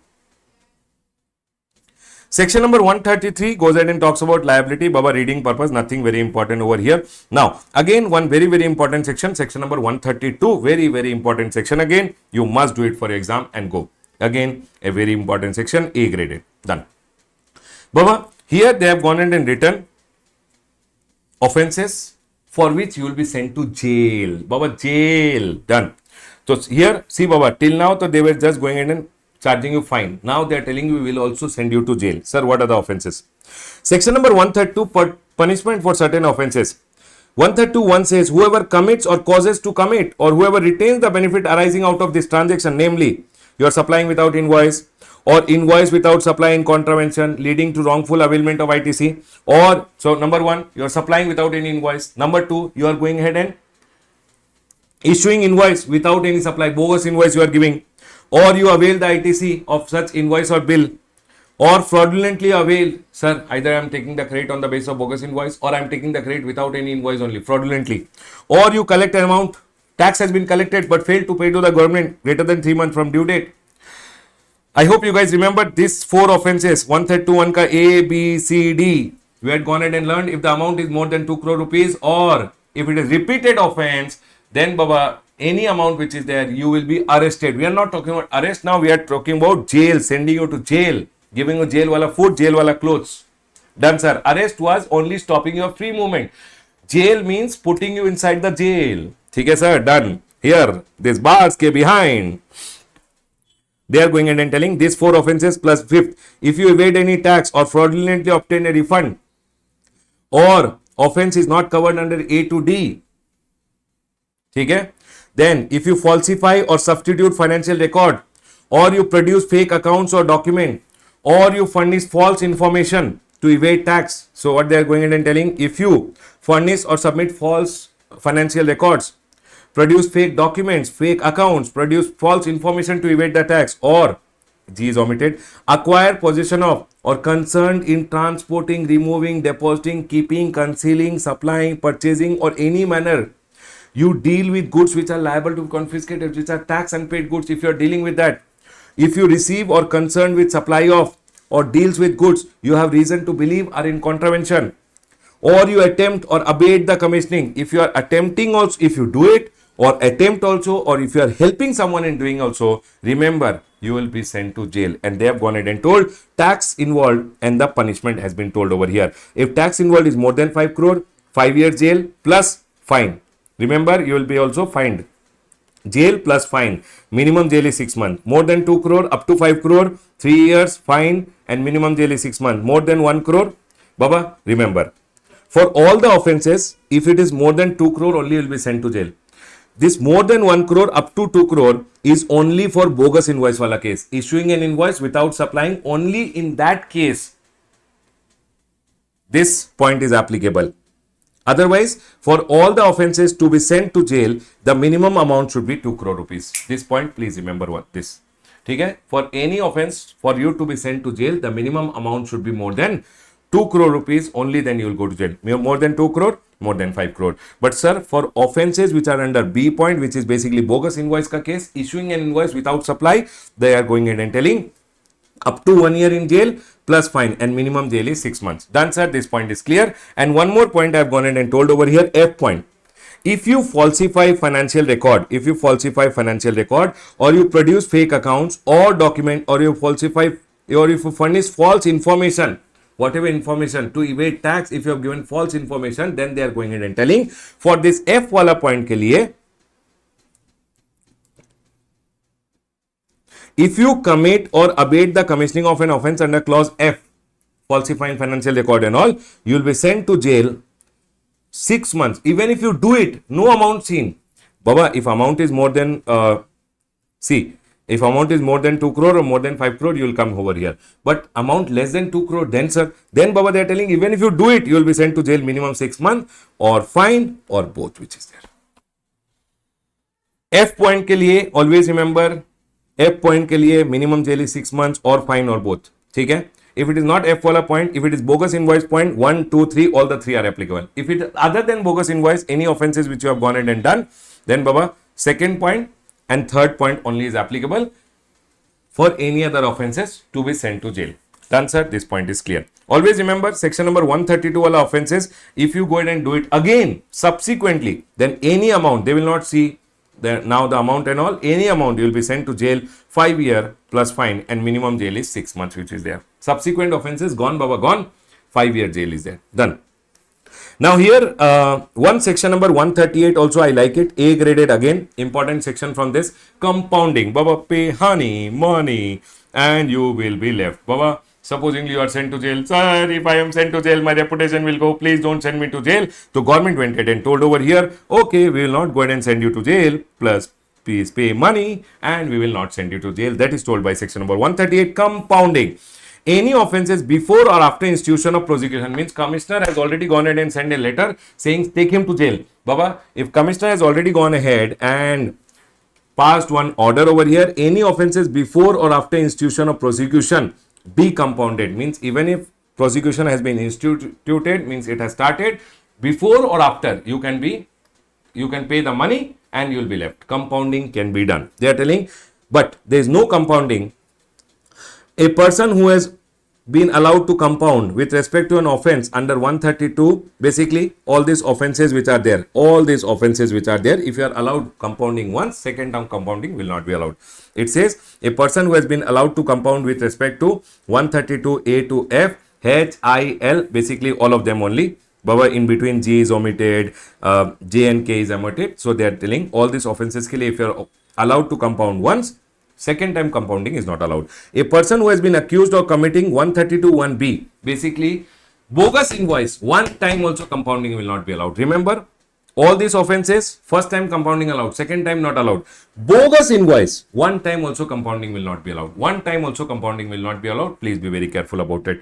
Then it says, a person who has been convicted of an offense under this act by the court already told, send him to jail 5 years, and you're telling, I'll pay money, honey, and I leave. No, gone. Any other class of person who has been prescribed, those person also compounding will not be allowed. Baba, remember what are the cases compounding is not allowed. Once already compounded, second time compounding is not allowed for 132 wala offenses. Secondly, if bogus invoice case, compounding one time also not allowed. Thirdly, if you are already convicted by the court, compounding not allowed. Fourthly, if it's a class of person who will be prescribed, then also compounding not allowed. This is very, very important. Once they have gone ahead and given a question, please go ahead and do one question on this and go. Everyone, compounding fees. It says where the amount is more than 5 crore or amount is less than equal to 2 crore or up to 5 crore. Means more than 5 crore, more than 2 crore, up to 5 crore. Offense is under 132 1A, C. B के लिए compounding is not there. Bogus invoice compounding is not there. A, C, D, E. What is A, C, D, E, sir? A means supplying without invoice. C means availing ITC on the basis of bogus invoice or taking fraudulently ITC.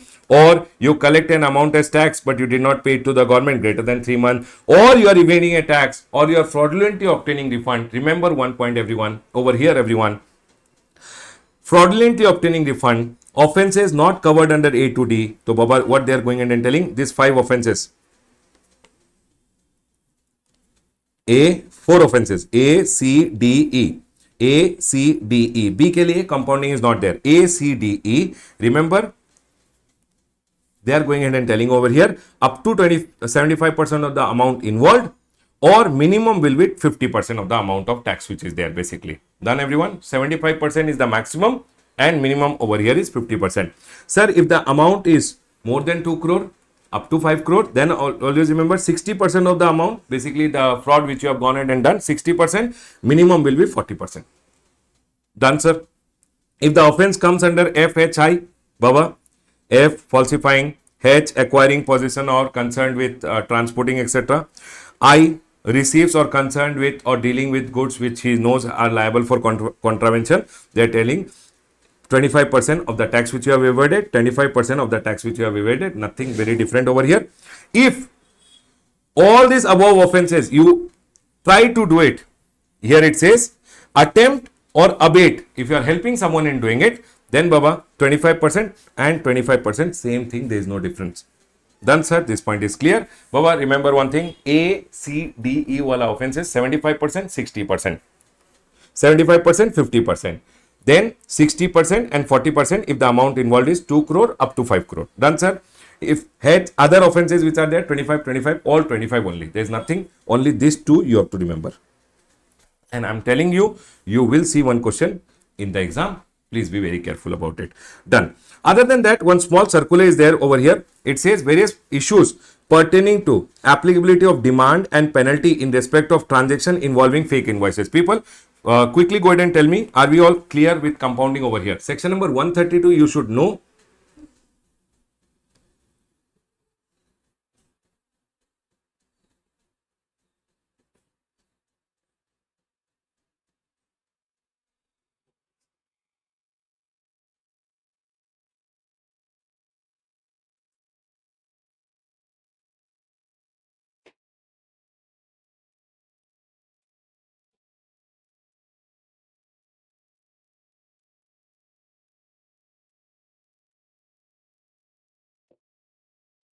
Yes, sir. Yes, sir. Clear, clear, clear, clear, clear, clear. Yes, clear, clear, clear, clear, clear. Baba, remember one point, section number 132, read it 10 times and go. It 132 and 138, very, very important sections. Done, sir. This point is clear. Now, one small circular which is there over here. Everyone listen to me very carefully. One small circular which is there over here. Various issues relating to applicability of demand and penalty in respect of transaction involving fake invoices. So, if you are going ahead and issuing bogus invoice, fake invoices, they have gone ahead and issued one circular. Now, what used to happen?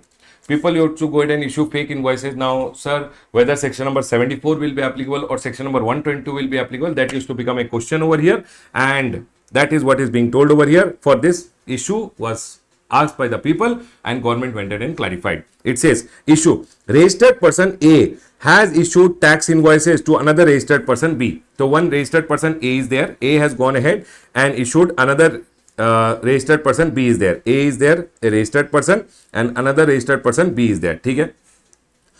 A registered person A has issued a tax invoice to another registered person B without any supply. Baba, there is no supply. There is no supply. Okay? Next. State the penal consequences on A. What will be the consequences? Baba, over here what happened? You did not go ahead and supply, but you issued bogus invoice. If bogus invoice ka case is there, supply has not been done. See, Baba, if you have gone ahead and done a supply, then your case will come under section number 74. But if you have not gone ahead and done any supply and you are issuing bogus invoice, then they are telling section number 122 will be applicable. That's all. They are telling, see, fake invoice without any supply does not amount to supply. No demand and recovery under 73 or 74 can be done. No supply, no demand and recovery. But A will be liable for penalty under section number 122 for issuing bogus invoice. Baba, if you go ahead and issue bogus invoice, section number 122 over here, if you go ahead and issue invoice without any supply, penalty will be 10,000 or 10% of the tax, 10,000 or the ITC which you have gone ahead and passed on. So Baba, A has gone ahead, whatever 10,000 ka penalty will be there, or whatever bogus invoice mein whatever the GST he has gone ahead and passed on, whichever is higher ka penalty will be imposed on him. Done, sir. This point is clear. Again, the second issue, A issues an invoice to B without any supply. A has gone ahead and issued an invoice to B without going ahead, and ठीक है, A has gone ahead and issued a tax invoice to B without any supply. B further issues an invoice along with the underlying supply to his buyer.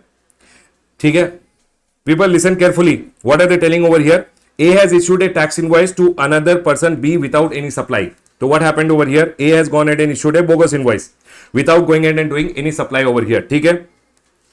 B further issues an invoice along with the underlying supply to his buyer. Baba, there is a supply. B has gone ahead and done a supply. For an example, C is over here. B has done a supply, and for the supply, it has gone ahead and issued an invoice. Invoice may output tax liability will come. B will go ahead and take the ITC of this bogus invoice. The ITC will be taken, and they will use the ITC to pay the output tax liability over here. So what they are going ahead and telling, uses the ITC on the basis of A's invoice for the payment of liability. Whether B will be liable for demand and recovery or any other provision. Baba, tell me one thing. Here, B has gone ahead and taken the ITC without receiving the goods. ITC taken without receipt of goods. Section number 16 went ahead and told, you can go ahead and you cannot go ahead and take the ITC if you have not received the goods. Receipt of goods is very important, and B has contravened section number 16. He will be liable for demand and recovery of ITC and the penalty under section number 74 because he has gone ahead and done a supply. Here section number 74 will be applicable. So here they are telling over here, B has contravened section number 16 and he shall be liable for demand and recovery of the ITC and penalty under section number 74, but no penalty under section number 122 etc. Penalty will not come because he has done a supply. Because he has gone ahead and done a supply, here section number 74 will be applicable on B.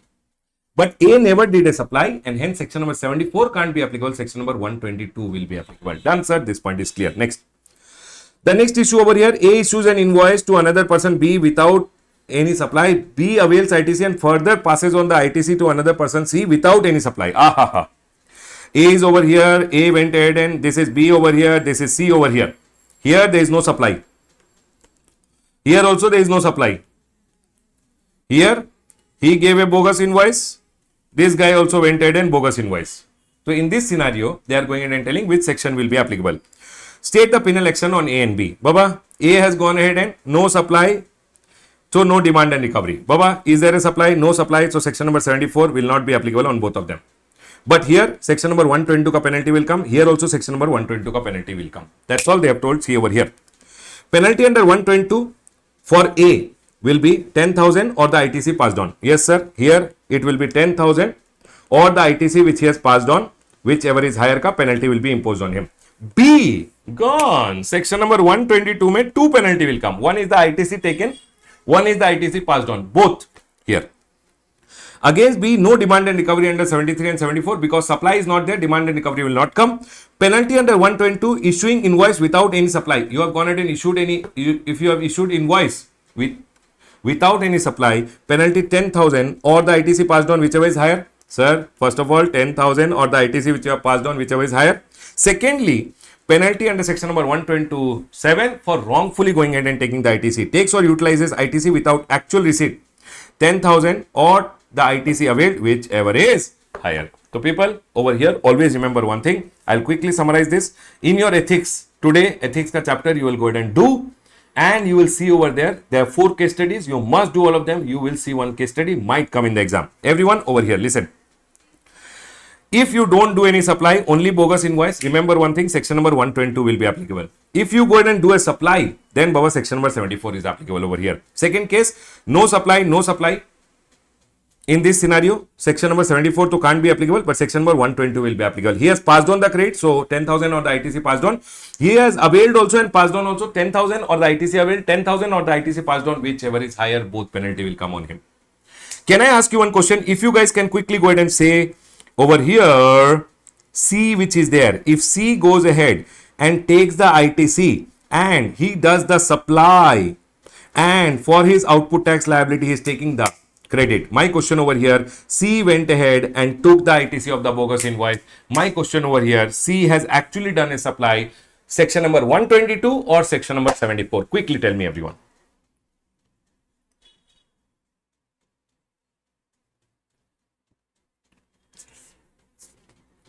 Quick, everyone, quick. Very good. Section number 73 and 74 ka demand and recovery will be done. Here 122 will not be applicable because it's actually a supply. Very good. Love you, everyone. Very good. Chalo, we are done with our section offenses and penalties. Listen to me very carefully. Offenses and penalties में the most important section being section number 126, section number 129 which I have told you, section number 126, section number 129. This time my heart says somewhere one e-commerce operator ka question they can go ahead and ask, and this mastermind wala question might be they can go ahead and ask you. Please be very careful about it. Then section number 130, not very important, B graded. 132, 138 and this circular which I have gone ahead and told you are the most important part of this chapter. A plus graded chapter. Students who told me we will leave and go, Baba, don't leave this chapter and go. It is very important from exam point of view. Sir, any amendment from offenses and penalties? There is no amendment in offenses and penalties. I'll do one thing, everyone. I'll close my revision on the chapter of offenses and penalties over here. Congratulations, people. Done. Now listen, everyone over here.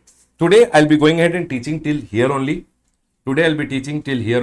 Yes, sir. Sir, now listen. What you are going to do today at home. First of all, appeals and revision, whatever is the questions which are given in the strategy.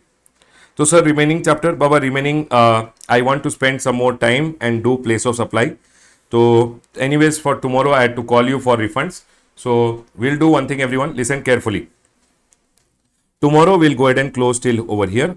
So tomorrow the most important section, place of supply and refund. Today I have to go somewhere. Okay, everyone. And so place of supply and refund ka chapter which is there. Place of supply and refund ka chapter which is there. We'll be going ahead and discussing in tomorrow's class. So today's half session which is there, I'll be going ahead and discussing it tomorrow. I'll go ahead and share with you guys one link and we'll have it tomorrow morning, 7:30 to 9:30 or 11:30 approximately. I think we'll be able to finish it. Tomorrow we'll go ahead and complete this portion. Don't worry about it. So today's what we will go ahead and do is you will go ahead and do the appeals and revision ka question and offenses and penalties which is there. Done, everyone? Yes, import, export and this also I'll do it. Don't worry. This also I'll run through. Don't worry. Okay? But tomorrow we'll go ahead and do the most important sections which are there. Don't worry about it. I will cover it. Okay? So today at home, what are you going to do? You are going to do these questions. You are going to read this appeals and revision wala question. You can read it. This questions you can read it. This question you have to practice. Okay? Don't worry about it. Customs, I'll tell you what is to be done tomorrow. Listen, offenses and penalties when you do, you will also cover today ethics. You will quickly run through the ethics. Okay, everyone? Customs, I'll talk about it tomorrow and I'll tell you what is to be done. Don't worry about it. Okay, sir? Done. Chalo. I'll do one thing, everyone. I'll close my revision over here today. In the next class, we will go ahead and discuss the next chapter which is there. Basically, the next chapter of place of supply will go ahead and discuss in the next class. Done, everyone? Alright, now let's go ahead and move to the next chapter, everyone. The next chapter is place of supply. Sir, what kind of a chapter is this? This is a A-graded chapter. You will see one small question in the exam. Let's get it started with place of supply, everyone. Place of supply, when we go ahead and understand, sir, what is the linkage of this chapter of place of supply? Everyone, A-graded chapter, you will see one question of 4 to 6 marks in the exam. Very important chapter. Okay, everyone? Chalo. Now listen. Sir, what is the linkage of the chapter? Always remember, see, we went ahead and started learning GST with goods and services, right, everyone? Goods and service has to be supplied. Supply can be either interstate supply or supply can be either intrastate supply. Interstate supply is section number 7 of the IGST Act. Intra is section number 8 of the IGST Act. Section number 9 told about territorial waters. Whenever you are supplying to the territorial waters of India, or the person who is supplying is in the territorial waters of India, then section number 9 deals with it of the IGST Act. Section number 10, 11, 12 and 13 of the IGST Act deals with the place of supply. So always whenever you see whether it is intra or inter, you see location of supplier and you see place of supply. And this place of supply, you always go ahead. Whether it is intra or inter, you should see location of supplier and place of supply. If both are within the same state, within the same duty, it is intra-state. If both are, one is within the state, one is outside the state, if location of supply is in one state, place of supply is in another state, location of supply is in one UT, place of supply is another UT, Baba, always remember whenever it is different state, different UT, one state, one UT, then it becomes interstate supply. And Baba, they have gone ahead and told how to go ahead and find out this place of supply. In section number 10 and 11, they deals with the place of supply with respect to goods, and sir, 12 and 13 with respect to services which are there. Yes, let's get it started with goods ka place of supply and services ka place of supply. This time you will see one 6-mark question in the exam, everyone. Now listen. Place of supply with respect to goods and place of supply with respect to service. Goods के लिए we apply section number 10, we apply section number 11 which is there. Services के लिए we apply 12 and services के लिए we apply 13. Now section number 10 is whenever you are going ahead. So basically 11 deals with import and export related place of supply. So other than that, all basically domestic related, domestic place of supplies, whenever you are trying to find out with respect to goods, you apply section number. Whenever it is import export, you apply 11. Other than imported or exported, you apply section number 10. Then sir, 12 is applied. Section number 12 is applied when location of supplier and place of supply both are within India. Okay sir. 13 is applied when location of supplier or place of supply. Oh, sorry. This is location of supplier and location of recipient both are in India. Then we apply section number 12. 13 is applied when location of supplier or location of recipient, anyone is outside India. Then we'll go ahead and apply section number 13 which is there. Chalo, let's get started with section number 10. Everyone please come over here. Section number 10 has section number 10.1, section number 10.2. 10.2 is total because section number 10.1 has A, B, C, CA, D and E point over here. Everyone listen carefully. Section number 10.1, A goes ahead and says, so if your goods are there which involves movement, the goods are going to move from one place to another place, then sir, in that scenario, if your goods involve movement, always remember one thing, what will be the place of supply? It says where the movement started or terminates. Terminates. Okay, sir. It says where the movement terminates for delivering it to the recipient. Okay, sir. If it's a build to ship to model, Baba, one person is going to bill to me, but he's saying he will send it to the my customer who is there. Ultimately, he'll send it to him. So he is billing to me, but he's sending over there. Then always remember one thing: when he's going ahead and billing me, what will be the place of supply in his eyes? For him, the place of supply will be my location and not the ultimate recipient ka location over here. It says principal place of business of the third party over here. He is the supplier, I am in between the third party, and that is the recipient. So he is going to bill me and ultimately send it to him. But in that scenario, they always remember my location becomes the place of supply, principal place of business of the third party. The third is supply does not involve movement. If there is no movement in the supply, if there is no movement, what do you mean by no movement, sir? My goods are over here as it is, where it is, I went ahead and sold it. To where the goods are, when I went ahead and gave the delivery of the goods, means the risk and reward I transferred. So for an example, I am leaving my office building. In my office building, one machine is there. One person told me, sir, I want to buy the machine as it is, where it is condition mein. I told, okay, fine, the machine is yours. The day I give him the risk and reward, always remember one thing. The day I give him the risk and reward, I'll go ahead and give him the tax invoice. And sir, what is the place of supply? Where the goods are. At that time, I gave him the risk and reward. That becomes the place of supply, location of the goods at the time of giving the delivery. Delivery here means giving the risk and reward to the other person. Done, sir. Sir, this point which is there, supply to unregistered person over the counter. So, for an example, one person from Delhi came to my shop. He is an unregistered person. He told Ramesh, sir, I want to buy a mobile phone. He is unregistered. He does not have a GST number. He went ahead and gave me Delhi ka address. Then Baba, always remember one thing, the place of supply will be Delhi. It says over here, location as per the address recorded in the invoice. If it does not go ahead and give me any address, then Baba, my location becomes the place of supply. Address not recorded, location of the supplier becomes the place of supply. Here, one small circular has come. That sir, whenever, Baba, I'll go ahead and connect you to the circular over here. 1 minute. In the amended chart, you will be able to see over here. 10(1)(CA), place of supply in case of supply to unregistered person where both billing and delivery address is provided. So for an example, I am going ahead and supplying goods to a person who has gone ahead and bought the goods from me, and through an e-commerce operator I am going ahead and supplying. If you see the amendment booklet mein detailed wala point which is there here, Mr. A and a unregistered person located in state X places an order in an e-commerce platform for supplying of mobile phone. So one person went online and he told me, for example, one person is from Delhi. He went online to Flipkart and he placed an order. Supposing I am the supplier over here. So order went to Flipkart. Flipkart directed the order to me. The person went ahead and told he wants a mobile phone. Okay, sir. I went ahead and told I will go ahead and send you the mobile phone. But when I was about to send, it showed a delivery address. Buyer is in Delhi, but delivery address is supposedly Assam. Then people went ahead and told, sir, in this scenario, unregistered person has given two address. He is given one Delhi address and one delivery address. One is the billing address, one is the delivery address. What will become the place of supply? Here they went ahead and told that, sir, where the delivery address is located, that will become the place of supply. Done, sir. This point is clear. Everyone over here now.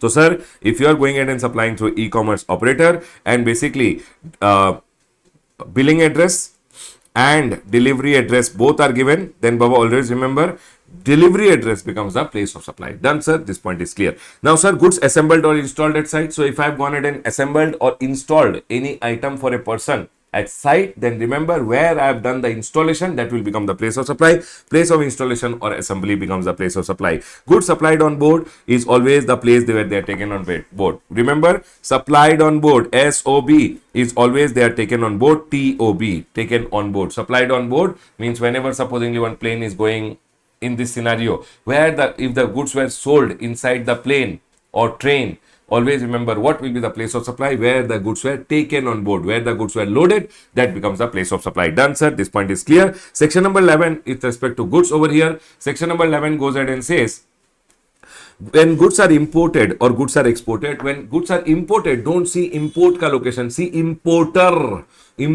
ka location. It says location of the importer. If goods are exported, the location which is outside India will become the place of supply. In case of import, always remember location of the importer becomes the place of supply. In case of export, the location outside India becomes the place of supply. Then we have section number 12 which goes ahead and talks about services. But everyone, tell me quickly, are we all clear with section number 10 and section number 11? Can we go ahead?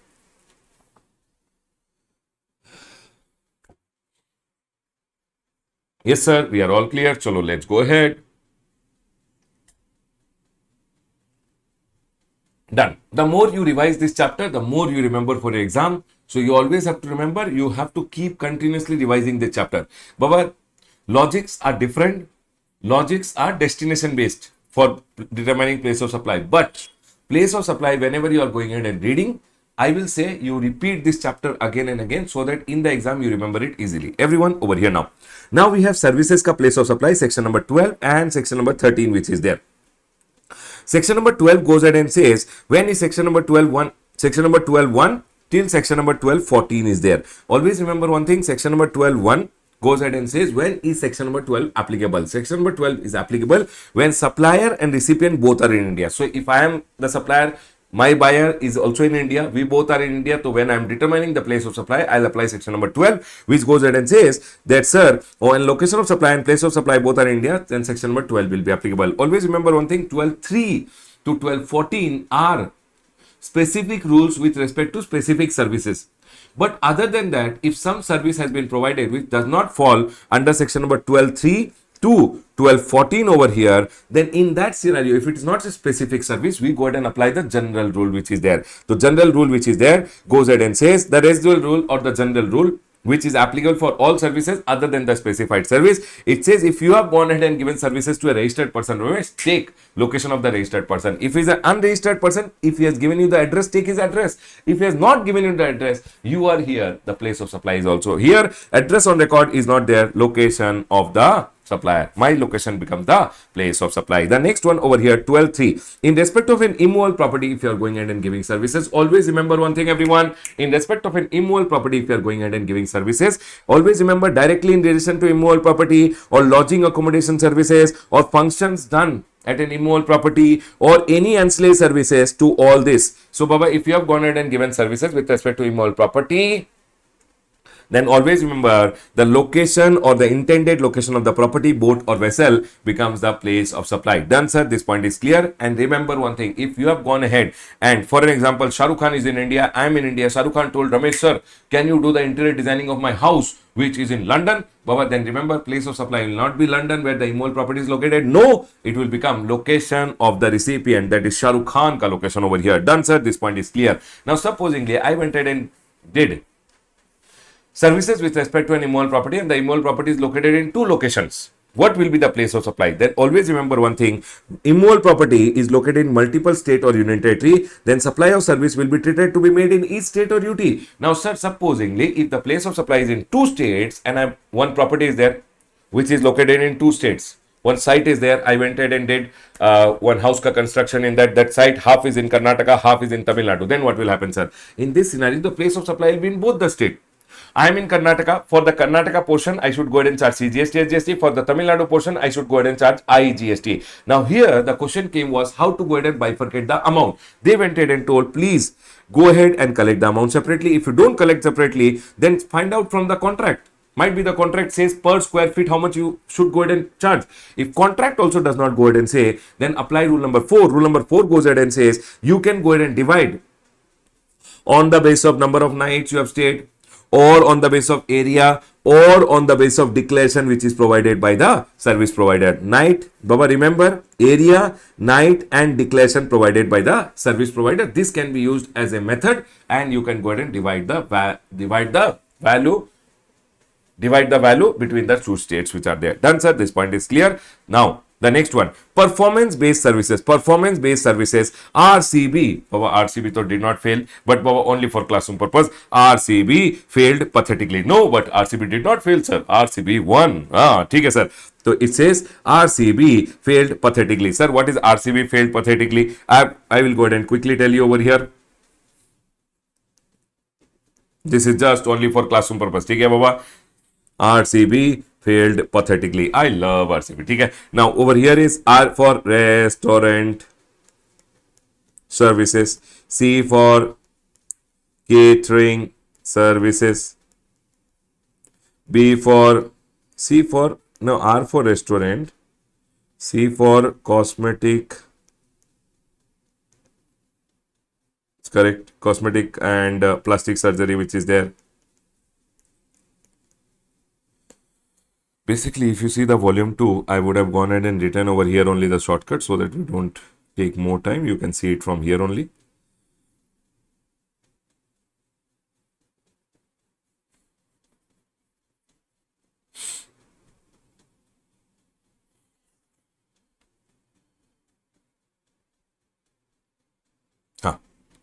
R for restaurant and catering services, C for cosmetic and plastic surgery, B for beauty treatment, F for fitness services which are there, P for personal grooming ka services and health services. Everyone always remember one thing. So what are the 5 services which are there? Sir, health services including cosmetic and plastic surgery was there, but sir, we have written plastic surgery separately. Always remember for these services which are there, RCB failed pathetically. Baba, RCB, I love RCB. Okay? This is only for classroom purpose. This is only for classroom remembering purposes. Okay? Anything for the exam, just for remembering. Remember, in these services, what is the place of supply? Always remember, POP is the place of supply, place of performance. POP, place of performance becomes the place of supply. The next one, training and performance appraisal. If I go ahead and give training related services, if I go ahead and give what services, everyone? Training related services, training and performance appraisal services. Then remember, if I've given to registered person, location of registered person, I went ahead and gave some training services to someone. If the person is registered, location of the registered person. If the person is not registered, then remember one thing, where I performed the training and performance appraisal, where I went ahead and gave the training, that becomes the place of supply. Poop becomes the place of supply. Admission to an event or park or any services ancillary to the admission to an event. So for an example, I am going ahead and selling some event tickets. Where the event is, that becomes the place of supply of the event or the park. For an example, one amusement park is there. Amusement park is going ahead and selling the ticket. What is the place of supply? Baba, always remember the place of supply is where the amusement park is there. That's all. The next is if I am going ahead and organizing an event for someone. Sir, if I am going ahead and organizing an event for someone and any ancillary services with respect to organizing of events. So for an example, Honey Singh went ahead and told, I want to come to Bangalore. I told, okay, I will organize the event for you. I organized the whole event for him. Or ICI went ahead and told me, we want to have one members program in Goa. Ramesh, can you organize it for us? Always remember, if I go ahead and organize the event for a registered person, it is always the location of the registered person. It is always the location of the registered person. But if I do it for an unregistered person, it is always the place of the event. If the event is held outside India, location of the recipient. So for an example, over here, Shivani went ahead and told me, Ramesh sir, can you please go ahead and organize my marriage? And Shivani is an unregistered person. Babas, her marriage is not a business affair which is there. Now, she went ahead and told me, Ramesh sir, can you go ahead and organize my marriage? I told, where do you want to get married? She told, Delhi. Delhi becomes the place of supply. I organized the event for her in Delhi. Delhi becomes the place of supply. She told, no sir, I want to go to Thailand and get married. I told, okay, fine. I organized the event outside India. Now, Shivani is supposedly from Tamil Nadu, then the place of supply will become Tamil Nadu. It will not be outside India. It will become Tamil Nadu. Always remember one thing. If I give to a registered person, ICI Delhi went ahead and told me to organize an event, then the place of supply will be ICI Delhi only because they are registered person. If they are unregistered, then in that scenario, always remember where the event is happening. If the event is outside India, then you have to take location of the recipient. Sir, event is held in multiple location. Then Baba, the place of supply, if you are going ahead and giving to registered person, it is always location of registered person. But if you are going ahead and doing event at multiple location, the place of supply, if you have given the services to unregistered person, will be at multiple places. So sir, how will you divide the value? The divide, collect value separately. If you don't collect separately, see as per the contract. If you can't determine as per the contract, please go ahead and apply generally accepted accounting principle gap over here. Done sir, this point is clear. Transportation of goods and passenger transportation service. Remember, transportation of goods or passenger transportation service, always, if you are giving to registered person, it is always the location of the registered person. It is always the location of the registered person. But if you have gone ahead and given to unregistered person, in case of goods, you pick it up. In case of passengers, they jump in the conveyance which is there. For example, the passenger will jump in the flight. So where they jump or goods where they are picked up, pickup location or jumping location will become the place of supply. Goods are picked up, passengers jump in. So that becomes the place of supply. Done, sir. This point is clear. Here, always remember one thing. Right to passage. What do you mean by right to passage? Metro card. All these are right to passages. Now, metro card, etc. ka case mein people get in, people get out. People get in, people get out. So, in this scenario, government went ahead and told, please apply general rule. Done, sir. Always remember, going and coming is always a separate generally. So, sir, going ke liye it is always separate place of supply, and coming ke liye it is always separate place of supply. The next one over here is on board services. See, Baba, on board, if you are going ahead and supplying goods, it is always where they are taken on board. It is always what? Where they are taken on board. In case of services, it is what is the first scheduled departure point. So, if a flight is going from Bangalore to Maharashtra to Jaipur, and in this flight some services were being provided, then always remember the first scheduled departure point where the flight started, the first scheduled departure point will become the place of supply. Done, sir. Why are we determining place of supply? To find out intra or inter. Everyone remember that. Okay, sir, done. Telecommunication services, if you are going ahead and providing, always remember one thing, telecommunication services. Before I go ahead and talk about telecommunication services, are we all 100% clear with the first 10 points which are there? Yes, sir. Can we quickly recall the first 10 points which are there? Yes, sir. If you are going ahead and talking about section number 12, section number 12, 1 goes ahead and says location of supplier and location of recipient both are in India. Location of supplier and recipient both are in India. Place of supply as per section number 12. 12.2 went ahead and told general rule. Given to registered person, location of registered person. Given to unregistered person, address on record, otherwise take the location of supplier. Done, sir. This point is clear. Section number 12.3, immovable property, location of the immovable property. 12.4, performance based services, POP, place of performance. 12.5, training and performance appraisal. Everyone, training and performance appraisal, they went ahead and told registered person, location of registered person, unregistered person, POP. Event ka case mein place of event. Organizing of event ka case mein registered person, location of registered person, unregistered person, place of the event. Goods transportation and passenger transportation, registered person, location of registered person, unregistered person, goods are picked up, passengers jump in. And 10th one, services on board is always the first scheduled departure point. Done, sir. This point is clear. The next one over here goes ahead and talks about telecommunication services. If you are providing telecommunication services by fixed line, circuit, etc., where you have installed the fixed line becomes the place of supply. Postpaid billing address, prepaid ka case mein, if it is sold by the distributor or the company, always remember one thing: distributor to the final person and company to the distributor. In this scenario, whenever the selling agent or reseller or distributor is selling, the agent through the seller, reseller or distributor, it is always the agent ka address, and by any person to the final subscriber. So agent company when he sells to the agent ka address, agent when he goes ahead and sells it to the final subscriber, the prepaid vouchers, etc., the final subscriber ko where he has sold it, where the prepayment is received or the voucher is sold, becomes the place of supply. Prepaid services, if they are provided through internet, you got your mobile recharge through internet, always remember address on record will come. In any case, if you are not falling over here and it's a telecommunication service, always remember one thing: it will be address on record. If address on record is not available, then location of supplier becomes the place of supply. Always remember where the circuit is installed, that becomes the place of supply. If the circuit has been installed by supposedly BSNL for internet connection and it is installed in from my one office to another state ka another office, two circuits are being installed, then in that scenario remember one thing, and one single contract is there, one single amount is there. How do I go ahead and divide the value? On the basis of the number of points of the circuit. So 1 point is in Karnataka, 2 points are in Tamil Nadu. Then remember 1:2 ka ratio mein I have to go ahead and divide the value. Done, sir. This point is clear. It says lease circuit are installed in more than one state in the proportion to the value or in terms of the contract or as per rule number 6. Rule number 6 goes ahead and says on the basis of number of points which are lying in the state or union territory, you can go ahead and divide the value which is there. Done, sir. The next one, financial and stock broking services. Always remember, if Zerodha is going ahead and providing services, it's called a financial service. If stock broking services are being provided, always remember you have to take address on record. If address on record is not there, then location of supplier becomes the place of supply. Insurance services ka case mein, always registered person, location of the registered person. Unregistered person ka case mein, you should always go ahead and take the address on record. So I am Life Insurance Corporation of India. If I provide it to registered person, location of registered person becomes the place of supply.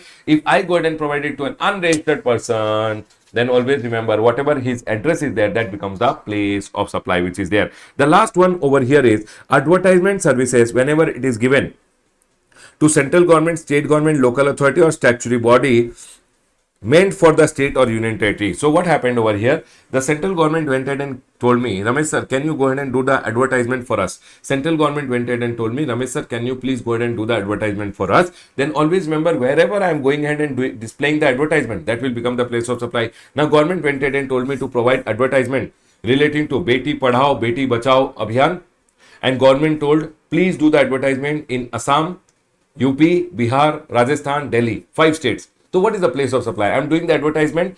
I am Times of India over here. Government told me to do the advertisement for them in 5 states. What will be the place of supply? They are going ahead and telling in every state the place of supply will be there and the value. So sir, if government has gone ahead and given me the amount, how do I go ahead and determine which value relates to which state? So they are going ahead and telling, please, in the proportion to the amount attributable to services provided in the respective state in terms of contract, you find it out or apply as per rule number 3. So basically, they are going in and telling, sir, what value belongs to which state, that you have to go ahead and find out as per rule number 3 over here. Baba, rule number 3, I've gone ahead and written in shortcut so that you guys can just read it before the exam and go. In the exam, if they tell you about a value, sir, how to divide the value in between the states, that is being told over here. Sir, so if advertisement is done by me for the government relating to Beti Padhao, Beti Bachao, etc., everyone listen to me very carefully.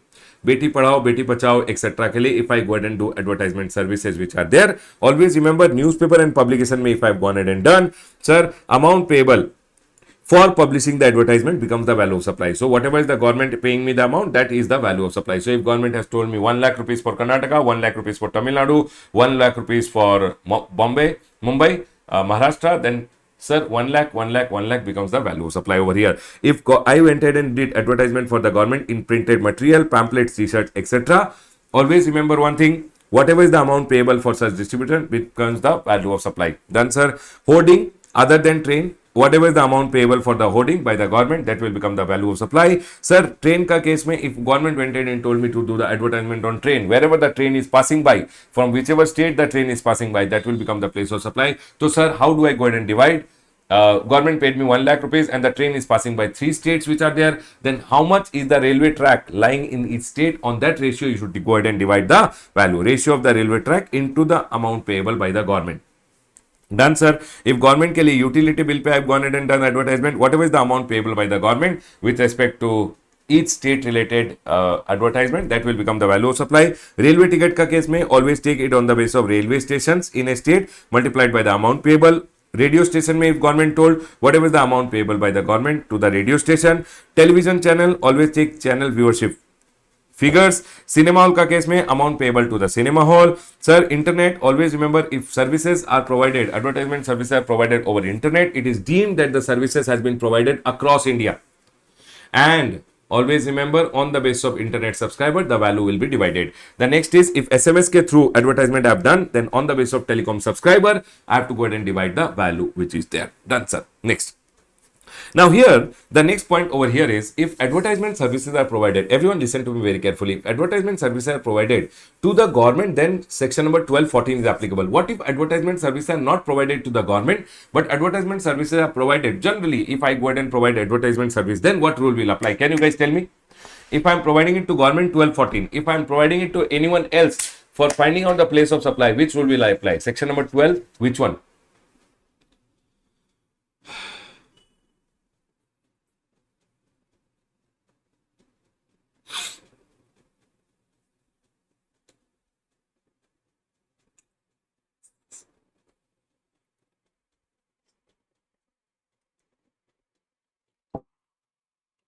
Sir, in that scenario, section number 12.2 will apply. So, Baba, there is one circular which is there. I'll go ahead and quickly tell you about this circular. So, for an example, this is Reliance over here. This is one advertisement company. Pogo, an advertisement company.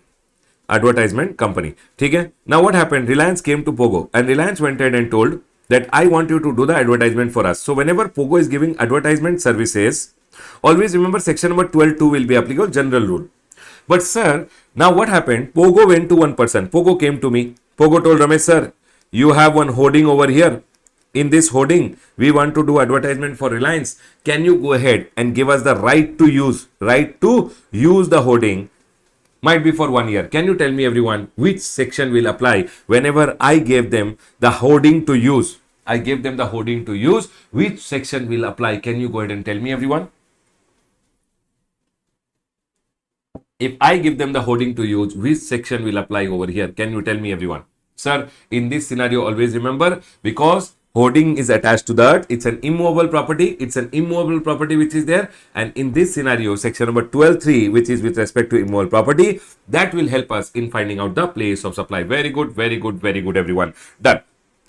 Now again, if I go ahead and take you the same example over here, I took the same example over here.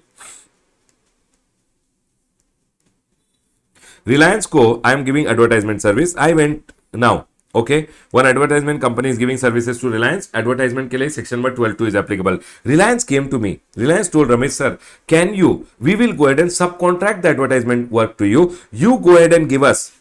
You do one thing. You go find out the hoarding which is there, find out the banner which is there, display the advertisement which is there, make sure the advertisement is done for Reliance for 1 year. So basically he has gone ahead and taken the contract from Reliance and then he has gone ahead and subcontracted the services to, work to me. So when I go ahead and give him advertisement services, he will go ahead and give the advertisement service to Reliance. So basically he's telling Ramesh sir, you go out, find out the hoarding which is there, get the banner printed, display the banner, everything you are responsible, sir. So I'm not going ahead and giving any immovable property on rent in this scenario. In this scenario, when I'm going ahead and giving advertisement services, section number 12.2, again general rule will apply. That's all they have gone ahead and told over here. See, if I'm going and giving space, then Baba, in that scenario, section number 12.3 will apply. But where the vendor is responsible, I am responsible for displaying of advertisement. He is providing advertisement services to the advertisement company. Basically, I am responsible for finding out the hoarding in the market, displaying the advertisement, printing the hoarding. Then in that scenario, always remember one thing. It says section number 12.2, general rule will apply. That's all they have gone ahead and told over here with respect to the advertisement related circular. Now, everyone over here, just give me a minute.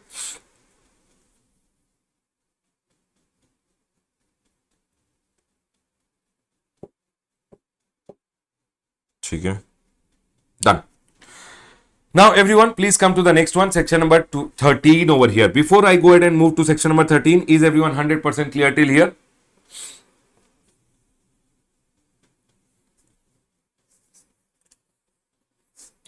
Yes, sir. Chalo, let's go ahead. Everyone over here now. The next one over here is section number 13, which is there. Section number 13 goes ahead and talks about place of supply whenever. So when is section number 13 applicable? Whenever location of supplier or location of recipient is outside India. Any one is outside India. Any one is outside India, then please apply section number 13. So if section number 13 is applicable when supplier or the recipient is outside India. Baba, whenever the supplier is or recipient is outside India, it can be an importation of service or it can be an export of service also. Why, sir? Import of service says supplier is outside India, recipient is in India, and place of supply, if you go ahead and find out, and place of supply is in India, supply is outside India, recipient is in India, and place of supply is within India, it will become import of service. And import of service, the business entities always pay GST under RCM. Yes, sir. So we are over here today. We are trying to find out the place of supply. If the place of supply comes in India, supply is outside India, recipient is in India, if the place of supply comes within India,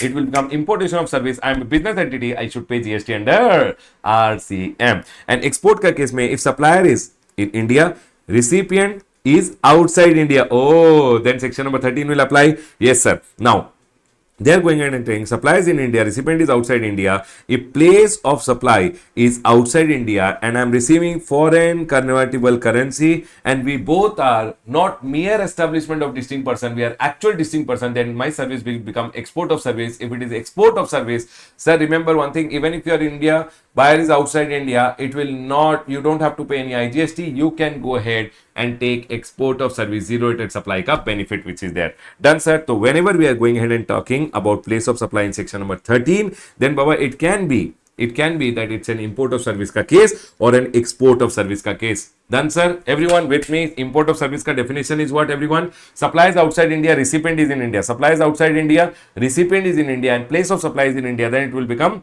importation of service. Supplier is in India, recipient is outside India.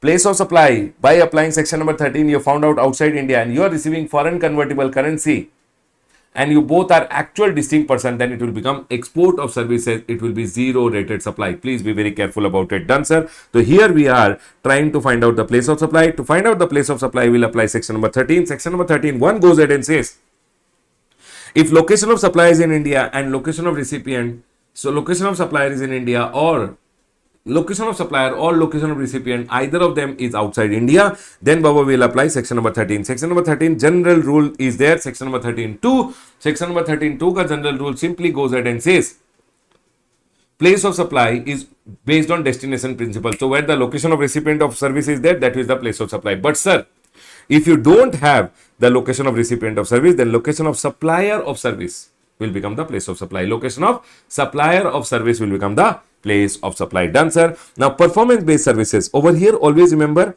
here they have not gone ahead and told performance based service only RCB failed pathetically. No. Any performance based service which is with respect to goods, which have been performed on the goods or which have been performed on the individual. Always remember, if you have gone ahead and performed performance based service on goods and goods were made physically available to you. So for an example, one person went ahead and sent some goods from outside India into India for testing purpose and the goods were made physically available in India, then the place of actual performance, where I did the performance, India becomes the place of supply. Done, sir. If proviso, if I have gone ahead and done, one person went ahead and told me one testing has to be done, can you go ahead and do remotely? I sat in my computer and remotely I did the testing of one item or one machine which is lying in US. Then always remember, location of the goods at the time of supplying of service. What was the location of the goods? US, where I went ahead, sat in India, did the service outside India. Then remember one thing, the location of the goods was US, that will become the place of supply. Done, sir. If goods are temporarily imported into India for any repair, listen carefully, if any repair, any treatment, any process, RTP, repair, treatment or process के लिए any goods have come into India and after the repair, treatment and process, it has been re-exported without being put to use in India. Remember one thing, it is not put to use in India, it has been exported. Unless that put to use in India was necessary to go ahead and see whether the repair, treatment or process is done or not, then it is okay. But if you have gone ahead and imported one item from outside India Always remember one thing, if you have gone ahead and imported one item from outside India, basically one item has come from outside India for repair, treatment or process, you did the repair, treatment or process in India and you have sent it back to outside India, then in that scenario, they are going in and telling general rule will apply, which is location of recipient of service will become place of supply. Here, one diamond related one question point is there, wherein diamonds have come from outside India to India, which is unpolished diamonds. Unpolished diamonds have come and you are going to do polishing. So in Surat, what happens? Unpolished diamonds from outside India come to India. India may we do the polishing of the diamonds and we go ahead and cut the diamond, do the process and make the diamond full cut and polishing is done, and then it is sent outside India. It has come to India temporarily. Repair, treatment, or process is done and then sent outside India. In that scenario, general rule will apply. Location of recipient or place of supply will become the place of supply, which is location of recipient of service. Location of recipient of service, which is outside India, will become the place of supply. Done, sir. This point is clear. The next one, if I have gone ahead and supplied services on individual requiring his physical presence, then always remember wherever the actual performance was done. So, for an example, Dubai ka one guy came to India for getting a haircut from me in India. I went ahead and did the haircut in India. That will become the place of supply. Place of actual performance becomes the place of supply. I like performance based services. For your exam purpose, it's an important section. Section number 12.4 goes ahead and talks about immovable property. If you go ahead and provide services in relation to immovable property, directly in relation to immovable property, services by expert or real estate agent, accommodation service, granting of right to use any immovable property, architect service, interior decorator service, always remember immovable property related service. Wherever the immovable property is there or the intended location of the immovable property always becomes the place of supply. Admission to an event or organizing of an event and any ancillary services, always remember place of the event becomes the place of supply. Now, if 12.3, 12.4, 12.5 ka services which are there are performed at multiple location and they are going in and telling, sir, 12.3 basically performance based service, immovable property related service, event related services are given at multiple location and single contract was done over here. Remember one thing, in this scenario, supplied at multiple location and one location comes in India, then gone baba gone, place of supply will be the location in the taxable territory over here. So for an example, Akon from US went ahead and told me, Ramesh sir, can you organize an event for me? I told, okay, I'm in India. He is in US. I went ahead and told, okay, I'll organize the event for you. He told, organize the event for me in London, Dubai and India. One place came in India and I have charged a consolidated amount. Basically, there is a single contract which is there. Then the whole amount ka place of supply will become in India because it says the location in the taxable territory. Even if one place is in the taxable territory, that will become the place of supply over here. Done, sir. This point is clear. The next one over here. Section number 12.7 goes ahead and talks about services in 3, 4 and 5. Basically, performance based service, immovable property related service, admission to an event related services. Always remember 3, 4 and 5. If they are being supplied at multiple states or union territories. So, sir, what happened over here? Performance based services. One machine came from outside India. I did the testing in multiple states in India. Place of supply is in India because the actual performance of the testing is done in India. One machine came from outside India for testing in India. Place of supply will become India. India may also the testing is done in multiple states. So the place of supply will be in multiple states. How do I go ahead and divide the value? So they have gone ahead and told over here, place of supply will be in each state and the value in the proportion to the value collected separately. And if you have not collected separately as per the contract, or apply rule number 13, rule number 7 is applicable for 13.3. Basically, performance based services ke liye they have gone ahead and told that, sir, so for an example, one goods have come from outside India and performance is done in multiple states in India. Place of supply will be multiple states. How will I divide the value? Divide the value equally between the state where the services are performed. Done, sir. This point is clear. If services are supplied on different goods from outside India, 2 machines have come for testing in India, then the place of supply will be in India. Sir, if it is different goods, how do I go ahead and divide the value? They are telling ratio of the invoice value of the goods. So one machine was repaired in Delhi, one machine was repaired in Kolkata, then Baba West Bengal, one in Delhi, one in West Bengal. Then how do I go ahead and divide the value which I have collected from outside India? Then that value will be divided on the basis of the ratio of the invoice value. The more expensive the machine, the more amount will go to that state. So basically on the ratio of the invoice value of the machine, they will divide. Now they are going in and telling if performance based service was done on individual. So for an example, one person from outside India came to India and in India I did the repair and maintain, basically denting, painting.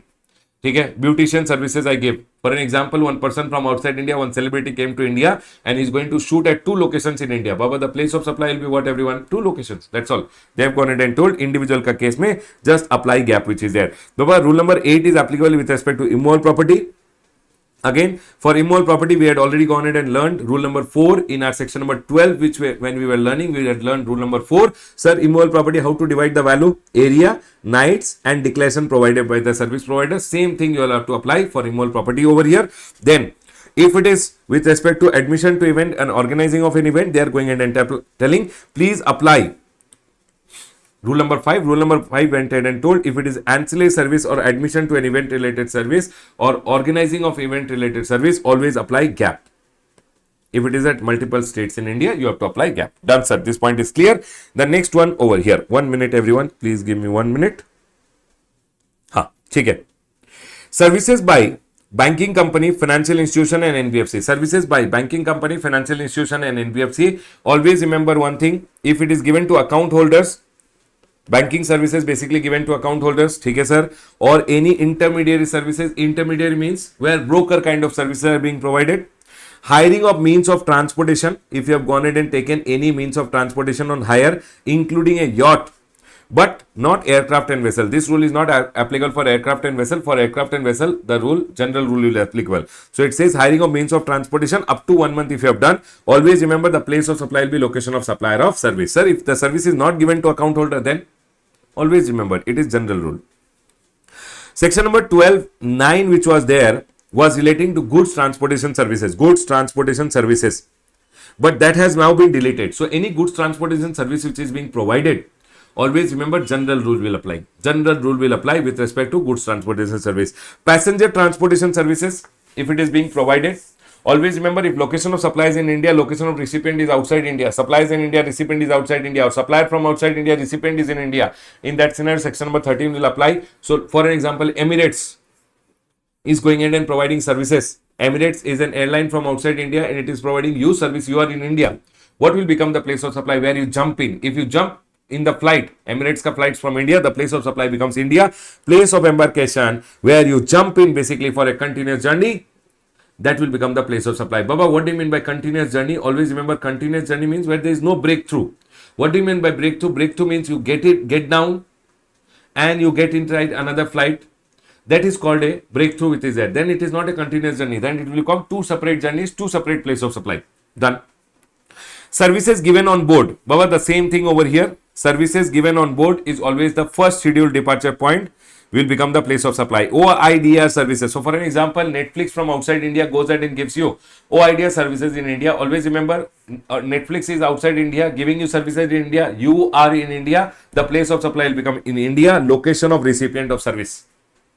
Done, sir. Now here government have gone ahead and told, in order to prevent double taxation and non-taxation, central government has the powers, and central government for some services can go ahead and notify the place of supply where the effective use or enjoyment of the service has happened. If government wants, government sees that one service has been doubly taxed in India also, and outside India also it is taxed. One service has been doubly taxed, or one service is not taxed in India only, India also and outside India also. In that scenario, government goes ahead and says the place of supply will be where the service is effectively used. That government can go ahead and notify as the place of supply. And here, in respect of R&D services, so from outside India, medicines have come to India. In India, we are going to do the testing of the medicines, might be on rats, etc. And then we will go ahead and give the testing report outside India. Then always remember, in this scenario, the R&D was done in India on the medicines in India, but still, because the testing report will be used outside India, the place of supply will be the location of the recipient where the effective use or enjoyment of the service will be done. The next is supply of maintenance, repair, overall services, MRO services with respect to aircraft or ships. Always remember, if one aircraft, so for an example, Emirates ka one aircraft came to India. In India, we did the MRO service, maintenance, repair, overall services. Full overhauling of the engine we have gone ahead and done. Then always remember one thing, the overhauling will be done in India and the machine will go back outside India. Basically over here, if I go ahead and talk about ships and aircraft, not machine, if I talk about ship and aircraft which come to India, get the MRO services done in India and go outside India. Now the ship is effectively used outside India or the plane is effectively used outside India, and hence they say location of recipient of service. If supposedly Emirates Airlines from Dubai has come to India, and in India we went ahead and did the MRO services, India will not become the place of supply where the actual performance is done. No. In this scenario, government told the effective enjoyment of that aircraft will happen outside India. That will become the place of supply. Done, sir. This point is clear. Everyone over here now, let's go ahead and cover the small circulars and the amendments which are there, and then we'll go ahead. Everyone over here now. Sir, if there is cargo handling services which are given, always remember in respect of cargo handling services, general rule is applicable. If it is given to suppliers in India, recipient also in India, general rule will apply, section number 12(2). If it is given to a person outside India, suppliers outside India or recipient is outside India, then always remember 13(2) will apply. General rule, cargo handling services. Okay, sir. Now, the next one over here, supply of software design services by a supplier in the taxable territory to a recipient in the non-taxable territory using sample hardware. So, what happened over here? So, for example, Apple is in US. Apple went ahead and told me, Ramesh sir, can you please develop one software and give it to us? Okay, I told I will go ahead and do software development for you. I'll make one software. They told new iPhone is coming. In that new iPhone, the software which is required, can you develop the software and give it to us? I told, okay, fine. They told, sir, we will also do one thing. We will go ahead and send you one mobile phone in India. On that mobile phone, can you go ahead and do the testing? So basically, along with the software designing, that how the software is going to look, I will go ahead and do the testing also of that software in India in the sample hardware which is provided in India. Over here, one GST officer went ahead and told, sir, the hardware, the mobile phone is given to you in India. On that mobile phone, you are going ahead and doing the testing which is there. So basically, the performance is done in India, the place of actual performance, because the goods are made available in India, place of actual performance becomes the place of supply. But then government went ahead and clarified this was an ancillary service over here. The principal supply is software designing, and software designing ke liye general rule which is 13(2) is applicable. The location of recipient of service will become the place of supply, and for testing also, that because testing was an ancillary service, software designing and testing was just an ancillary service provided, and hence the general rule section number 13(2) will apply. Software designing and development for circuit electronically along with testing on sample prototype is a composite supply where supply, software development and designing is principal. Section number 13(3)(a), that performance based service wala rule is not applicable. Location of service recipient as per section number 13(2) will apply. What is the service recipient? Outside India. So, supply is in India, recipient is outside India, place of supply is outside India. If I receive foreign convertible currency, I will be eligible for export of service. Done, sir. This point is clear. The next one over here, satellite launch services. Always remember, general rule will apply. Satellite launch services given to person in India, general rule section number 12(2). If it is given to a person outside India, 13(2) will apply. Satellite launch service, but satellite launch service, anyways, you remember, is exempted from GST. So if it is given to domestic customer, exempted from GST. But if it is given to a person outside India, even though it's an exempt supply of service, zero rated supply ka benefit can be taken, because zero rated supply ka benefit is given even if the service is exempt. Done, sir. This point is clear, not very important. Now here, one clarification is there with respect to intermediate service. What is an intermediate services, everyone? What is an intermediate services? One person is from outside India, I am in India. Both of them, I am going ahead and connecting, and I am the broker in between. Then it's an intermediate services. I hope you guys understand this point over here. So they are going ahead and telling doubts on the scope of intermediate service. When will it be classified as intermediate service? They went ahead and asked. The circular clarifies that the concept of intermediate service requires the following prerequisites. Minimum this thing should be there. Only then you can go ahead and say it's an intermediate service. Minimum 3 parties. 2 principal parties, 1 between wala broker. Okay? 2 of them transacting and 1 facilitating or arranging the main transaction. The main transaction is happening between 2 people and I am just arranging the transaction. Then I am an intermediary. Okay? 2 distinct supply. What is 2 distinct supply? 1 main supply between both of them, and the other supply is by me going ahead and arranging the transaction for them. It says main supply between 2 principal, ancillary supply of facilitating the main supply. The main supply is between both of them. He is going to supply the goods to him, or he is going ahead and providing the service to him, and in between I am there, the broker. Done, sir? Intermediary services provided to have the characteristic of agent or broker. It means he should have gone ahead and issued the invoice to him. He should have made the payment over here. I am just a broker. It should have the characteristic of broker. If he gives me an invoice in my name, I go ahead and give an invoice in my name. In that scenario, it's not an intermediate service. It will become separate. He is giving me services principal to principal basis. I am giving services principal to principal basis. This is not broker service. Broker service is when two principals are dealing and one person is facilitating the main supply. There is only one supply, which is the main supply, and in between them I am facilitating, and that is the second supply, the facilitating services. Done, sir? This point is clear. Intermediary does not include a person supplying on own account. So for an example, one person went ahead and supplied me and I went ahead and supplied to the other person, then in that scenario it is not an intermediary service, and subcontracting is not intermediary service. They are telling subcontracting. One person got a contract. So for an example, one person from India went in and got a contract, gave a contract to another person. That person went in and gave me the contract. No, that is not intermediary. Intermediary means two main principals are transacting, and in between I am acting as a broker or agent in facilitating that transaction. So what I am going ahead and doing is an intermediary service. Now everyone over here, in respect of this, I've gone ahead and told small circulars which are there. I'll go ahead and refer it from the amendment booklet which is there. Okay, sir. This first one, 10(1) CA, e-commerce operator ke through, if goods are being supplied, always remember one thing: if billing location and delivery location both are being given, billing and delivery location both are being given, then sir, take the delivery location at that as the place of supply. This could always remember. This time ka amendments which are there, 1 point should be asked in the exam. Please be very careful. This is done. The next one over here, place of supply in case of transportation of goods including through mail and courier, which are either supplier or recipient is outside India. Baba, in case of transportation of goods, I have gone ahead and told you there was a rule, section number 13(9), which is goods transportation service. This has been deleted.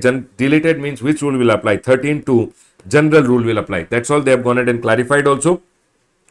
Sir, in respect of this, place of supply in case of including mail and courier, in case of transportation of goods, in case where the location of supplier of service or the location of recipient is outside India, will be determined by 13(2), which is general rule over here. Done, sir? General rule will apply, and not 13(3). Performance based service will not apply. It's a general rule. Done, sir? This point is clear. Here, general rule.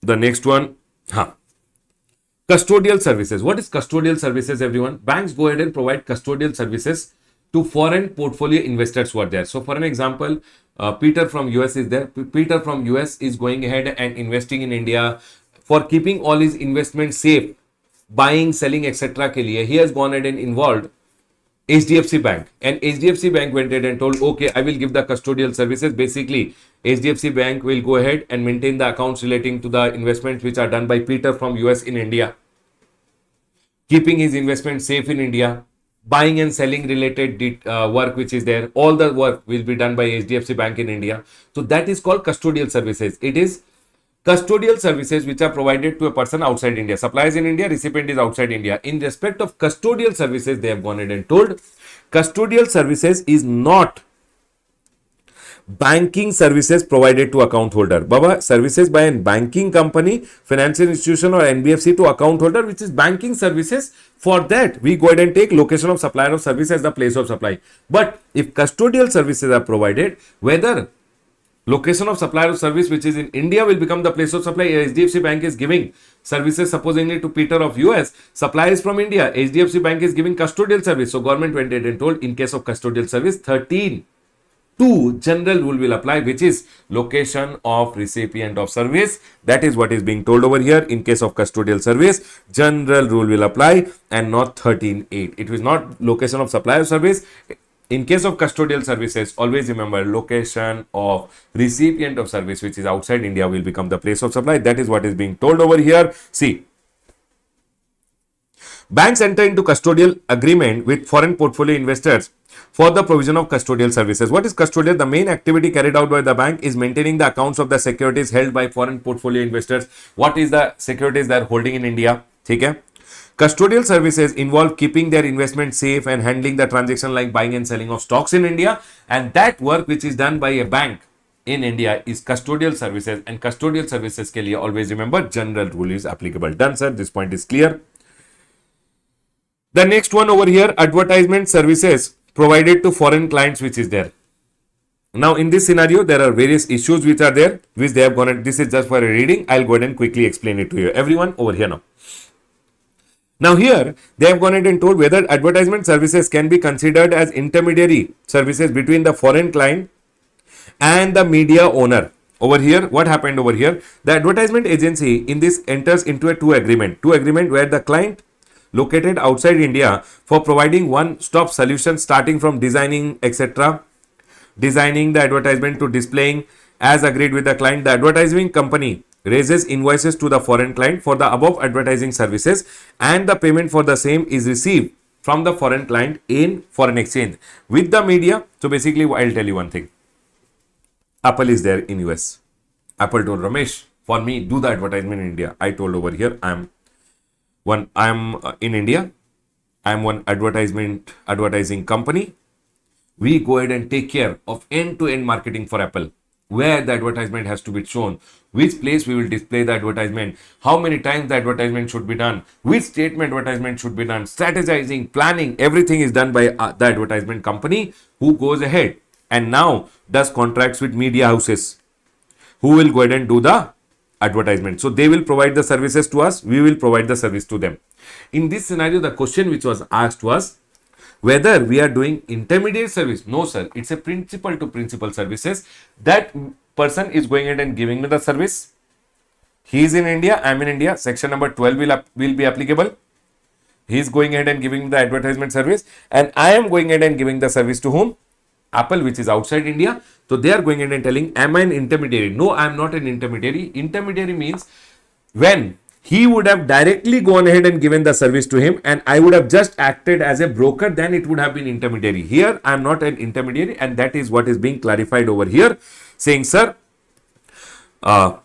the agreement in the instance case in the nature of two distinct principal to principal supply. He is giving me the service principal to principal basis. I am giving the service principal to principal basis. Okay? It says over here, and no agreement of supply of service exists between the media house and the foreign client. There is no service which is given by him to him. No, nothing. Then it says, in the thus advertisement company is not acting as an agent, but it is providing services to the client on its own account. He is providing me the service and I am telling Airtel, Apple, don't worry about it. Whatever your marketing is to be done in India, advertisement to be done in India, we will take care of it. How to strategize, how to plan, how to do the advertisement, we'll take care of it. So we are going to bill you and we are going to charge you. In this scenario, they're going and telling you have provided services to them and the media houses who will do the advertisement for you will go ahead and give you the service. So this is one other service and this is one other service. You are not providing intermediate service. That's the clarification over here. In the above, it is clarified the advertisement company is not fulfilling the criteria of intermediate services. Done, sir. Whether the representative of the foreign client in India or the target audience in India can be considered as the recipient of the service being supplied by the advertisement company. So, Baba, advertisement company is going ahead and giving services to Apple. Apple has one representative in India or Apple has their customers in India. Can they be considered as the recipient? Clarification came. No, they are not the. So when he is going ahead and giving services to Apple, he is not giving services to these people. He is giving services to Apple. Apple is the recipient because ultimately the person who pays is the recipient and Apple from outside India is going to make the payment to me and Apple will be the recipient and not the Apple ka representative in India or Apple ka customers in India are not the receiver of the service. The receiver of the service is outside India. That is Apple who is going to make the payment to me. Done, sir. This point is told over here.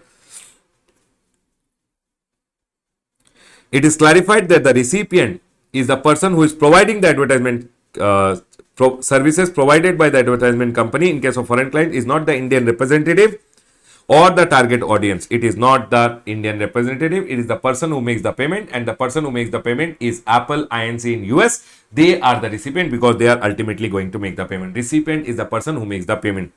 Whether the advertising services provided by advertisement company to foreign client can be considered as performance-based services. Baba, they are not performance-based services. then there is no performance which is happening on any goods or any individual. It is not performance based services. Advertisement services which are being given, the simple clarification over here, see, it cannot be covered under section number 13.3. It is not advertisement services given on any goods.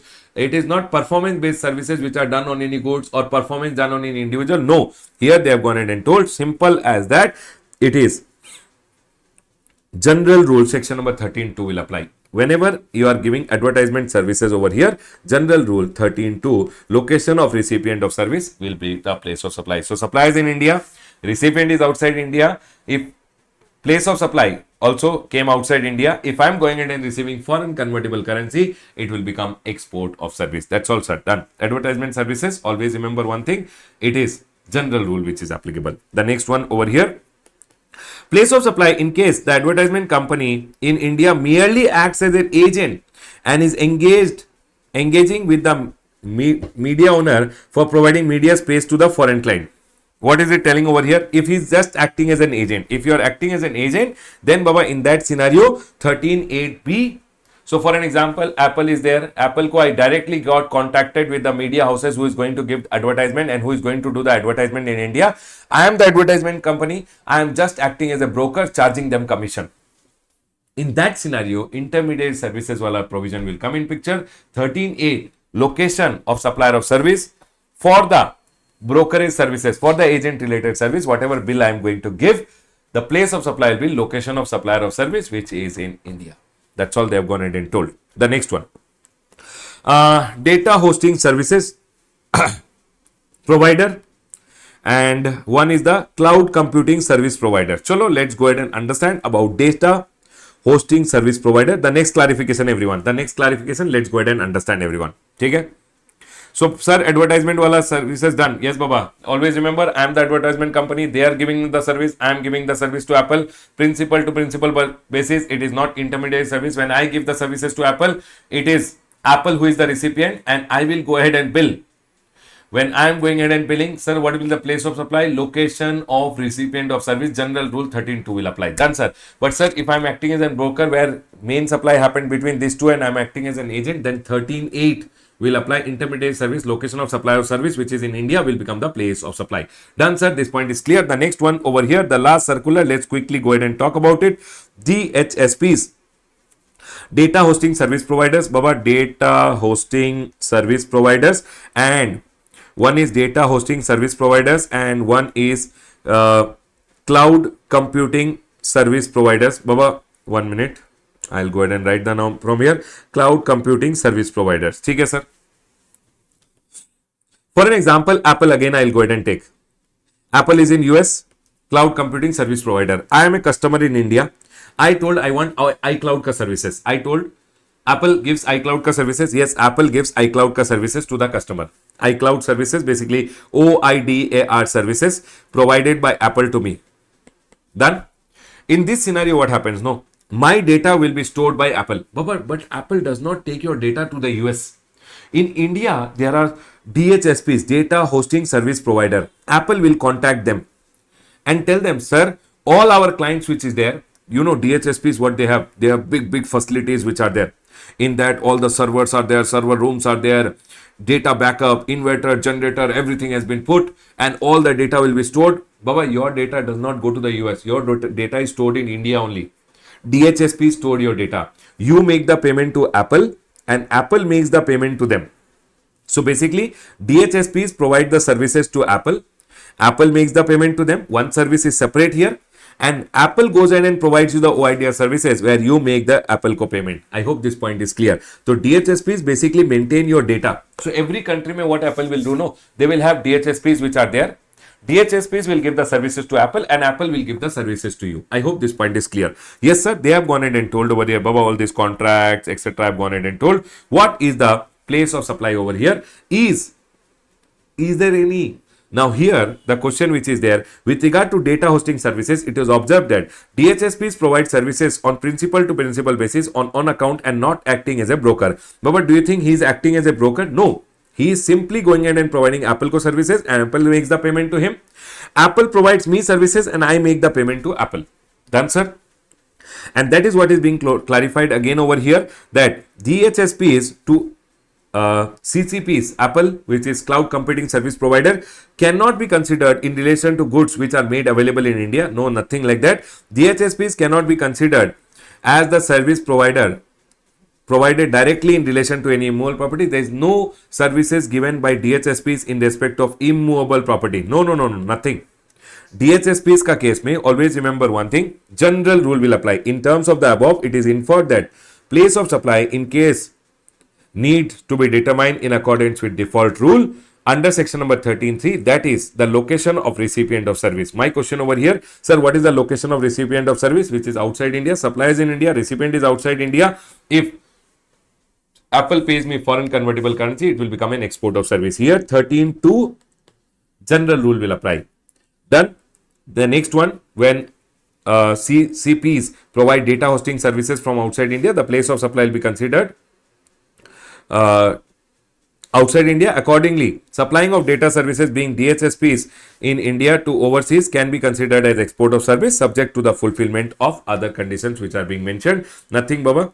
Supply is in India, recipient is outside India, place of supply is outside India. Because recipient is outside India, if I receive foreign convertible currency, it will become export of service. Done, sir. Sir, tell me one thing. This Apple is giving OIDS services to me in India. For OIDS services, what will be the place of supply, Baba? OIDS services ke liye we have already understood. Location of recipient of service will become, location of recipient of service becomes the place of supply. This is separate supply and this is a separate supply. Done, sir. This point is clear. That's all has been told over here. We have also gone ahead and covered the amendments which are there in this chapter. Very, very important chapter from the amendment booklet. Whatever I've gone ahead and written the points, please write and keep. I've gone ahead and told you quickly about the amendments also, closing my revision on the chapter of place of supply. Sir, how important the chapter is? A graded chapter. Sir, what things we should take care? The amendment ka circulars which I've gone ahead and told you, please take care. That is A graded. Secondly, you should take care. First, A graded is your amendment. Done, sir. A graded is your amendment. B graded is your section number 13. Section number 13 is B graded. Please solve question and go. One point which I just remembered. Whenever you find out place of supply as per section number 13, whenever you find out place of supply as per section number 13, always remember it will never be intra, it will never be intra, it will always be inter, and IGST will be applicable. Remember this point. Do questions on this. One joinders Dilka, one question is there in your book. Please do it and go. It's a very good question. Done, sir. So A graded is your amendment. B graded is section number 13. And Baba, all this 10, 11, 12 is C graded from exam point of view. I believe if they ask you the question, they'll ask you on amendment or section number 13, and then they will go to 10, 11 and 12, which is there. Done, sir. This point is clear. Closing my revision on place of supply. Congratulations, people.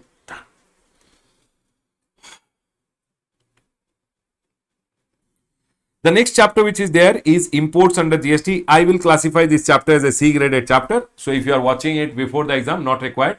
One day before the exam, not required to watch. You can just remember OIDR services and OMG, which I had already gone ahead and told. The same thing has been repeated in this chapter. A C graded chapter might be 1 3 mark. Good luck is very good. It can come. So please be very careful. Everyone over here now. Importation of service. Importation can be of goods also. Importation can be of service also. Imports under GST. Importation of goods means what, everyone? Bringing from outside India goods into India is called importation. It means bringing into India from a place outside India. Done, sir. Importation of service means what? Importation of service means where supply is outside India, recipient is in India, and the place of supply is in India. That's called importation of service. Always remember one thing, importation of goods is always interstate supply. Section number 5 goes ahead and says that whenever you import the goods, if IGST will be levied under as per the Custom Tariff Act on the value which is determined under the Custom Act at the point when custom duty is levied. I hope you guys remember, if you import the goods on that along with the custom duty, when they are collecting the custom duty, they will go ahead and collect the IGST also. Post the payment of IGST along with the custom duty, if you want this IGST ka credit, you can go ahead and take on the basis of the bill of entry. Done, sir. This point is clear. Importation of service for a consideration. Importation of service can be without a consideration also. Remember, if it is for a consideration, business, one business, both are supply.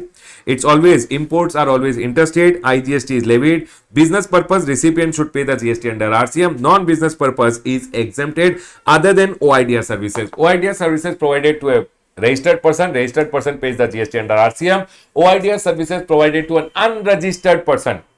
An unregistered person, TDS deductors, which is government department, etc., is also considered as an unregistered person. Remember, OIDS services provided to unregistered person who is a TDS unregistered person, including a TDS deductor. Remember one thing, in this scenario, OIDR will go ahead and take special registration in India and charge the GST under forward charge mechanism. Done, sir. Sir, some important point, bond to bond transfer in GST, it is not taxable, but in Customs Act under section number 38, it is told IGST will be levied on 38 ka value or the transaction value, whichever is higher. I hope you guys remember, in custom we had the 38 ka value. Yes sir, what is 38 ka value? Can you tell us? I will go ahead and remind you. In custom, whenever you take the assessable value, in that you add basic custom duty, all these duties which you go ahead and add, then you have CVD, social welfare surcharge, etc., safeguard duty, etc., all this when you add, you go ahead and get one value, total value. That value is known as what, everyone? Section number 38 ka value. On 38 ka value or the transaction value, 38 ka value for an example came out to be 1 lakh, but when the goods were in the godown, where in the goods were in the custom warehouse, you sold them for 2 lakh, which is higher. On that, the IGST will be collected. Always remember, in case of bond to bond transfer, the IGST is always collected on the 38 ka value or the transaction value, whichever is higher. Done, sir. This point is clear. We will remember. That is what is being told. And always remember, in case of high seas sale means when the goods were coming from outside India, they were in the sea or they have reached the custom port. Bond to bond transfer is when you have transferred it to the custom warehouse and in the warehouse the goods are being sold. But sir, goods were coming into India from in the sea, it is there, or it has reached the custom port. After the goods were coming from outside India, it is in the sea or it has reached the custom port. Now if the goods are being sold without clearing or without sending it to the warehouse, then remember one thing, in that scenario, the custom duty as well as the IGST will be levied on the last transaction value that is paid by the buyer who files the bill of entry for home consumption. Then please remember, everyone. Next, Baba, in GST it is exempted. Bond to bond transfer, Baba Prerna, in GST it is exempted, but Customs Act mein they are telling we will go ahead and charge the IGST. Done, sir. In case of high sea sale, in GST Act it is exempted, but along with the custom duty, you will have to pay IGST on the last transaction value. So for an example, I had gone ahead and sold the goods when they were in the sea to my friend for 10 lakh rupees. On 10 lakh rupees, custom duty will also come and then the IGST also will be calculated. Done, sir. Always remember, third country shipment. Third country shipment means one non-taxable territory to another non-taxable territory. One non-taxable territory to another non-taxable territory if goods are being sold without the goods entering into India. In that scenario, that's called third country shipment. China say I directly send the goods to the US. I am in India. I will go ahead and bill. In GST Act, it is told, sir, in case of third country shipment, you don't go ahead and charge any GST. One non-taxable territory, non-taxable territory. And they have told GST will not come under Customs Act also. GST is not applicable. Done, sir. Non-taxable territory under non-taxable territory, neither supply of goods nor supply of service, there is no GST. Importation of goods by an SEZ unit or by an SEZ developer, always remember, is exempted from the IGST which is there. Actually, for SEZ units and SEZ developers which is there, but the custom duties, the IGSTs, all these are being exempted. The next one, if you are an export oriented unit which is going to export, again for you also custom duty, IGST, GST compensation says whenever you go ahead and import the goods, it is not applicable, it has been exempted. Done, sir. Next one. Special provision with respect to OIDR services. This is section number 14, not 14A. This is section number 14. Sir, OIDR का case में one definition I have just gone ahead and given. It is for the purpose of your reading. OIDR का case में always remember, one person from outside India providing OIDR services to a person in India. If the recipient is a NTR. NTR means an unregistered person including TDS deductor. I like this point. Please be very careful in the exam. Then forward charge mechanism is applicable. OIDR has to pay IGST. So for that, OIDR will take compulsory registration in India, which is a simplified registration. State-wise not required. Only one registration is required. Registration ka application is RG 10. Registration certificate will be given and they have to pay their tax in cash and furnish monthly return, which is GSTR 5A. If they are gone ahead and given services to other than NTR, means a registered person, in that scenario, registered person case mein RCM is applicable and the recipient registered person will have to pay the GST under RCM. The next one is section number 14A with respect to OMG. We had already gone ahead and understood that if poker.com from US supposedly went ahead and provided services of online money gaming to any person in India, recipient, registered, unregistered, doesn't matter, because Baba, all this poker, etc., is nothing for business purpose. They have gone ahead and told. Always remember, forward charge mechanism is applicable. If OMG is provided from outside India, forward charge mechanism is applicable.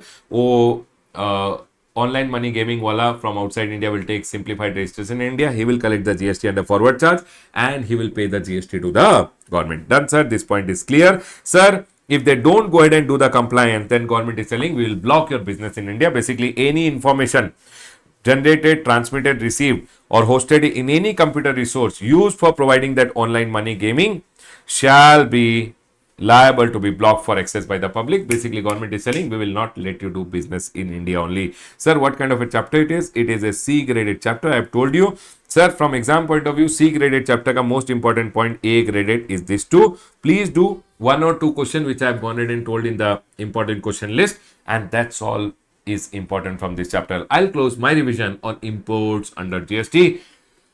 Congratulations, people. I am not able to see likes in the video, so everyone quickly go ahead and like the video and then we'll go ahead, everyone. Sir, OMG ka valuation, Baba, OMG ka valuation, that rule number 31B. Very good, Satish Kumar. You have to link like this. Very good. Done, sir, done. Baba, very small chapter. Now we'll go ahead and move to the next chapter. Exports under GST. Export under GST from exam point of view, B graded. B graded from exam point of view.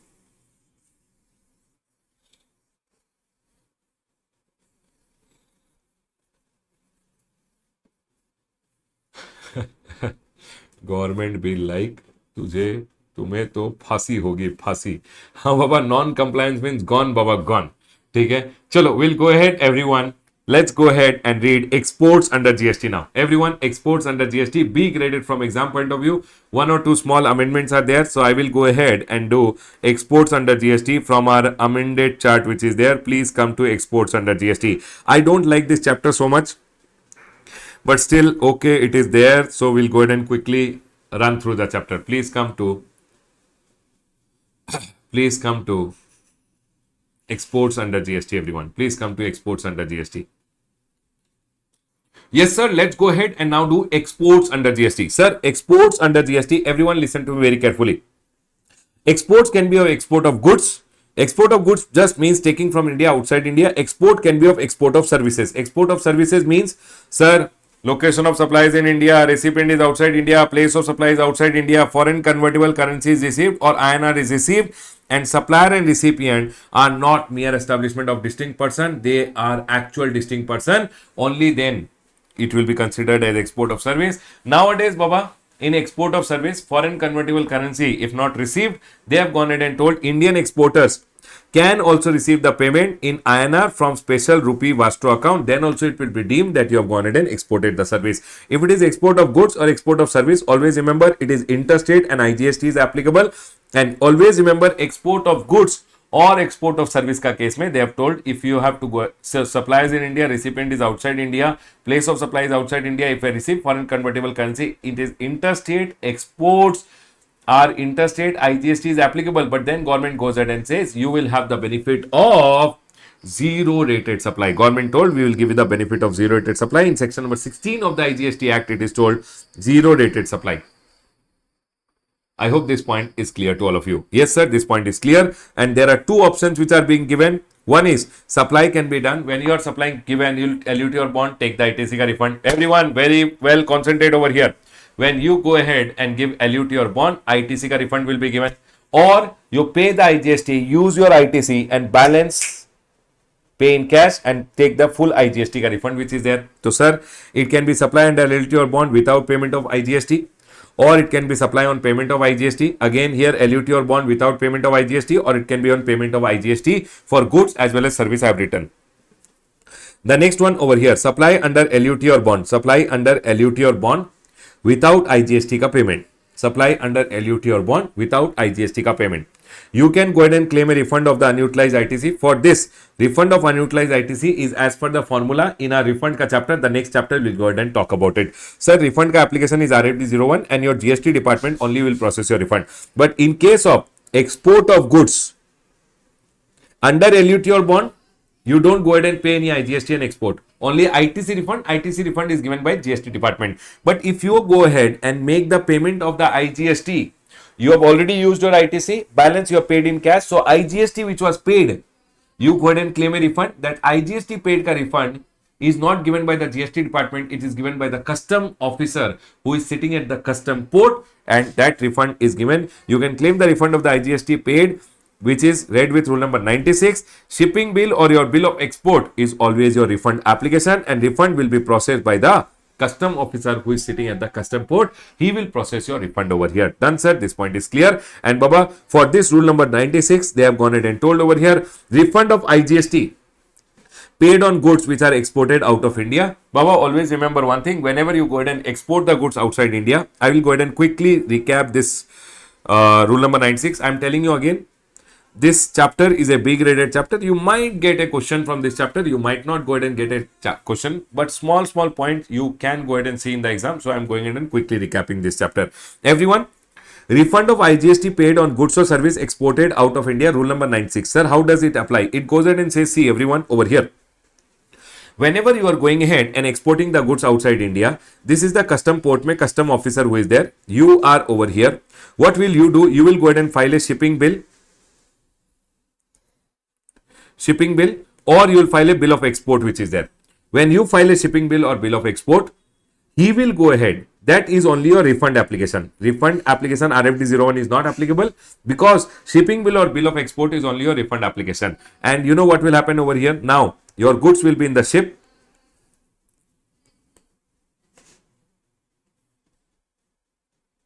What they are going ahead and telling over here, let's read quickly.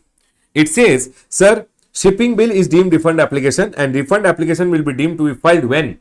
When it will be deemed that you have filed your refund application, they have gone ahead and told over here, when the person in charge, means the person who is taking the goods and going from India outside India, files the departure manifest or the export manifest covering the name and the number of the shipping bill. So basically, when the shipping company, basically what they do, they file a departure manifest.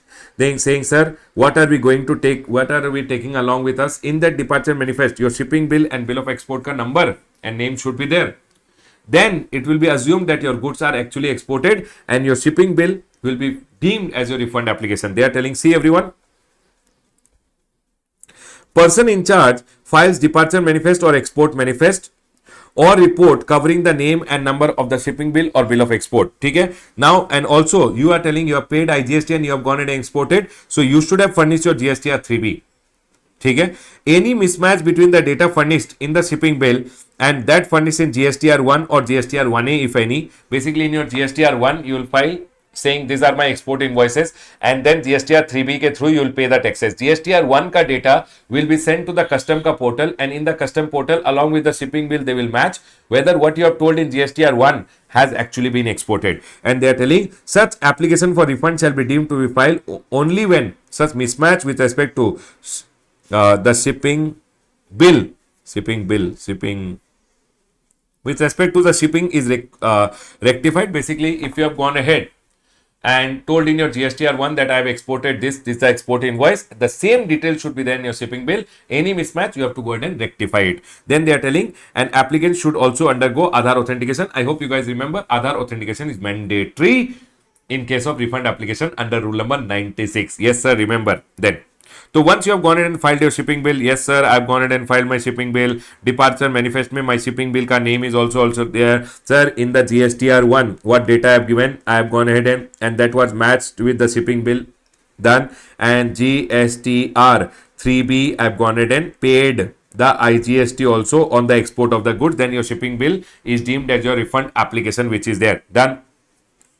Then they are going ahead and telling details of your export invoices in GSTR 1 or 1A will be transmitted to the custom. Your GSTR 1 ka detail, basically your export invoices ka detail will be transmitted to the custom ICE Gate ka website, so that cross verification can happen whether the same item has been exported. Upon receipt of the information that GSTR 3B is filed, once you go ahead and file your GSTR 3, GSTR 1 and shipping bid ka data match, GSTR 3B filed, it means you have paid the IGST. Now the custom department ka GST officer who is sitting at the custom port will go ahead. Basically, the custom, he's the GST officer sitting at the custom port. He's called the custom officer only. He will go ahead and process your refund, which is that. That's all has been told over here, that guy will go ahead and process your refund. Upon receipt of information that GSTR 3B has been filed by you, ICE Gate or proper officer of custom will process the GST which is paid. There are some cases when your withholding of refund will be done. Sir, upon request from the jurisdictional officer, so custom officer, if my jurisdictional officer, jurisdictional commissioner or officer who is there, who is sitting on my head, he requests him, then he will go ahead and withhold. Or CBIC ka commissioner goes ahead and tells him, Ramesh ka refund withhold, then he will withhold. Or he himself understood that I have exported the goods by doing some violation, then he will go ahead and withhold. So what they are going ahead and telling, Ramesh, withholding of refund upon request from the joint jurisdictional commissioner, they are going ahead and telling your refund can be withheld. Proper officer determined that the goods are, if proper officer himself determines that the goods are exported, basically the custom officer came to know that I have exported the goods on violation, then he will withhold. Or the commissioner, which is in the CBIC, on the basis of data analysis and risk parameter, is of the opinion that the verification of credential of the exporter is very important. Before going ahead and giving in the refund, we should see whether the exporter is a good guy or not. They want to verify the credential. Then the CBIC ka commissioner who is there can also go ahead and tell the custom officer, please go ahead and withhold the refund. In credential of the exporter, including availment of ITC, is considered essential before granting the refund, then your refund shall be withheld. Always remember 5A and 5B. I'll tell you quickly. Whenever your refund is withheld, automatically, basically, supposing the custom officer goes ahead and withholds your refund, in that scenario, he will go ahead and inform the jurisdictional commissioner that I have gone ahead and withheld the refund, and now I am not going to process the refund, and automatically on the GST portal, one RFD01 will get generated, and now the refund will not be, because he has withheld the refund. He will go ahead and inform your jurisdictional commissioner, and jurisdictional commissioner, basically your jurisdictional officer who is there, when he informed the jurisdictional officer, one GST RFD01 automatically gets generated, and GST RFD01 is deemed as your refund application. Now your jurisdictional officer will go ahead and process the refund, and that is being told over here. Done, sir. This is just for a reading purpose. You guys can read over here. Nothing other than this. Sir, in case of refund of IGST paid on services, Baba, custom department does not deal with services. For this, so you have to generally file a refund application RFD01 in case of export of services. Goods are exported by ship or train or road or air, then Baba, you can go ahead and follow this mechanism which is there. Done, sir. This point is clear. Now, everyone over here, not very important from exam point of view, just for reading, I've gone ahead and told you once. The next one over here is supply under LUT or bond. Whenever you are supplying under LUT or bond, it says you can go ahead. So, if I have gone ahead and given LUT or bond, everyone, if I have given LUT or bond, my ITC will be refunded. If I have gone ahead and given LUT or bond, my ITC will be refunded. So, sir, LUT or bond given, unutilized ITC ka refund will be given. For this unutilized ITC refund, I have to go ahead and file a refund application RFD01. So, they have gone ahead and told, sir, RFD01 refund will be processed by the GST department. Only in case of export of goods on payment of IGST, the processing is done by the custom department. Done, sir.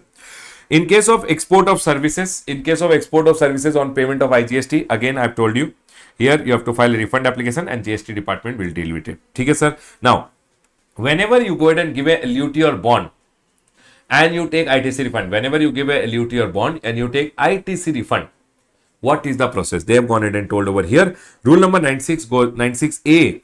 Export of goods or services under bond or LUT is being dealt by rule number 96A. Rule number 96A goes ahead and says, prior to the export, you should go online. So, sir, if I go ahead and export, I give LUT or bond and I take ITC refund. Sir, what is the procedure? They have told over here, prior to the export, you should furnish LUT or bond in GST RFD 11 to the jurisdictional officer. Okay, sir. You should bind yourself that I will pay the tax due and interest. Sir, I am going ahead and exporting. I am not paying any IGST on export. Give me the ITC का refund which is there. Sir, I swear that I will go ahead and export. Export of goods का case में from the invoice date within 3 months you should go ahead and export. So if I have gone ahead and shown my invoice in my GSTR1, department already knows. Now from the invoice date, if the goods are not exported within 3 months, then within the next 15 days you should deposit whatever the GST is there. See, you should bind yourself to pay the tax which is due, the GST which is payable along with interest if goods are not exported within 3 months or further period allowed by the commissioner. Then within the next 15 days you should go ahead and deposit the amount of GST which is payable. So what you are going ahead and telling, you are telling the GST officer that sir, I am giving you your bond, I will take ITC refund which is there. I am not exporting on payment of GST. So they are going ahead and telling, okay sir, but from your export invoice within 3 months you should go ahead and export. If you don't export within 3 months, then within the next 15 days, whatever is the GST along with the interest, you should go ahead and deposit. Done sir. Next. Services का case में they are going ahead and telling, sir, services का case में after 1 year, sir, you should go ahead and receive foreign currency, right? Sir, 1 year का time limit is given. Or this is the amendment. Period allowed under FEMA including any extension or the further period allowed by your commissioner. So what they are going ahead and telling, sir, within 1 year or the period allowed under FEMA or any further extension given by your commissioner, please get the foreign currency. Within 1 year or the time limit allowed as per FEMA or the extended time limit given by your commissioner, please go ahead and get that foreign currency which is there. If you don't get the foreign currency within 1 year, then Baba do one thing, within the next 15 days, within 1 year or period allowed under FEMA, whichever is later, or any further period allowed by the commissioner. Remember, from the date of export invoices, within the next 15 days. So 1 year has gone or the further time limit which was allowed under FEMA or further extension given by commissioner, all gone Baba, and you have not got the money, then they are telling within the next 15 days, you should make the payment of the GST which was due, the IGST which was payable on the export of service along with the interest. You should go ahead and make the payment. Sir, always remember, how will they come to know you have not exported the goods? They are telling export invoices will be transmitted to the custom automated system for cross verification. And sir, when goods are not exported within the time and you don't pay the amount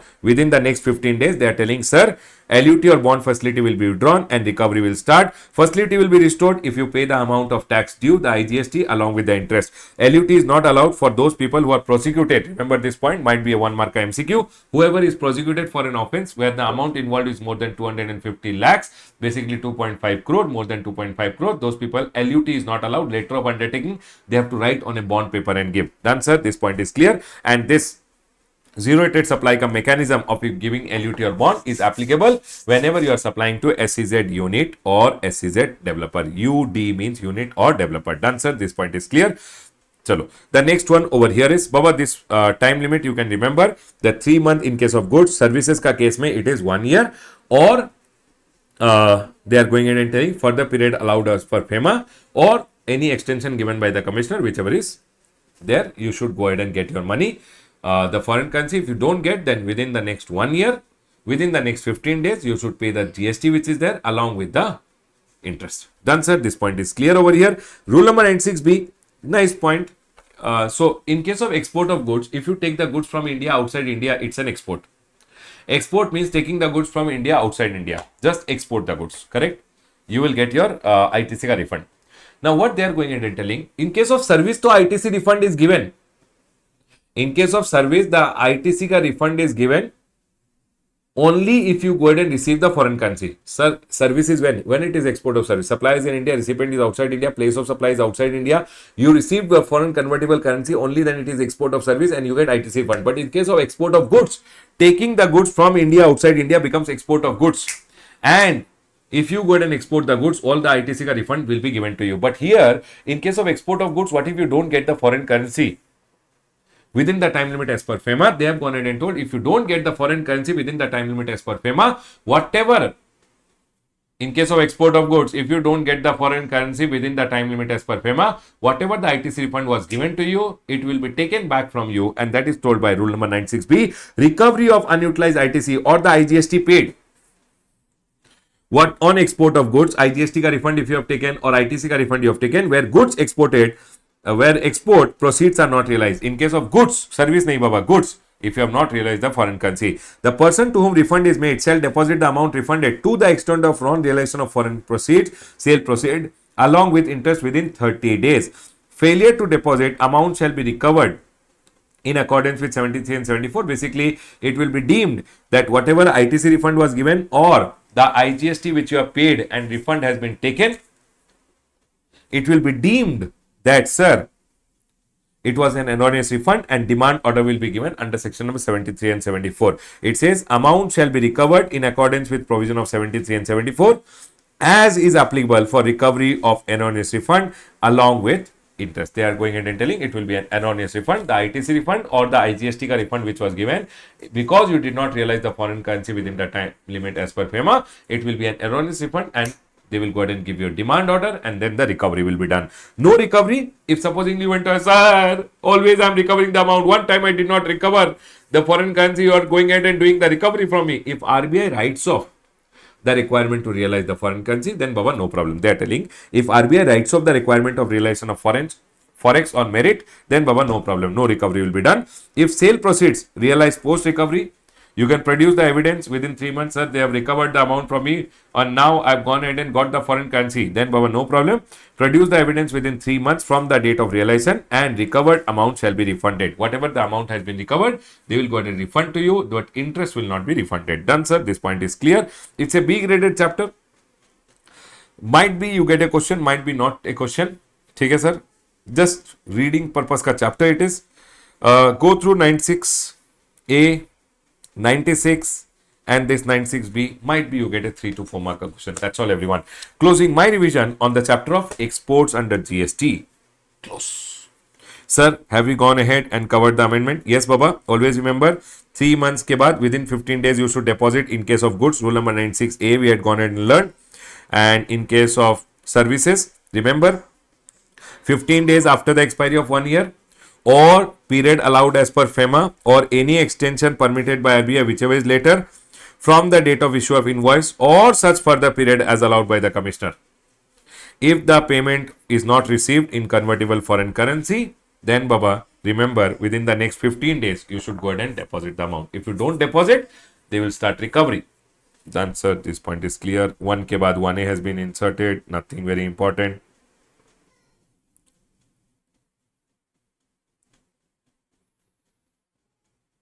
There is one point relating to upward revision which I am skipping now.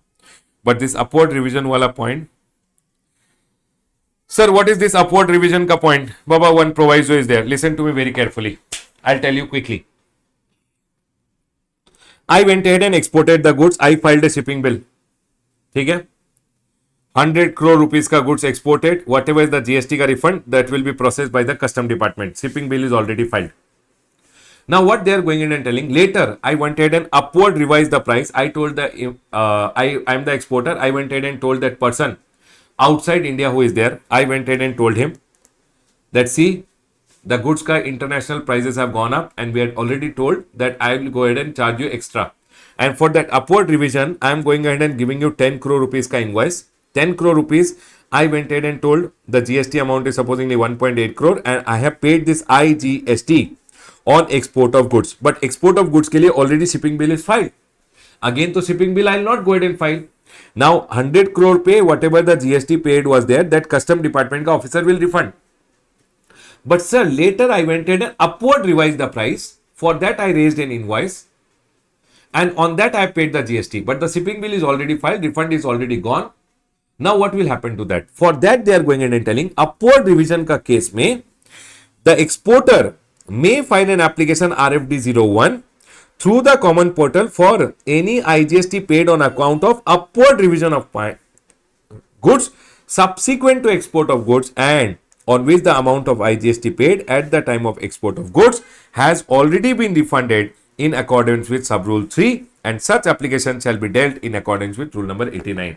Basically what they are going in and telling, if you had already filed the shipping bill, and for that the refund application is already processed by the custom department. Basically the shipping bill is on your refund application and custom department has already processed it. Then they are going in and telling, for the upward revision wala amount which is there 10 crore, you upward revised, you went ahead and told your buyer from outside India that I am increasing the price, and you went ahead and upward revised and gave him one fresh invoice for the additional amount, one debit note for the additional amount. Along with that you have paid the GST also to the government. That GST ka refund, you can file one normal refund application because you can't file shipping bill again. They are telling you can normally file one GST RFD 01 and the GST department will deal with that refund. That's all they have gone ahead and told. Yes, sir, for this, within how much time I should go ahead and file the refund application, what documentary evidence is required, that I will go ahead and talk in the next chapter, which is your refund ka chapter.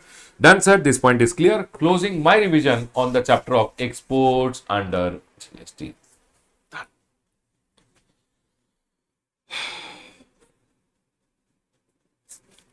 Now we'll go ahead and move to the next chapter. The next chapter is refunds. My fund with the government, I want it back, and hence the chapter of refund. We will be going ahead and talking about the chapter of refunds. Please come to a refund ka chart. Refund ka first chart, second, third and fourth. So first and second chart, I'll be going ahead and using it from the amendment booklet, and then third and fourth, we'll go ahead and use it from our chart book, which is there, right, everyone? But before we go ahead and do refund ka chapter, Baba, refund from exam point of view, A graded. You will see one question in the exam this time.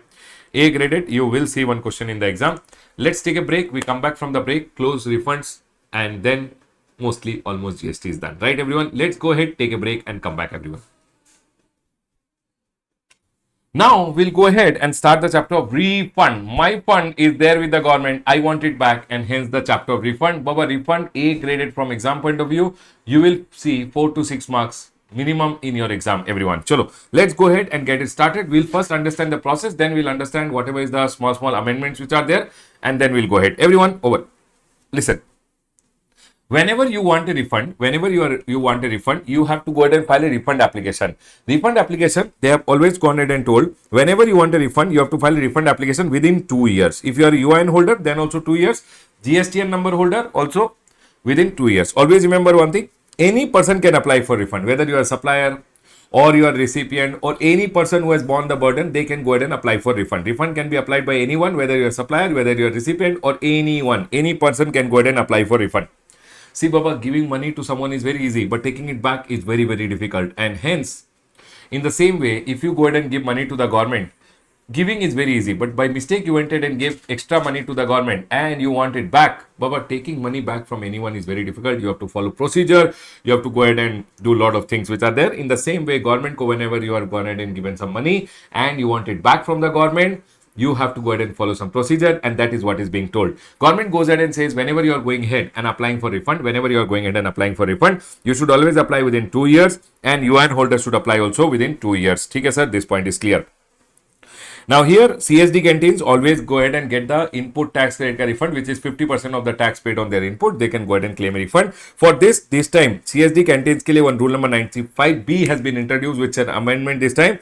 Introduced for claiming refund of GST paid on inward supply. They have to file RFD 10A. Whatever the input tax GST which is paid on their inputs, they can go ahead and claim a refund by filing RFD 10A, and it is to be filed every quarter. Done, sir. This point is clear. So, sir, tell me one thing. Generally, for everyone, it is GST RFD 01. GST RFD 01. Okay, sir. And it is always subject to 10B, means you should have gone ahead and filed, you should have gone ahead and done your Aadhaar authentication. Only then you can file your refund application. Okay, sir. And Baba, for CSD, for normal UIN holder, it is RFD 10. For CSDs, we have gone ahead and understood. Now it has been introduced 10A, which is there. Done, sir. This point is clear.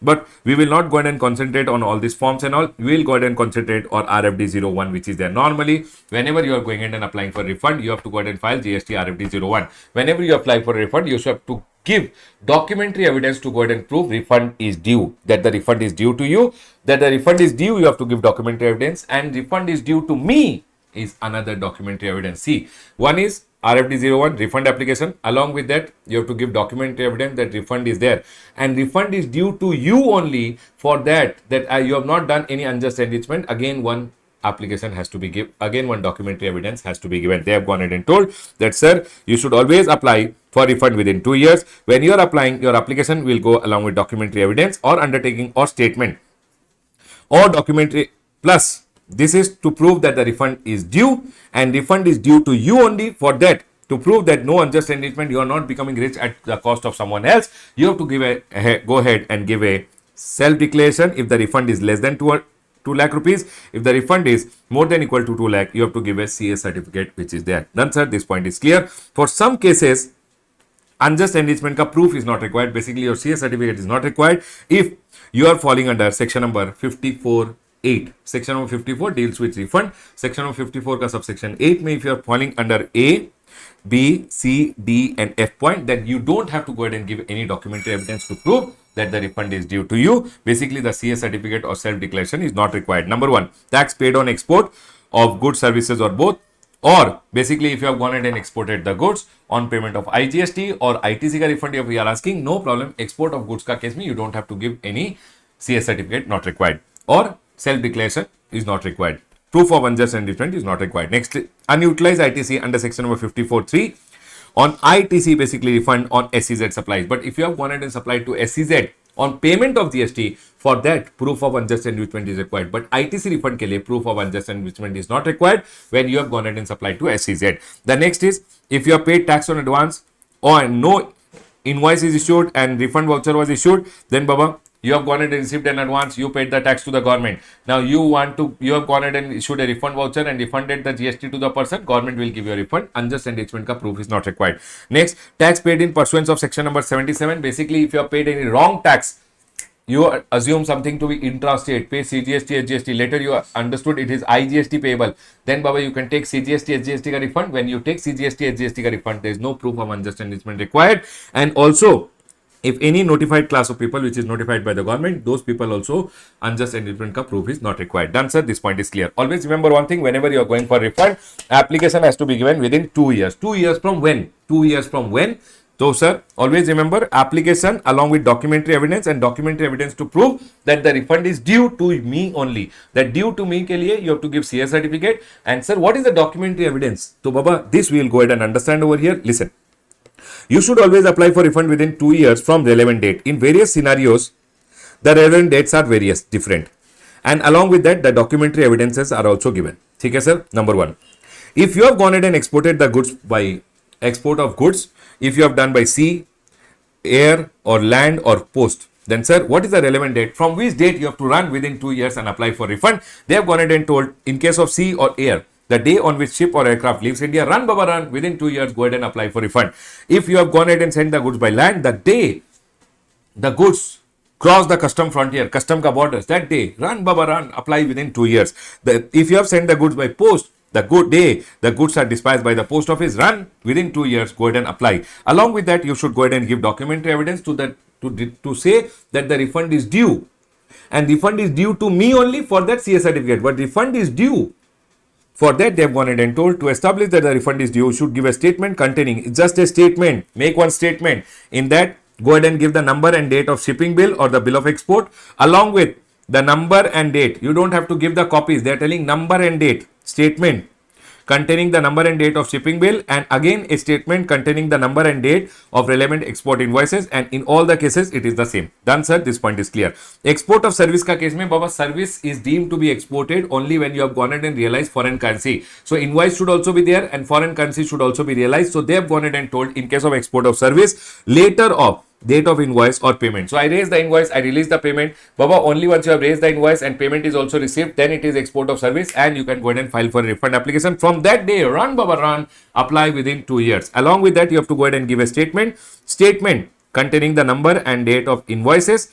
That's sir, this is the invoice. Baba, for the invoice, you have to go ahead and give the detail plus payment, the bank realization or foreign inward remittance certificate. You should go ahead and submit. Then they will go ahead and say, okay, you have gone ahead and received the foreign currency. Basically, they are telling statement should be given with the number and date of invoices plus bank realization certificate or foreign inward remittance certificate that I have received the foreign currency. If you have gone ahead and supplied to SEZ UD, unit or developer, remember one thing, 2 years from which date? If you go ahead and supply to an SEZ unit or developer, the day you go ahead and supply to an SEZ unit or developer, not that day. Once that month gets over, you will go ahead and file your return. So it says the due date of return under section number 39 with respect to those supply, you have to run from that day. So if I have supplied in April ka due date of return is 20th May. From that 20th of May, within 2 years, I should go ahead and apply for refund. Refund ke saath, I have to go ahead and give a statement containing the number and date of the invoices. Containing, I have gone ahead and told it over here, number and date of invoices, plus one endorsement by the specified officer of the SEZ unit that they have gone ahead and received the goods, plus the payment. In case of services, the payment should be received. So payment card detail has to be given. If it's a deemed export ka case, sir, what is deemed export? Baba, deemed export is when the goods have not left India.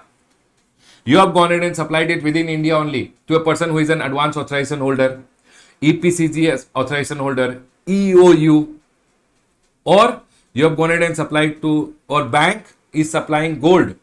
Bank is going ahead and supplying gold to a person who is an authorization holder. Then they are going ahead and telling that's an deemed export. Deemed export is what? When you are supplying to advance authorization holder, or you are supplying to EPCG authorization holder, or you are supplying to 100% EOU, or bank is going ahead and supplying gold to whom, everyone? To a person who is basically going to make the gold items and going to supply, basically an authorization holder. If you are going ahead and supplying gold, then Baba, always remember one thing, in this scenario, you are going ahead and giving it to them. They are ultimately going to export. So government says when you supply it to them, it is deemed export. Deemed export ka case mein, they are telling the month you have done the deemed export, actual date of filing of return relating to the deemed export. From that day, you should run and apply within 2 years. Along with that, you should give a statement of the number and date of invoices and other document as may be notified. In case of deemed export, they have gone ahead and told, if you have gone ahead and supplied it to a person who is going to ultimately go ahead and export, so basically advance authorization holder, EPCG authorization holder, or EOU, if you have gone ahead and supplied to them, they are ultimately going to export. So when you supply to them, that's called deemed export. And they have gone ahead and told, in case of deemed export, you should take one acknowledgement from the deemed export ka buyer who is there, the recipient, that he has gone, his jurisdictional officer will go ahead and give in writing that the person has gone ahead and received the goods. It says the jurisdictional tax officer of the advance authorization holder, EPCG authorization holder, or should give in writing that they have gone ahead and received the goods. Or in case of EOU, the tax invoice should be signed by the EOU that the supplies have been received by the EOU. In this scenario, first of all, you should go ahead and take this. Secondly, undertaking by the recipient, whoever is the recipient, that he will not go ahead and take ITC and he will not go ahead and file a refund application for any GST. You should take an undertaking from the recipient. Only then the supplier will be given a refund. Always remember one thing, deemed export ka case mein, recipient also can take a refund. Supplier also can take a refund. If recipient has borne the burden, he can apply. If supplier has borne the burden, supplier can apply. But if supplier is going ahead and applying for refund, recipient should give an undertaking that he will not take ITC also and he will not go ahead and claim a refund of the GST paid also. Done, sir? This point is clear. If refund is due because of any judgment of the court which has gone ahead and come on any degree or any order which is passed, then always remember the day the degree has been communicated to you, the order has been communicated, from that day you should run within 2 years, apply. Along with that, you should give a reference number of the order copy because of which the refund has become due to you. That order copy has to be given. Reference number of the order and a copy of the order passed along with the reference number of paying the pre-deposit. That, sir, I had paid the pre-deposit. Now because of the order, the pre-deposit is due to me. That order copy, along with that, the payment of pre-deposit ka details has to be given. Sir, if ITC ka refund, Baba, ITC ka refund is given only in two scenarios. I hope everyone knows. One is export ka case. One is, sir, export ka case. One is zero-rated supply ka case. One is unutilized ITC ka case. So always remember one thing, due date of return under section number 39 say, whatever is the due date of that export related, whatever the due date of under section number 39, monthly return ka due date. Along with that, you should give a statement containing number and date of the invoices received and issued which are there. Okay, sir. Next. Provisionally paid tax. Sir, if I have gone ahead and paid any tax in provisional assessment ka time pe, they are telling the date of adjustment. So once provisional assessment tax has been paid, then after what will happen? Finalization will happen. After finalization, they will adjust, saying provisionally you had paid this much, final this much, adjustment will be done. After the adjustment is done, from that day you should go ahead and apply within 2 years, and you should go ahead and give a reference copy, a reference number, and final order ka copy has to be given. Person other than a supplier. If I'm person other than a supplier, and I'm applying for refund. So I went ahead and supplied to you, and you have borne the burden. You are the recipient, you are the buyer, and you want to apply for refund. Date of receipt of goods, services, or both, the day you received the goods, services, or both, from that you should apply. Just make a statement and go to the government saying, sir, this was the amount of tax which I had gone ahead and paid on my purchase. Actually, tax was not there. Just make a statement and go, and they will process the refund over there. Wrong classification or excess payment ka case mein, always remember one thing, the day wrong classification or excess payment, supposingly, I'll go ahead and tell, I went ahead and paid IGST instead of paying CGST, SGST. Now, I will pay the correct CGST, SGST and take IGST ka refund.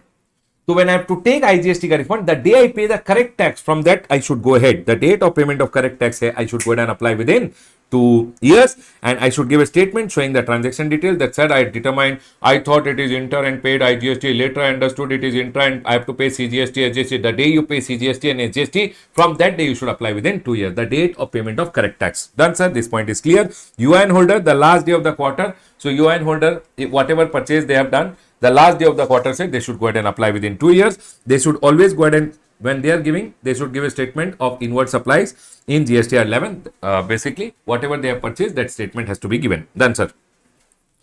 So, sir, you should go ahead and apply within 2 years. First of all, everyone listen to me very carefully. Whenever you are going ahead and applying, you should apply within 2 years from relevant date. I have told you relevant date in different scenarios are different relevant dates. Along with that, you should give documentary evidence to prove that refund is due. Refund to banta hai.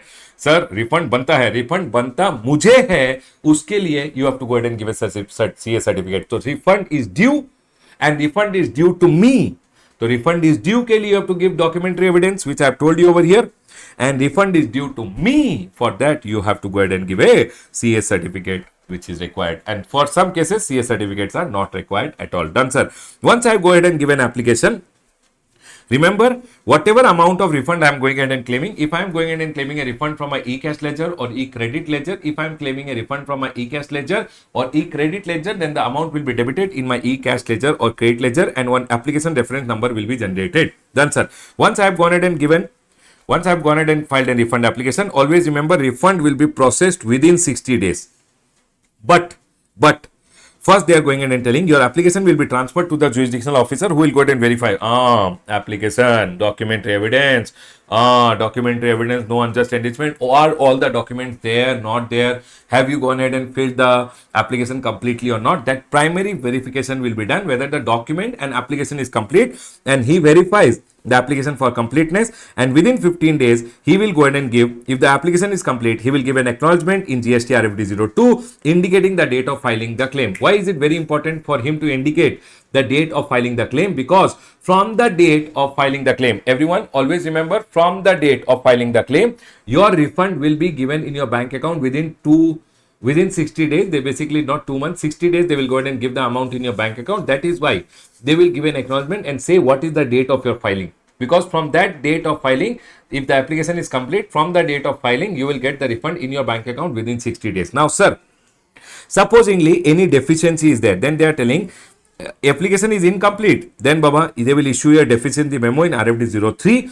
and the amount will be recredited to your e-cash ledger or credit ledger. Means if you have gone ahead and filed a refund application and there was some deficiency which is there, then they are going ahead and telling deficiency ke liye will issue a deficiency memo, and now you have to file fresh application after going ahead and correcting everything. Sir, why they are telling you to file a fresh application? Because from the date of application, 60 days may they have to give you the money in your bank account. That's why whenever any deficiency is there, they will always issue your deficiency memo and now tell these are the deficiencies which are there. Please go ahead and correct it and file a new application which is there. Limitation period of 2 years to exclude time limit for RFD 01 to the date of communication of RFD 03, which is your deficiency memo. For an example, relevant date is over here, 1 year and 2 year. 2 year gets over 31st December ko, for an example, 2 years gets over. What I did, no, I went ahead and filed RFD 01 on 25th of December for my refund application. The GST department took 10 days and after that they went ahead and issued a deficiency memo that these are the problem in your application. But the 2 years ka time limit is already gone, and hence if deficiency memo is issued, now how will I file a fresh application? Because 2 years is already gone. So they are going ahead and telling no problem. From the date of filing refund application till the date this deficiency memo was issued, they took 10 days. So they will go ahead and give you additionally 10 days to go ahead and file a fresh refund application. That is what is being told, that sir, limitation period of 2 years to exclude the time from filing RFD01 to the date of communication of RFD0. From the date of filing RFD01 to the date of communication of deficiency, whatever the difference was there, that period will be additionally allowed to you if a deficiency memo was issued. Sir, done. This point is clear. Now listen to me very carefully. Sir, for everyone, very easy chapter. I'm telling you, very easy chapter. There is nothing in this chapter. I went ahead and issued. Number one, always remember one thing. One is the relevant date. From relevant date, within 2 years, you should go ahead and file RFD01 refund application. One number, RFD01 refund application. Along with that, documentary evidence to prove refund is due, and due to me only. For that, CA certificate or self-declaration has to be given. Once you have gone ahead and given the application, now what will happen? Officer will go ahead and issue the acknowledgement. Everything was fine. Officer issued the acknowledgement. Listen to me very carefully.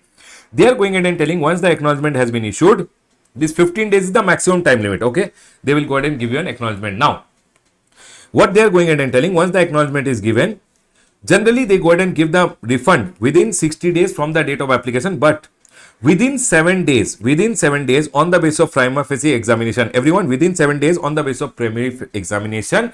Section number 54(6) read with rule number 91, grant of provisional refund, because zero rated supplier who are there need money because they are exporters mainly or supplying to SEZ units. They need money. They went and told the government, for our refund, please don't take 2 months and all. The government went ahead and told, once you go ahead and file your application, once we have gone ahead and given you the acknowledgement, within the next 7 days, 90% of your refund, we will go ahead and give it to you.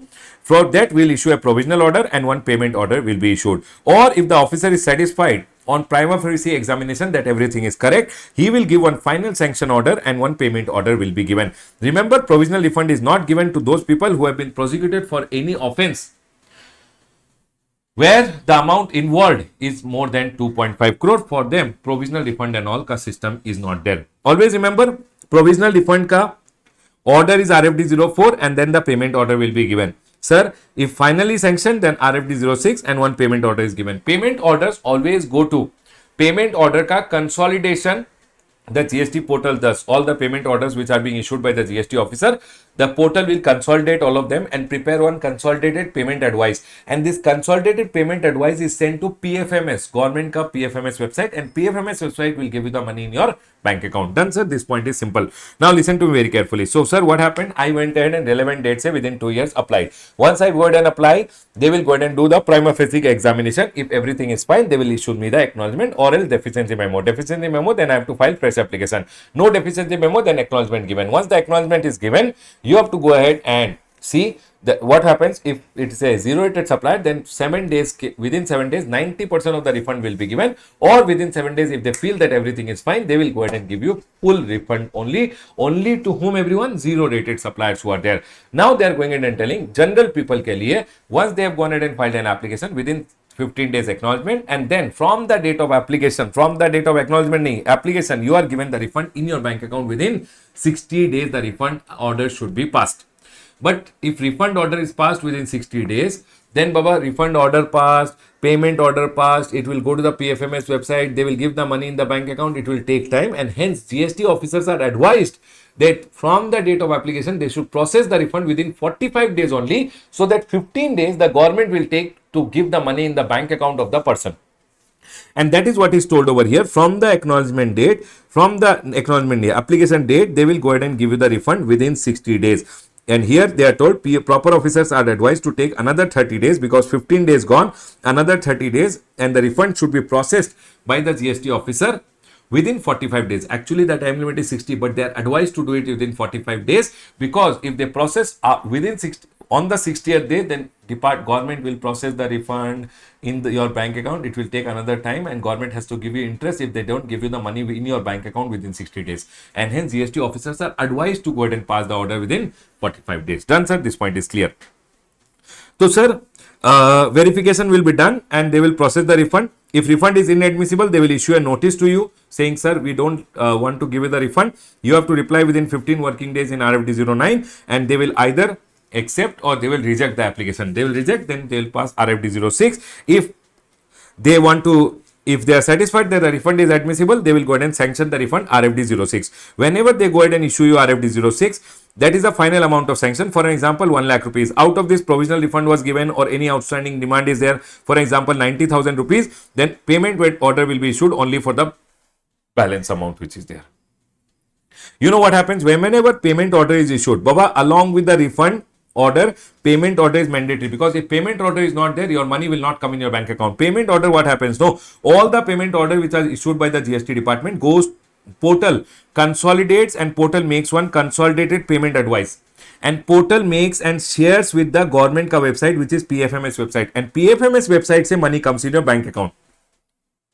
Done, sir. This point is clear. If the money comes in your bank account, if the disbursement is complete within 60 days of application, you will not get any interest. But if it is after 60 days, then remember one thing, payment order will be issued and they will go ahead and GST department will give you additional interest, basically at the rate of 6%, day-wise calculated. Sir, later it was found that, okay, if your refund was given here, then this many days ke liye will be given interest. If it was found that it's an erroneous refund, then Baba, always remember, erroneous refund ke liye within 3 years or 5 years, I am corrected demand and recovery chapter over here.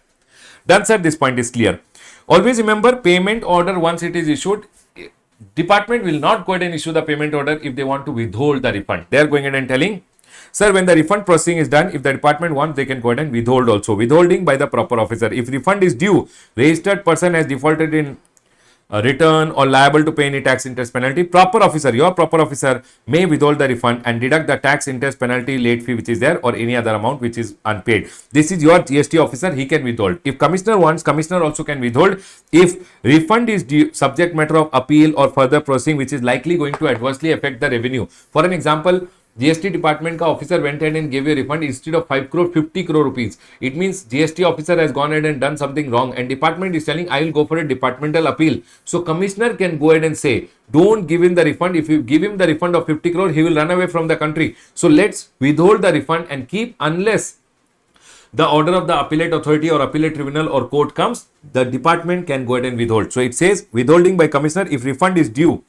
If refund due is subject matter of appeal or further proceeding which is likely going to adversely affect the revenue, RFD 07A will be passed, order for withholding, by informing the reason.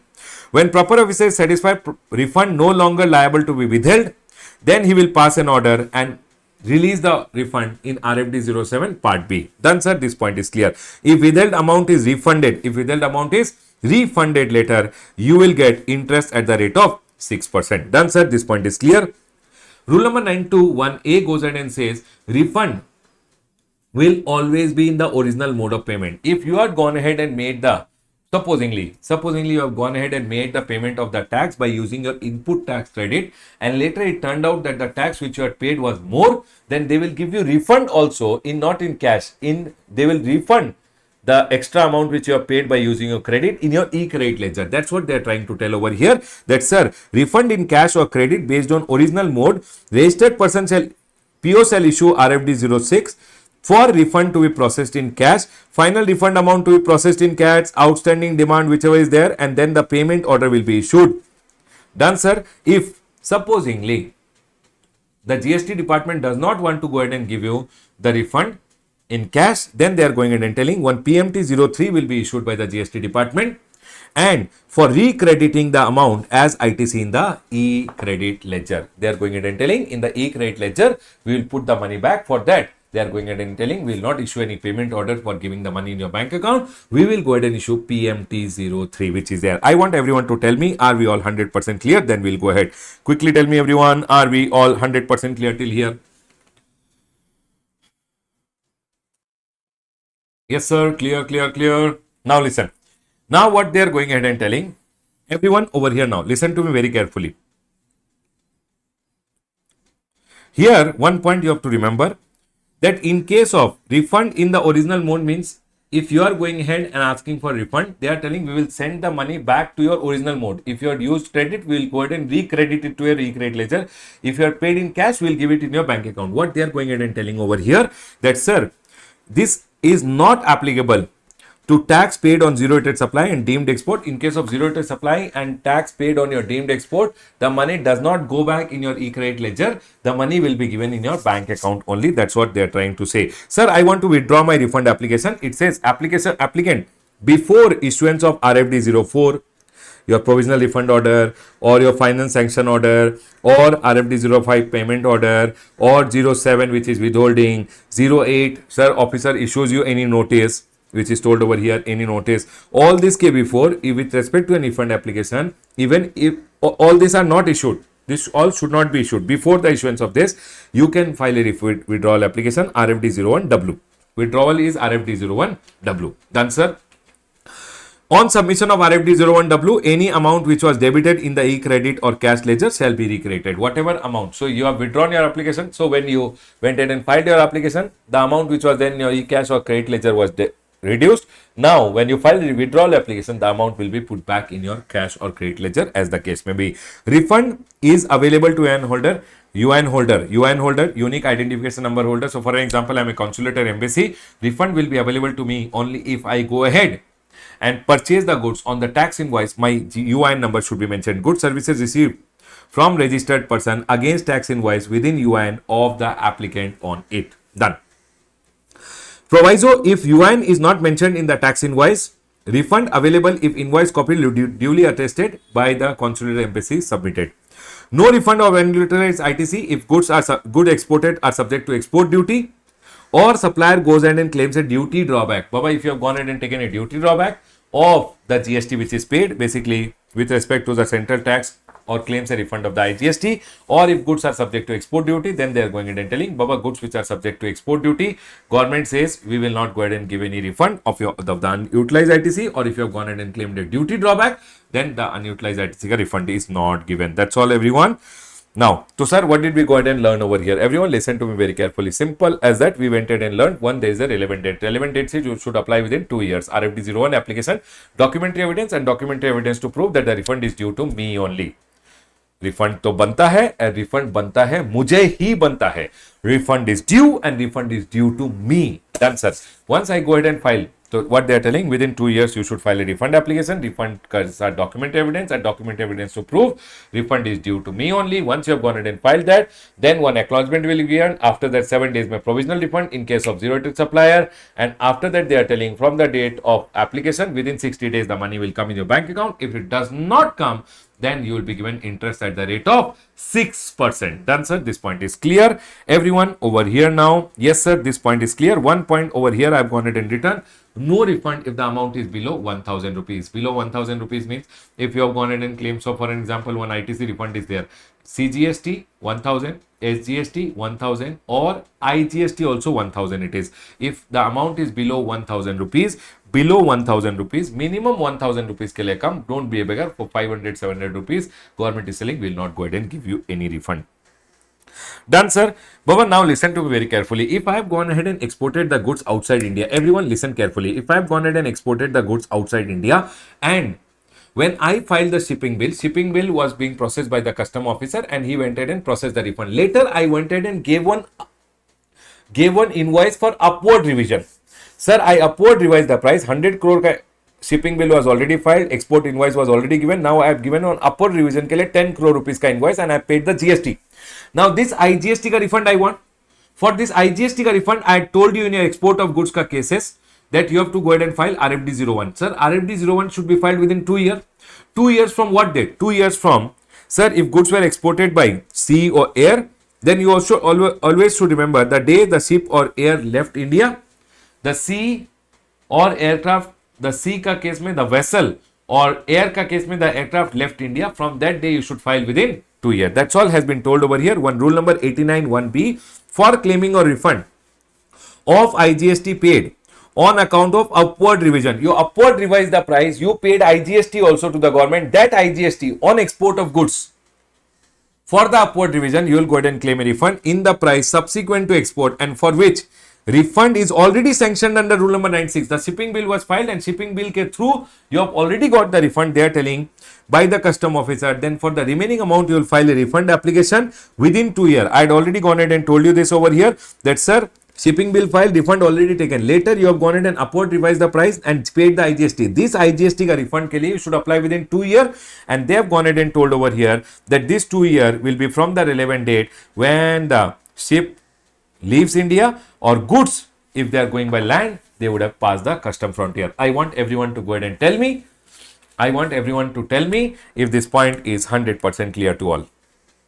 89B, 1B wala point which I have gone ahead and told you, it's a part of amendment. Are we all clear? Prerna, for cash ledger, this 1000 rupees, etc. ka point is not there. For cash is your cash, 100 rupees, 200 rupees, 500 rupees, you can go ahead and claim a refund. Any other refund which is there, 1000 rupees is the minimum limit. CGST 1000, SGST 1000, and IGST is not 2000, it is also 1000. Done, sir. This point is clear. So always remember, I believe this time they can go ahead and ask you. I'll tell you once again. You went ahead and filed a shipping bill. Shipping bill is only a refund application, and refund was processed by the custom officer. Done. In case of export of goods, custom officer processed your refund. Later, 100 crore ka whatever refund was there, they went ahead and gave you the refund of the GST which was there.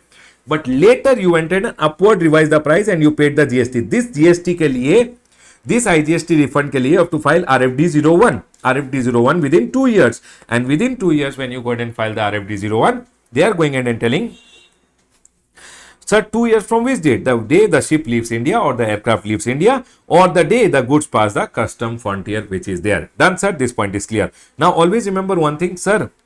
For this upward revision, you have gone ahead and told. For this upward revision, you have gone ahead and told, I should file GST RFD 01 within 2 years from the day the ship leaves India or the goods cross the custom frontier. Plus, sir, what is the documentary evidence, sir?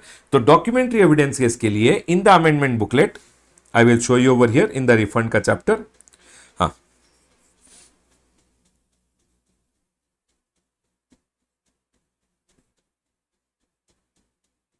Here is the documentary evidences. Everyone, over here now, page number 30.11 in your smart part 2 or in your amendment booklet, you can go, and it's told over here in case where the refund. So first of all, I've told you GST upward revision, file RFD 01. Along with that, RFD 01 within 2 years. Plus, along with that, you have to give a documentary evidence. Done, everyone? And export of goods ka case mein, anyways, documentary evidence to prove unjust enrichment is not required. Exports ka case mein, correct? So, documentary evidence only to prove that the refund is due, you have to go ahead and give. I believe this is also important from exam point of view. Please, please, please read it and go. It says, in case where the refund is on account of upward revision in the price of such goods subsequent to export, a statement containing the number and date of export invoices along with a copy of the such invoices. Sir, number one statement you have to prepare with the number and date of export invoices. That, sir, these are the export invoices. Statement you make with the number and date of export invoices. Along with that, you have to give a copy of the invoices also. Okay, sir, done. The number and date of shipping bill statement again you make. Statement me you put the number and date of shipping bill or bill of export along with copy of the shipping bill or bill of export. Number one statement, then the copy of the shipping bill or bill of export. Then again the statement of the number and date of BRCs and FIRCs that you have received the foreign currency in respect of the shipping bill and the bill of export, along with number one statement, along with that a copy of the bank realization certificate or foreign inward. So everywhere they are telling first statement, then a copy issued by the authorized dealer bank. The details of the refund already sanctioned under rule number 96. Sir, custom officer has already gone ahead and sanctioned this much amount of refund for my export which I had done. For the shipping bill, that custom department has already sanctioned this much amount of refund. That you have to go ahead and give the details of the refund already sanctioned. You give the detail. The number and date of relevant supplementary invoice. This was relating to a previous refund, which is previous amount which is there. Now, supplementary invoice means the additional invoice which you have given, the details has to be given. The number statement you have to give the number and date of relevant supplementary invoice or the debit note issued subsequent to upward revision. Along with that, you have to give a copy of the supplementary invoice. So basically, this invoice ka details, along with that a copy. Okay, sir. Then the details of payment of additional amount of IGST. Sir, for the additional amount, I paid the additional IGST. The details you have to go ahead and give. Then, in respect of which such refund is claimed, along with a proof of additional payment of IGST and interest thereon, that sir, I have gone ahead and paid this additional IGST. The number and date of foreign inward remittance certificate, Baba, that sir, I have gone ahead and received the amount also. in respect of additional foreign exchange received in respect of upward revision of export along with a copy of the forward inward remittance certificate. FIRC certificate ka copy also, statement and copy. Along with that, a certificate issued by a practicing chartered accountant to the effect that the said additional foreign exchange is on account of upward revision. That CA should certify. CA means chartered accountant or cost accountant should go ahead and certify that the additional amount is on account of upward revision subsequent to export, and a copy of the contractor's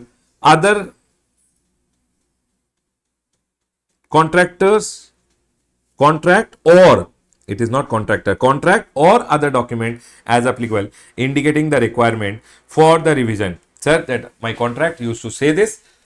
You should give a copy of the contract. That, sir, in the contract we had already discussed that we will upward revise the price in this scenario. That copy of the contract you have to go ahead and provide. Done, sir.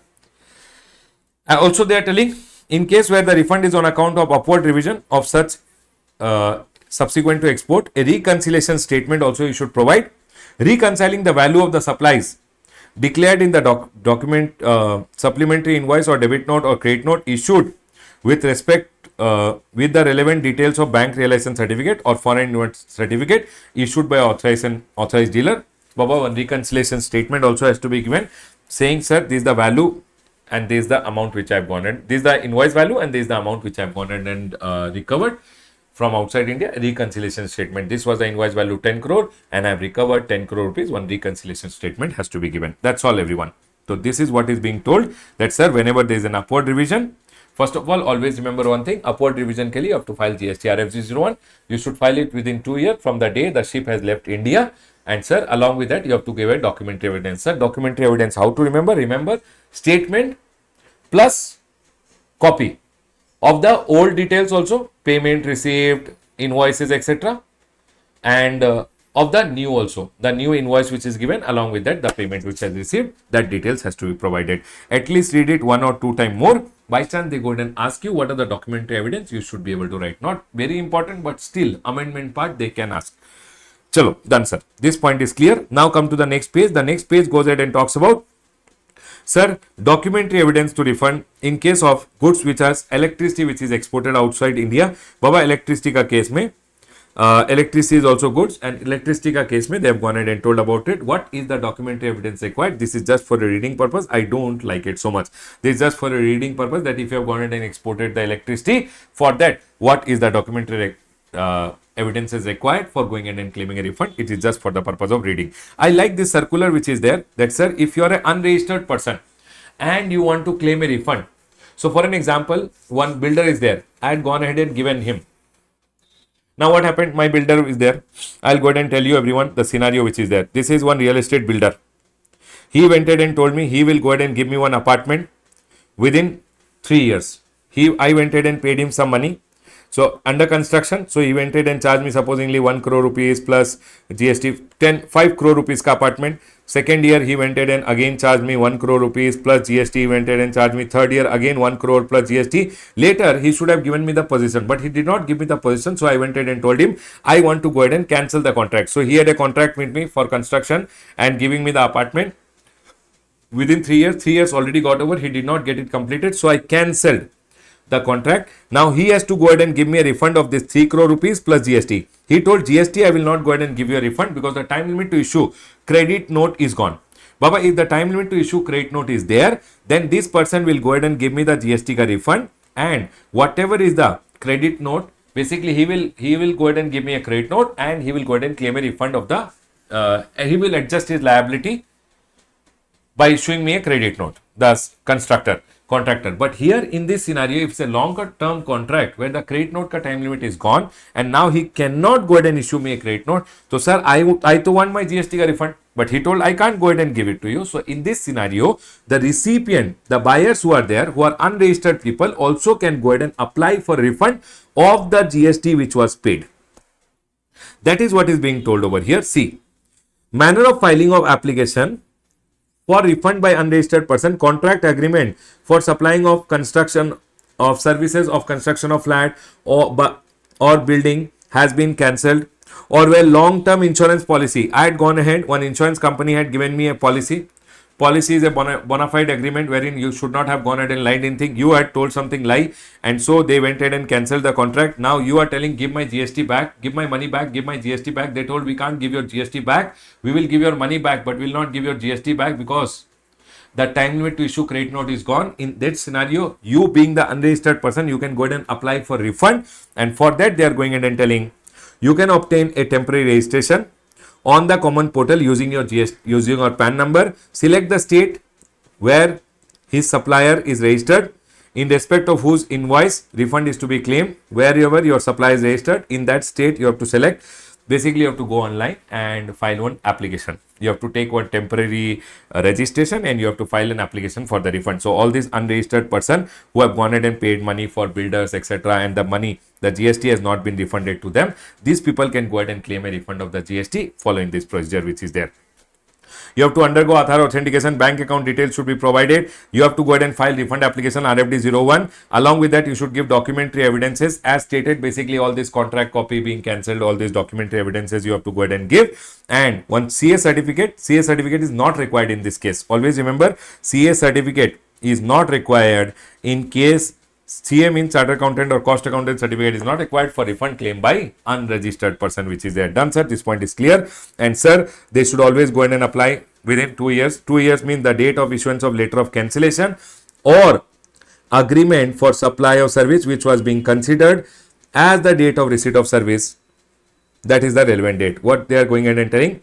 Date of issue of letter of cancellation of the contract or agreement. Basically, the day the contract was cancelled, from that day you should go ahead and apply within 2 years. The minimum amount of refund, always remember one thing, no refund shall be claimed if the amount is less than 1,000. Less than 1,000, no refund. Done, sir. This is okay. C graded from exam point of view, but still you can go ahead and read once. The next one over here. Sir, interest, always remember one thing, interest is always 6% whenever refund is there. If refund is because of a court order, Appellate authority, appellate tribunal ka order, etc., then the refund is 9%. The interest is 9%. Consumer welfare fund, this is just for a reading purpose, very important from exam point of view. But here, now I'll go ahead and tell you, you should go ahead and remember this from exam point of view. Must do 1 or 2 question on this. Sir, whenever you are going ahead and claiming a refund of the zero rated supply, what is the maximum amount of refund you will get? Refund amount, maximum amount admissible. Always remember this point, everyone. In case you are going ahead and claiming a refund of the zero rated supply, the maximum amount of refund which will be given will be net ITC of the input or input services. Input and input services ka net ITC. You should take the input tax credit multiplied by the turnover of zero rated supply of goods and turnover of zero rated supply of service divided by the adjusted turnover which is there. Okay, sir, this point is clear. Turnover of zero rated supply of goods, the value of the zero rated supply of goods made during a relevant period without payment to zero rated supply of goods, when they are going ahead and telling how do you go ahead and take the zero rated supply of goods. So I will do one thing, everyone. I will go ahead and take this point from the textbook which is there. 1 minute. I'll open Smart Volume 2 and I'll show it to you from the textbook so that we can talk little more about it. Done, sir.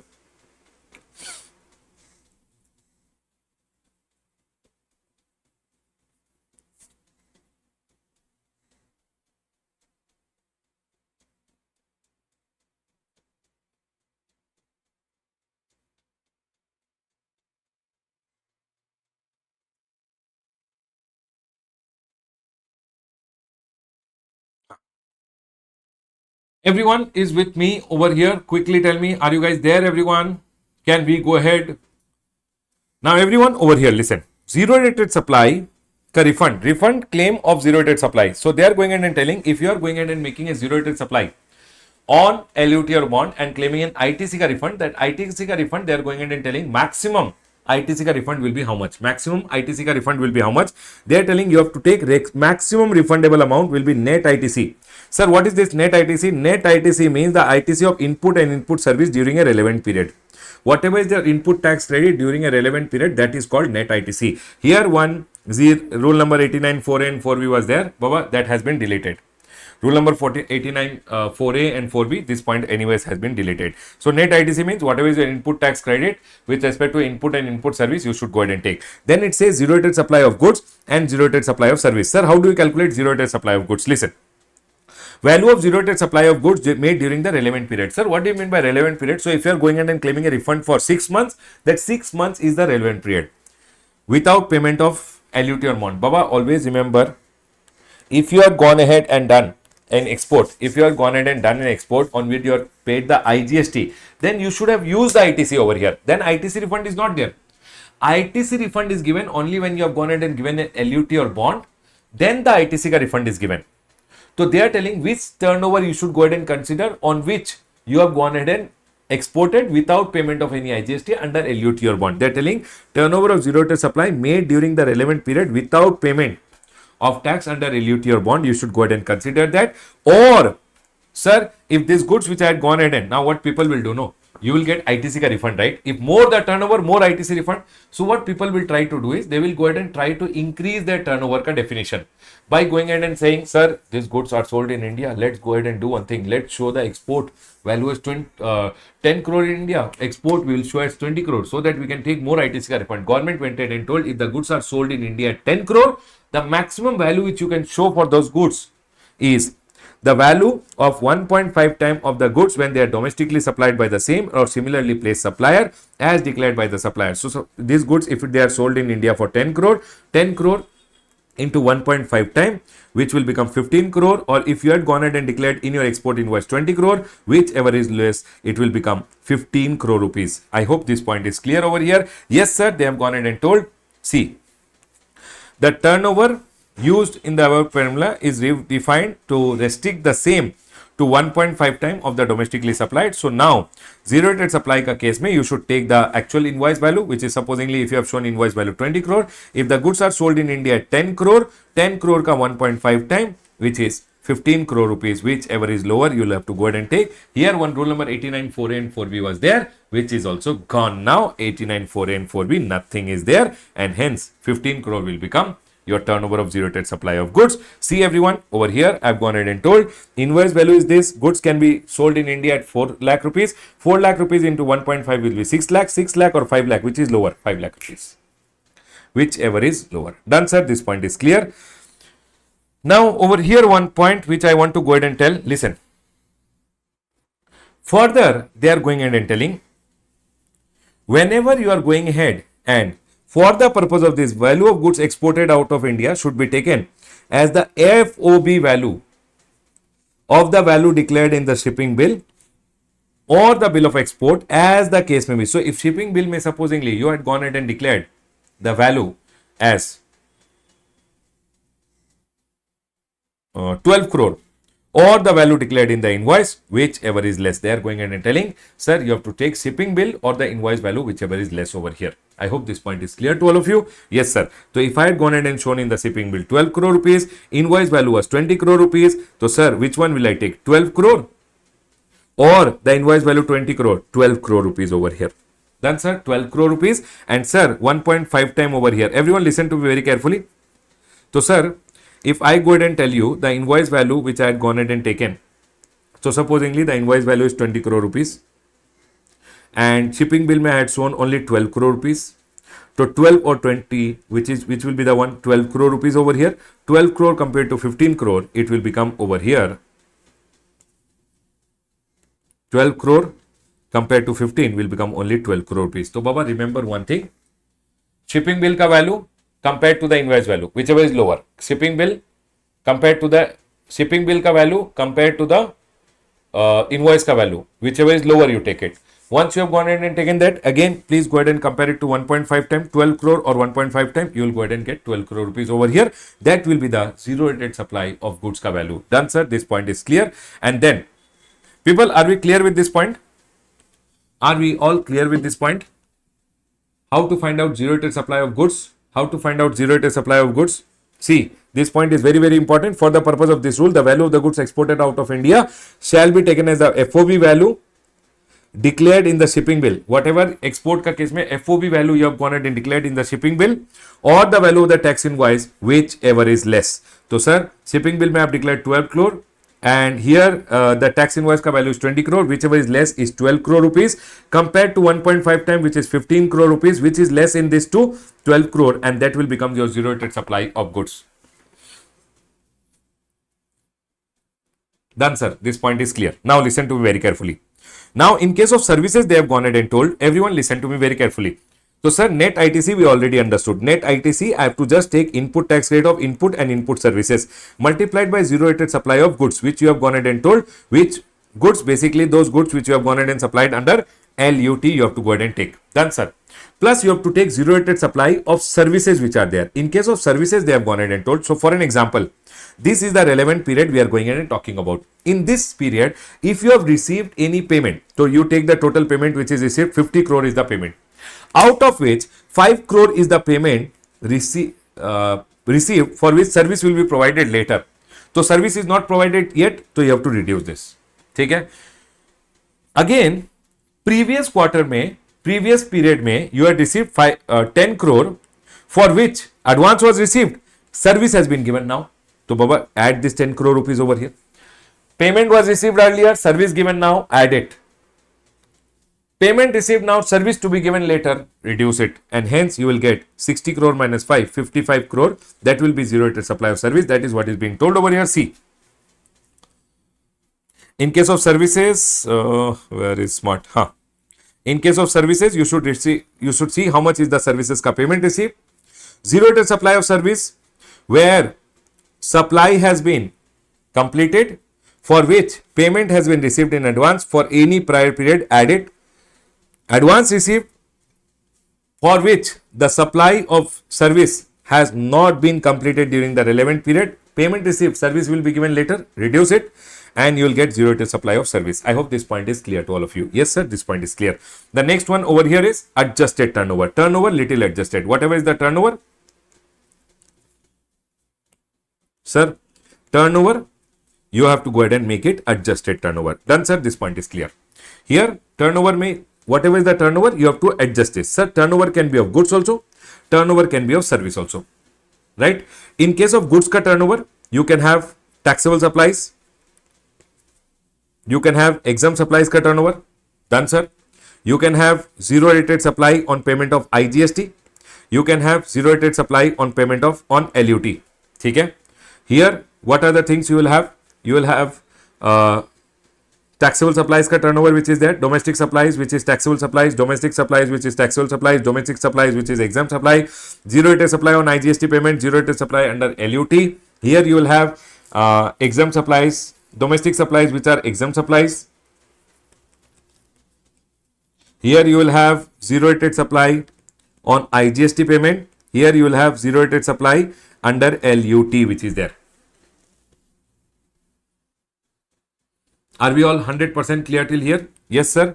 In case of goods or services, in case of goods or services which is there. Just give me a second, everyone. Just give me a second. Everyone listen to me very carefully. So, turnover, what are the things there? Domestic supply which is taxable, domestic supply which is exempt supply, zero rated supply on IGST payment, zero rated supply under LUT, domestic supply which is taxable, domestic supply which can be exempt, zero rated supply on IGST payment, and zero rated supply under LUT. In your adjusted turnover, what are the things that will come? Sir, domestic supply will come over here. Okay, we will go ahead and consider domestic supply which is there over here. Done. Exempt supply you will never consider in your turnover.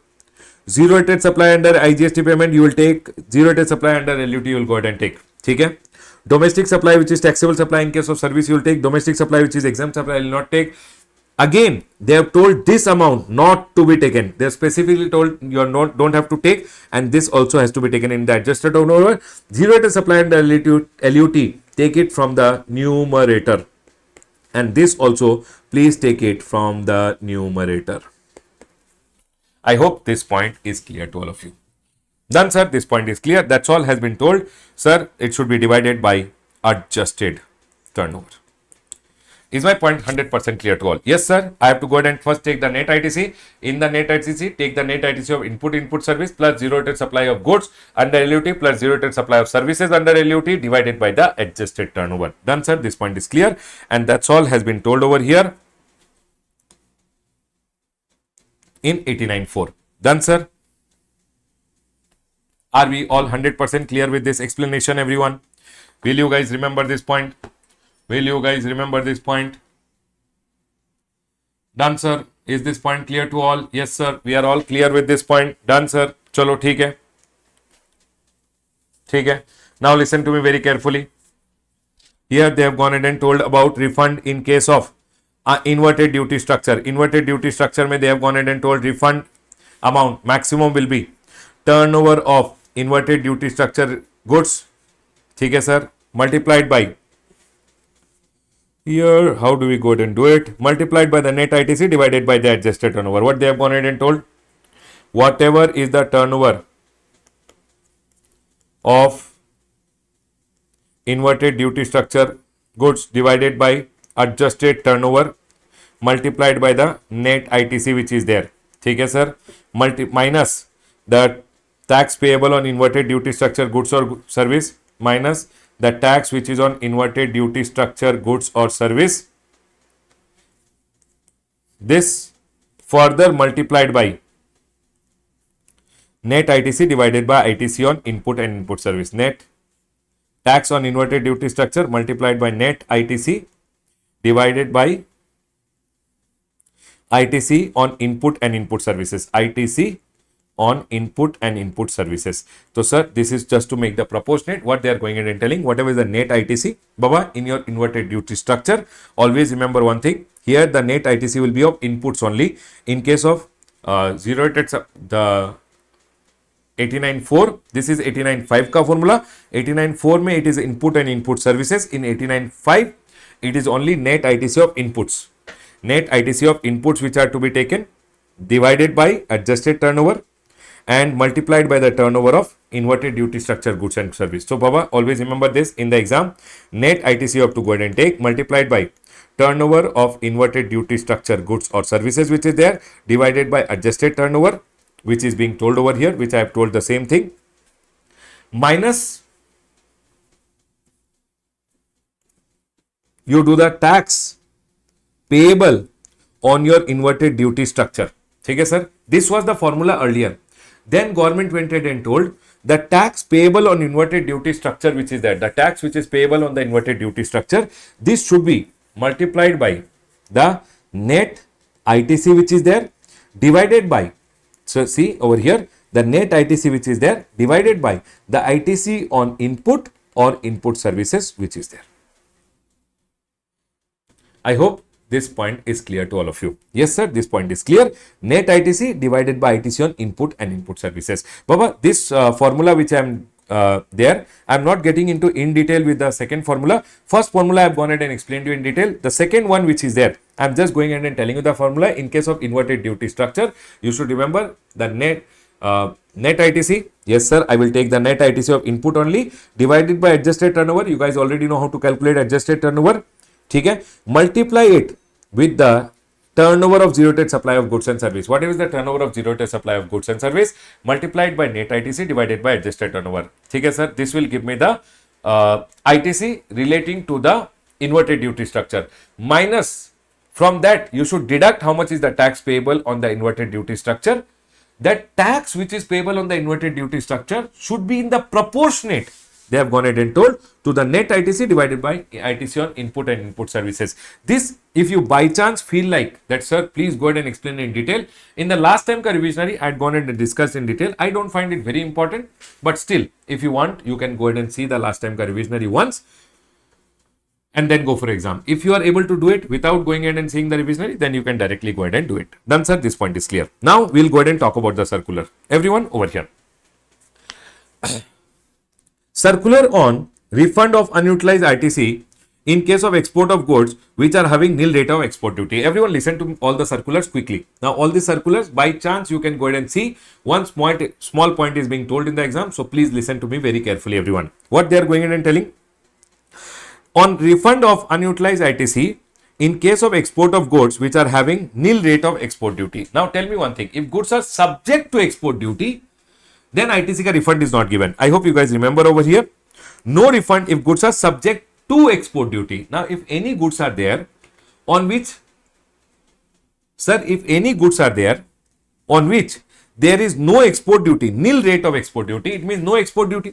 If no export duty, then will I get ITC ka refund or not? They clarified over here.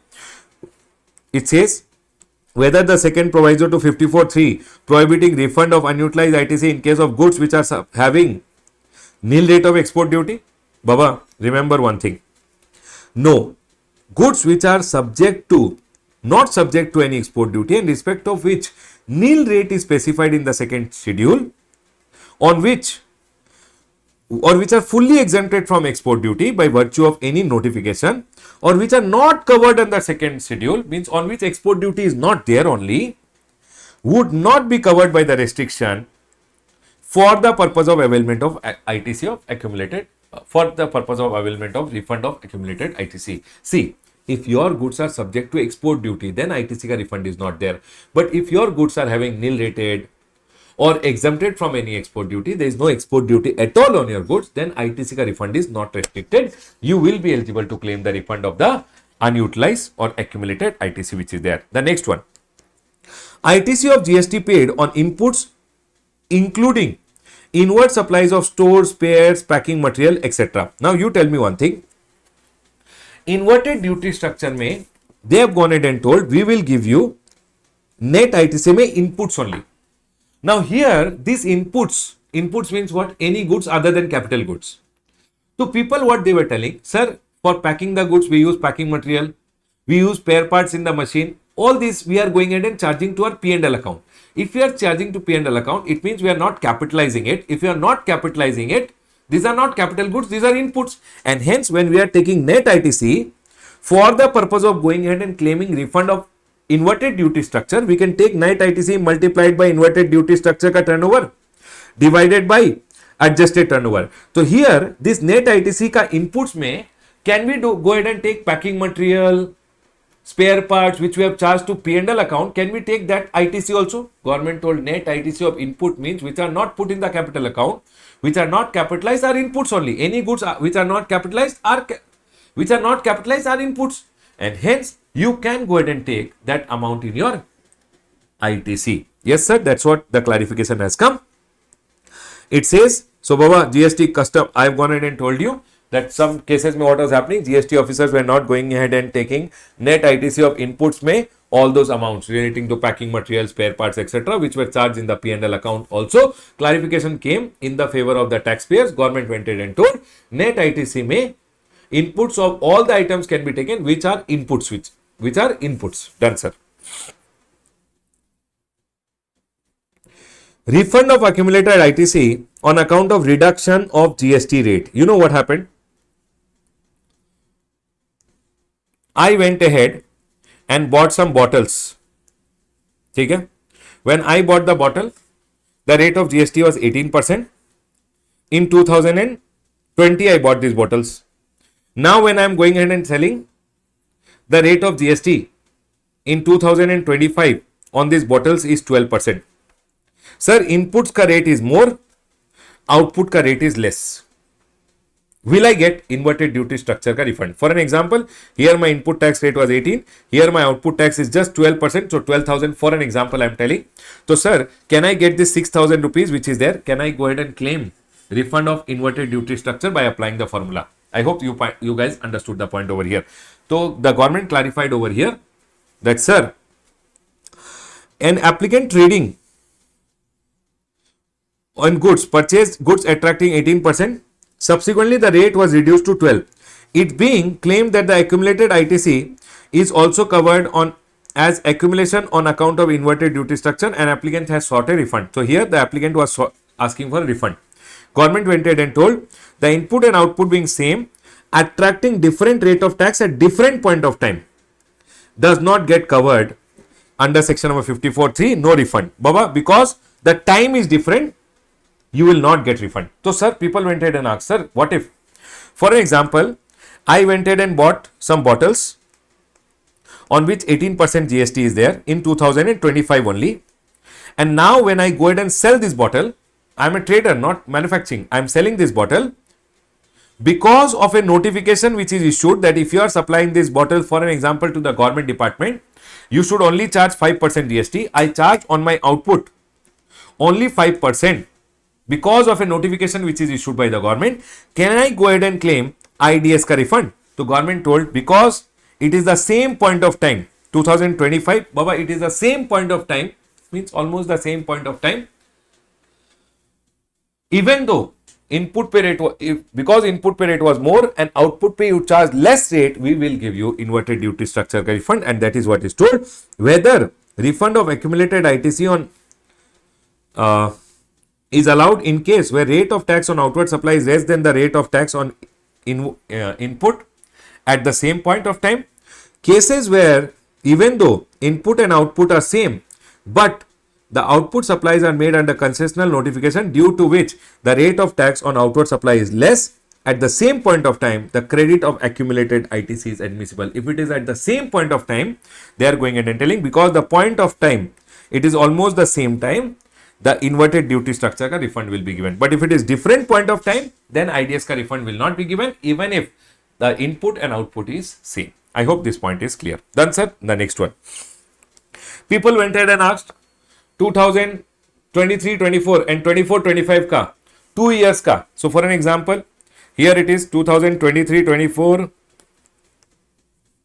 and 24-25. Here Jan, Feb, March. Here April, May, June. Can I go ahead and merge these two and go ahead and file a refund application? 2 years, can I merge it? Government went ahead and told, no problem. Branching of refund. An applicant at his option file a refund application for a taxpayer by clubbing successive tax periods also, no problem. Means even if it is 2 different quarters lying in 2 different financial year, it's okay. Next. Whenever you are going in and applying for refund under rule number 89.4 and 89.5, if you are applying for refund under 89.4 and 89.5, people went in and asked, sir, if I am applying for refund under 89.4 and I am applying for refund under 89.5, that is the maximum amount of refund, correct? So, the portal always goes ahead and gives you the refund of minimum of these 3. Sir, what are the minimum of these 3 means? As per the formula, okay, unutilized ITC का refund whenever it is given as per the formula, or balance in the e-credit ledger at the end of the tax period for which the refund claim is being filed after the GSTR 3B. So, for an example, you are going ahead and filing a refund claim for the month of April. So, they are going ahead and telling April ka GSTR 3B once it is filed, what was the ITC balance? Supposingly it is 1 lakh. You went in and applied the formula 89.4 ka formula, and supposingly it is 80,000. And now when you are filing RFD 01 refund application, now when you see the balance in the e-credit ledger is only 60,000, how much refund will you get? You will get only 60, whichever is lower. Whichever is lower, you will go ahead and get a refund. That's what they are going ahead and telling. Sir, the balance in the e-credit ledger at the time of filing the application. One is as per your formula. One is the ITC balance when you have already gone ahead and filed the GSTR 3B for the period you are claiming a refund. And the last one is what is the e-credit ledger balance at the time of filing the refund application. Whichever is lower, that amount will be given as a refund to you. Now people went and asked, sir, 60,000 will be refunded. Okay, for an example, if I go ahead and tell e-credit ledger balance now is supposedly 1.2 lakh. So, sir, you will be given only 80,000 ka refund. Whichever is lower, the minimum will be given as a refund. Now, this 80,000 when it is given refund, will it be given from IGST account or CGST or SGST? So, they went ahead and clarified that, sir, the refund, first they will give you from the IGST, then CGST and SGST equally will be used, and after that, whichever ledger has a balance, from that, in event of shortfall, the balance will be given from the e-credit ledger. Say CGST has there, the differential amount is to be debited from the other e-credit ledger. So, first they will use IGST, then they will use CGST and SGST equally, and then whichever account has balance, from that account they will go ahead and give you the 80,000 rupees which is there. Done, sir. The next one over here, refund of ITC restricted to the extent of credit reflected in GSTR 2B. Baba, this is very simple. Whenever you are going ahead and claiming a refund of the input tax credit, always remember ITC ka refund, only that invoices ka refund will be given. Those details which are filed by the supplier in GSTR 1 and are reflecting in your GSTR 2B. Only those invoices with details have been reflecting in your GSTR 2B, the refund will be given to you. Done, sir. This point is clear. Baba, there is nothing in this. Clarification in respect of refund claim by recipient of deemed export supply. People, deemed export supplier का case में they have gone ahead and told whether there is any restriction on the recipient of deemed export supply in availing ITC of the tax paid on supplies when he files for refund application. What they are going ahead and telling, whatever is the, can he go ahead and claim the ITC of the tax paid on supply? So it is going ahead and telling whether there is any restriction on the recipient of deemed export. So sir, 1 minute, I am the supplier, you are the recipient. You have an advance authorization, I went ahead and supplied you some goods. So sir, can you go ahead and claim a refund of the ITC which is there? They are going ahead and telling, see, whether there is any restriction on recipient of deemed export supplies in availing ITC of the tax paid when he files for refund application. Now listen to me very carefully. I'll tell you what is the problem. Supplier went ahead and supplied me. I am the recipient of deemed export supply. Now, he has gone ahead and charged me the tax. So I want to go ahead and take the ITC and I want to go ahead and file a refund. Now, sir, whatever is the tax paid, I can go ahead and file a refund. I don't have to take ITC. Whatever is the tax paid, I can file a refund. But sir, if I file the refund application, no, my e-credit ledger gets debited. But I did not take a credit only in the e-credit ledger, sir. If I am filing a refund of the tax paid on my inward supply, tax paid ka refund, not ITC ka, tax paid ka refund if I am going. See, what is it telling? Whether there is any restriction on recipient in availing ITC of the tax paid. So whatever is the GST paid, I purchase the goods, I am a deemed export ka recipient, not the supplier, recipient. Whatever is the tax I paid to the supplier, can I go ahead and take the ITC, sir? Because if I don't take the ITC, whatever the GST paid, if I apply for refund, whenever I apply for refund, they go ahead and debit my e-credit ledger. When they are debiting, first of all, I should have taken the credit. No. So government says there is no restriction. You can go ahead and take the credit. After you have gone ahead and taken the credit, please go ahead and apply for refund. When you apply for refund, your e-credit ledger will get debited. Just a procedural part. For that, they went ahead and told if you are a recipient of deemed export supply, you can take ITC, and then when you go ahead and apply for refund, your e-credit ledger will get debited. That's all. Next. Clarification on some refund related issue. What they have gone ahead and told over here. Sir, whether provision of section number 54 of the time limit within which an application should be filed is also applicable in case of refund of excess balance of e-cash ledger. Baba, e-cash is your cash. There is no time limit to go ahead and file any refund application. It is not applicable in case of e-cash ledger. Remember, in case of e-cash ledger, 2 years ka time limit etc. is not there. It's your cash. Whenever you want, you can take a refund.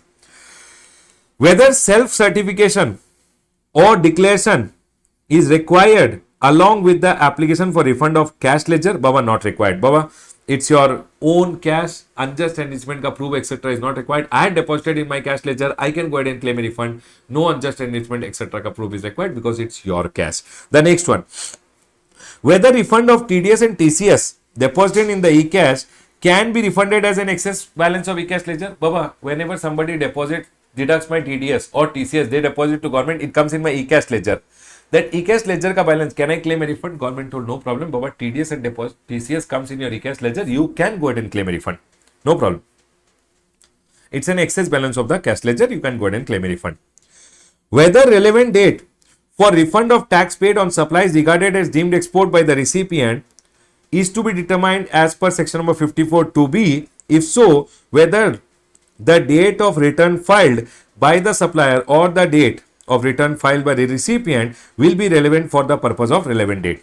Okay, what they are going ahead and telling. So for an example, supplier has gone ahead and supplied me. I am an advance authorization holder. I am a recipient of deemed export supply. Now, if I am a recipient of deemed export supply, I can go ahead and file a refund application. I should file a refund application within 2 years. 2 years from the due date. 2 years from what date? Baba, always remember in case of deemed export, actual date of filing of refund relating to the deemed export. By whom? The supplier. So once the supplier goes ahead and files his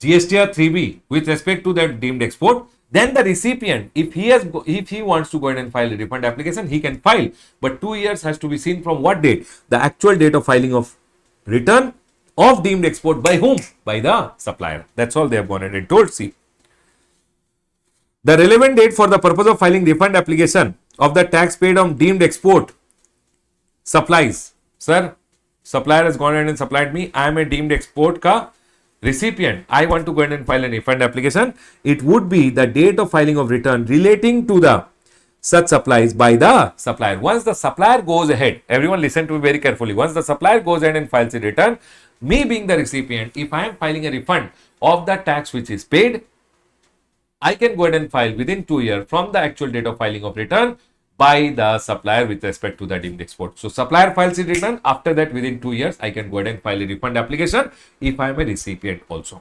Next, if I have paid the tax. Clarification, again some clarification is there. They have gone ahead and told an advance is received with respect to service which later got cancelled. The supplier has issued a tax invoice and GST paid. Whether he can claim a refund or he has to go ahead and adjust his liability. Baba, always remember one thing. If I have already gone ahead and issued a tax invoice and later I am going ahead and refunding the amount, I have to go ahead and issue a credit note and adjust my liability. You will always have to issue a credit note, declare in the month, and the tax liability shall be adjusted. No separate refund claim is required. Sir, but if this month, sir, tax invoice was issued, now I've issued a credit note, this month I have to adjust my liability, but adjustment ke liye money is only not there. I don't have to pay anything to the government. What should I adjust? Then, Baba, if you want, if no output tax liability, then you can file a refund application. Done, sir. Same.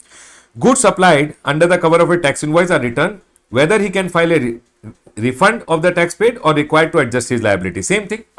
I have supplied the goods. I have gone ahead and already given a tax invoice. Later he returned me the goods. I will give a credit note and adjust my liability. If I don't have anything to adjust, then in that scenario, I can go ahead and file for a refund claim. Done, sir. This point is clear. An advance is received for the services which got cancelled. The supplier has issued a receipt voucher and paid the GST on advance. Whether he can claim a refund on advance or he is required to adjust his liability. Baba, always remember one thing. Received advance, paid the tax. Refunded the advance, government will refund the amount. It will not adjust. Government will refund the amount. You have to file RFD 01. Refund voucher ka case mein government will also refund. Done, sir. Next. Clarification in respect of various challenges faced by unregistered person in implementation of the GST provision. Again, whether the ITC availed by recipient of deemed export for claiming a refund on deemed export would be subject to section number 17. Everyone listen to me very carefully. I am a recipient of deemed export. I purchase from a supplier. Supplier charged me the tax. This tax which is charged, I don't take ITC. Whatever is the tax paid, I am given a refund. Deemed export ka recipient, who is an advance authorization holder, whatever is the tax paid, they get a refund.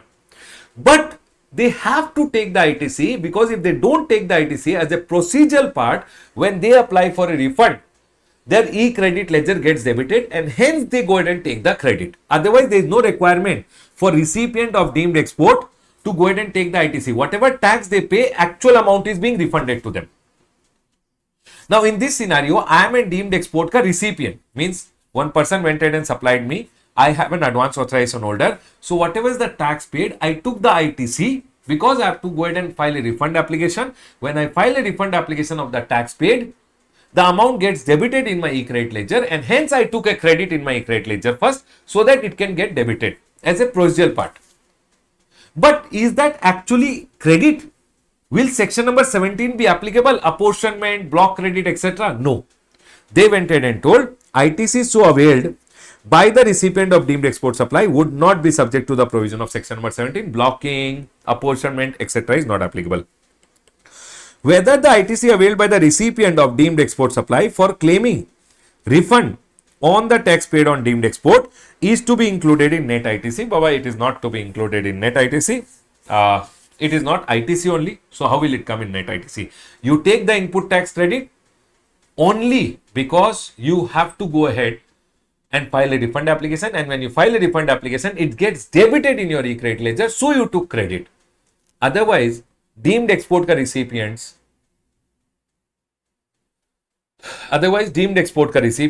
always whatever is the tax paid, they go ahead and claim a refund.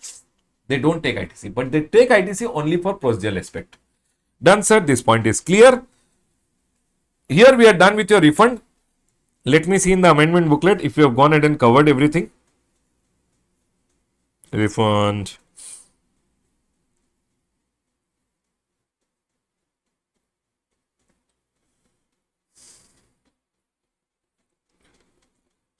Upward revision, we already know. You have to file GST RFD 01. Same thing. Within 2 years, you have to go ahead and file. Yes, sir. Upward revision का case में 2 years में you should go ahead and file. 2 years or 2 years from the day the ship leaves India or the day this provision has come into effect, whichever is later say, you should file 2 years में RFD 01 for any upward revisions. ठीक है, nothing very important. CSD canteens के लिए now they have gone ahead and notified this rule over here where they are going ahead and telling CSD canteens which are under the Ministry of Defense, whatever is the GST paid, that they are eligible to claim a refund of the GST which is paid on their inward supply, which they are going to further supply it to their other small canteens, army canteens which are there. For that, they will file RFD 10A once in every quarter. Done, sir. And such application filed, which is RFD 10A, shall be dealt in the same manner as RFD 01. Basically, the GST officer will go ahead and verify and then process the refund. The refund of tax paid shall be available. Basically, if I am a CSD canteen, whatever is the input tax, whatever is the GST paid on my inward supply, I will go ahead and refund. I will get a refund of 50% of the tax paid if these conditions are satisfied. Basically, the inward supplies are received on a tax invoice and the details of such invoices are furnished by the said registered person, which the supplier should have furnished in his GSTR 1 and the said supplier should have paid the tax in their GSTR 3B. The name and GSTN number, the name and GST number of the applicant is mentioned on the tax invoice. So if I am a UN holder, CSD canteen, my UN number should have been mentioned in the tax invoice. Or basically, if I have a GSTN number, the GSTN number should be there. The goods have been received by the CSD for the purpose of subsequent sale to the unit run canteen. Basically, CSD canteens have received it for going in and supplying it to those small army canteens.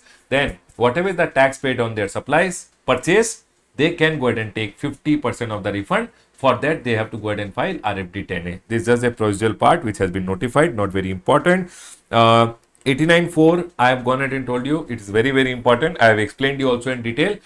I believe 89.4 should come this time. I will say the students should study 89.5 also once. If you don't remember how we had gone ahead and done it in class, you can refer to my last time ka refund ka revision. In that 89.5 also I have gone ahead and explained in detail. ठीक है sir, done. So basically November 24 ka revision, if you want, you can see in that 89.5 I have explained in detail.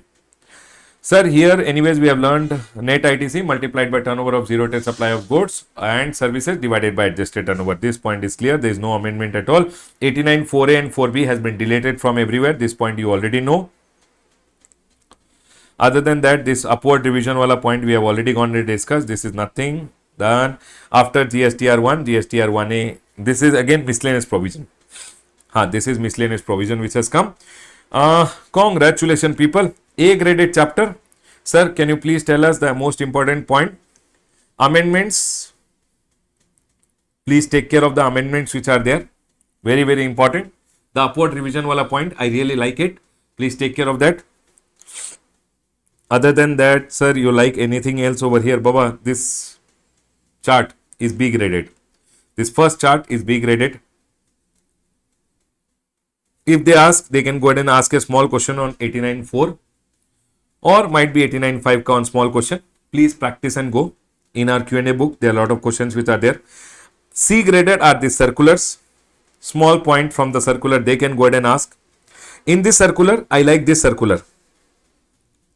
Sir, whenever they are going ahead and giving you a refund, 89.4 wala refund or the e-credit ledger ka balance at after the period gets over, once the period gets over and you file the GSTR 3B or at the time of filing refund application, the e-credit ledger ka balance, whichever is lower is paid. This point, please take care of it. I like this point over here. That's all everyone. Rest, we have gone ahead and revised the entire chapter. Congratulations people. We are done with the chapter of refunds. My fund is there with the government. I want it back and hence the chapter of refunds. Done, sir. Congratulations, people. People have any doubt, please tell me quickly or else we'll go ahead. Remember, amendments 89.4, 89.5 are the most important part. No doubt, sir. Okay. Please do question answers and go from refund. You will see one small question in the exam. A graded from exam point of view. Okay? Now listen, an upward revision wala point, which I've gone ahead and told you. Upward revision, sir, I'm again repeating. I've already filed custom officer के पास shipping bill, refund has already come, and later I upward revise the price. I should go ahead and file RFD 01 within 2 years from the day the ship has left India or the day this provision has come into effect, whichever is later. Done, everyone? See, they have gone ahead and told over here. I'm telling again because I feel upward revision somewhere they can go ahead and ask a small question. Within 2 years, the application will be from the relevant date, that is before this on which the sub rule has come into effect, be filed before the expiry of 2 years from the date on which this sub rule comes into effect. If the sub rule has come into effect now, then from here you have to file within 2 years, or basically I have already gone ahead and told you it should be 2 years from the day the ship leaves India. Along with that, documentary evidence also we have gone ahead and understood. Closing my revision on the chapter of refunds, everyone. Closing my revision on the chapter of refunds. Now everyone, we will go ahead and talk about the miscellaneous provision. Everyone listen to me very carefully. Students are telling sir 5 minutes break. Okay, I'll give you a 5 minutes, 10 minutes ka break, and then we'll go ahead and continue. Nothing much. Miscellaneous chapter, I'll go ahead and talk about a little bit, and customs, I'll tell you what is to be done, and we'll close. Take it, chalo, okay, take a 10 minutes break. We'll then go ahead and continue. Take a 10 minutes break. Now listen, Baba. For miscellaneous provision, miscellaneous provision is C graded chapter. What I've gone ahead and done is, I have gone ahead and put the questions which are expected and the answers which are there. In this C graded chapter, Baba, any question can come. So what I've gone ahead and done is I put the questions which they can go ahead and ask. The questions are over here and the answers are over here. Now, for me, there is nothing to explain in this. It is just for a reading purpose. You can go ahead and read. But sir, can you please tell us which are the most important thing which you feel? One, I like this point, consent based sharing. So basically now, your information by the GSTN, basically from your the GSTN, Goods and Service Tax Network, can go ahead and share your information based on a consent given by you. Your information can be shared with banks, financial institutions, etc. For this, there is a system which is there, which has been notified, and they have told what are the two systems notified for consent based sharing of information under section number 158A. This point, I like it. Remember, there are two systems. One is account aggregator system, one public tech platform for fixed and less credit. These are the two systems which have been notified for consent based sharing. Basically, you have to give consent and then your information by the GSTN can be shared with banks, financial institutions, etc. So these are the two systems which are there. Please remember this point. I like this point. Baba, you will read the entire, all of them, but these 2 points I am going at. 1 point I have told you already. Secondly, I like this rectification of error wala point. Always remember, whenever you have gone ahead and done, any authority who passes an order, Baba, exam question, explain the provision relating to rectification of error which are apparent on the records under section number 161. Here, if you have gone ahead and done any mistake in the order which has been passed, can it be rectified? So here they have gone ahead and told any authority who passed an order, decision, notice, certificate or any other thing may rectify any mistake which is apparent on the face. It is seen that there is a mistake on its own motion or where it is brought to the notice by the affected person within how much time? 3 months from the date issue. And the maximum time limit to rectify is 6 months. Sir, 3 months may it should go ahead and rectify. The maximum time limit to rectify is 6 months. But always remember one thing, this 6 months ka time limit is also not applicable for any clerical or arithmetical error, totaling error, etc. ka case mein. They are going ahead and telling this 6 months is also not applicable on any error from accidental slip or omission. But always remember, whenever they go ahead and rectify any mistake, because of which if my ITC comes down or output liability goes up, they have to go ahead and give me an opportunity of being heard. Basically, principle of natural justice must be followed. This is okay. One more point which is there over here, section number 169. Baba, C graded chapter ka 3 A graded points, I like it. Other than that, also anything can be asked. I have gone ahead and given lot of questions over here and the answers are over here. These are the questions, these are the answers. But these three points, I like it.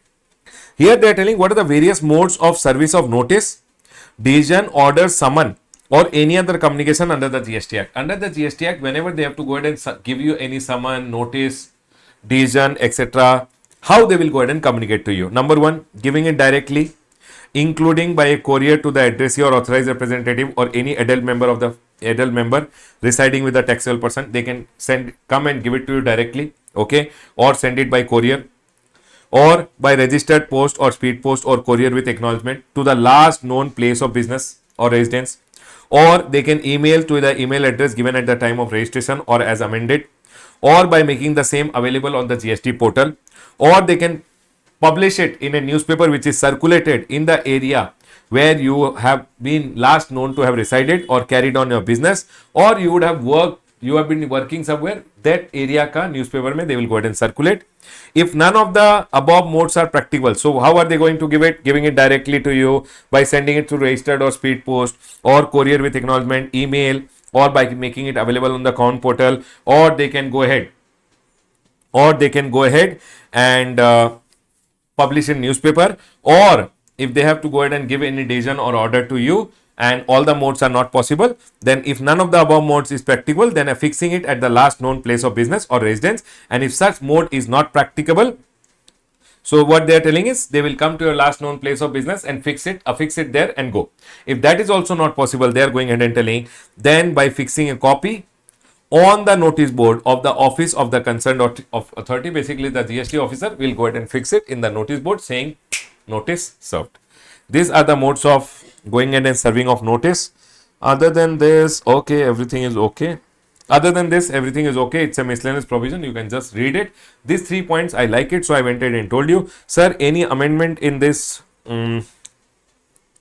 miscellaneous provision? Let me just see if there is anything which you should mandatorily read types.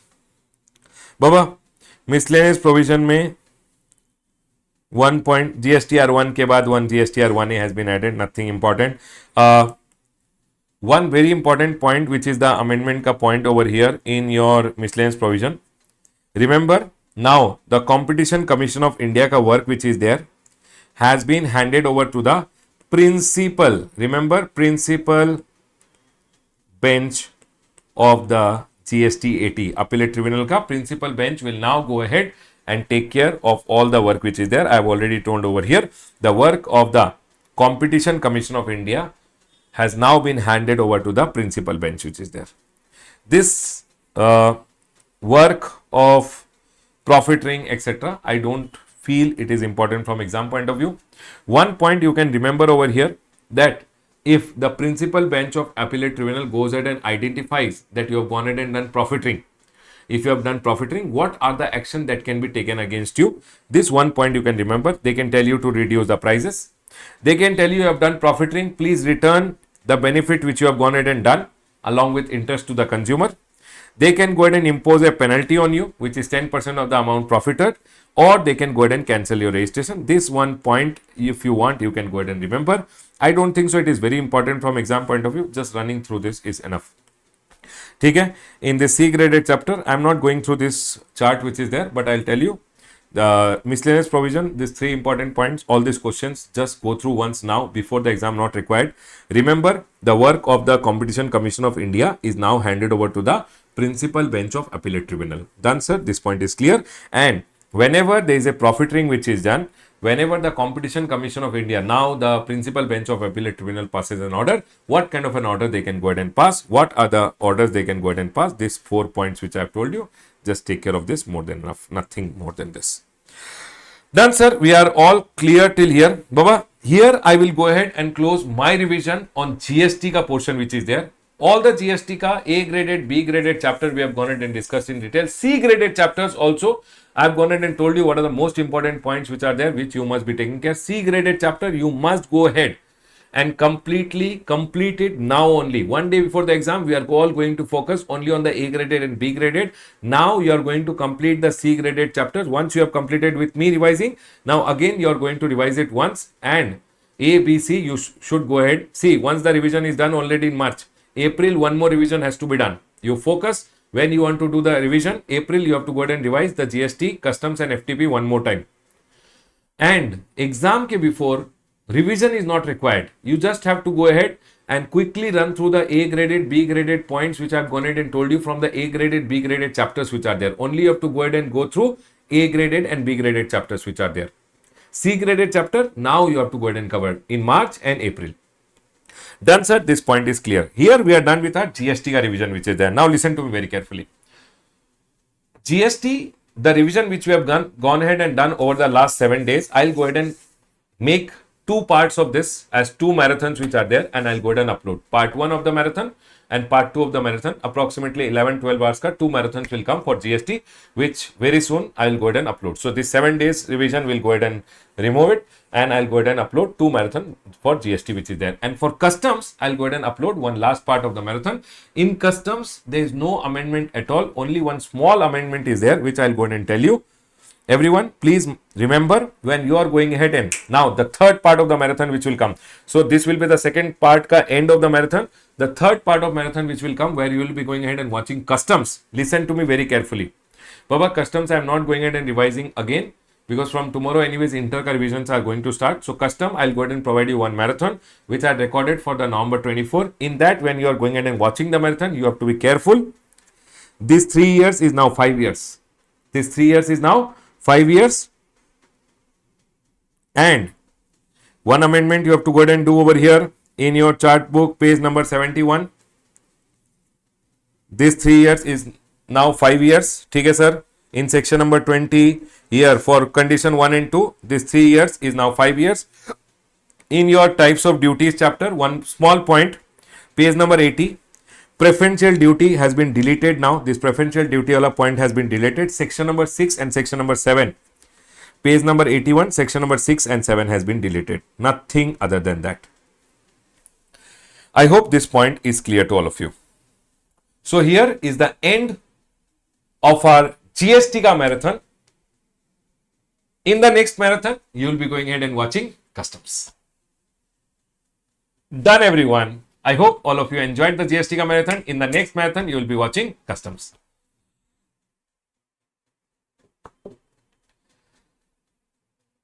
Now listen to me very carefully, everyone. Are we all clear till here, everyone? Yes, sir. Clear. GST ka marathon, I'll go ahead and close over here. Congratulations, people.